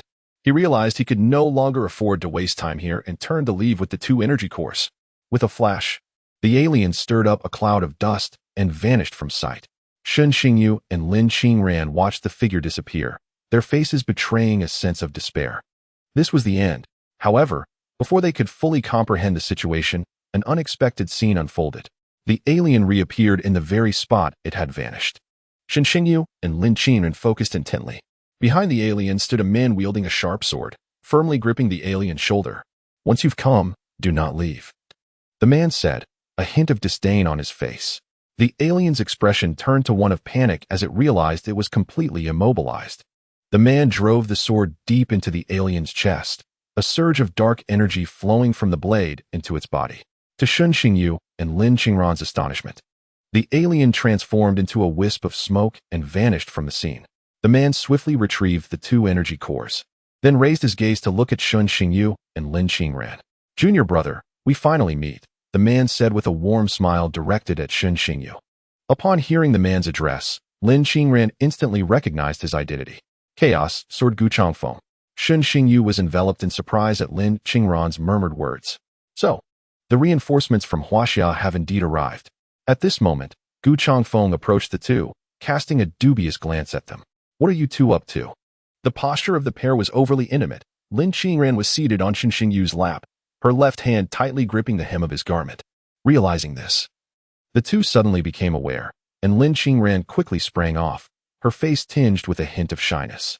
Recalling the earlier impropriety from this fellow, she shot him a fierce glare.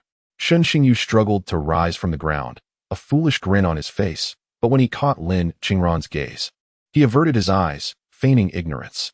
Gu Changfeng observed the subtle changes in their expressions, a knowing smile creeping onto his face. Lin Zhan's youngest daughter and his own junior brother, a perfect match. But one couldn't help but wonder how Lin Zhan, the doting father, would feel about his daughter being taken away. At this moment, Shen Xingyu looked at Gu Changfeng, uncertain of how to address him.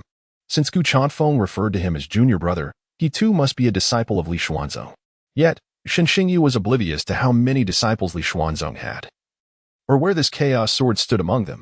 Perhaps addressing him as senior brother would be the safest choice. With this thought, Shen Xingyu respectfully said to Gu Changfeng, "Greetings, senior brother."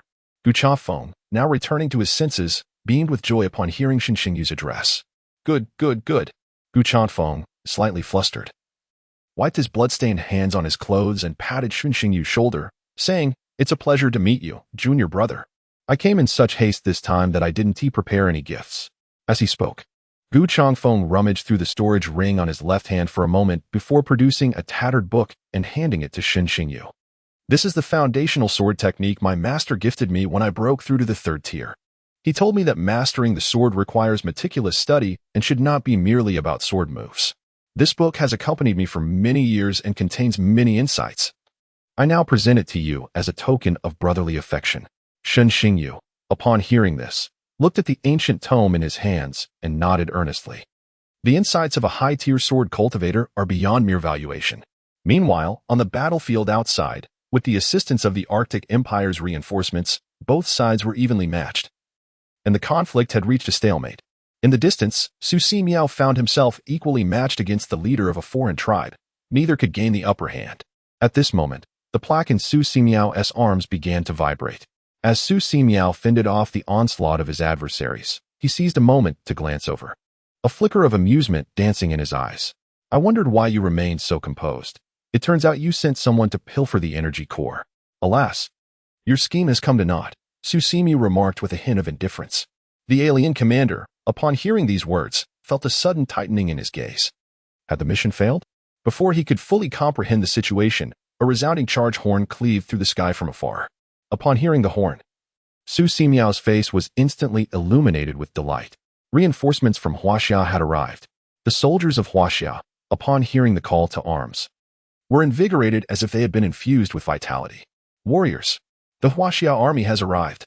Annihilate this rabble." At that moment, the commanders of Huaxia raised their voices in fervor, their faces alight with excitement. In an instant, the tide of battle turned, the remaining human and Northern Empire soldiers, as if under the influence of a powerful stimulant, drove the alien forces into retreat. Observing this, the alien commander finally succumbed to panic. He no longer chose to engage Su Simiao, but instead broke away, hastening towards his beleaguered army. Su Simiao, witnessing this, opted not to pursue. A slight smile crept upon his lips. "Go on, there are others waiting to deal with you ahead." Within the loft, apart from Wu Qiren and Zhang Ziang, the rest had awakened. Gazing at the ravaged room, memories of their previous unconsciousness flooded back. Ji Xing, Li Xiaoxiao, and Nakano Keiko hurriedly approached the somewhat disheveled Shen Xingyu and Lin Qinran. Are you all right? What about the alien? The three women inquired, concern etched upon their faces. Shen Xingyu waved his hand dismissively. All is well. Reinforcements have arrived and dealt with it. Upon hearing this, the three women's anxiety subsided as they noticed Gu Changfeng standing beside Shen Xingyu. Suddenly, Ji Xing observed something unusual and looked at Lin Qinran with suspicion. Goddess Lin, why are your lips swollen? Chapter 63, The True Man's Pill. At her words, everyone turned their gaze towards Lin Qinran, who stood with her arms crossed, lost in thought. Upon hearing Ji Xing's remark and noticing the collective scrutiny, an uneasy premonition surged within Lin Qinran. Ji Xing then observed the faint imprint of lips on Lin Qinran's, slowly shifting her gaze to the seemingly nonchalant Shen Xingyu nearby. With her keen perception, she quickly pieced together the implications. You two are rather spirited, Ji Xing remarked with a smile that belied her true feelings, her tone laced with a hint of resentment. Li Xiaoxiao and Nakano Keiko shrank back slightly, their eyes reflecting curiosity as they regarded Lin Qinran's rosy lips. Did you two share a kiss? Quite vigorous, I must say. Realizing the implications of the crowd's reaction, Lin Qinran's face flushed crimson as she shot a fierce glare at Shen Xingyu. One must seize the opportunity to teach that insufferable brat a lesson. Despite her 2 lifetimes of experience, she could hardly withstand the ambiguous gazes of those around her. It was utterly mortifying. Gu Changfeng listened to Ji Xing's words, his eyes wide with disbelief as he cast a sidelong glance at Shen Xingyu. Yet his heart was tumultuous with unspoken thoughts. His young junior brother was indeed no ordinary person. Could it be that he was a veritable Casanova? At this moment, Shen Xingyu, observing the reactions of the crowd, felt his face flush with embarrassment. Seeing Lin Qinran's crimson lips, he felt somewhat guilty. It seemed he had perhaps exerted himself a tad too fervently. Gu Changfeng could no longer contain himself and hurriedly addressed Shen Xingyu. Junior brother, you take the core. I have other tasks to attend to. Without further ado, he thrust the core into Shen Xingyu's hands and made his swift exit. With tears brimming in his eyes, Gu Changfeng dashed toward the outskirts of their stronghold. How disheartening it was. Here he was, in his 40s, still without a spouse, while his junior brother was already surrounded by admirers. Oh, heavens above, why must you be so unjust? As he pondered this, a streak of light pierced the sky. An alien commander had emerged onto the battlefield, his face etched with frustration as he beheld the dwindling forces of his kind. These human beings were truly cunning. What perplexed him further was how they had foreseen their every move. Meanwhile, Gu Changfeng, having reached the city gates, looked up to see that figure, a cold glint flickering in his eyes. In an instant, a pitch-black long sword materialized in his grasp. Come forth. I am in no mood for games. I shall take my frustrations out on you. With that, Gu Changfeng transformed into a streak of light, charging toward the alien commander. Upon hearing the sound of slicing air, the commander's gaze sharpened. By the time he reacted, Gu Changfeng's sword energy was nearly upon him. Realizing the urgency, the alien commander quickly summoned a towering scythe to deflect the impending strike.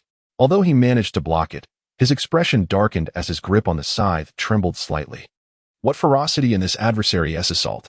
Gu Changfeng steadied himself in midair, a smile gracing his lips.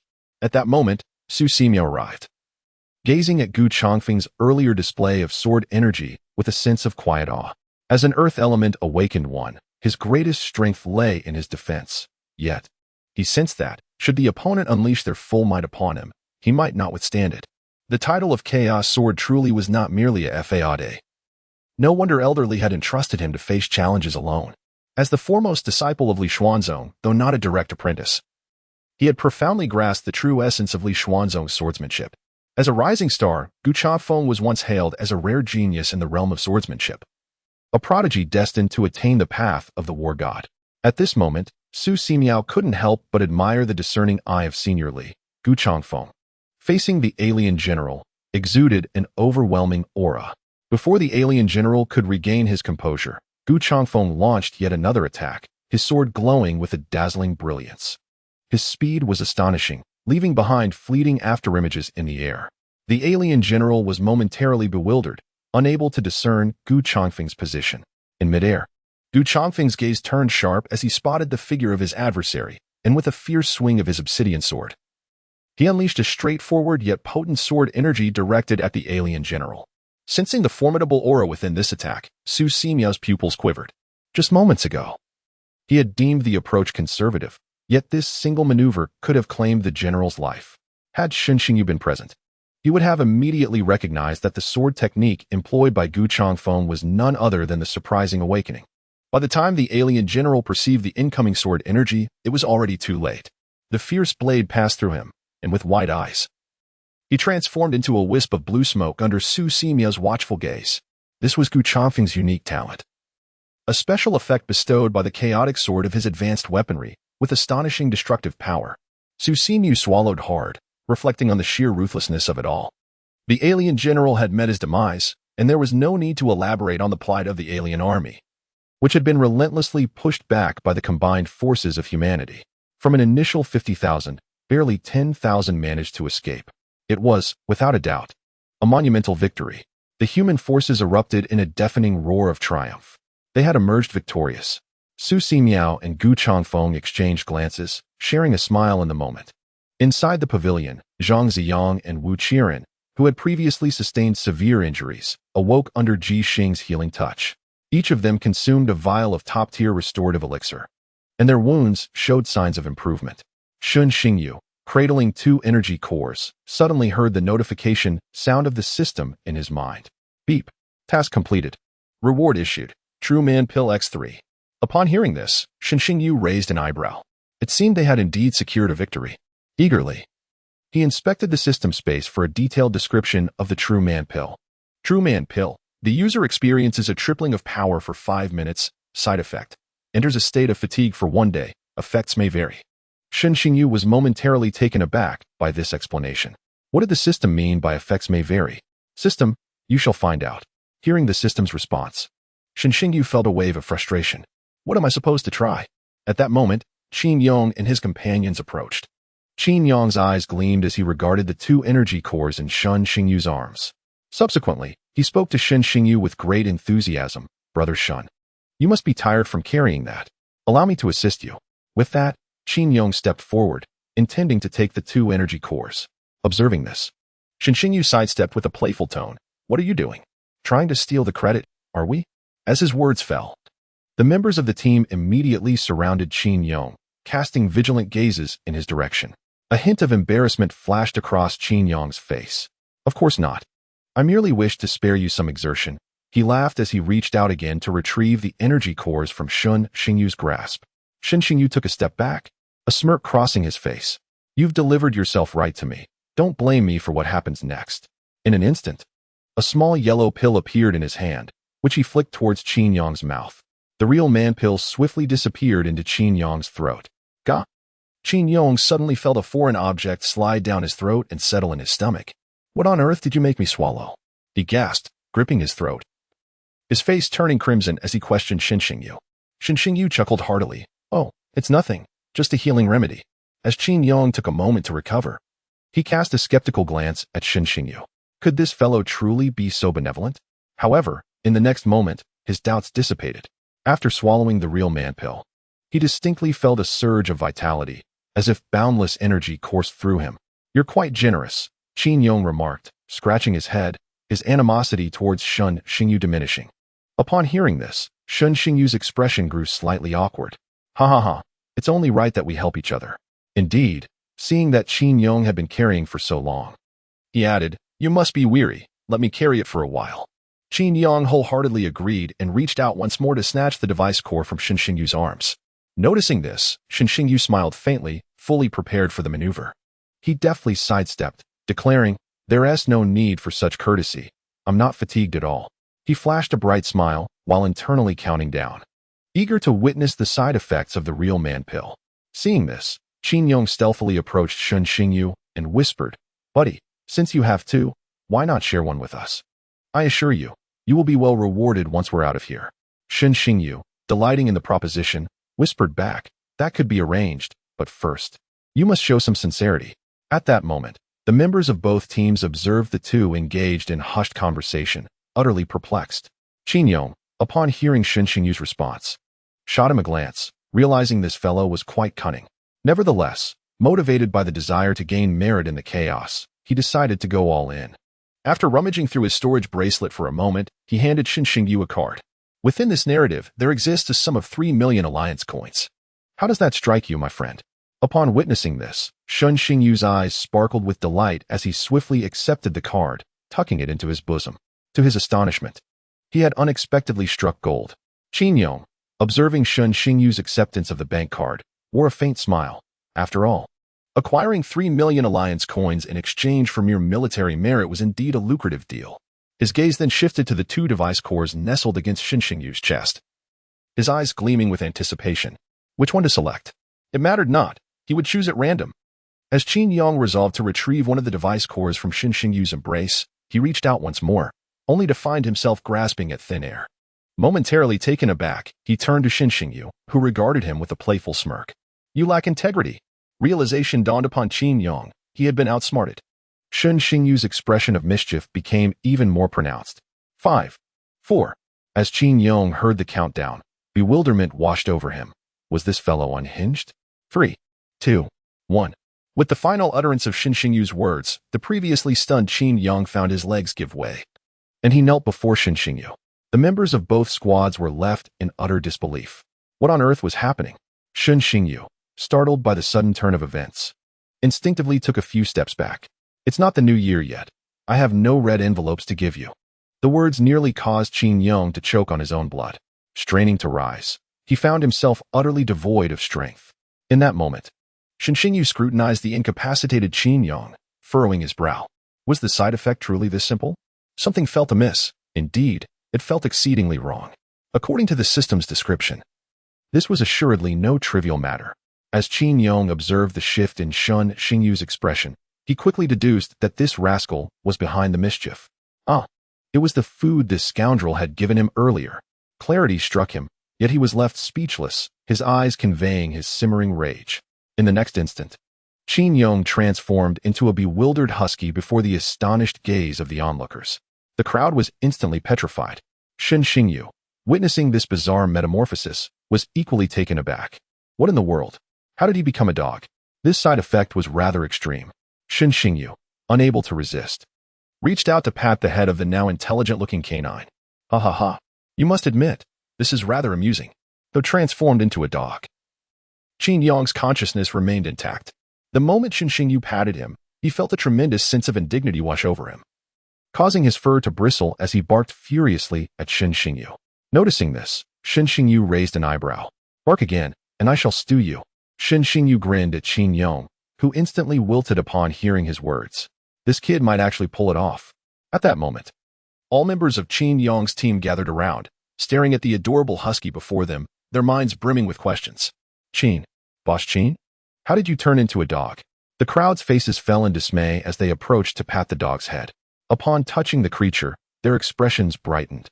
The husky's sleek fur felt remarkably pleasant to the touch. Zhang Ai couldn't resist petting it a few more times, while Qin Yong was filled with despair. Who will come to rescue me? Xinxingyu, witnessing their reactions, could hardly contain his delight. This is simply fantastic. Ha ha. The group soon regained their composure, their expressions becoming somewhat awkward.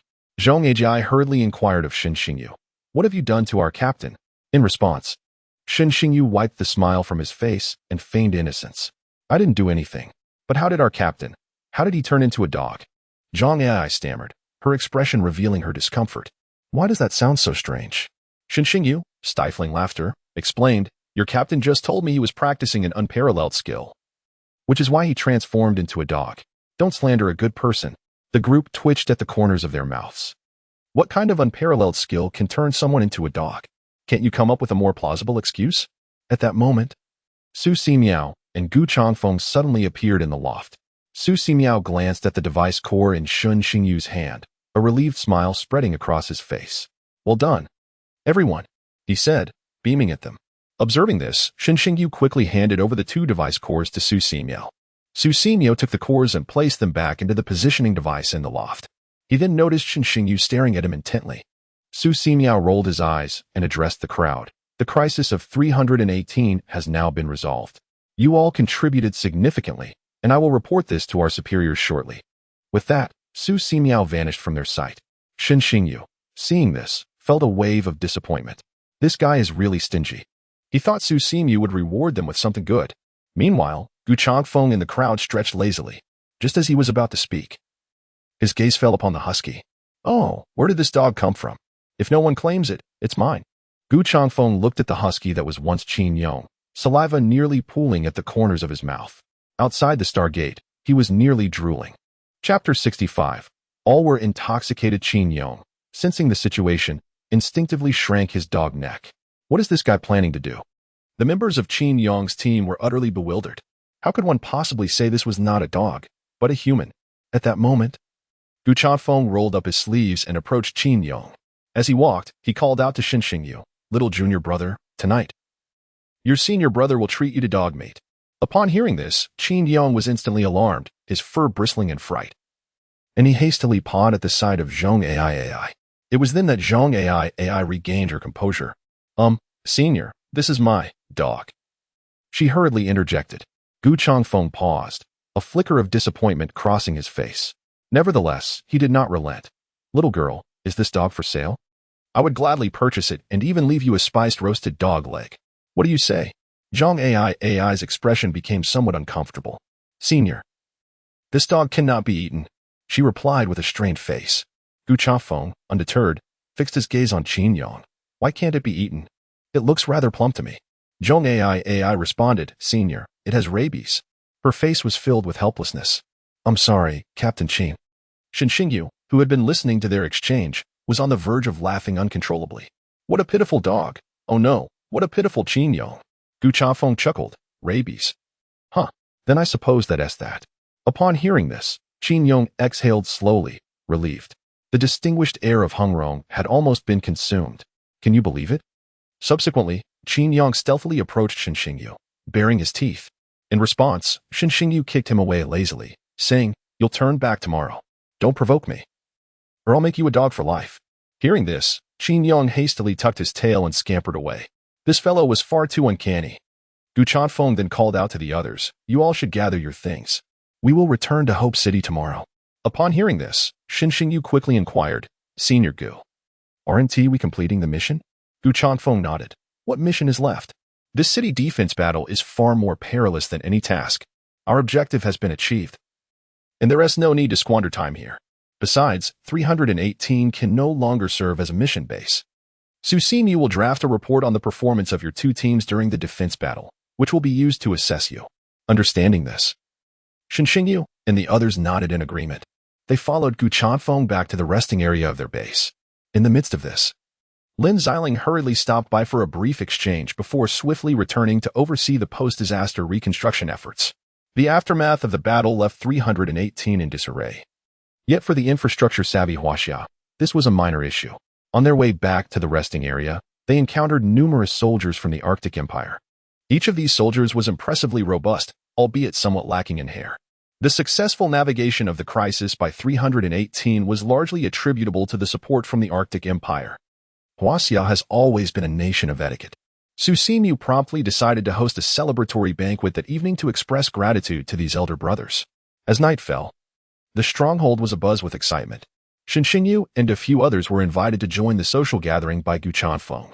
At the dining table, everyone was soon captivated by the impressive drinking capacity of the men from the Arctic Empire, treating it as if it were mere water.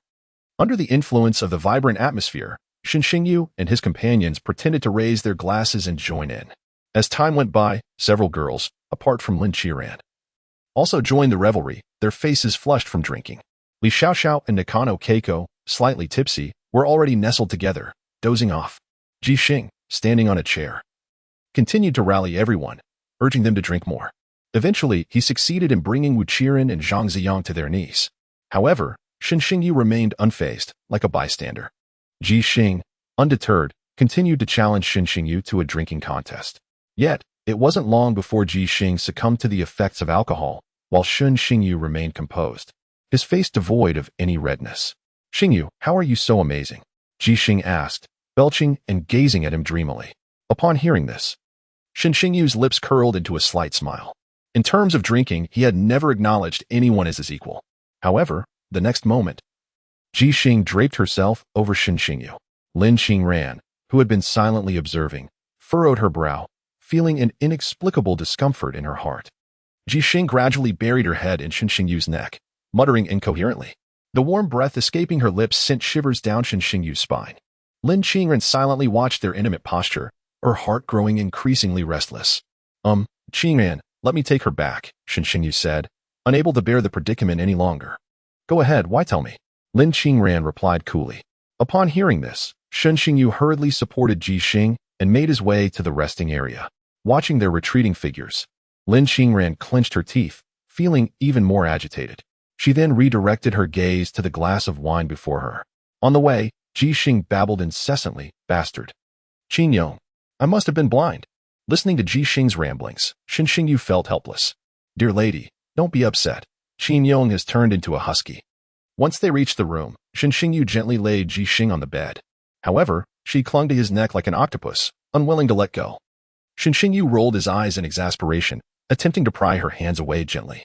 Just then, Jixing suddenly opened her eyes, a hint of dazedness shimmering within them. Upon seeing his face, her cheeks flushed with shyness. Xingyu. Xinxingyu smiled awkwardly. You've had too much to drink. I'll take you back. I haven't had too much. Jixing immediately protested, denying it vehemently. Upon hearing those words, Xinxingyu's expression darkened. Very classic. Those who have indulged always insist they are not intoxicated. In the next moment, Jixing tightened her grip, and their lips collided unexpectedly.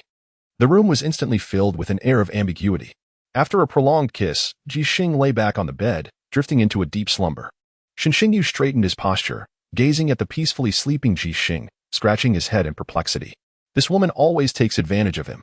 How infuriating. Subsequently, he tiptoed out of the room.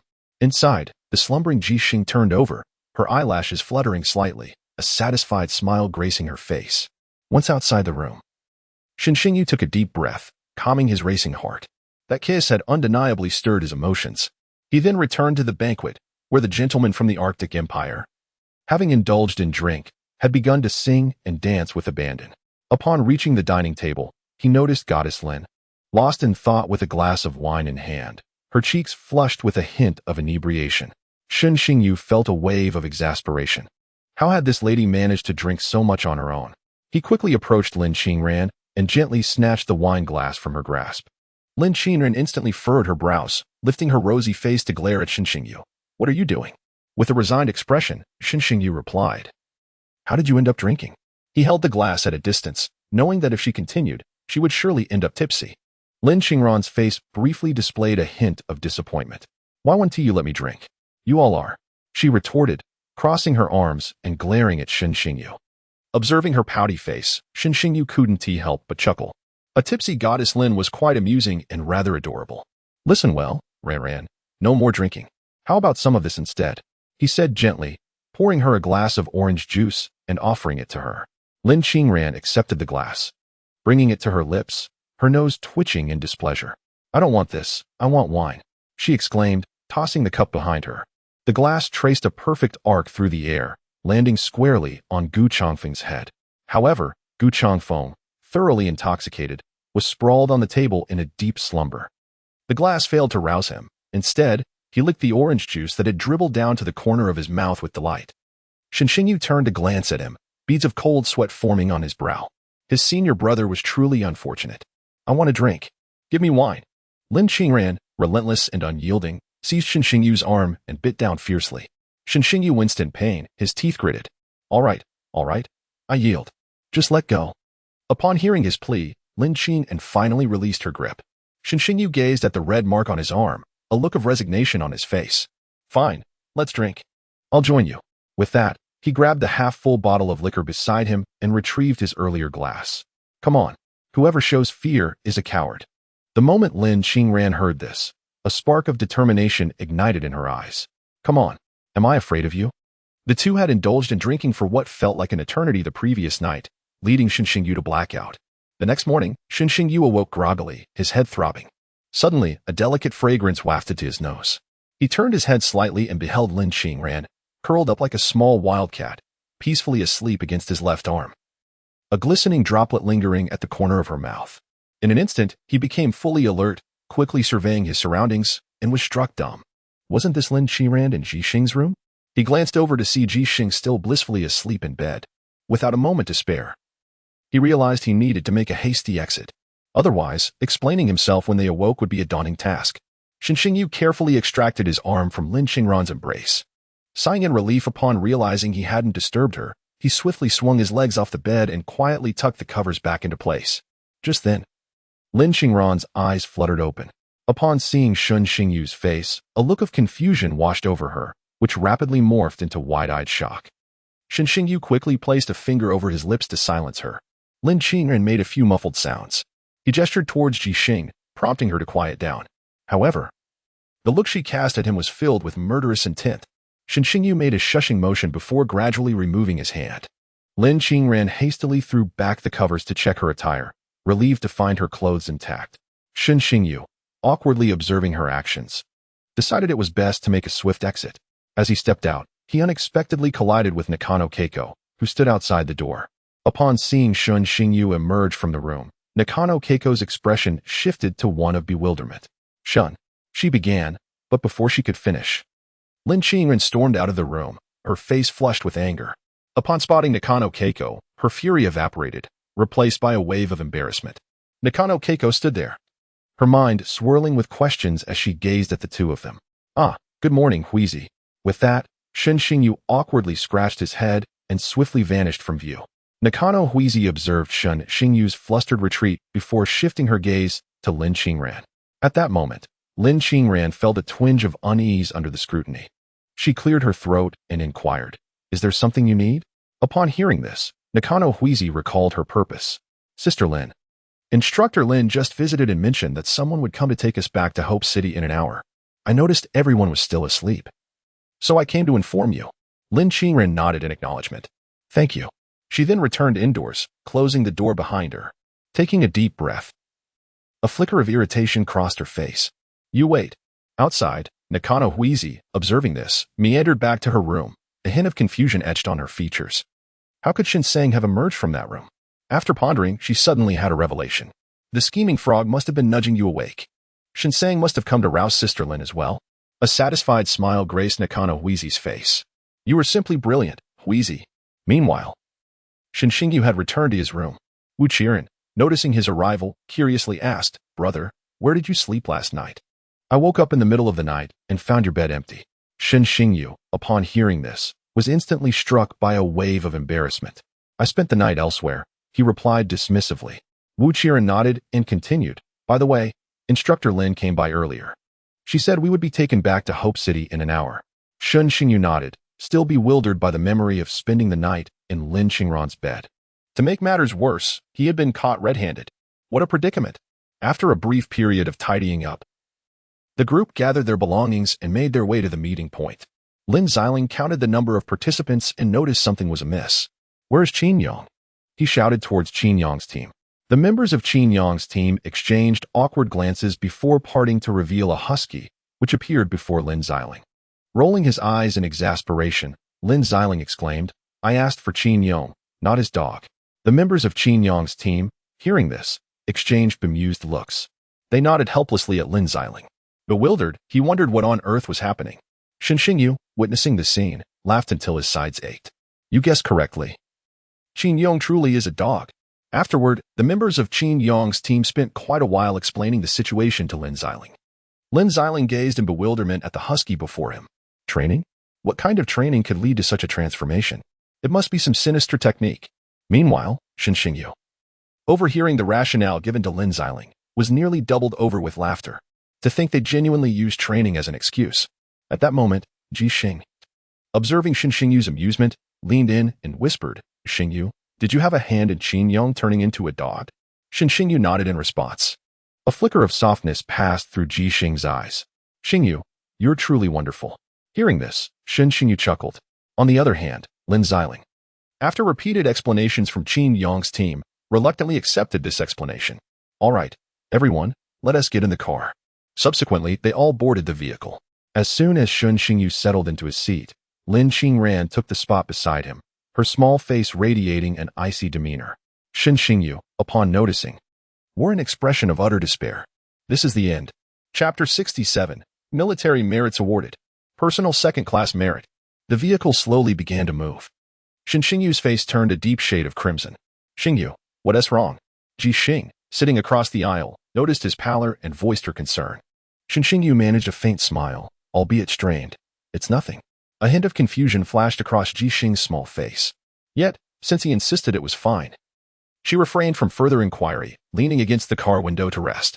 Shen Xingyu, his face still flushed, turned to Lin Qing and with utmost seriousness, asking, Ran, are you tired? Lin Qing shot him an amused glance. I'm all right. Let go.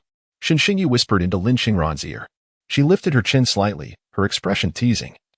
As if to say, not a chance. As the perspective shifted downward, it became evident that Lin Qingran's petite hand was firmly gripping the flesh on the inner thigh of Shen Xingyu. Seeing this, Shen Xingyu clenched his teeth. Then don't blame me. Lin Qingran raised an eyebrow at his words. Clearing his throat, Shen Xingyu declared, Everyone. Do you know where I slept yesterday? He said this while raising an eyebrow at Lin Qingran. The once quiet vehicle was now captivated by Shen Xingyu's unexpected proclamation. Lin Qingran, sensing the attention, tightened her grip, her face displaying a hint of annoyance.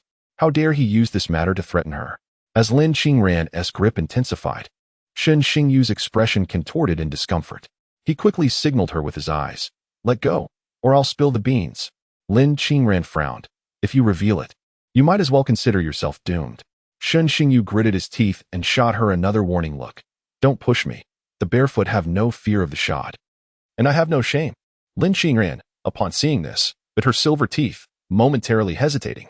He might genuinely go through with it. Shen Xingyu, witnessing her hesitation, smiled slightly and continued. Yesterday As he had yet to finish his sentence, Lin Qingran, irate, released her grip. Shen Xingyu immediately exhaled in relief and cast a mischievous glance at Lin Qingran, thinking to himself, Oh, you think you can escape my grasp? Lin Qingran, arms crossed, wore a face full of indignation. How shameless. Just wait. Shen Xingyu snapped back to reality, noticing that the others in the vehicle were still observing him. He offered them a slight smile and continued the previous thread of conversation. I was sleeping on my soft West Dream mattress yesterday. The others, upon hearing this, exchanged glances of utter disbelief, thinking, what a letdown. We thought you were about to share something monumental. Seeing that the others had shifted their attention away, Shen Xingyu chuckled to himself. Lin Qingran, noticing his teasing expression, felt an overwhelming frustration. Ever since she had met this fellow, she had been at a disadvantage, and now she found herself at a loss for how to reprimand him. How exasperating.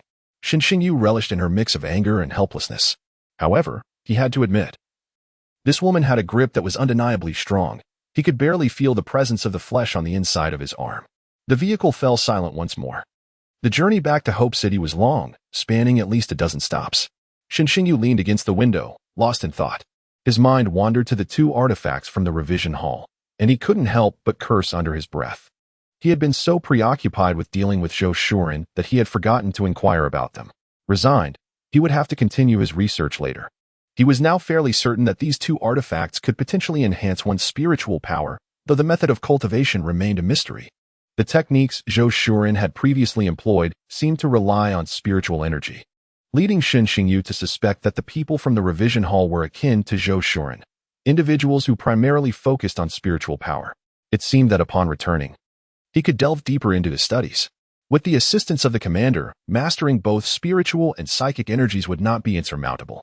Having contemplated this, Shen Xingyu retrieved an object from his pocket, a talisman gifted by Huang Ma. At this moment, the talisman appeared tattered and worn. He gently held it in his hand, his thoughts swirling. Huang Ma, oh Huang Ma, what have you concealed for most of your life? What truly transpired? Lin Qingran, having closed her eyes for a moment, opened them to glance at Shen Xingyu. Noticing the talisman in his hand and the hint of melancholy on his face, a complex emotion flickered in her eyes. It was indeed saddening not to know the depths of the life of someone so close to her. Yet, in the next instant, her thoughts shifted as Shen Xingyu leaned against the window, slipping into slumber almost instantly, even beginning to snore. Lin Qingran, witnessing this, clenched her teeth, a hint of helplessness gracing her face. Why was she feeling sympathy for him? The journey continued in silence. After several hours passed, the vehicle carrying the group gradually came to a halt. The occupants instantly perked up, realizing they had finally arrived. After such a long journey, they felt as though they had been sitting on iron seats. Upon disembarking, the words embassy came into view. At that moment, Shen Xingyu stretched lazily, while Lao Jia, who had been waiting for a long time, hurried over. "Young master." Lao Jia approached Zhang Ziyang with quick strides, examining him closely, and a hint of surprise crossed his face. "Young master, you've matured quite a bit on this trip." Zhang Ziyang scratched his head at the remark and replied, "It's not too bad." Shen Xingyu couldn't help but smile at this. To be honest, Zhang Ziyang had undergone the most transformation among their group. From the timid individual he once was, he had become bold enough to confront foreign adversaries after experiencing so much. Shen couldn't help but feel a sense of nostalgia. In truth, Zhang Ziyang was like a fierce tiger, but his upbringing had kept him coddled like a kitten, leading to a somewhat timid disposition. Yet, a tiger is still a tiger. Once returned to the wild, his inherent fierceness was awakened once more. Lao Jia's face was alight with joy. Having read Su Ximiao's report on Shen Xingyu's team performance, he had initially hoped that this journey would help his young master shed his timidity. But upon reading Su's commendation of their bravery and heroism, he was astonished. Looking at Zhang Ziyang, he felt immense pride. "Young gentlemen and ladies, we owe you a great deal this time," he said earnestly to Shen Xingyu and the others. "I have reserved a banquet at Lu Wai Lu to treat you all and welcome you back. Indeed, Brother Shun, Brother Wu, and the lovely ladies. We share a bond of life and death, so please, don't hold back." Zhang Ziyang quickly added. The group exchanged knowing smiles. Since such sentiments had been expressed, it would be remiss not to show appreciation in return. "All right," Shen Xingyu said with a smile. Zhang Ziyang grinned widely, throwing an arm around Shen Xingyu and Wu Qiren. "Let us go. The food we've had on the road has been dreadful. Let's indulge today." Seeing their camaraderie, Lao Jia felt a deep sense of satisfaction. His young master had not only grown, but had also made so many good friends. He was genuinely happy for him. Shortly thereafter, under Lao Jia's guidance, the group made their way toward Lu Wai Lu. At that moment, a military officer suddenly intercepted them, saluting. "Are you the team that retrieved the core device?" Shen Xingyu and the others nodded in acknowledgement. The officer's face brightened at their response. "Your military merits have been processed. Initially, you were each awarded third-class honors. But due to your outstanding performance during the 318 incident, the higher-ups have decided to elevate your commendation to second-class honors. You may proceed to the embassy shortly to collect your medals and bonuses." Upon hearing the word bonus, Shen Xingyu's eyes sparkled with excitement. Money was indeed a wonderful thing. Others wore smiles on their faces, for securing military honors was no simple feat. To their astonishment, before they even enrolled in the prestigious martial arts academy, they had already earned a second-class merit. The officer then composed himself, adopting a serious demeanor as he addressed the group once more. "Furthermore, the resolution regarding the previous erroneous report of your team's mission location has been concluded." Upon hearing this, everyone's expressions hardened. Chapter 68. The agitated goddess Lin. The officer continued, emphasizing the gravity of the situation. "The mistake regarding the mission location has drawn significant attention from the higher-ups. Elder Chu personally inquired about this matter and instructed us to handle it with utmost seriousness." Excluding Zhang Ziyang and Lao Jia, the countenance of the others darkened immediately upon hearing these words. Zhang Ziyang and Lao Jia, sensing the somber mood, found themselves perplexed. The officer further elaborated, "The previous outpost has been abandoned and should not have appeared in the mission selection. However, due to the negligence of the responsible officer, the obsolete mission location was not removed, which placed you all in jeopardy. According to the military orders of Huaxia, that individual has since been dismissed from his post." As the officer concluded, a glint of coldness flashed in Shen Xingyu's eyes. That old bastard. This outcome was something he could have anticipated. Yet he never imagined it would be so outrageous. Merely a scapegoat was being offered for the blunder, and a momentary lapse of attention allowed the incident to be swept aside. Reflecting on Su Ji's demise, Shen Xingyu felt a surge of indignation. Silently, Shen Xingyu led the group past the officer. Zhang Ziyang and Lao Jia quickly followed. Noticing the grim expressions on everyone's faces, Zhang Ziyang refrained from probing further. Once outside the building, they all took their seats. It was then that Zhang Ziyang voiced his confusion. "Shen, what is going on? Is there perhaps more to this incident?" Shen Xingyu nodded slowly in response. "I had some past grievances with the Chu family." Zhang Ziyang's expression turned grave upon hearing this. He was no fool and immediately grasped the implications of Shen Xingyu's words. The officer had mentioned Elder Chu and combined with Shen Xingyu's history with them. It was evident that deeper issues were at play. "Do not worry, Shen. Once we return home, I will discuss this matter with my father," Zhang Ziyang assured Shen Xingyu earnestly. Shen Xingyu, however, shook his head slowly. This situation is not so straightforward. If they dared to act against us, they must be fully prepared. Even if we investigate further, they could still produce a scapegoat. Zhang Ziyang's expression darkened at this. Inside the private room of the building, the atmosphere was somewhat somber, with a cloud of gloom hanging over everyone's hearts. Taking a deep breath, Shun Xingyu smiled at the group. All right, let us not dwell on this too much. We have still gained a great deal this time. Zhang Ziyang, in a spirited manner, replied, Indeed, let us celebrate this. Lao Jia, order some drinks. Upon hearing this, Shun Xingyu's face darkened instantly. Let us forego the wine. Just some tea will suffice. I absolutely cannot drink. Zhang Ziyang, taken aback by his words, waved his hand toward Lao Jia. Shortly thereafter, the dishes were nearly all prepared. The gloom that had lingered in everyone's hearts began to dissipate. Subsequently, Zhang Ziyang rose, holding his teacup, and earnestly addressed the group. I sincerely appreciate your guidance during this mission. Noticing this, Shun Xingyu was about to interject, but Zhang Ziyang gestured for him to wait. You see, because of my decent family background, I have lived a life of luxury since childhood, which has made me somewhat weak-willed. Thanks to your support. The timid Zhang Ziyang of the past is now a thing of the past. With that, Zhang Ziyang raised his cup and drank it all in one go. Lao Jia, watching from the side, felt his eyes welling with tears. His young master had undergone a remarkable transformation. Shun Xingyu, observing Zhang Ziyang's demeanor, couldn't help but smile. What is the point of all this pretense? The group enjoyed a lively meal filled with conversation and laughter before returning to the resting area. After the arduous journey, everyone was utterly exhausted. Once back in their rooms, Wuqiren and Zhang Ziyang fell asleep immediately. Shun Xingyu, unable to find rest, stepped out of his room. He sat in the pavilion of the small courtyard, gazing at the starry sky, lost in thought. Xingyu, still awake? A voice suddenly broke his reverie, and he turned to find Ji Xing standing before him. Shun Xingyu smiled. And you, are you not also awake? Ji Xing responded with a gentle smile, naturally taking a seat beside him. I can't sleep because I'm thinking of you, she teased lightly.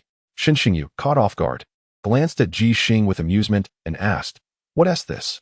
Do you need me to keep you company while you sleep? Ji Xing's face flushed slightly at his words. Sure. With that, she hugged her knees and rested her head comfortably on Shun Xingyu's shoulder. He was momentarily stunned, a delicate fragrance wafting toward him. He looked at Ji Xing in surprise. She was tilting her head back, the starlight reflecting in her eyes, adding a layer of beauty to her visage. Xingyu, thank you for what you did before, Ji Xing spoke softly, her voice laced with a hint of languor. Shun Xingyu, somewhat puzzled, replied, What do you mean? Ji Xing shot him a playful glare, the incident with Qin Yong turning into a dog. At this, Shun Xingyu couldn't help but chuckle. It was nothing. I've never liked that guy anyway, he said nonchalantly. Ji Xing's eye sparkled, and turning to face him, she bore a bashful smile. You, did that to stand up for me? Shun Xingyu felt a tinge of embarrassment upon hearing her words. While it was solely to defend her, before he could respond, Ji Xing sweetly smiled and playfully covered his mouth with her hand. Enough. You need not say more. I shall take it as you venting your frustrations for me. Upon hearing this, Shun Xingyu offered a faint smile. Perhaps he held a similar sentiment. Ever since he became aware of the connection between Ji Xing and Qin Yong, he had found himself increasingly disapproving of Qin Yong. Suddenly, Ji Xing stood up and settled herself onto Shun Xingyu's lap. So, how should I repay you? She whispered enticingly into his ear. Shun Xingyu swallowed hard, realizing the ambiguity of their current position. Ji Xing slowly lifted her head, her delicate hands cradling Shun Xingyu's face, and then she tenderly pressed her lips against his. Shun Xingyu felt the warmth at the corner of his mouth and couldn't help but feel a sense of helplessness. Why did she always tease him so? Meanwhile, within the room, Lin Qingran had not rested. Noticing Ji Xing had not returned, she drew back the curtain to glance outside. Upon witnessing the scene between the two in the pavilion, she quickly closed the curtain again, her small face flushed with annoyance. Wretched couple, she thought angrily. Yet amidst her fury, an inexplicable sadness stirred within her. Memories of previous moments in the hospital flooded her mind, causing her cheeks to redden. Unbeknownst to her, since that incident, Shun Xingyu had grown increasingly significant in her heart. Thus, when she saw their flirtatious exchange, it provoked feelings of irritation, sorrow, and discontent, emotions she had never experienced in her past life. The more she pondered, the more embarrassed she felt, ultimately burying her head under the covers. In her mind, she repeatedly reassured herself, You did it to save him. Yes, that is it. Chapter 69. The results of the trial are announced. In the courtyard, starlight cascaded down, enveloping the area in a gentle beauty.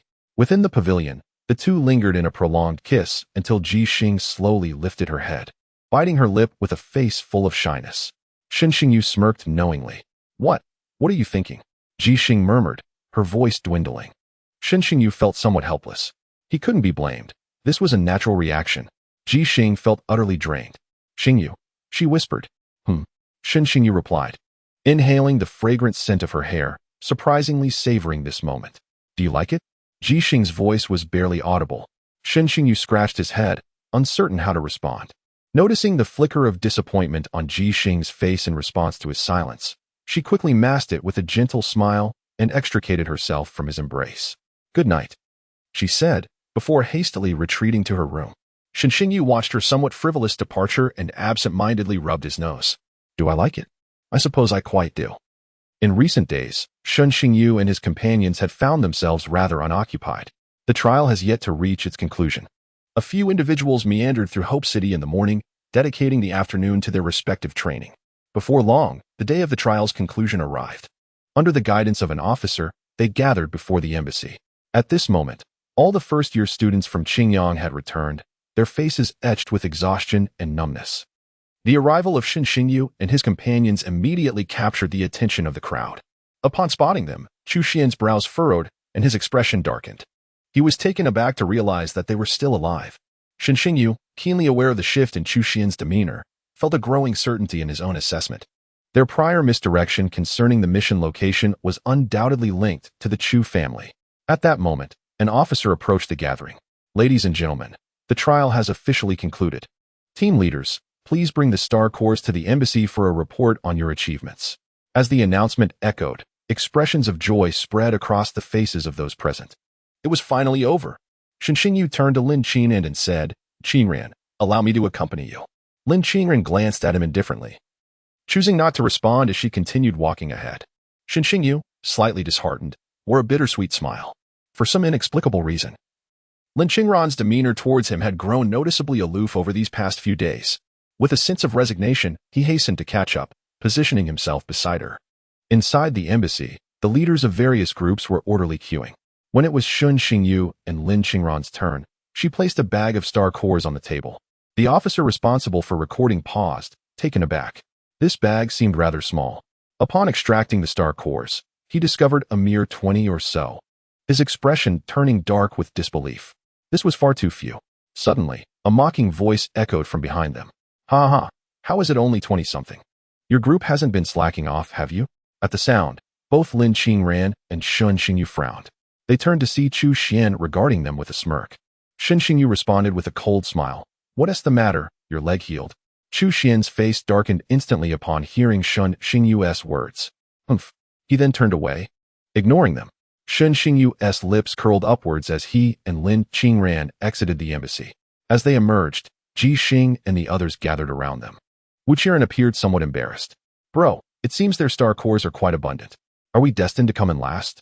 Shen Xingyu rolled his eyes at this. Who cares? He replied nonchalantly. The group nodded in agreement, dismissing the concern. They had already achieved second-class honors. A mere trial was insignificant. If they placed last, so be it. Subsequently, each team had essentially completed their reports. As Chu Xian stepped out of the embassy, he glanced at Shen Xingyu and his companions, a hint of derision gleaming in his eyes. Their team had submitted over 200 Star Cores, making their victory utterly undeniable. Congratulations, Team Chu. It appears you are firmly in first place this time, someone remarked. Over 200 Star Cores, it's almost unfathomable. Team Chu is truly remarkable. Listening to the praises surrounding him, a smile lingered on Chu Xian's face. He then turned his gaze back to Shen Xingyu and his group, exuding an air of superiority. Wu Qiren, witnessing Chu Xian's demeanor, felt a surge of anger. Damn it, this guy is insufferably arrogant. Shen Xingyu, noticing the scene, felt a cold glint in his eyes. I'll find an opportunity to deal with this brat. Moments later, several officers emerged from the embassy, gesturing for silence. Ladies and gentlemen, please calm down. The results are in, and we will now announce the rankings. Hearing this, Chu Xian's expression brightened instantaneously. Here it comes. He puffed out his chest with pride. The crowd around him cast envious glances in his direction. Recognizing that Team Chu had indeed garnered over 200 star cores, they had tacitly accepted that his team would claim first place. On the other side, Wuqiren glared at Chu Xian's smug expression, feeling infuriated. Watching this kid show off is more painful than being killed. Shen Xingyu merely smiled faintly at this. This guy is celebrating prematurely. He has no fear of being humiliated. The results are not yet revealed. Everything remains uncertain.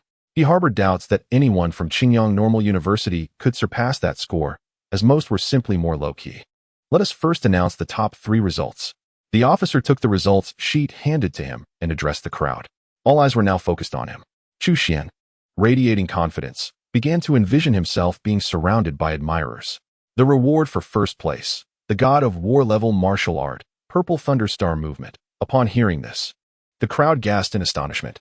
They had not anticipated a God of War level martial technique. Such techniques, crafted by formidable warriors, are rarely found in circulation and are considered priceless treasures. At this moment, the envy in the eyes of those around Chu Xian was almost palpable. The team that claimed first place in this trial is. The officer had barely finished his statement when Chu Xian rushed to stand before him. In his mind, he had already secured his victory. Lin Qingran's team. The officer's voice rang out. The crowd was momentarily stunned, and upon hearing this, Chu Xian's face turned a deep shade of crimson. I protest. They had merely secured 20 star cores. Chu Xian exclaimed with indignation. The officer glanced at him in surprise before retorting, protests are futile. Chapter 70, I truly deserve to die. At that moment, upon hearing the results, Shen Xingyu and his companions were momentarily taken aback. What is happening? A look of astonishment also crossed Shen Xingyu's face. 20 star cores, and they secured first place? Noticing the crowd's bewildered gazes upon him, the officer cleared his throat. Team Lin Qingran has amassed a total of 20 star cores. They engaged in fierce combat against the alien forces at the outpost beyond the Stargate, eliminating several second-tier aliens and one third-tier alien, while reclaiming vital resources for humanity from the hands of the extraterrestrial foes. Furthermore, Team Lin Qingran participated in the city defense battle at Outpost 318, vanquishing numerous third-tier aliens and an incalculable number of second-tier aliens. Each member of the team has been awarded the honor of a second-class merit. As the officer's words echoed throughout the venue, the audience was left in utter shock. What did I just hear? They slaughtered third-tier and second-tier aliens? Do they think this is a fruit-slicing game? At that moment, the crowd turned their astonished gazes towards the members of Team Lin Qingran. Upon hearing the officer's remarks, Chu Xian felt as though the sky had collapsed around him. He was well aware of their mission location. Wasn't it merely an abandoned outpost? How did they manage to achieve a second-class merit? This was more painful than death itself. Shen Xingyu, observing Chu Xian's despondency, couldn't help but display a hint of sarcasm on his face. Were it not for the Chu family, they might not have even secured this second-class merit. With that in mind, he thought, let us reward this fellow with a perfect grave. As he contemplated this, his gaze grew increasingly frigid.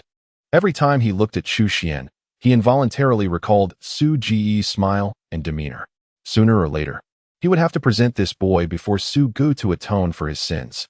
Subsequently, Lin Qingran stepped forward, collecting the rewards amidst the envious stares of onlookers. After briefly perusing the items, she handed them to Shen Xingyu. As a reborn individual, these resources held no value for her. Shen Xingyu glanced over the combat techniques before putting them away, saying, we can review them together when we return. The crowd nodded in agreement.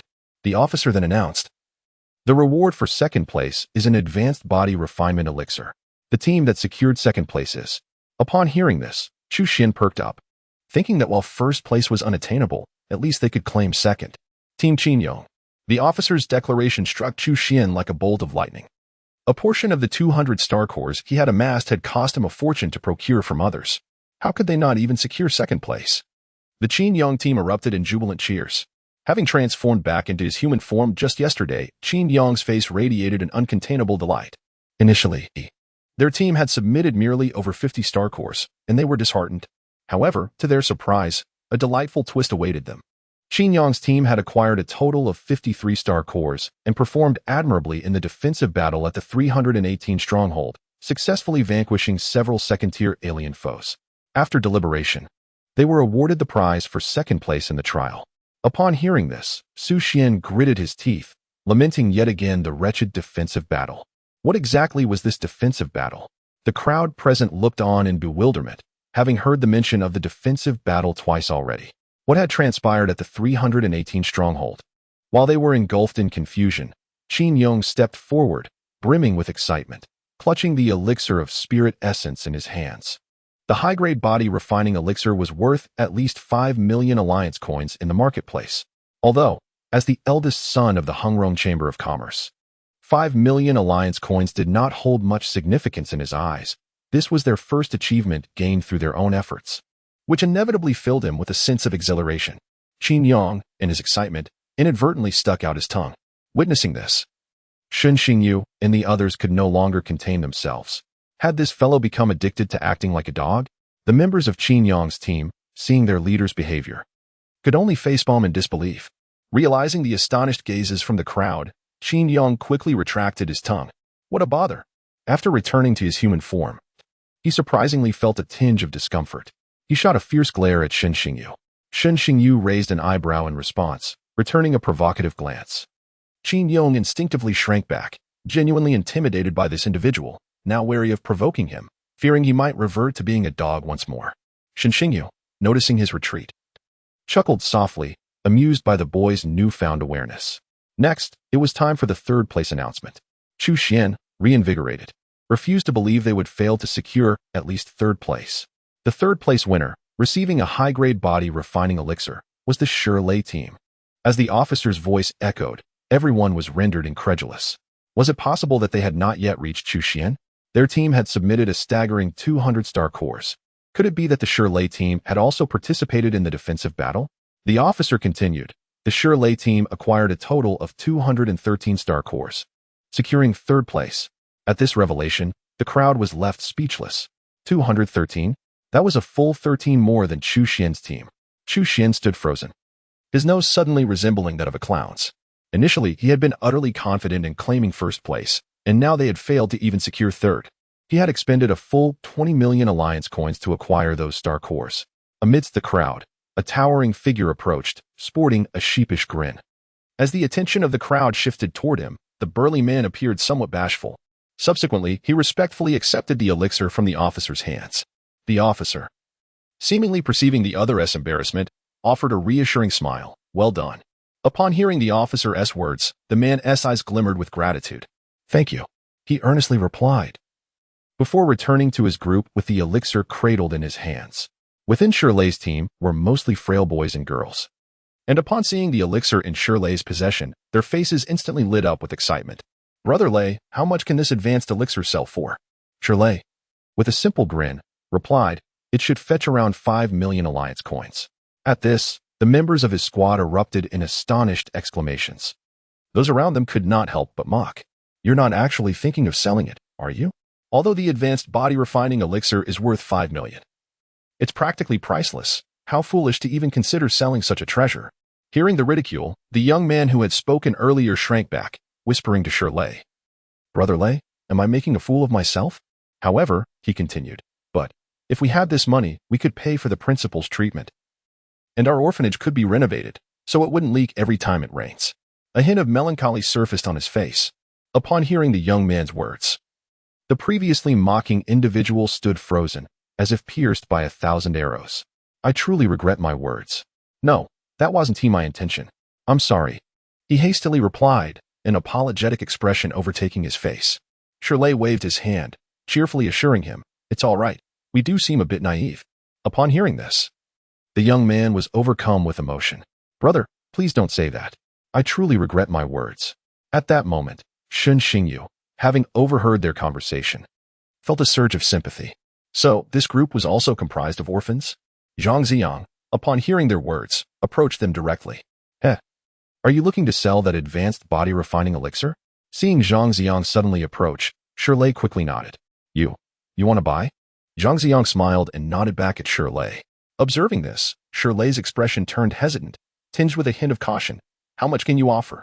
Zhang Ziyang glanced at the individuals behind Shirlei, contemplating for a moment. Well, the advanced body refining elixir can be speculated at 8 million in the market. I'll offer 9 million. Upon hearing this, joy enveloped the faces of Shirlei and his companions. However, Shirlei soon regained his composure, presenting a warm smile to Zhang Ziyang. Since it's 8 million, Let us settle at 8 million then. Zhang Ziyang, taken aback, thought to himself, this fellow is remarkably straightforward. All right, then it's 8 million, Zhang Ziyang declared, producing a bank card and handing it over. This card holds 5 million as a deposit. After we step outside, I will transfer the remaining 3 million to this card. Shirley paused in astonishment, his hand trembling as he took the card. The individuals behind him gazed at the card with fervent eyes. They had never encountered such a sum in their lives. Shirley forcibly quelled the excitement surging within him and subsequently handed over the spiritual liquid. Noticing this, Zhang Ziyang appeared taken aback. You were just giving it to me like that? Aren't you afraid I might run off? Shirley chuckled sheepishly. I believe you're a good person. All right, all right. I shall acknowledge you as a friend, Zhang Ziyang exclaimed with a hearty laugh, then retrieved a golden-edged card and pressed it into Shirley's hands. This is... Shirley stared at the golden card, momentarily dazed. It was a card from Lin's Pharmaceutical, granting a 10% discount on all purchases of their spiritual liquids. Zhang Ziyang's words sent ripples of astonishment throughout the crowd. A card from Lin's Pharmaceutical? What is this individual's background?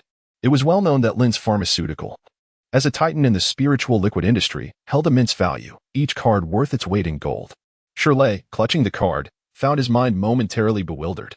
Zhang Ziyang flashed him a smile before returning to the side of Shun Xingyu and others, leaving Shirley in a state of perplexity.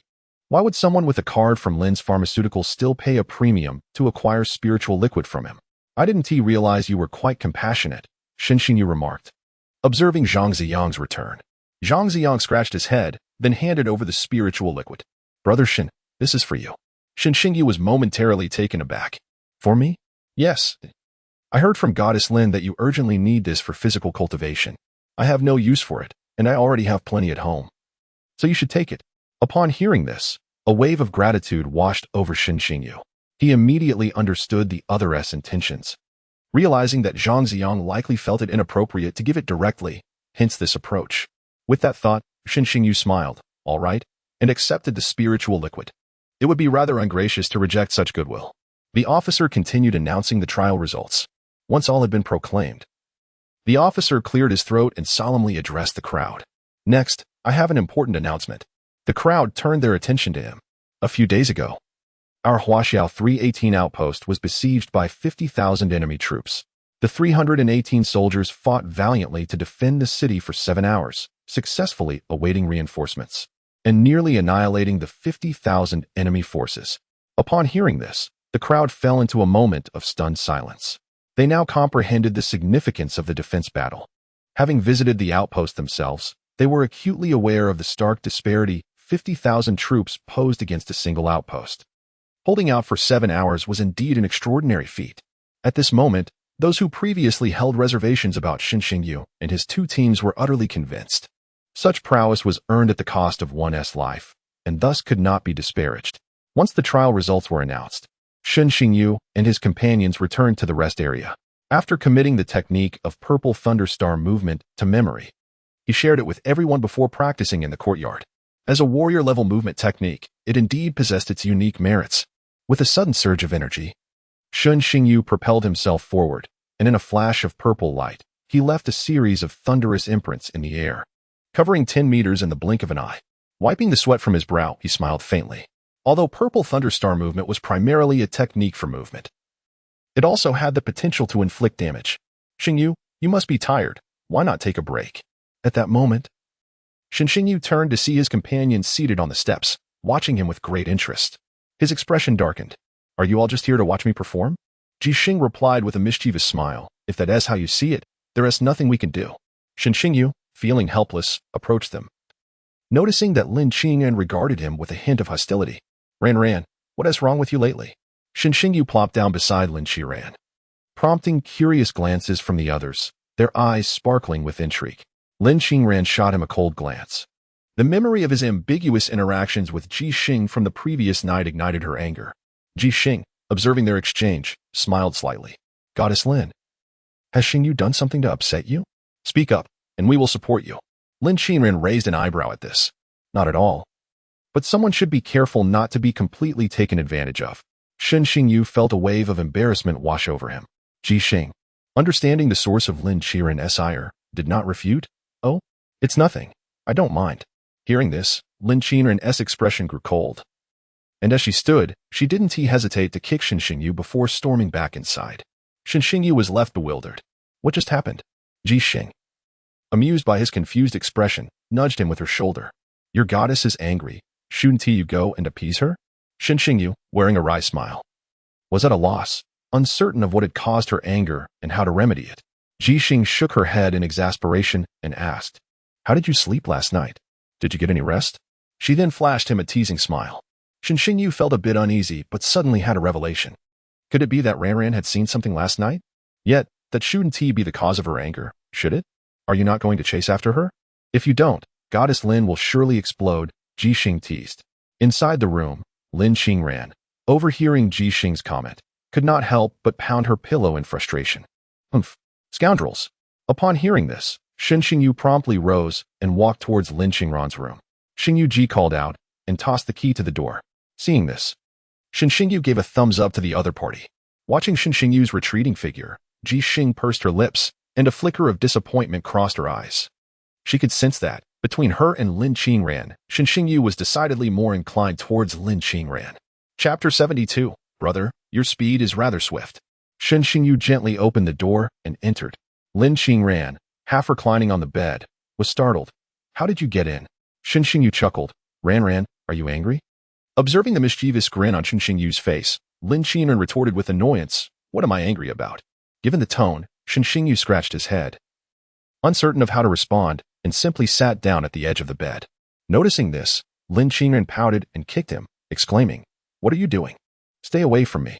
Taken aback by the sudden kick, Shen Xingyu instinctively grabbed hold of her pant leg. However, his grip turned awkward as he pulled too forcefully, causing her pants to slide down. An abrupt silence enveloped the air. Shen Xingyu sat on the ground, staring blankly at the warm pants in his hands, then looked up, his eyes widening in shock. Faced with the enticing scene before him, he couldn't help but swallow hard. Realizing what had happened, Lin Qinren quickly pulled the blanket over herself, her face flushed with a mix of embarrassment and anger. You scoundrel. Pervert. Give me back my pants. At her words, Shen Xingyu hastily tossed the pants back and awkwardly fled the scene. This incident unfolded just as others were watching. As Shen Xingyu exited, he collided directly with a group of people, their expressions tinged with subtle amusement. They had only witnessed the moment when Shen Xingyu had thrown the pants.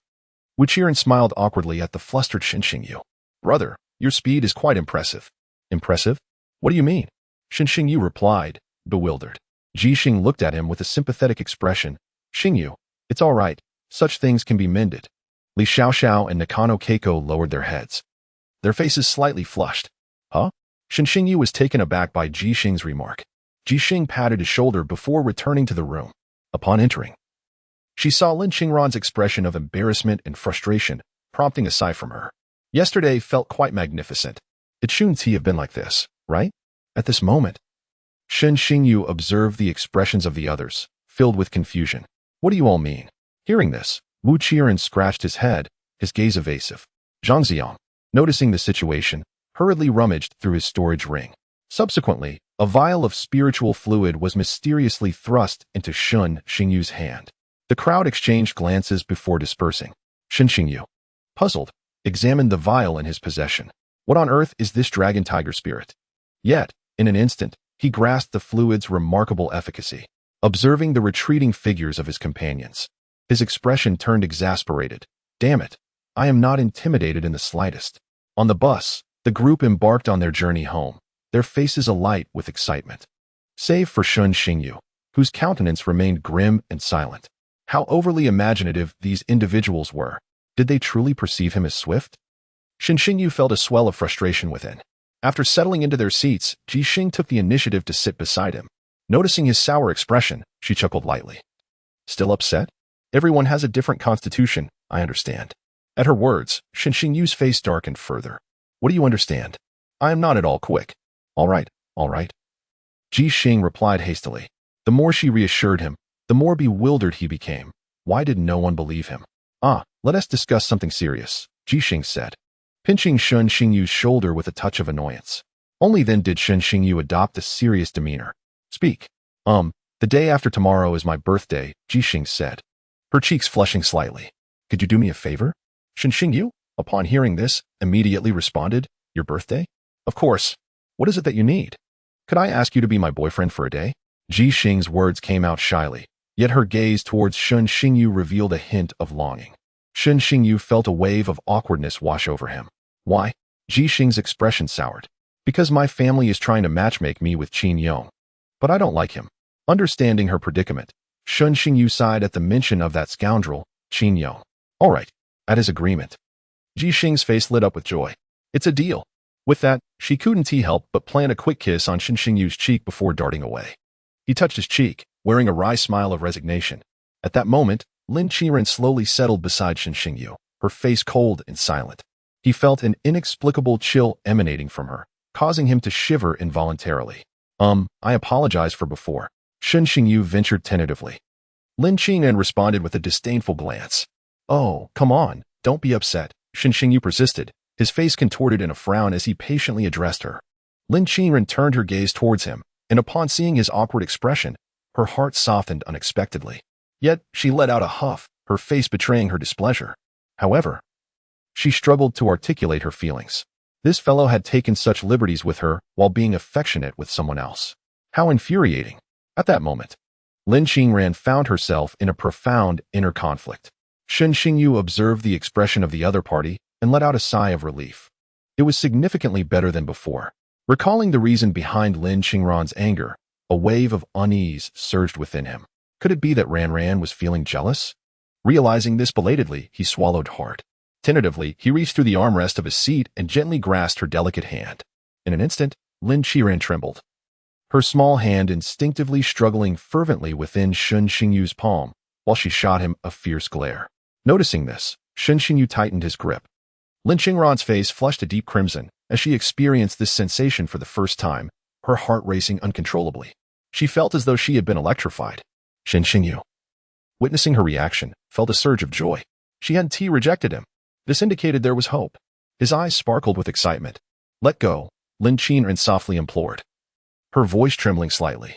Shun Xingyu, upon hearing her, slowly shook his head. Lin Qiren's expression turned to one of resignation. What was he doing? Thus, Shun Xingyu maintained his hold throughout the journey. It was not until their bus arrived in Qingyang that he reluctantly released her hand. Lin Qiren's demeanor appeared somewhat discomposed as she hastily exited the vehicle. Before departing, Ji Xinglin cast a flirtatious glance at Shun Xingyu, reminding him, remember, Xingyu. Shun Xingyu nodded in acknowledgement, then locked eyes with Lin Qiren. What did she say to you? Lin Qiren inquired. Shun Xingyu chuckled heartily. Oh, nothing much. Isn't her birthday coming up in a few days? Lin Qiren regarded him with suspicion, her eyes betraying her doubt. Chapter 73, Huaxia Spirit Martial Arts. However, she chose not to press further. It felt too deliberate, as if she were overly concerned about him. Humph. With this thought, Lin Qiren cast a sidelong glance at Shun Xingyu, who was engaged in conversation with Wu Qiren and Zhang Ziyang. The two were preparing to head home. Zhang Ziyang took a moment to exchange their social contact information. Brother Shin, Brother Wu, let us keep in touch. Oh, by the way, the admissions for various spirit martial arts colleges are coming up. Make sure to inform me of your choices. After giving his instructions, Zhang Ziyang departed with Lao Jia. All right. I'm heading back too, Wu Qiren remarked. MHM, Shun Xingyu replied, watching the two leave. He then turned to Lin Qiren, saying, Ran, I can't go back with you. I need to stop by the orphanage. Lin Qiren nodded in acknowledgement. Let us go. In the car, Shun Xingyu occupied the passenger seat and created a group chat for several people. Messages flooded the chat immediately. Ji Xing, what on earth? Xingyu, what kind of ridiculous name is that? Zhang Ziyang, Brother Shun, how cultured. Ji Xing, pervert. Wu Qiren, so pretentious. Nakano Keiko, Red Romance membership group? What does that mean? Ji Xing urged, hurry, Huizi, do not let them lead you astray. Shun Xingyu glanced at the group chat messages, a mischievous grin spreading across his face. Lin Qiren, who was driving, cast a sideways look at him. What folly was he indulging in now? Soon they arrived at the entrance of the Sunshine Orphanage. Lin Qiren hesitated for a moment before stepping out of the car. I won't go in.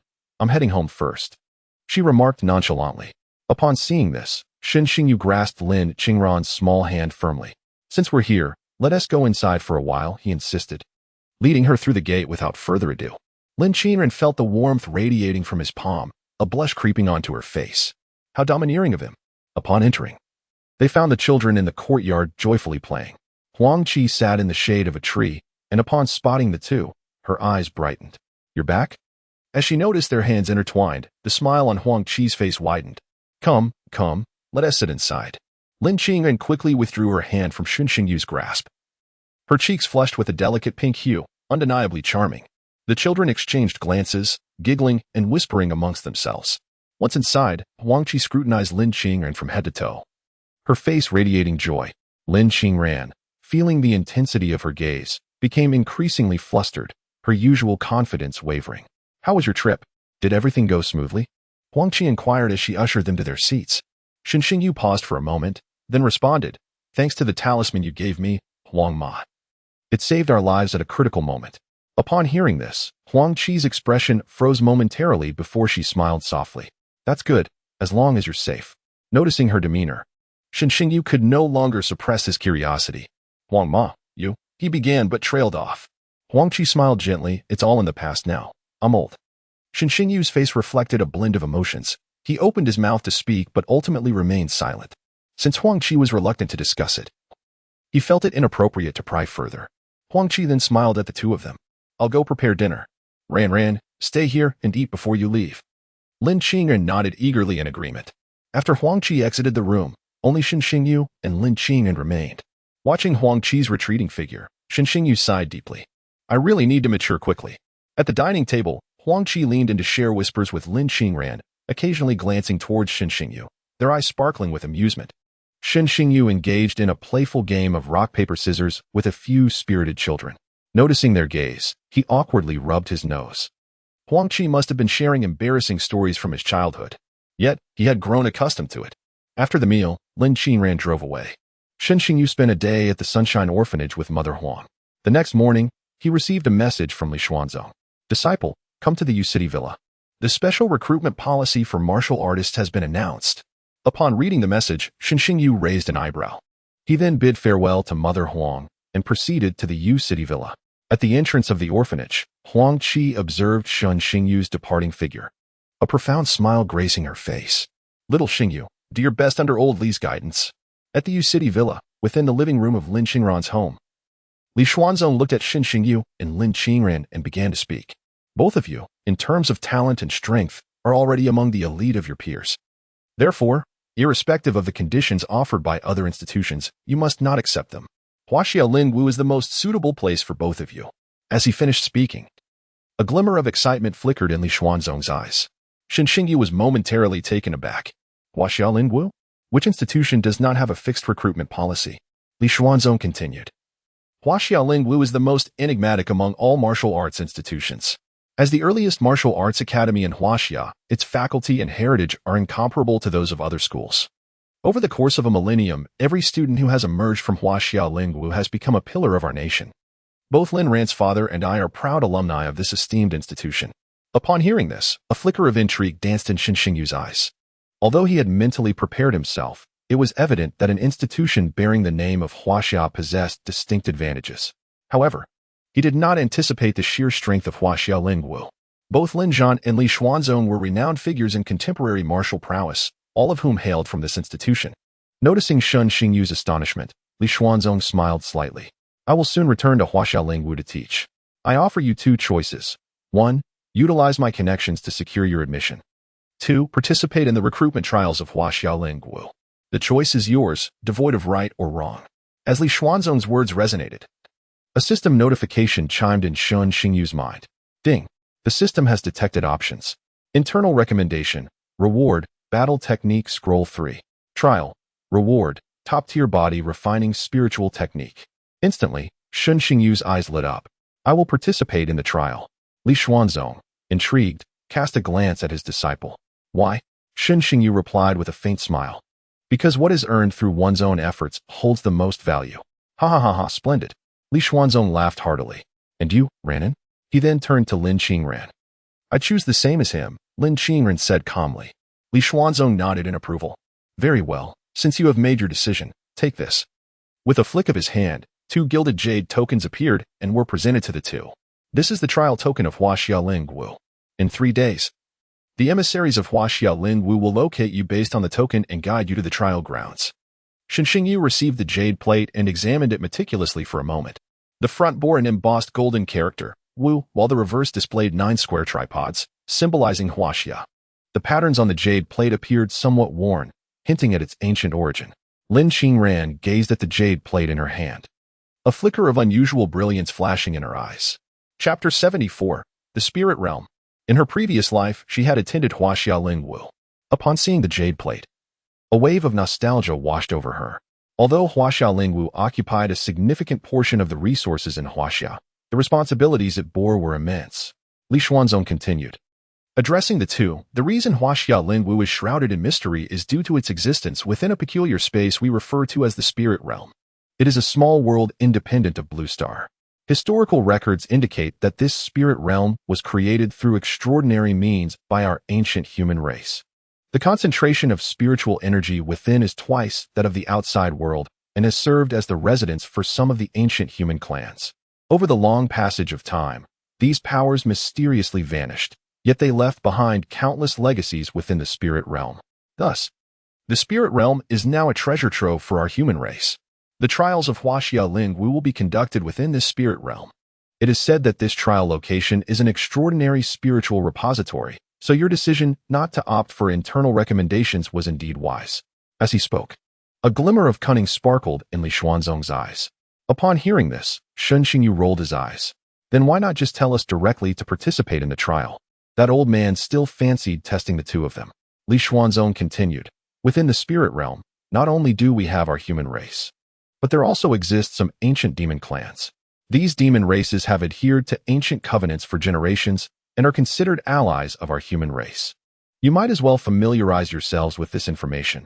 Once you enter the spirit realm, you will gain a deeper understanding. After finishing his words, Li Xuanzong took a sip from his teacup. All right, I have conveyed everything I needed to. I must take my leave now. I have some old friends in Qingyang to visit. We shall meet in the spirit realm. Shen Xingyu and Lin Qingran nodded in response. Subsequently, Li Xuanzong set down his teacup and with a flicker, vanished from the living room. Observing Li Xuanzong's departure, Shen Xingyu scanned the room. Ran, where's your father? He hasn't returned. He went to Kyoto for work, Lin Qingran replied calmly. Hearing this, Shen Xingyu turned to Lin Qingran with a mischievous smile.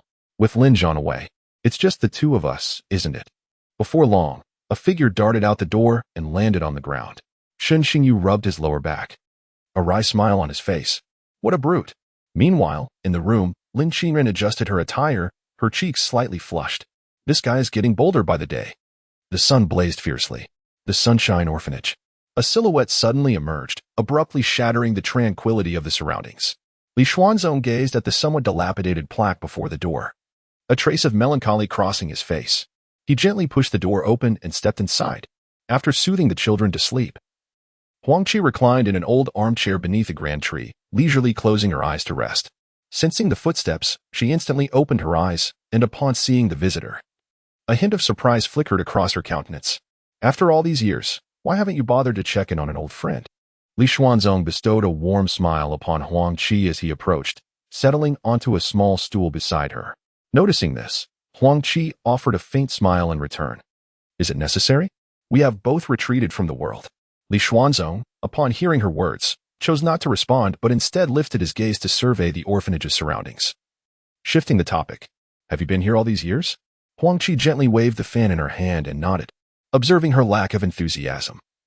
A hint of embarrassment flickered across Li Xuanzong's aged face. I primarily came to inquire if you received the invitation from the old director to return to teach. What are your thoughts? At his words, a flicker of hesitation crossed Huangqi's face, but it was swiftly dismissed. There are still children to care for at the orphanage. I cannot return.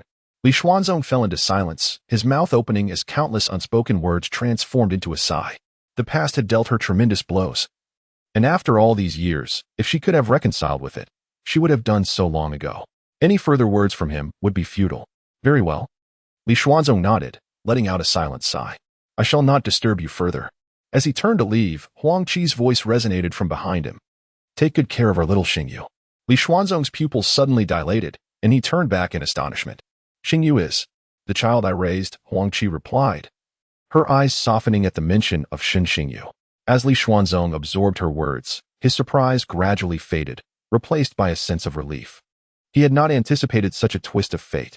He then turned away, his figure vanishing into the distance, leaving only a voice imbued with warmth. Rest assured, back at his own residence, Shen Xingyu had just finished tidying up when he received a video call invitation from Ji Xing. Upon answering, he was greeted by the sight of long, slender legs as Ji Xing was rummaging through a cabinet, her back turned to him. "Ah, hello?" Shen Xingyu cleared his throat. Ji Xing, hearing his voice, quickly turned around. "Xingyu, are you accompanying me for a shopping spree today?" Shen Xingyu was taken aback. "Shopping for what? Tomorrow is my birthday. Remember? You promised to be my boyfriend for a day. I need to prepare you well today. That scoundrel Qin Yong." Ji Xing's face radiated excitement. "All right then." Shen Xingyu responded, finally comprehending Ji Xing's intentions. He truly forgot about this matter, and tomorrow he still has to serve as a shield. "Send me the location, and I will come to pick you up," Mu Ma said before hanging up. Shen Xingyu promptly sent the location. Before long, the sound of a car horn echoed from downstairs. Shen Xingyu hurried down the stairs, only to see Ji Xing leaning against a red convertible, waving at him. "How did you get here so quickly?" Shen Xingyu asked in surprise. "I live here too. Is it not to be expected?" Ji Xing rolled her eyes at him, her tone tinged with a hint of reproach, as if blaming him for not informing her sooner. Shen Xingyu scratched his head in response. "How do you like my outfit today?" Ji Xing twirled in front of him. Today, she embraced a rebellious girl style, her twin ponytails looking particularly charming. She wore a black leather jacket over a sheer-fitted long-sleeve top, paired with denim shorts. Shen Xingyu couldn't help, but nod appreciatively. "Looks great." Ji Xing blushed at his compliment. "Let us go." "Qingyang City, Business District," she declared. After getting out of the car, Ji Xing naturally looped her arm through Shen Xingyu's. "Let us practice a bit today," she said, looking up at him with a sweet smile. Seeing this, an unusual feeling stirred within Shen Xingyu. As they strolled through the pedestrian street of the business complex, chatting and laughing, they resembled a young couple. "Xingyu, I want some candied hawthorn." Ji Xing stopped in front of a small shop, tugging at the hem of Shen Xingyu's shirt with a glimmer of desire in her eyes. Shen Xingyu couldn't help but chuckle. "Boss, 2 skewers, please." "Sure thing." After receiving the candied hawthorn, Ji Xing took a satisfying bite, her face lighting up with delight. "So good." Chapter 75. Eating with Ji Xing. Shen Xingyu found her expression amusing. It was the first time he had seen Ji Xing like this. "Let us go. Let us go buy some clothes." After finishing the candied hawthorn, Ji Xing pulled him into the business building. "Xingyu, try this on." Ji Xing approached him holding a deep blue casual suit, handing it to him. "You'll look incredibly handsome in this," she said confidently. "Sir." "This way to the fitting room," the sales assistant quickly directed Shen Xingyu. Soon after, he emerged from the fitting room wearing the outfit. Ji Xing's eyes sparkled with admiration. "So handsome." Shen Xingyu, feeling a bit shy, instinctively rubbed his nose. Glancing at his reflection in the mirror, he too was pleasantly surprised. Indeed, it was true what they said, clothes make the man. A change of attire instantly elevated his aura. "Don't take it off, just wear it." Ji Xing laughed. At that moment, Shen Xingyu understood the joy of being pampered by a wealthy woman. This, and this, don't need any of these, wrap up the rest." Shen Xingyu grinned, exclaiming, "This is outrageous." After plundering the major shops in the clothing district, the two returned to their car laden with bags. It was already 4 in the afternoon. "Let us head home first. We should invite Goddess Lin out for dinner later," suggested Ji Xing naturally. Shen Xingyu had no objections. At the residence of Shen Xingyu, Ji Xing collapsed onto the sofa, exclaiming, "Xingyu, I'm famished. Do you have anything to eat? I'm thinking of ordering takeout." As she fiddled with her phone, Shen Xingyu suddenly recalled that they had not eaten lunch, having only indulged in some street snacks while engrossed in shopping. He gently took her phone and said, "What takeout do you want? Let me cook for you. Takeout isn't healthy." Ji Xing widened her eyes in surprise. "You can cook?" "Of course," Shen Xingyu replied with a nod. "I often helped with cooking at the orphanage." Upon hearing this, Ji Xing's expression shifted to one of complexity. After years of knowing him, it was the first time she learned about Shen Xingyu's background. A wave of regret washed over her as she reflected on her past foolishness. Having wasted the affections of such a good man for the sake of a scoundrel. "I'm sorry, Xingyu," Ji Xing murmured. Shen Xingyu merely smiled in response. "There is no need for apologies. Just wait here." He then turned and entered the kitchen. Watching his retreating figure, Ji Xing's complex feelings were replaced by a smile. After all they had been through, She found herself increasingly captivated by this man. It was an indescribable sensation. Fortunately, her realization had not come too late. She vowed to make amends for all her past wrongs. Before long, Xinxingyu emerged from the kitchen, holding 2 bowls of yancha noodles. The enticing aroma invigorated Ji Xing, who quickly made her way to the dining table. Gazing at the noodles before her, she couldn't help but swallow hard. It smells wonderful. Go ahead and eat. There aren't many ingredients left at home, so. Xinxingyu pushed the bowl toward her, a hint of embarrassment in his voice. Ji Xing picked up her chopsticks, gently blowing on the delicate noodles before taking a bite. Instant satisfaction lit up her face. Delicious. Seeing her delight, Xinxingyu couldn't help but smile. After they had eaten their fill, Xinxingyu began to practice in the living room. He entered his consciousness space to check his panel. After several days of training, the previous sense of unreality had diminished significantly. At the same time, he noticed a slight increase in his mental strength. His consciousness space remained shrouded in chaos, and each time he entered it, he felt a tinge of fatigue. However, this was to be expected, as awakening the consciousness space required a level of 3 or above. The system had unlocked early, and some expenditure was inevitable. At present, the cultivation of psychic abilities and mental strength must be pursued concurrently. At the very least, one must elevate mental strength to a level conducive to the normal utilization of one's conscious space. However, this is not something that can be rushed, as the development of mental strength is an exceedingly gradual process. Subsequently, Xinxingyu began to practice an improved version of the basic breathing technique. The issue of his unstable realm was resolved, and it was imperative to enhance his strength swiftly. Inside the room, Ji Xing idly played with her phone. Approximately 2 hours later, her gaze shifted from the screen to Xinxingyu. Observing the slight furrow in his brow, Ji Xing found herself momentarily entranced. She cautiously approached him, gazing at his resolute countenance, and her cheeks flushed with warmth. How handsome! Why had she never noticed this before? Ji Xing couldn't help but reminisce about their past together. They had known each other for a full 4 years, yet throughout that time, she had been consumed by resentment towards Qin Yang. Only now, in retrospect, could she grasp the extent of his sacrifices for her. With this realization, a hint of helplessness flickered in Ji Xing's eyes. People often fail to cherish what they possess until it is gone. Now, she could only lament her lost opportunity for love. At that moment, Xinxingyu suddenly opened his eyes. Upon noticing Ji Xing lost in thought before him, he was momentarily taken aback. Ji Xing sensed his gaze and returned to reality, only to find Xinxingyu staring intently at her. A surge of impulse welled up within her, and she lightly brushed her lips against his in a fleeting moment. Xinxingyu felt the warmth of her lips against his and was inexplicably stirred. This woman had taken advantage of him on several occasions. This was intolerable. He then flashed a charming smile. Ji Xing, what are you doing? Let your imagination fill in the rest. Let us go, we'll eat after this. Xinxingyu said softly, looking at Ji Xing nestled in his embrace. Okay.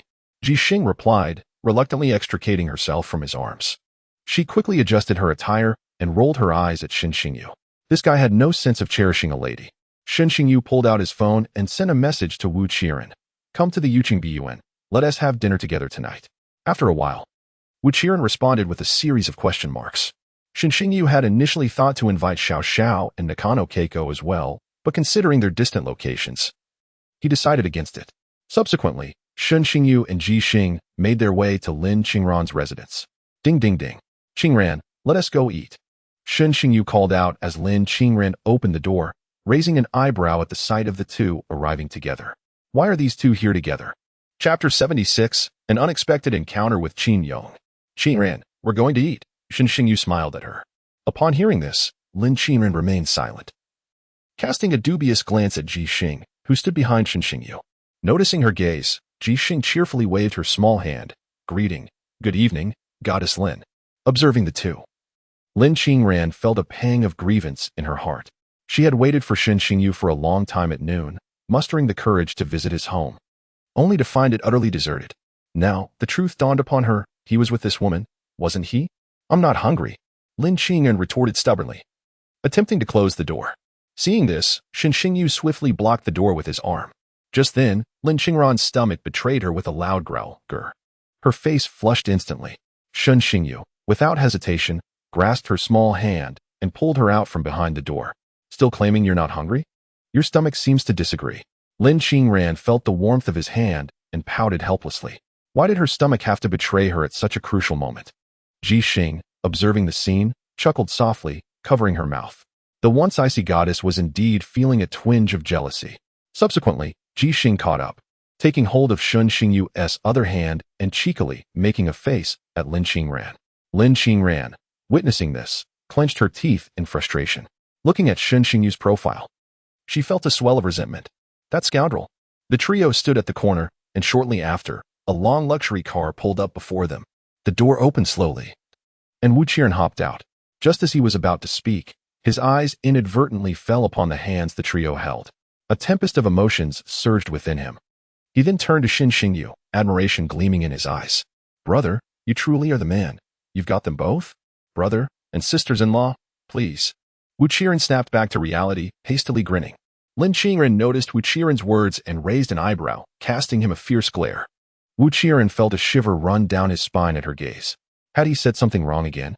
However, upon glancing at Shun Xingyu and Ji Xing, who appeared unfazed, he breathed a sigh of relief. The goddess Lin is still shy, he mused. Once they were in the car, Wu Qiren seemed to open the floodgates of conversation. Brother, why didn't you tell me you lived here? I was so bored at home. Shun Xingyu was momentarily taken aback by his words. Isn't this house a gift from your father? You didn't know? Wu Qiren awkwardly scratched his head, saying, Not long ago. I was grounded and hadn't seen my father. He continued, Brother, you have no idea how assertive I was when I returned home. I presented my second-class military merit medal, leaving my parents utterly astonished for quite a while. Not only did they lift my grounding, but they also generously increased my allowance. Today, I will cover all expenses, so no one should dare to compete with me. Ji Xing, upon hearing this, displayed a glimmer of cunning on her face. Tonight's expenses will be on young Master Wu. Wu Qiren, unfazed by her words, retorted, Of course. He then instructed the driver to Tianshan. The sky blazed like fire as they arrived at Tianshan. As one of Qingyang City's premier restaurants, the hall was already bustling with patrons waiting in line. After disembarking, Shun Xingyu and his group strode directly through the entrance, guided by a waiter to their private room. Given that Tianshan was a property of the CF family business, the presence of Wu Qiren ensured that they would not have to wait in line. As they walked forward, engaged in lively conversation, they unexpectedly collided with Qin Yong. Accompanying him were two middle-aged men, one of whom was shorter in stature, clad in formal Japanese attire, clearly indicating his origins. Qin Yong, noticing Shun Xingyu's group, darkened immediately upon seeing Ji Xing and Shun Xingyu holding hands. At that moment, the two middle-aged men also turned their gaze toward them. One of them, upon recognizing Ji Xing, was about to speak when he noticed Shun Xingyu standing beside her. Their intimacy evident as they held hands. The middle-aged man frowned instantly, addressing Ji Xing, Xinger, tomorrow is your engagement day with my son. What do you intend to do? The speaker was none other than Qin Yong's father, Qin Lang, president of the Hungrong Chamber of Commerce. Ji Xing's expression shifted to one of embarrassment. Although Qin Yong was a scoundrel, his father had always treated her well. However, recalling Qin Yong's previous misdeeds, Ji Xing steeled herself and replied, Uncle Qin. Qin Yong and I are not suited for each other. Not suited? Qin Lang furrowed his brows. Weren't you two quite close? Ji Xing bit her lip. Uncle. That's a thing of the past. Remembering their shared history, Ji Xing refrained from voicing Qin Yong's sordid actions. Upon hearing her words, Qin Lang's demeanor darkened. You would discard my son over this scoundrel? Humph. Ji Lingtian has certainly raised a fine daughter. Ji Xing's face reflected her grievance. It was clearly his fault. Shun Xingyu, overhearing the exchange, felt a surge of displeasure. Excuse me, sir, are you even aware of your son's true character? He said, pulling Ji Xing behind him. His expression one of irritation. How dare that old man turn the tables? Qin Lang's face darkened further, nearly dripping with ire. What did you say, you brat? Shun Xingyu smirked. Why not ask your son if he was the one who strayed first? Upon hearing these words, Qin Lang furrowed his brow, struggling to suppress the fury boiling within as he cast a glance at Qin Yong. In that moment, Qin Yong averted his gaze, unwilling to meet his father's eyes. Witnessing this scene, Qin Lang felt a sudden heaviness in his heart. He then turned his attention to the man from Fusang standing nearby, his expression tinged with bitterness. I apologize, Mr. Nakano, for the embarrassment, he said. The Fusang man waved his hand dismissively. I shall wait for you in the private room. With that, he made his way toward the room. Just as he reached the entrance, a small head suddenly peeked out from within. Shinseng. Shun Xingyu and the others turned at the sound, And there was Nakano Keiko, her face alight with delight as she leaned against the door. She then bounded over to them. "Keiko, what are you doing here?" Shinshingyu exclaimed in surprise. "I came to have dinner with Daddy," Keiko replied, tilting her head adorably. The earlier Fusong man approached as well, observing the camaraderie among the group with a look of astonishment. "You are Keiko's teammates?" Shinshingyu and the others nodded affirmatively. The man, upon seeing this, broke into a hearty laugh. "I see. No wonder Keiko is so close to you all. Thank you for taking care of my little Keiko," he said, bowing deeply to them. "Please, no need for such formality. You are an elder, and we would be embarrassed," Shinshingyu hastily replied. "Oh, there is an ancient saying in Huaxia, a horse returns to its own kind." The man chuckled, waving his hand dismissively. Keiko wrapped her arms around her father's arm and introduced him to the group. "Let me introduce everyone. This is my daddy, Nakano Fujin." "Are you the head of the Nakano family, Mr. Nakano Fujin?" Wuchiren asked, his eyes widening at the mention of the name. Nakano Fujin smiled and nodded to the group. Shinshingyu understood well. He had heard others mention that the Nakano family held the reins of the entire Fusong economy, effectively making them the most significant financial conglomerate in the nation. "Daddy, I want to go play with Shinsang and the others, so I want to stay with you," Keiko said, releasing her father's hand and positioning herself beside Shinshingyu. Noticing this, Nakano Fujin regarded Shinshingyu with a keen eye. The young man's appearance was unremarkable, yet he exuded a familiar aura that intrigued Nakano Fujin, though he quickly suppressed his curiosity. "Very well. Enjoy your time with your friends," Nakano Fujin said, gently ruffling Keiko's hair. "Mr. Nakano, shall we proceed to discuss the matters at hand?" Qin Lang interjected, eager to shift the focus. Nakano Fujin nodded indifferently at Qin Lang and, as he entered, cast a meaningful glance toward Shinshingyu. Qin Lang then signaled to Qin Yong, who, understanding his father's cue, promptly followed Nakano Fujin into the private room. Subsequently, Qin Lang turned to Ji Xing and spoke softly, "Xinger, regardless of the circumstances, you and Yong are still bound by your engagement. I will have a proper discussion with your father regarding today's events." As he spoke, Qin Lang's gaze drifted slowly over Shinshingyu and Ji Xing. Suddenly, the door to the private room was slammed shut. Ji Xing, upon hearing this, displayed neither joy nor sorrow on her face. "Let us go," she gently tugged at Shinshingyu's sleeve. He nodded silently, sensing the disappointment within Ji Xing. Yet, at that moment, he found himself at a loss for words to console her.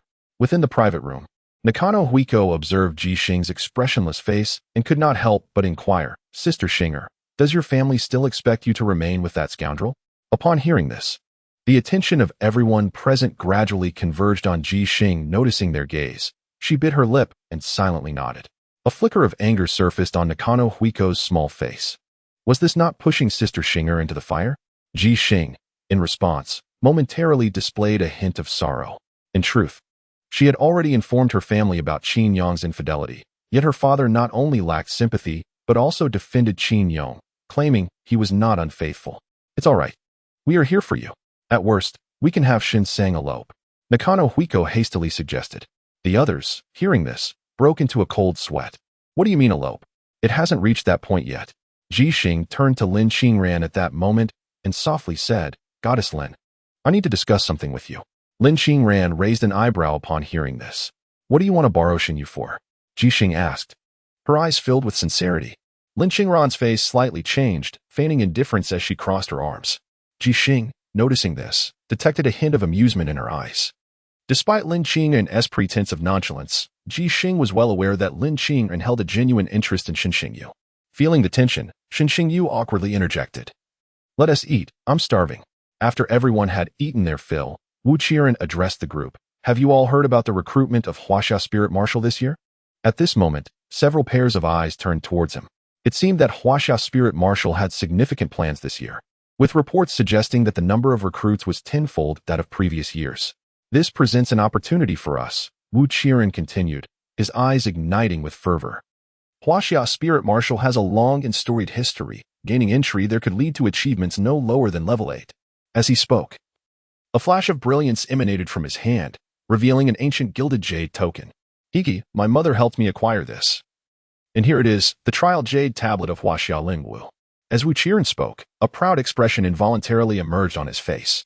Observing this, the others, under Wu Qiren's astonished gaze, promptly took out their own jade tablets. Instantly, Wu Qiren found himself in an awkward predicament. Everyone has won, Xinyu remarked, rolling his eyes. Well, this is splendid. We can fight side by side once again. Wu Qiren scratched his head and continued. The jade tablets will randomly transport us. Lin Qingran interjected unexpectedly. The crowd fell silent upon hearing this. Each jade tablet has a unique coordinate, which means during the trial, one must rely solely on oneself, Lin Qing elaborated. Xinyu raised an eyebrow at this statement. Doesn't that make it exceedingly difficult for support-type Lingwu practitioners? He glanced at Ji Xing, the only support type among them. Fear not, the coordinates for support types are generally situated near other Lingwu practitioners, Lin Qingran reassured. Xinyu nodded in understanding. This arrangement is quite reasonable, otherwise. Wouldn't support-type practitioners be rendered useless? After a brief discussion, the group prepared to return. At the Yuqing Villa, the vehicle first stopped beneath Lin Qingran's home. After she alighted, the vehicle proceeded to halt in front of Xinyu's residence. Ji Xing gently embraced Xinyu, whispering in his ear, Xinyu. After we resolve the matter with Qin Yong tomorrow, there will be a reward. With that, Ji Xing slowly released her hold, a shy smile gracing her features. Xinyu felt a sudden flutter in his heart upon hearing her words. Moments later, Ji Xing skipped back to the car, playfully blowing him a kiss with her small hand over her mouth. Xinyu couldn't help but chuckle softly at the sight. He then returned to his room. After freshening up, Xinyu lay on his bed, recalling the intimate moment with Ji Xing, a peculiar sensation stirring within him. His thoughts then wandered to Lin Qingran, and he smirked mischievously. Having traversed through worlds, one must surely embrace the role of a sea king. A night of silence passed. At the Tianshan Renjian, Ji Xing's birthday celebration was in full swing. The venue had been entirely reserved. In a private room, Ji Xing sat before a vanity, idly fiddling with an eyebrow pencil. Suddenly, a gentle voice broke through the monotony. Xinger, are you ready? An elegantly dressed lady approached Ji Xing, gazing at her reflection in the mirror with satisfaction. This lady was none other than Ji Xing's mother, Lin Yan. Xinger, it's time to go down. Everyone is waiting for you, Lin Yan said softly. Ji Xing nodded resignedly. Meanwhile, in the main hall of Tianshan Renjian, Ji Xing's father, Ji Lingtian, was graciously entertaining the guests. Ji Xing slowly descended from the second floor, instantly captivating the attention of everyone present. Her expression remained inscrutable as she surveyed the crowd. Yet she could not find Xinyu among them, a fleeting look of disappointment shadowing her delicate features. At that moment, Qin Lang arrived with Qin Yong. Observing this, Ji Lingtian hurried to greet them. Ha ha ha, my esteemed in-laws have arrived. Yonger appears increasingly spirited. Despite Ji Lingtian's jovial words, Qin Lang's countenance remained rather impassive. Brother Ji, does your family no longer wish to ally with the Qin family? Ji Lingtian's face betrayed a hint of confusion upon hearing this. Brother Qin, what prompts such a statement? Yesterday, Yonger and I encountered Xinger in the realm of the celestial, and she seemed quite intimate with a young man, Qin Lang replied, his expression darkening. It is well known that Xinger has been betrothed to my son since childhood. Does this not cast a shadow upon the Qin family? Ji Lingtian's demeanor also grew somber at these words. Xingo, come here. At her father's call, Ji Xing felt a sudden heaviness in her heart as she observed his troubled expression, her anxiety mounting. Where could that rascal Xinyu be? Chapter 78. A bargain for glory. At this moment, Ji Xing donned a pristine white evening gown, her lips pursed as she approached her father. Upon reaching him, Ji Lingtian furrowed his brow and inquired, where were you yesterday? Ji Xing glanced at Qin Lang and his son standing behind her father, a surge of defiance igniting within her. I went on a date. Her voice echoed throughout the hall, drawing astonished gazes from those around. What transpired? Is the Ji family not allied with the Qin family? Has the young lady strayed? Murmurs of scandal filled the air. The elite circle is indeed tumultuous. Listening to the surrounding gossip, Ji Lingtian's composure shattered, and in a fit of anger, he raised his hand to strike Ji Xing. Just then, a slender figure darted in front of her, absorbing the blow. Ji Xing stared in astonishment, her eyes welling with warmth as she beheld Xinyu. He turned to her, offering a reassuring smile. Xinyu. Ji Xing threw herself into Xinyu's arms, her tone laced with grievance. Why did you arrive so late? Noticing the red mark on his face, tears brimmed in her eyes. I'm sorry, Xinyu, she said, tenderly caressing his cheek, her heart aching for him. Witnessing the intimate exchange between his daughter and the young man, Ji Lingtian's expression darkened further. Xinger, such displays of affection are utterly inappropriate, he admonished. In response, Shen Xingyu turned to Ji Lingtian and queried, Uncle Ji, are you aware of Qin Yang's infidelity? Ji Lingtian's brow furrowed at Shen Xingyu's words. You insolent brat. I have yet to address your entanglement with my daughter, and you dare to. Before Ji Lingtian could finish his words, Shen Xingyu resolutely inquired, Uncle Ji, are you aware of Qin Yang's infidelity? Ji Lingtian was momentarily at a loss for words due to the intensity of the question. Upon noticing his reaction, Shen Xingyu quickly grasped the situation. Since you are aware, do you intend to sit idly by as Ji Xing plunges into the abyss? Will you forsake your daughter's happiness for the sake of so-called? Shen Xingyu pressed on. Ji Lingtian's expression faltered. Who do you think you are? What right do you have to dictate terms here? Shen Xingyu remained unfazed, ignoring the provocations. Why don't you speak up about Qin Yang's affairs with others? Ji Lingtian's face flushed with embarrassment, and he found himself at a loss for a rebuttal. Just then, Qin Lang stepped forward nonchalantly, stating, Younger merely committed a mistake that any man might make. Shen Xingyu scoffed, like father, like son. Observing Shen Xingyu's demeanor, Qin Yang could no longer restrain himself, retorting, Humph. With so many women around you, how dare you criticize me? Ji Lingtian, sensing an opportunity, cast a menacing glance at Shen Xingyu. You call others scum. What are you? He commanded, disappear from my sight immediately, and I shall pretend this incident never occurred. Otherwise, do not blame me for my lack of courtesy. In that instant, Shen Xingyu found himself speechless. He thought, damn, he has a point. Father, whom I choose to love is my own prerogative, even if he has countless women. I will accept it, Ji Xing declared, nestled in Shen Xingyu's embrace. Hearing this, Ji Lingtian's blood pressure surged. You, how can you be so shameless? Ji Xing replied with a bittersweet smile. Indeed, I would rather be shameless than marry a man I do not love. Ji Lingtian, witnessing Ji Xing's defiance, felt his face contort with rage. He then turned his gaze towards Shen Xingyu, a flicker of cruelty glinting in his eyes as he slowly approached. Ji Xing hurriedly placed herself in front of Shen Xingyu, exclaiming, Father, I will not allow you to harm him. Step aside. I tell you, the engagement with the Qin family is forever binding. I will never annul the engagement. Ji Lingtian's fury reached its zenith as he gritted his teeth while glaring at Ji Xing. His eyes were bloodshot, giving him a fearsome appearance.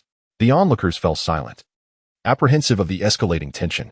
Nearby, Lin Qiran, Wu Qiran, Li Xiaoxiao, and Nakano Keiko watched the scene unfold with growing anxiety. What should we do? Wu Qiran hurriedly asked Lin Qiran.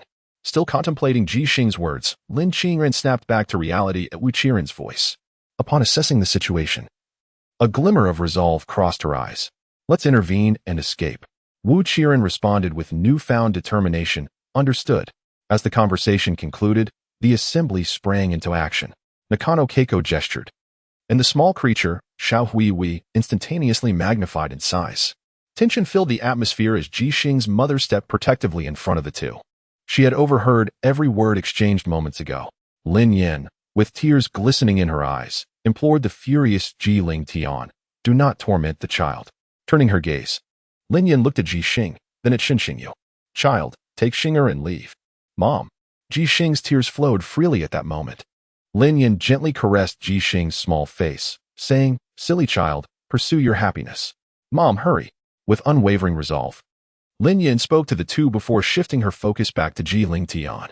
At that moment, Ji Lingtian's countenance reflected profound anger and sorrow. Why do you obstruct me? Xinger has grown. Why must her opinions be disregarded? Must her happiness be sacrificed for mere interests? The dictates of parents and matchmakers. Do you think I would harm her? He continued. Moreover, she is already 20 years old, no longer a child. What harm is there in a small sacrifice? Upon hearing this, disappointment clouded Lin Yan's eyes. You are unworthy of being a father. With that, Lin Yan swiftly turned back to urge the two. Leave now. Meanwhile, Xiao Hui had darted to their side. Elder brother, Ji Xing mount. No, wait, get on the wolf. Wu Qiran exclaimed anxiously. Ji Xing glanced at her mother, then at Ji Lingtian, her eyes filled with resolve. We are leaving. You dare. Ji Lingtian bellowed at the sight. Once you step out that door, you are no longer my daughter. Ji Xing, suppressing her inner anguish, called out to Lin Yin, Mom, take care. Wu Qiran, noticing the urgency, tugged at Xiao Hui's fur, and it dashed toward the exit. Someone, stop them. Ji Lingtian shouted to his subordinates. I dare anyone to try. Lin Yin, embodying the authority of the matriarch, stood firm. For a moment, the Ji family members hesitated at her words. Watching them depart, Lin Yin sighed. Qin Lang, seeing the situation unfold, turned and left with Qin Yong in tow. Jiling Tian's expression twisted into one of madness. This is all your fault. We could have allied with the Qin family. And now it's all ruined. Lin Yan, her expression devoid of emotion, turned away. If a family must rely on selling their daughter for glory, then it is truly finished. Chapter 79. Rallying the troops at the residence of Xinxingyu in Yu City, Ji Xing, overwhelmed by sorrow, fell into a deep slumber. The atmosphere around her was heavy as those present sat by her side. Sister Xingyo's father is awful. Nakano Keiko pouted, unable to contain her whispered complaint. Observing the tear stains at the corners of Ji Xing's eyes, she felt a profound sadness. Lin Qingran sighed silently, despite her long-standing disdain for the woman. She could not help but feel a twinge of sympathy for her plight. Xinxingyu rubbed his forehead, weariness evident in his demeanor. Today's events had taken him completely by surprise. Noticing the glum expressions on everyone's faces, he smiled and said, "I suppose you all haven't eaten yet. Let me whip something up." At his words, the audience brightened instantly. As they watched Xinxingyu make his way to the kitchen, Nakano Keiko could not resist commenting. "Shinseng can cook?" Li Xiaoxiao nodded in agreement. "Brother Xingyu's cooking is delightful." Nakano Keiko's eyes sparkled with envy. In Fuso, it is said that men should not enter the kitchen. She blurted out. Wu Qiren, leaning back on the sofa, chuckled. "Then you ought to marry a Western chef," eliciting a chorus of eye rolls from the group. After discovering a shortage of ingredients at home, Xinxingyu had conveniently purchased some, which now proved timely. As the final dish was finished, he peeked out to call everyone over. Wu Qiren and Nakano Keiko found themselves momentarily stunned at the sight of the 4 dishes and soup before them. "No way, buddy. Did you really graduate from a Western culinary school?" Li Xiaoxiao stifled a laugh at their expressions. Let us eat. Let us eat." With that, she began to dig in. Wu Qiren and Nakano Keiko quickly joined the fray. "Delicious," Nakano Keiko exclaimed, her mouth full of rice, her words muffled. Wu Qiren was too busy to speak, wishing he had 4 hands. Watching the 3 devour their meal with gusto, Xinxingyu felt a wave of satisfaction wash over him. Once everyone had finished eating, they returned to their respective homes. Xinxingyu decided to keep Li Xiaoxiao behind, as she lived quite a distance away and the upcoming trial was just a few days away, making it more convenient for her to stay. With numerous rooms available, her presence would not be an inconvenience. He then escorted Lin Qingran back to her home. Upon reaching her doorstep, she suddenly turned to him and said, "Take good care of Ji Xing. Do not let her suffer anymore." Xinxingyu, taken aback by her words, was about to respond, but she had already closed the door. He stood at the entrance for a few seconds, then smiled faintly. After spending a considerable amount of time together, he had come to understand Lin Qingran more profoundly. Despite her cool demeanor, her heart burned with passion. With that, Xinxingyu turned to leave. Leaning against the door, Lin Qingran felt an inexplicable pang of loss. She sighed softly, recalling Ji Xing's earlier words, and fell into deep contemplation. As Xinxingyu entered his home, he found Li Xiaoxiao tidying up the place. In an effort to avoid disturbing the peacefully slumbering Ji Xing on the couch, she treaded lightly. Upon noticing Xinxingyu's return, Li Xiaoxiao wiped the sweat from her forehead and offered him a warm smile. Xinxingyu, upon seeing her, returned a gentle smile and approached, affectionately ruffling her hair. "You've worked hard," he murmured softly. Li Xiaoxiao shook her head, her expression radiating warmth. "Don't tidy up. Take a moment to rest," Xinxingyu advised, effortlessly taking the tools from her hands. He then retrieved 2 bottles of soda from the refrigerator. The 2 settled onto the couch, indulging in a leisurely respite. Xinxingyu pulled out his terminal and began browsing social media, while Li Xiaoxiao sat beside him, occasionally glancing at him with her large eyes. After learning about Lin Qing's presence in Xinxingyu's life, she had cautiously tucked away her feelings, fearful of jeopardizing their bond. However, Ji Xing's appearance had illuminated a flicker of hope in her heart, especially following Ji Xing's assertion, "Whom I choose to love is my prerogative. Even if he has countless women, I would accept it." This sentiment stirred the dormant feelings within Li Xiaoxiao, causing her cheeks to flush with warmth. Noticing her unusual demeanor, Xinxingyu promptly inquired, "Xiaoxiao, what is the matter?" He reached out, placing his hand on her forehead. "Are you feeling unwell?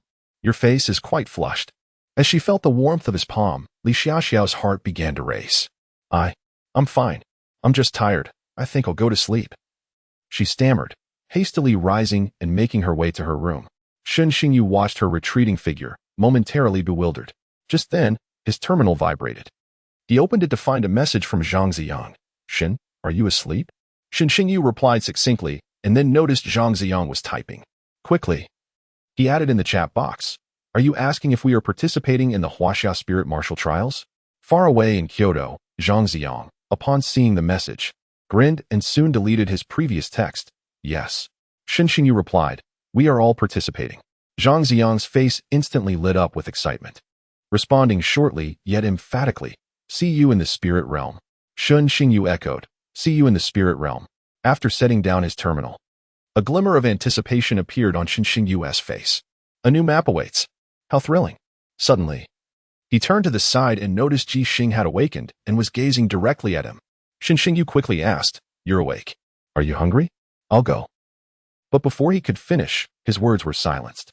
With a hint of exasperation, he heard Ji Xing's soft whisper, "Love me," rallying for his affection. Poor Li Xiaoxiao, who merely sought to answer nature's call, found herself ensnared by the sounds emanating from the living room. Leaning against the door, her cheeks flushed with embarrassment. She could hardly contain her curiosity, straining to listen intently. At that moment, her mind was a chaotic whirl, overwhelmed by the voices of the two. Her thoughts began to drift into a tempest of wild imaginings. Gradually, the sounds from the living room faded away. After waiting a moment, summoning her courage, she stepped outside and swiftly retreated into the bathroom. Upon her return, the living room was devoid of any presence. Compelled by an irresistible urge, she took a couple of steps towards the living room, only to find the sofa in disarray. The lingering scent in the air further clouded her mind. Struggling against the fluttering sensations within her, she tidied up the living space. Lost in thought, Li Xiaoxiao retreated to her room, burying herself under the covers. A night of silence ensued. Chapter 80. Settling old and new accounts together. At dawn, faint morning light filtered through the branches, bathing the earth.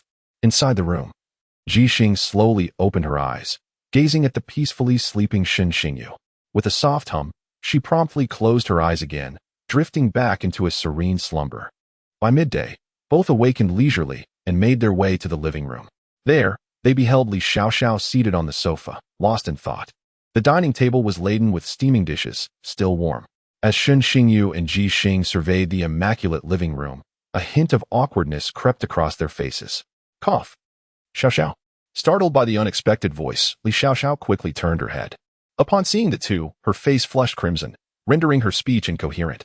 Xingyu Gu. I've finished my meal. Please, you two go ahead. I'm going to take a nap. With that, Li Xiaoxiao hastily rose from the sofa and retreated to her room. Watching her depart, Shin Xingyu instinctively rubbed his nose. The previous day had seen them indulge excessively, surely. Li Xiaoxiao had overheard.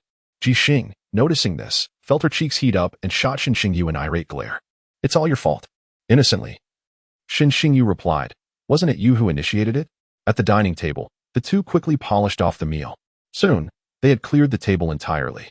After their repast, Ji Xing curled up on the sofa, her demeanor tinged with melancholy as she recalled the events of the previous day. Xingyu, I find myself without a home. Burying her face in her knees, her hair cascading down, she spoke. Hearing her words, Shin Xingyu's heart softened instantly. Don't worry, I'm here for you. Upon hearing his reassurance, Ji Xing lifted her head, her expression wavering. And what about Goddess Lin? Upon hearing this, Shin Xingyu fell silent for a moment, then gravely remarked, However, just yesterday, she had urged me to take good care of you. She understood. A flicker of disappointment flashed in Ji Xing's eyes upon hearing Shin Xingyu's response. Yet, it quickly vanished, and she lifted her face to bestow Shin Xingyu a sweet smile. Subsequently, Ji Xing turned her head aside, biting her lip. In truth, she was well aware that their connection was merely a fleeting impulse. For Shin Xingyu, his affections likely lay with the goddess Lin. There remained a long journey ahead for her and Shin Xingyu. Nevertheless, it mattered not. She did not mind. Being by his side was sufficient. Tomorrow marked the commencement of the Huaxia Lingwu recruitment trials. At this moment, Shin Xingyu sat cross-legged on the sofa, his consciousness delving into the realm of awareness. Host name, Shin Xingyu. Race, human. Age, 20 years. Level, 2nd tier spirit warrior. Experience, 11. Talent, level dragon slaying sword talent, phoenix soul. Talent effect, innate sword intent comprehension. Sealed with the ancient azure dragon soul, newly added phoenix fire. Combat skills, Jingjia, perfect level. Eliminate the mundane, beginner level. Purple Thunderstar Motion, beginner level. Divine Movement Decision, beginner level. Gazing at the system's luminous interface, Shen Xingyu focused on his combat skills. Currently, his level ranked among the elite of his peers. However, in terms of combat skills, he still had significant room for improvement. Aside from Jingzhe, all other skills remained at the beginner level. The lethality of Jingzhe was undeniable. Yet he still lacked in agility. He was uncertain of the format of the upcoming Huaxiao Lingwu trials. To be prudent, he needed to elevate the Purple Thunderstar Motion. Having contemplated this, Shen Xingyu exited the realm of awareness. Upon reopening his eyes, he found himself in the backyard, commencing his practice of the Purple Thunderstar Motion. This technique, though not particularly esoteric, hinged on a singular core, mastery over one's body. The beginner level of Purple Thunderstar Motion allowed for 3 steps in the air, covering a distance of up to 50 meters, enabling elusive movements. Advancing to the proficient level would permit 6 steps in the air, achieving rapid movement within 100 meters. To transition from beginner to proficient, one must attain a high degree of bodily control. After an afternoon of attempts, Shen Xingyu barely grazed the threshold of proficiency. At this moment, he was drenched in sweat. Practicing agile combat techniques demanded immense physical stamina and required utmost concentration. Taking a deep breath, Shen Xingyu's gaze grew resolute. He was determined to master the Purple Thunderstar Motion today. After a brief respite, he plunged back into rigorous training. In the living room, Ji Xing observed Shen Xingyu drenched in sweat, retracting her hand from the doorknob. At this moment, Shen Xingyu must not be disturbed. Ji Xing observed quietly behind the door for quite some time, her heart aching as she watched the other party drenched in sweat. Yet, she understood that this was an essential path for a spirit warrior. After a prolonged moment, Ji Xing pursed her lips and turned to leave. Several hours later, with a series of sounds slicing through the air, Shen Xingyu came to a halt, a smile gracing his face. It was done. The skill Purple Thunderstar movement had reached the proficient level. Shen Xingyu exhaled deeply and then simply washed himself. He settled down in the living room, perusing the information on social media. At that moment, he noticed a message sent by the goddess Lin. Within the chat box was a screenshot. Upon glancing at it, a flicker of coldness flashed in Shen Xingyu's eyes. The screenshot depicted Chu Xian's remarks in a group chat. From the information presented, it was clear that he would also participate in the trial of the spirit warriors in Huaxia tomorrow. Shen Xingyu's expression remained impassive. Yet the coldness in his eyes gradually morphed into a murderous intent. If it weren't for their covert scheming back at the Stargate, Brother Su would not have perished. It was time to settle old scores alongside new ones. Wasn't Chu Xian the sole heir of the Chu family? He would ensure that the old man Chu Jiashan tasted the bitterness of loss. With this thought, Shen Xingyu took a deep breath, momentarily suppressing his fury. He hoped that this fellow would pray not to encounter him during the trial. Subsequently, Shen Xingyu withdrew his thoughts, glanced at the time, and noted that it was already midnight. On a whim, he sent a playful emoji to Lin Qingran. She promptly replied with a question, "Why are you still awake?" Shen Xingyu inquired. "Good night," he replied, chuckling at her message. "Good night," came her response. Shen Xingyu then set down his terminal and stealthily made his way toward Ji Xing's room. A night of silence ensued. Chapter 81. The Ancient Ballad. The next morning, Shen Xingyu and Ji Xing awoke from their slumber, coincidentally at 7 o'clock. They tidied up in their room for a moment before stepping out. In the living room, Li Xiaoxiao sat upright, her expression somewhat uneasy. As Shen Xingyu entered the living room, his gaze sharpened.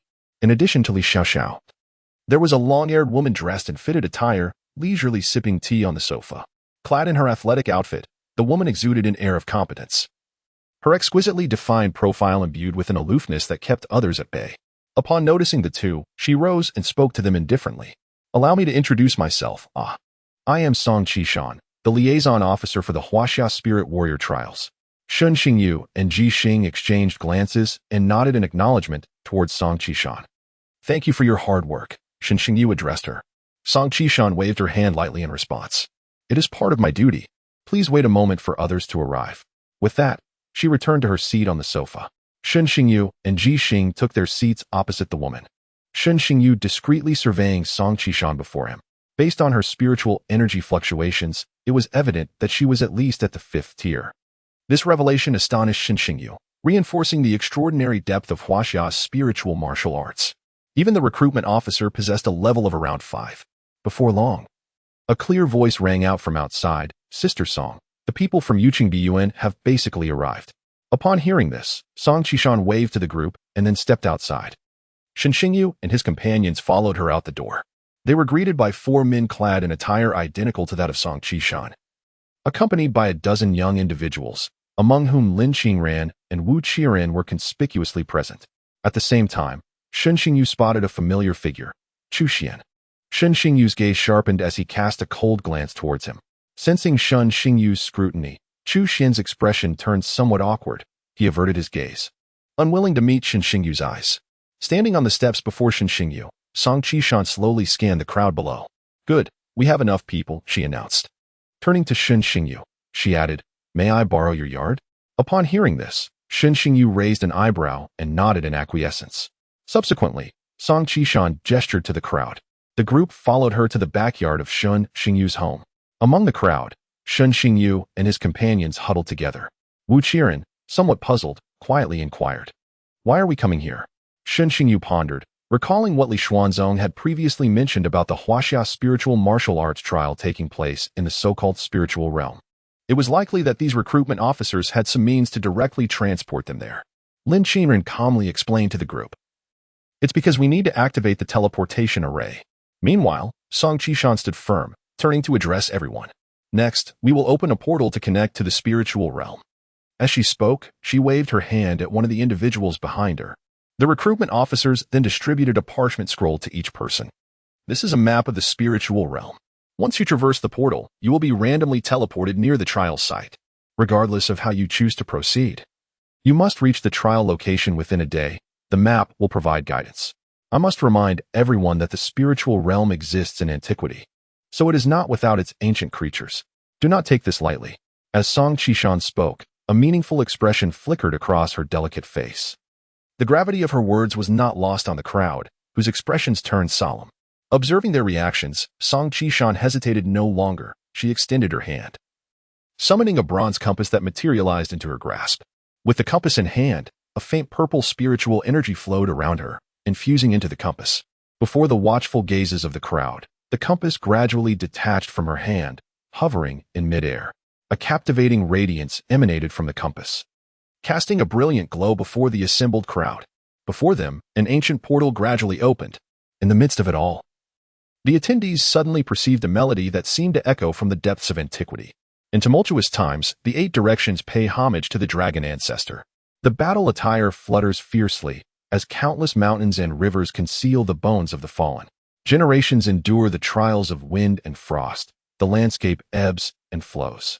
We, the accomplished, shall secure our legacy through the ages. Fight to the death. Fight to the death. Fight to the death.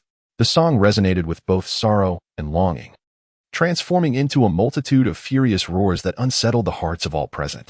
Song Qishan stood resolutely at the forefront, her gaze solemn. "Prepare your trial jade tokens. We shall commence." At her words, the assembly regained their senses, an inexplicable fervor igniting their spirits. Shen Xingyu looked up, the ancient portal radiating an otherworldly luminescence, the melody echoing in his mind like a grand symphony. "We, the accomplished, shall secure our legacy through the ages." He exhaled slowly, feeling an uncanny familiarity with the earlier song. Turning to his side, he noticed Ji Xing extending a small hand to grasp his palm.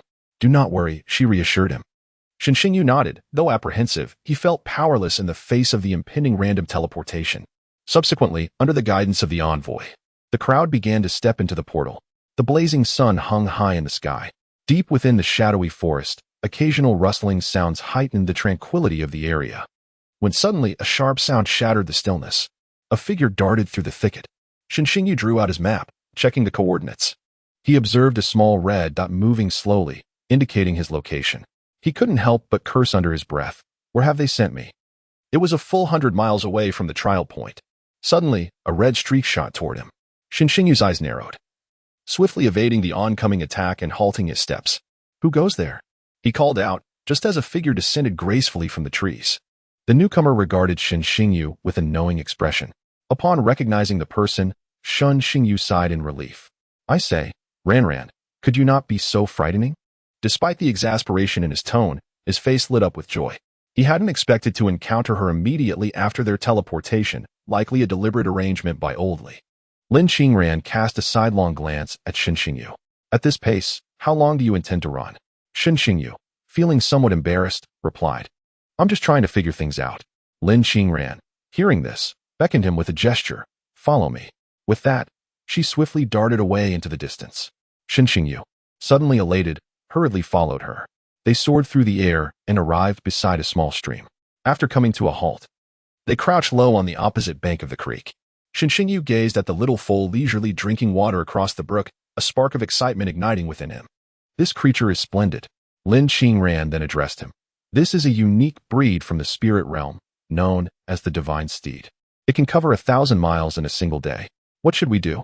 Shen Xingyu hastily inquired.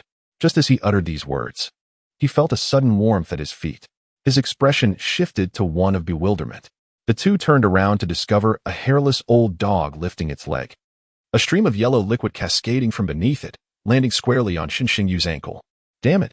Shen Xingyu exclaimed, swiftly delivering a kick towards the old dog. To have his leg doused in dog urine was truly unfortunate. What is this? The old dog, taken aback by the attack, fluffed up its remaining black fur and, with a voice surprisingly human-like, retorted towards the two of them.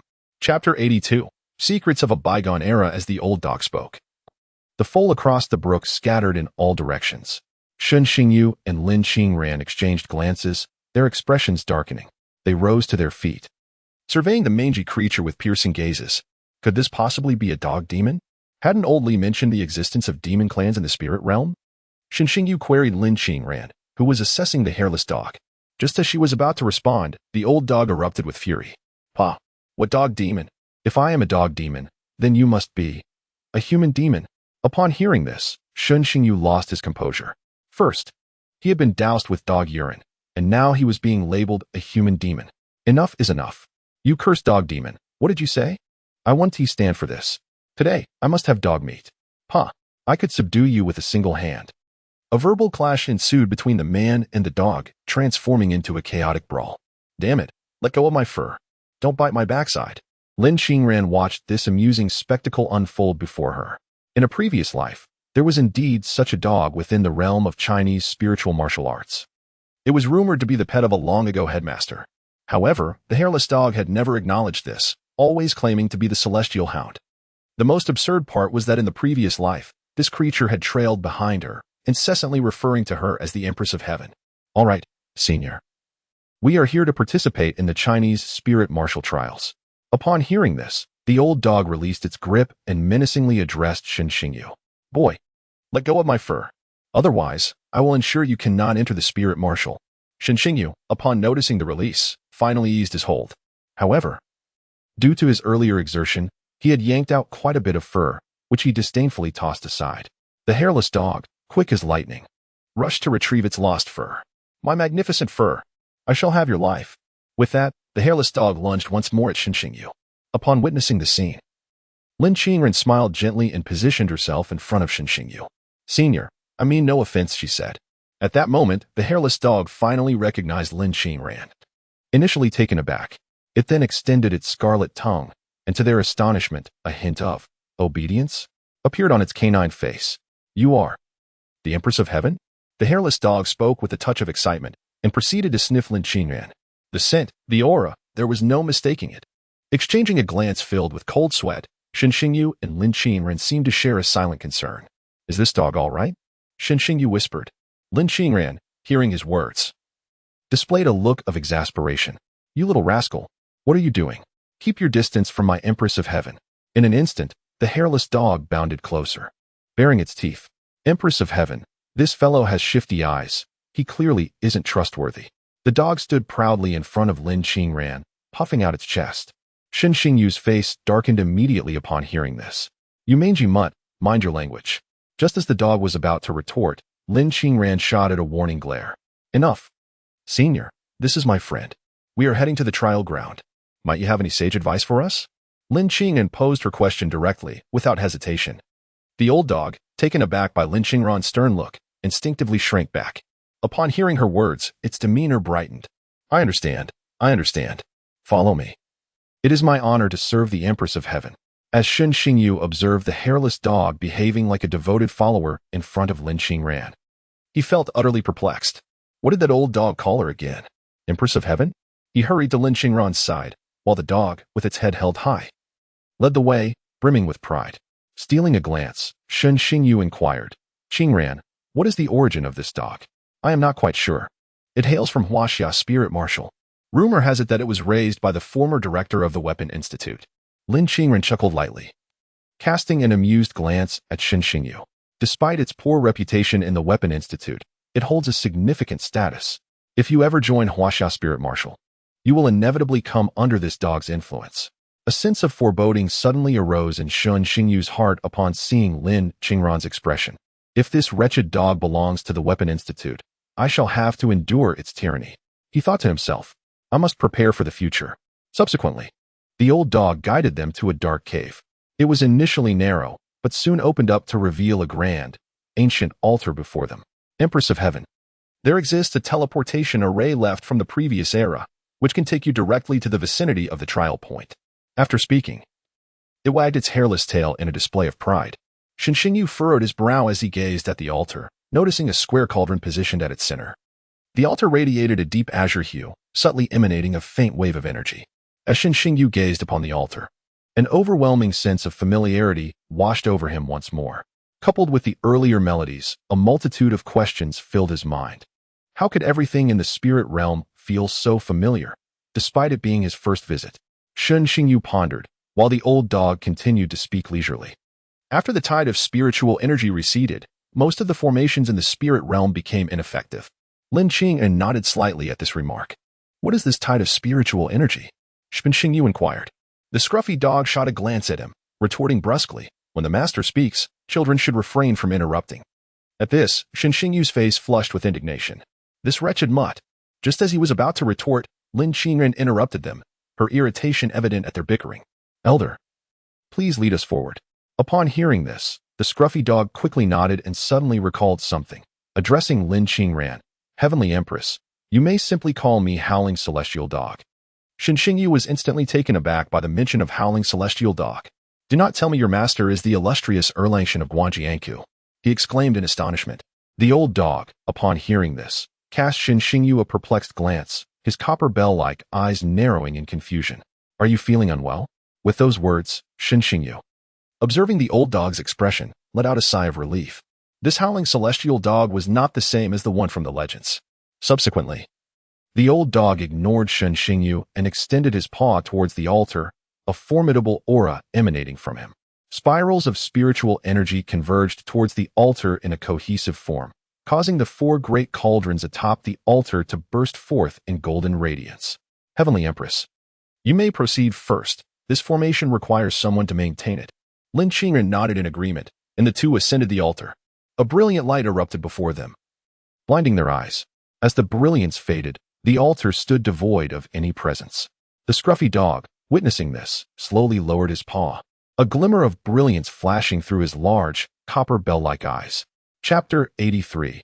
The reunion of many amidst verdant mountains and flowing waters, a magnificent waterfall cascaded down, resembling the Milky Way descending from the heavens. Beneath the waterfall, a narrow winding path lay, along which a towering white wolf ambled gracefully. Thank you, ladies, for offering me a ride. A robust, bald man with a bashful demeanor spoke to the two individuals ahead. Upon hearing this, Nakano Keiko gently waved her hand in dismissal. No need to thank us. This white wolf is none other than Little Gray. At this moment, Li Xiaoxiao and Nakano Keiko were perched upon Little Gray's back. It was indeed a stroke of luck. The two had been teleported to a location that was fortuitously adjacent. With Little Gray leading the way, they quickly approached the vicinity of the trial point. Along the way, they encountered the bald man, who introduced himself as a healer. Observing that he was alone, Nakano Keiko decided to bring him along. As the trio passed by a waterfall, an unexpected surge of sword energy erupted from within, abruptly halting the cascade mid-air. The sword energy swept across, affecting the three riders on Little Gray's back. Both Nakano Keiko and Li Xiaoxiao gasped in surprise. The bald man, sensing the danger, swiftly dismounted the wolf. A glimmer of light flashed in his hand as a massive axe materialized. Ladies, be cautious. The burly man gripped the giant axe, his gaze fixed intently on the waterfall. Gradually, a man and woman emerged from the mist, materializing before them. The bald man's expression shifted suddenly, and he raised his axe, charging toward the duo.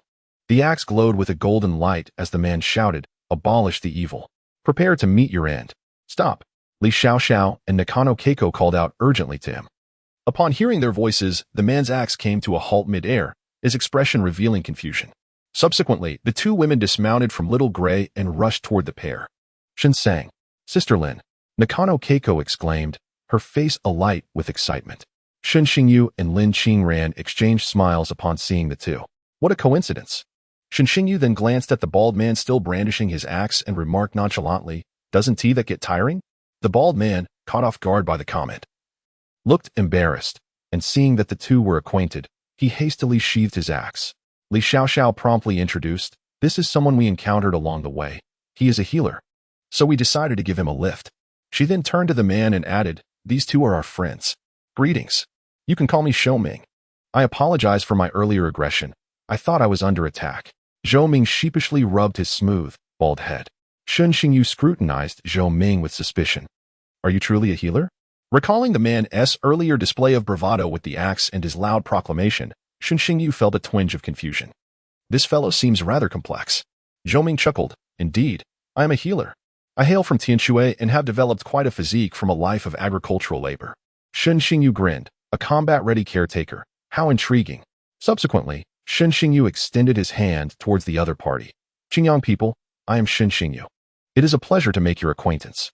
Lin Qingran, the goddess, maintained her usual aloof demeanor. Upon witnessing this, Zhou Ming hastily reached out to shake hands with Shun Xingyu. Greetings, he said. After exchanging pleasantries, the group boarded the small gray vehicle. Shun Xingyu addressed everyone. We have ample time at present. Let us wander nearby and see if we can encounter anyone else. Ji Xing is of the healing type and lacks combat prowess. I'm somewhat concerned.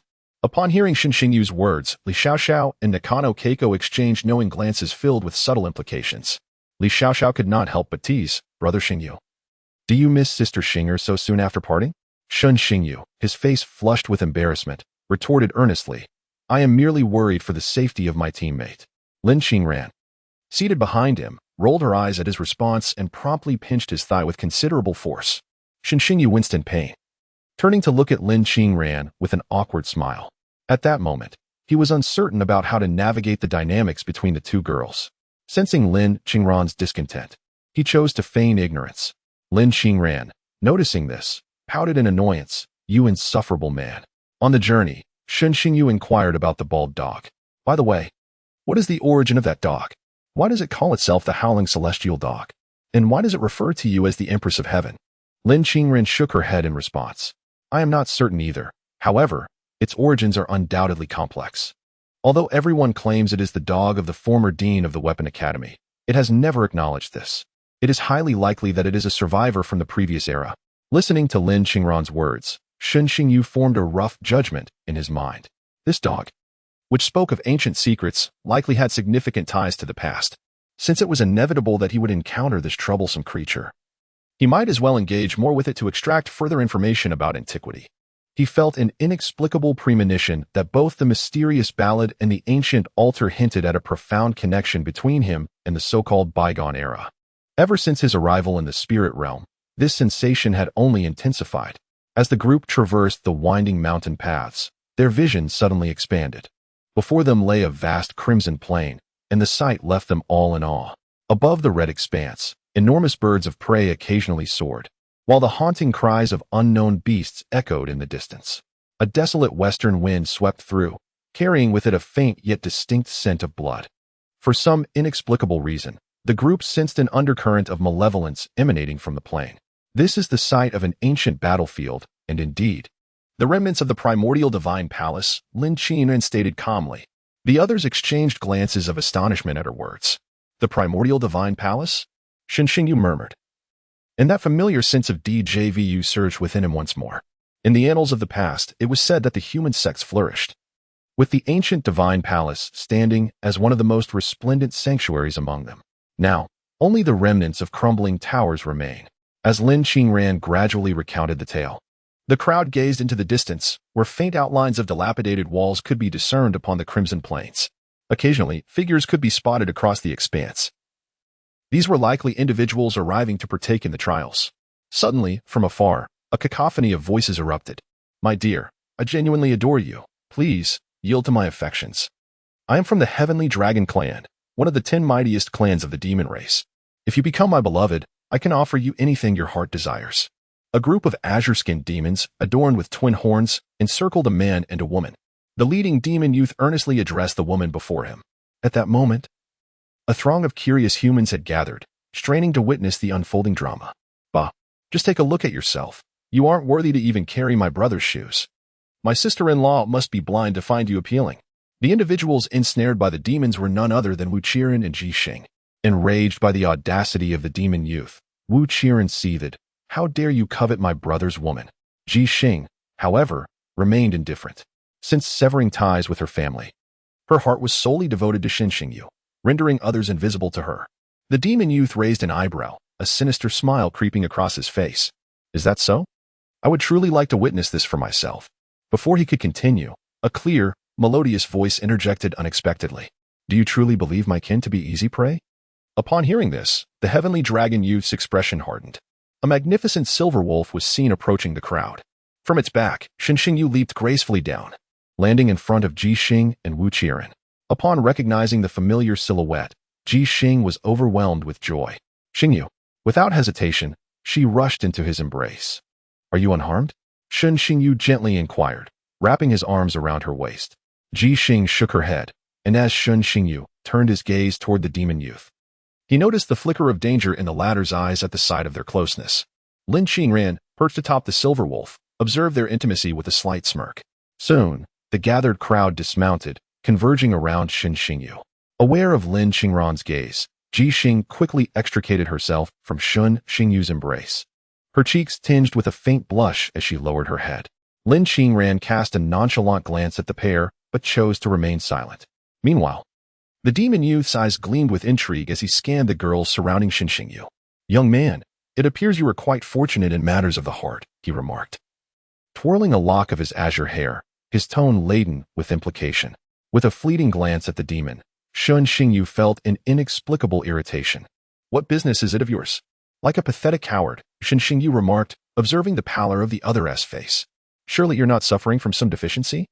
His voice, though calm, elicited mocking expressions from several nearby girls. Lin Qingran cast a humorous glance at Shen Xingyu. After all, he belonged to the Celestial Dragon Clan. Could his complexion not appear ashen? At this, the young man from the demon tribe suddenly sharpened his gaze.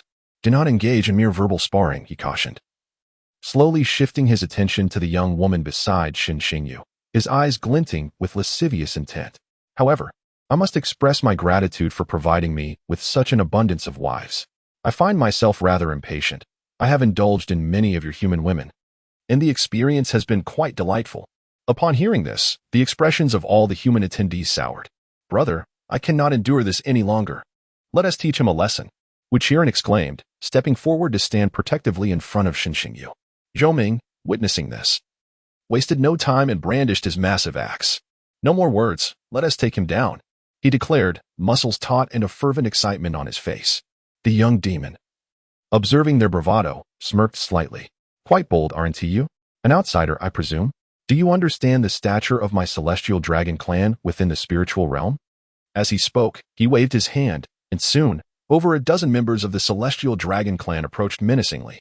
Simultaneously, a formidable assembly of demon tribesmen arrived at the scene, revealing at least 3 distinct factions among them. Aoyi, what is the situation?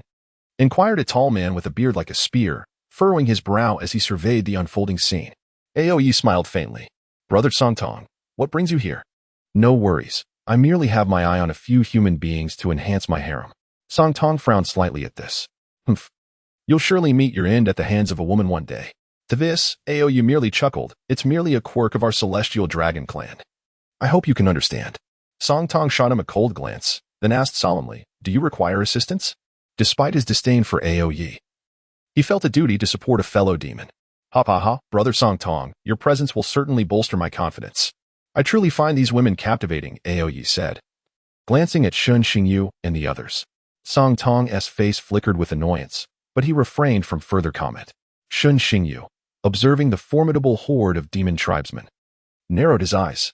Li Xuanzong had once mentioned the ancient pact that ensured harmony between humans and demons across generations.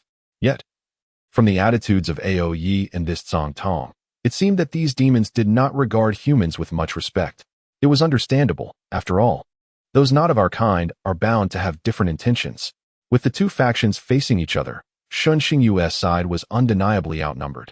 He furrowed his brow, realizing that the situation had become rather precarious.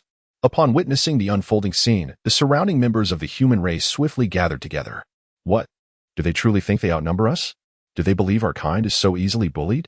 Why utter such nonsense? Let us confront them. Voices erupted from the crowd, rallying support for Shen Xingyu and his companions. Upon hearing these affirmations, Shen Xingyu and his group turned to see a substantial assembly of humans had gathered behind them. Song Tong, observing the situation, revealed a hint of mockery upon her face.